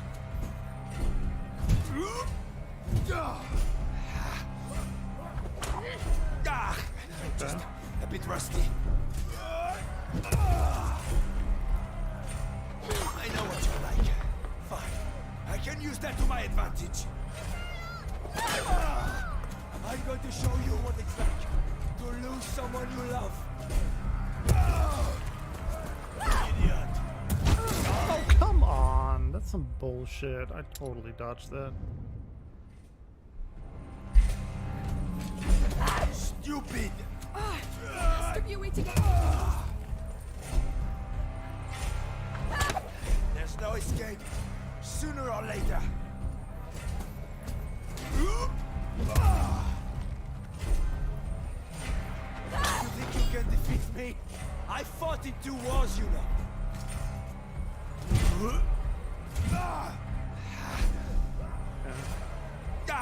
You're just a bit rusty. Oh no! Shit, I'm out. You're a slippery one. But 1 hit's all it takes. Just 1.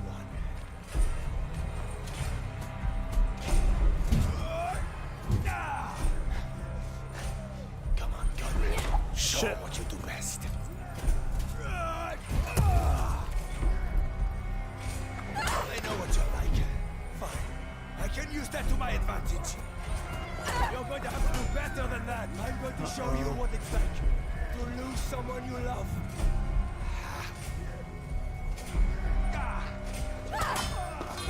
I'm not scared of dying, you know. You took away from me the only thing I had. No! Don't make me do this!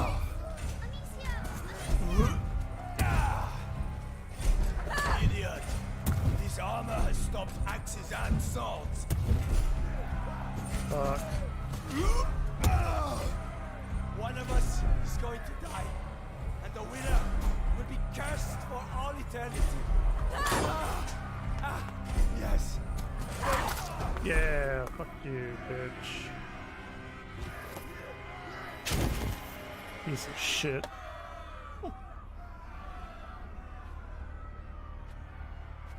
Man, she's killing all kinds of people now.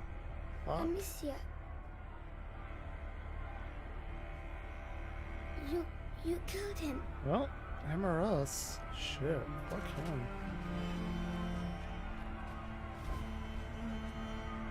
Ugh.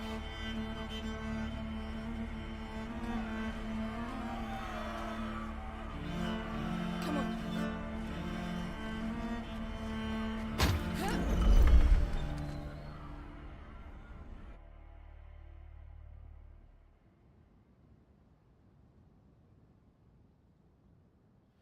Part 3, Retribution. How long is this game? It's probably not that long. Only been playing it for what, like maybe an hour and a half? Give or take? An hour? Look, Amicia. I'm coming.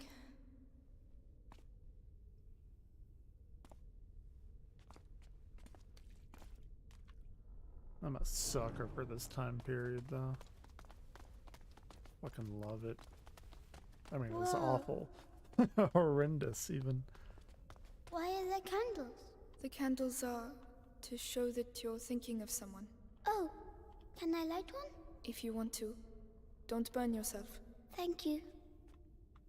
He's gonna have to learn pretty damn quick.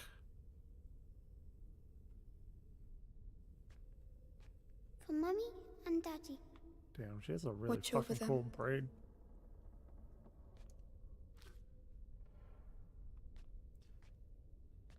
Oh, that's sweet. Yeah, this is definitely like eco. And I'm okay with that. Like, if the game is structured around escort, There's an that's echo. fine. Hello! Hugo, there might be people here. Oh. Silver? Usually games structured around an escort mission are usually pretty good. It's whenever they throw that in like a, you know, like an action RPG. Ooh, alcohol, nice. It's usually awful. Okay. What's that? Forgive me for the evil I have just committed. I never... Amicia, you're really squeezing me. It's not her fault. They're going Sorry. to kill her.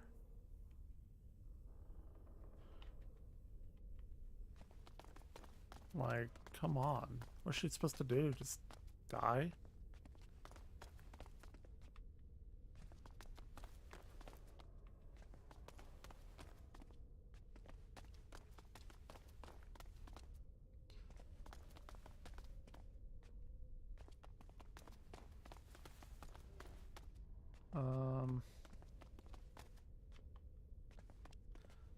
I don't really know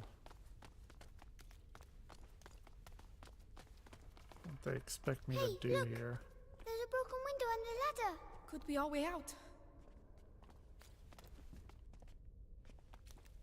Climb up. I hope it doesn't break like the other one. It won't, Hugo. Trust me. She doesn't know. Amicia, Come on there's now. someone there. Children, what are you doing here? Father, we need help. Leave! It's dangerous! You have no business being here! Wait, please. It's important. We should go and talk to him. Okay. Is he the one who knows where Laurentius is? It has to be him. It has to. Oh, they've broken everything. What's going on here? Perhaps they're building bigger beds? I don't think that's it. It's probably where they held the sick people. Okay.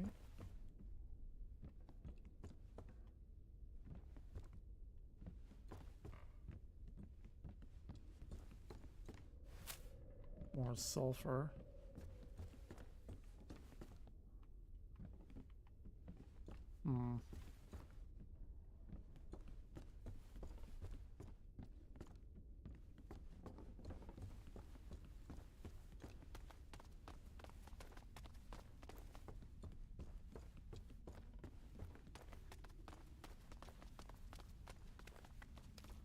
I know that smell. Anything water? Medicinal herbs. The monks must have put them in the water to purify themselves. Mother used to do the same.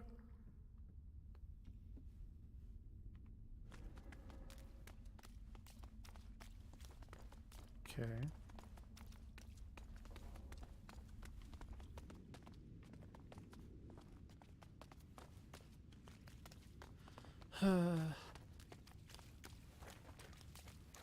Flowers.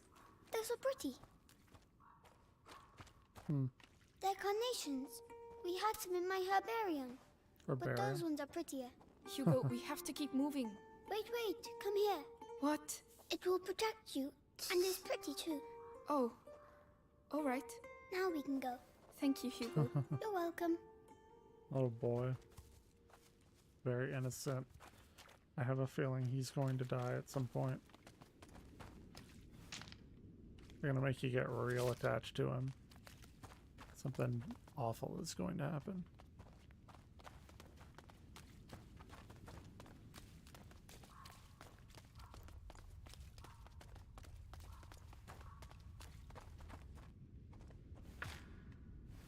Cord, more sulfur. I don't know what the sulfur is or what it's for.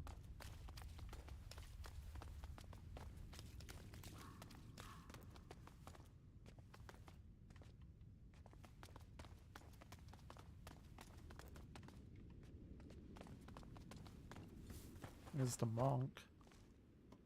Father. You again! I told you to Just leave! a moment. Just a... You have no idea!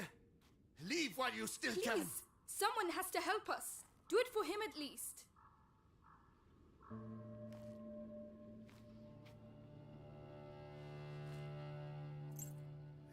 The Robert Duron, coat of arms. We are his children.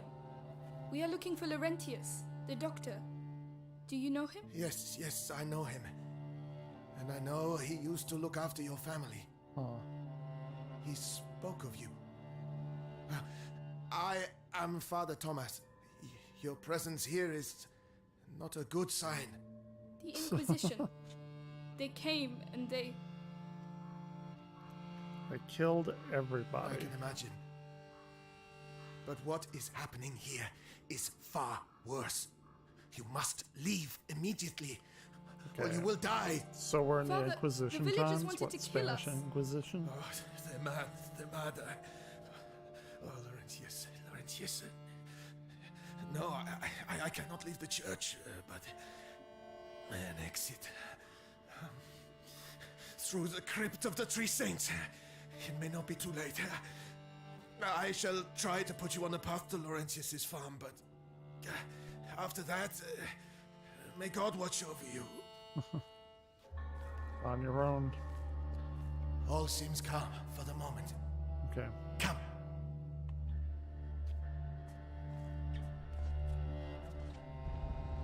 Really good. I really like the aesthetic.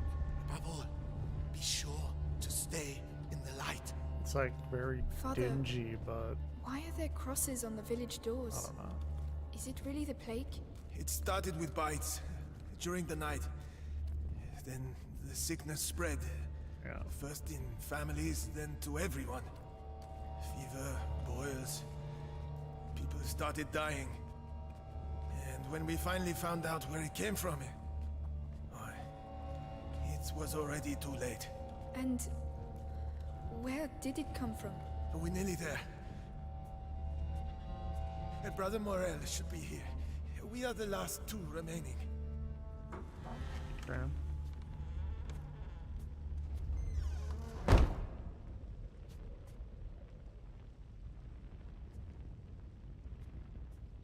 He doesn't look so good. Brother Morel. Stay here.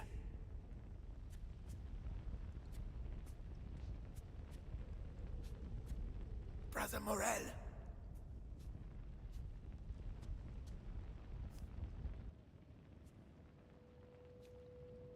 Brother? The human models look really good.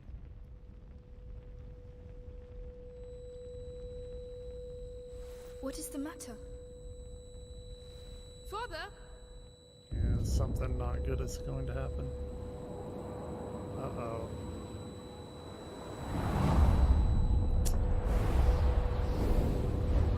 That's not good. Oh, Jesus Christ. Oh, no.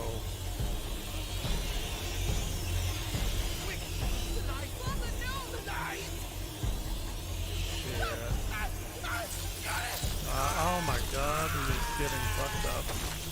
Jesus. Holy crap.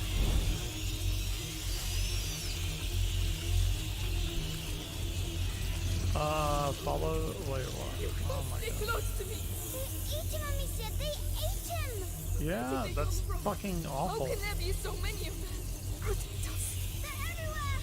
The light. They're scared of the light. I mean, they're clearly like It's a nightmare. We have to get back warned outside, Amicia. this many rats in the plague. Like, The monk. The other brother. We're going to have to climb up. I'll have to put the torch down. No, please. okay. Calm down. There's a torch holder. We'll still have light. But then what? We'll find something. Interesting.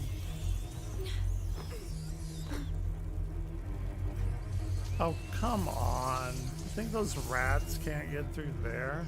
Well, I guess it is light. Fair enough. I don't understand why there are so many of them. Fire. We need some fire. The book will burn quickly. This We have reminds to me hurry. of Gears of War, the first one anyway. Shoot, go away. Go away. Calm down, Hugo. The light will protect us, alright? Alright.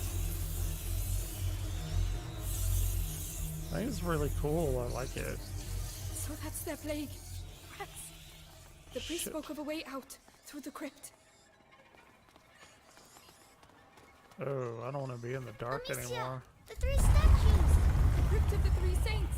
It's the exit the father spoke of. Now we have to find another way. I'll give you a hand. Yes. It's intense.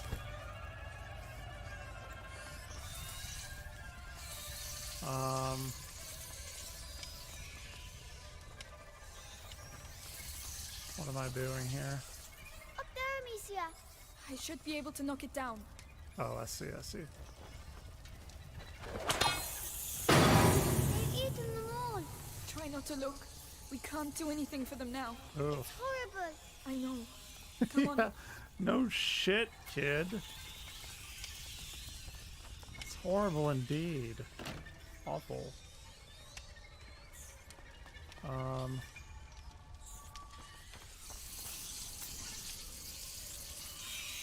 Damn, it's like Vermintide. Come on, get up there.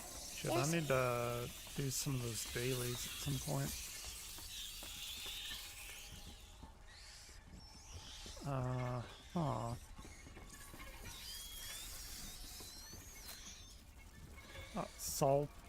Saltpeter? Saltpeter? I don't know what that is.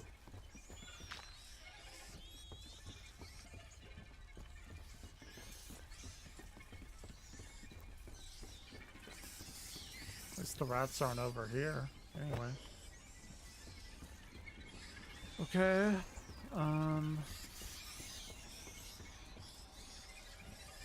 Shit, I don't even know if I should be up here.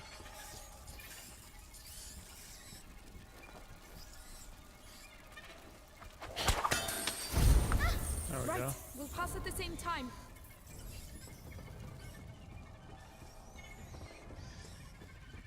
Follow me. All right. Clever loading. Clever loading screen.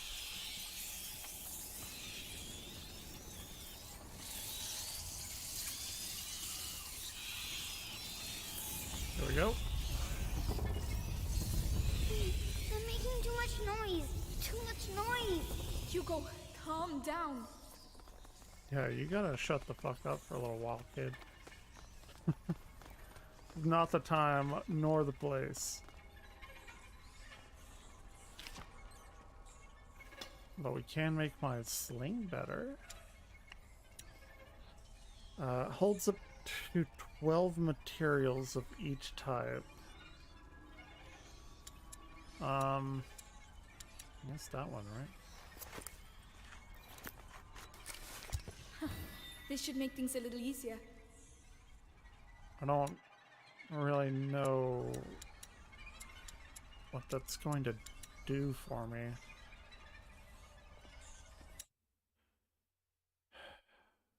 Okay. I'm gonna quit. It auto saves, and I will be back later. I've been streaming for like 9 hours nearly. 8.5 hours. And nobody's come here. Very few people, but that's okay. It was fun. I will be back in a few hours. I'm gonna go eat something. Take it easy.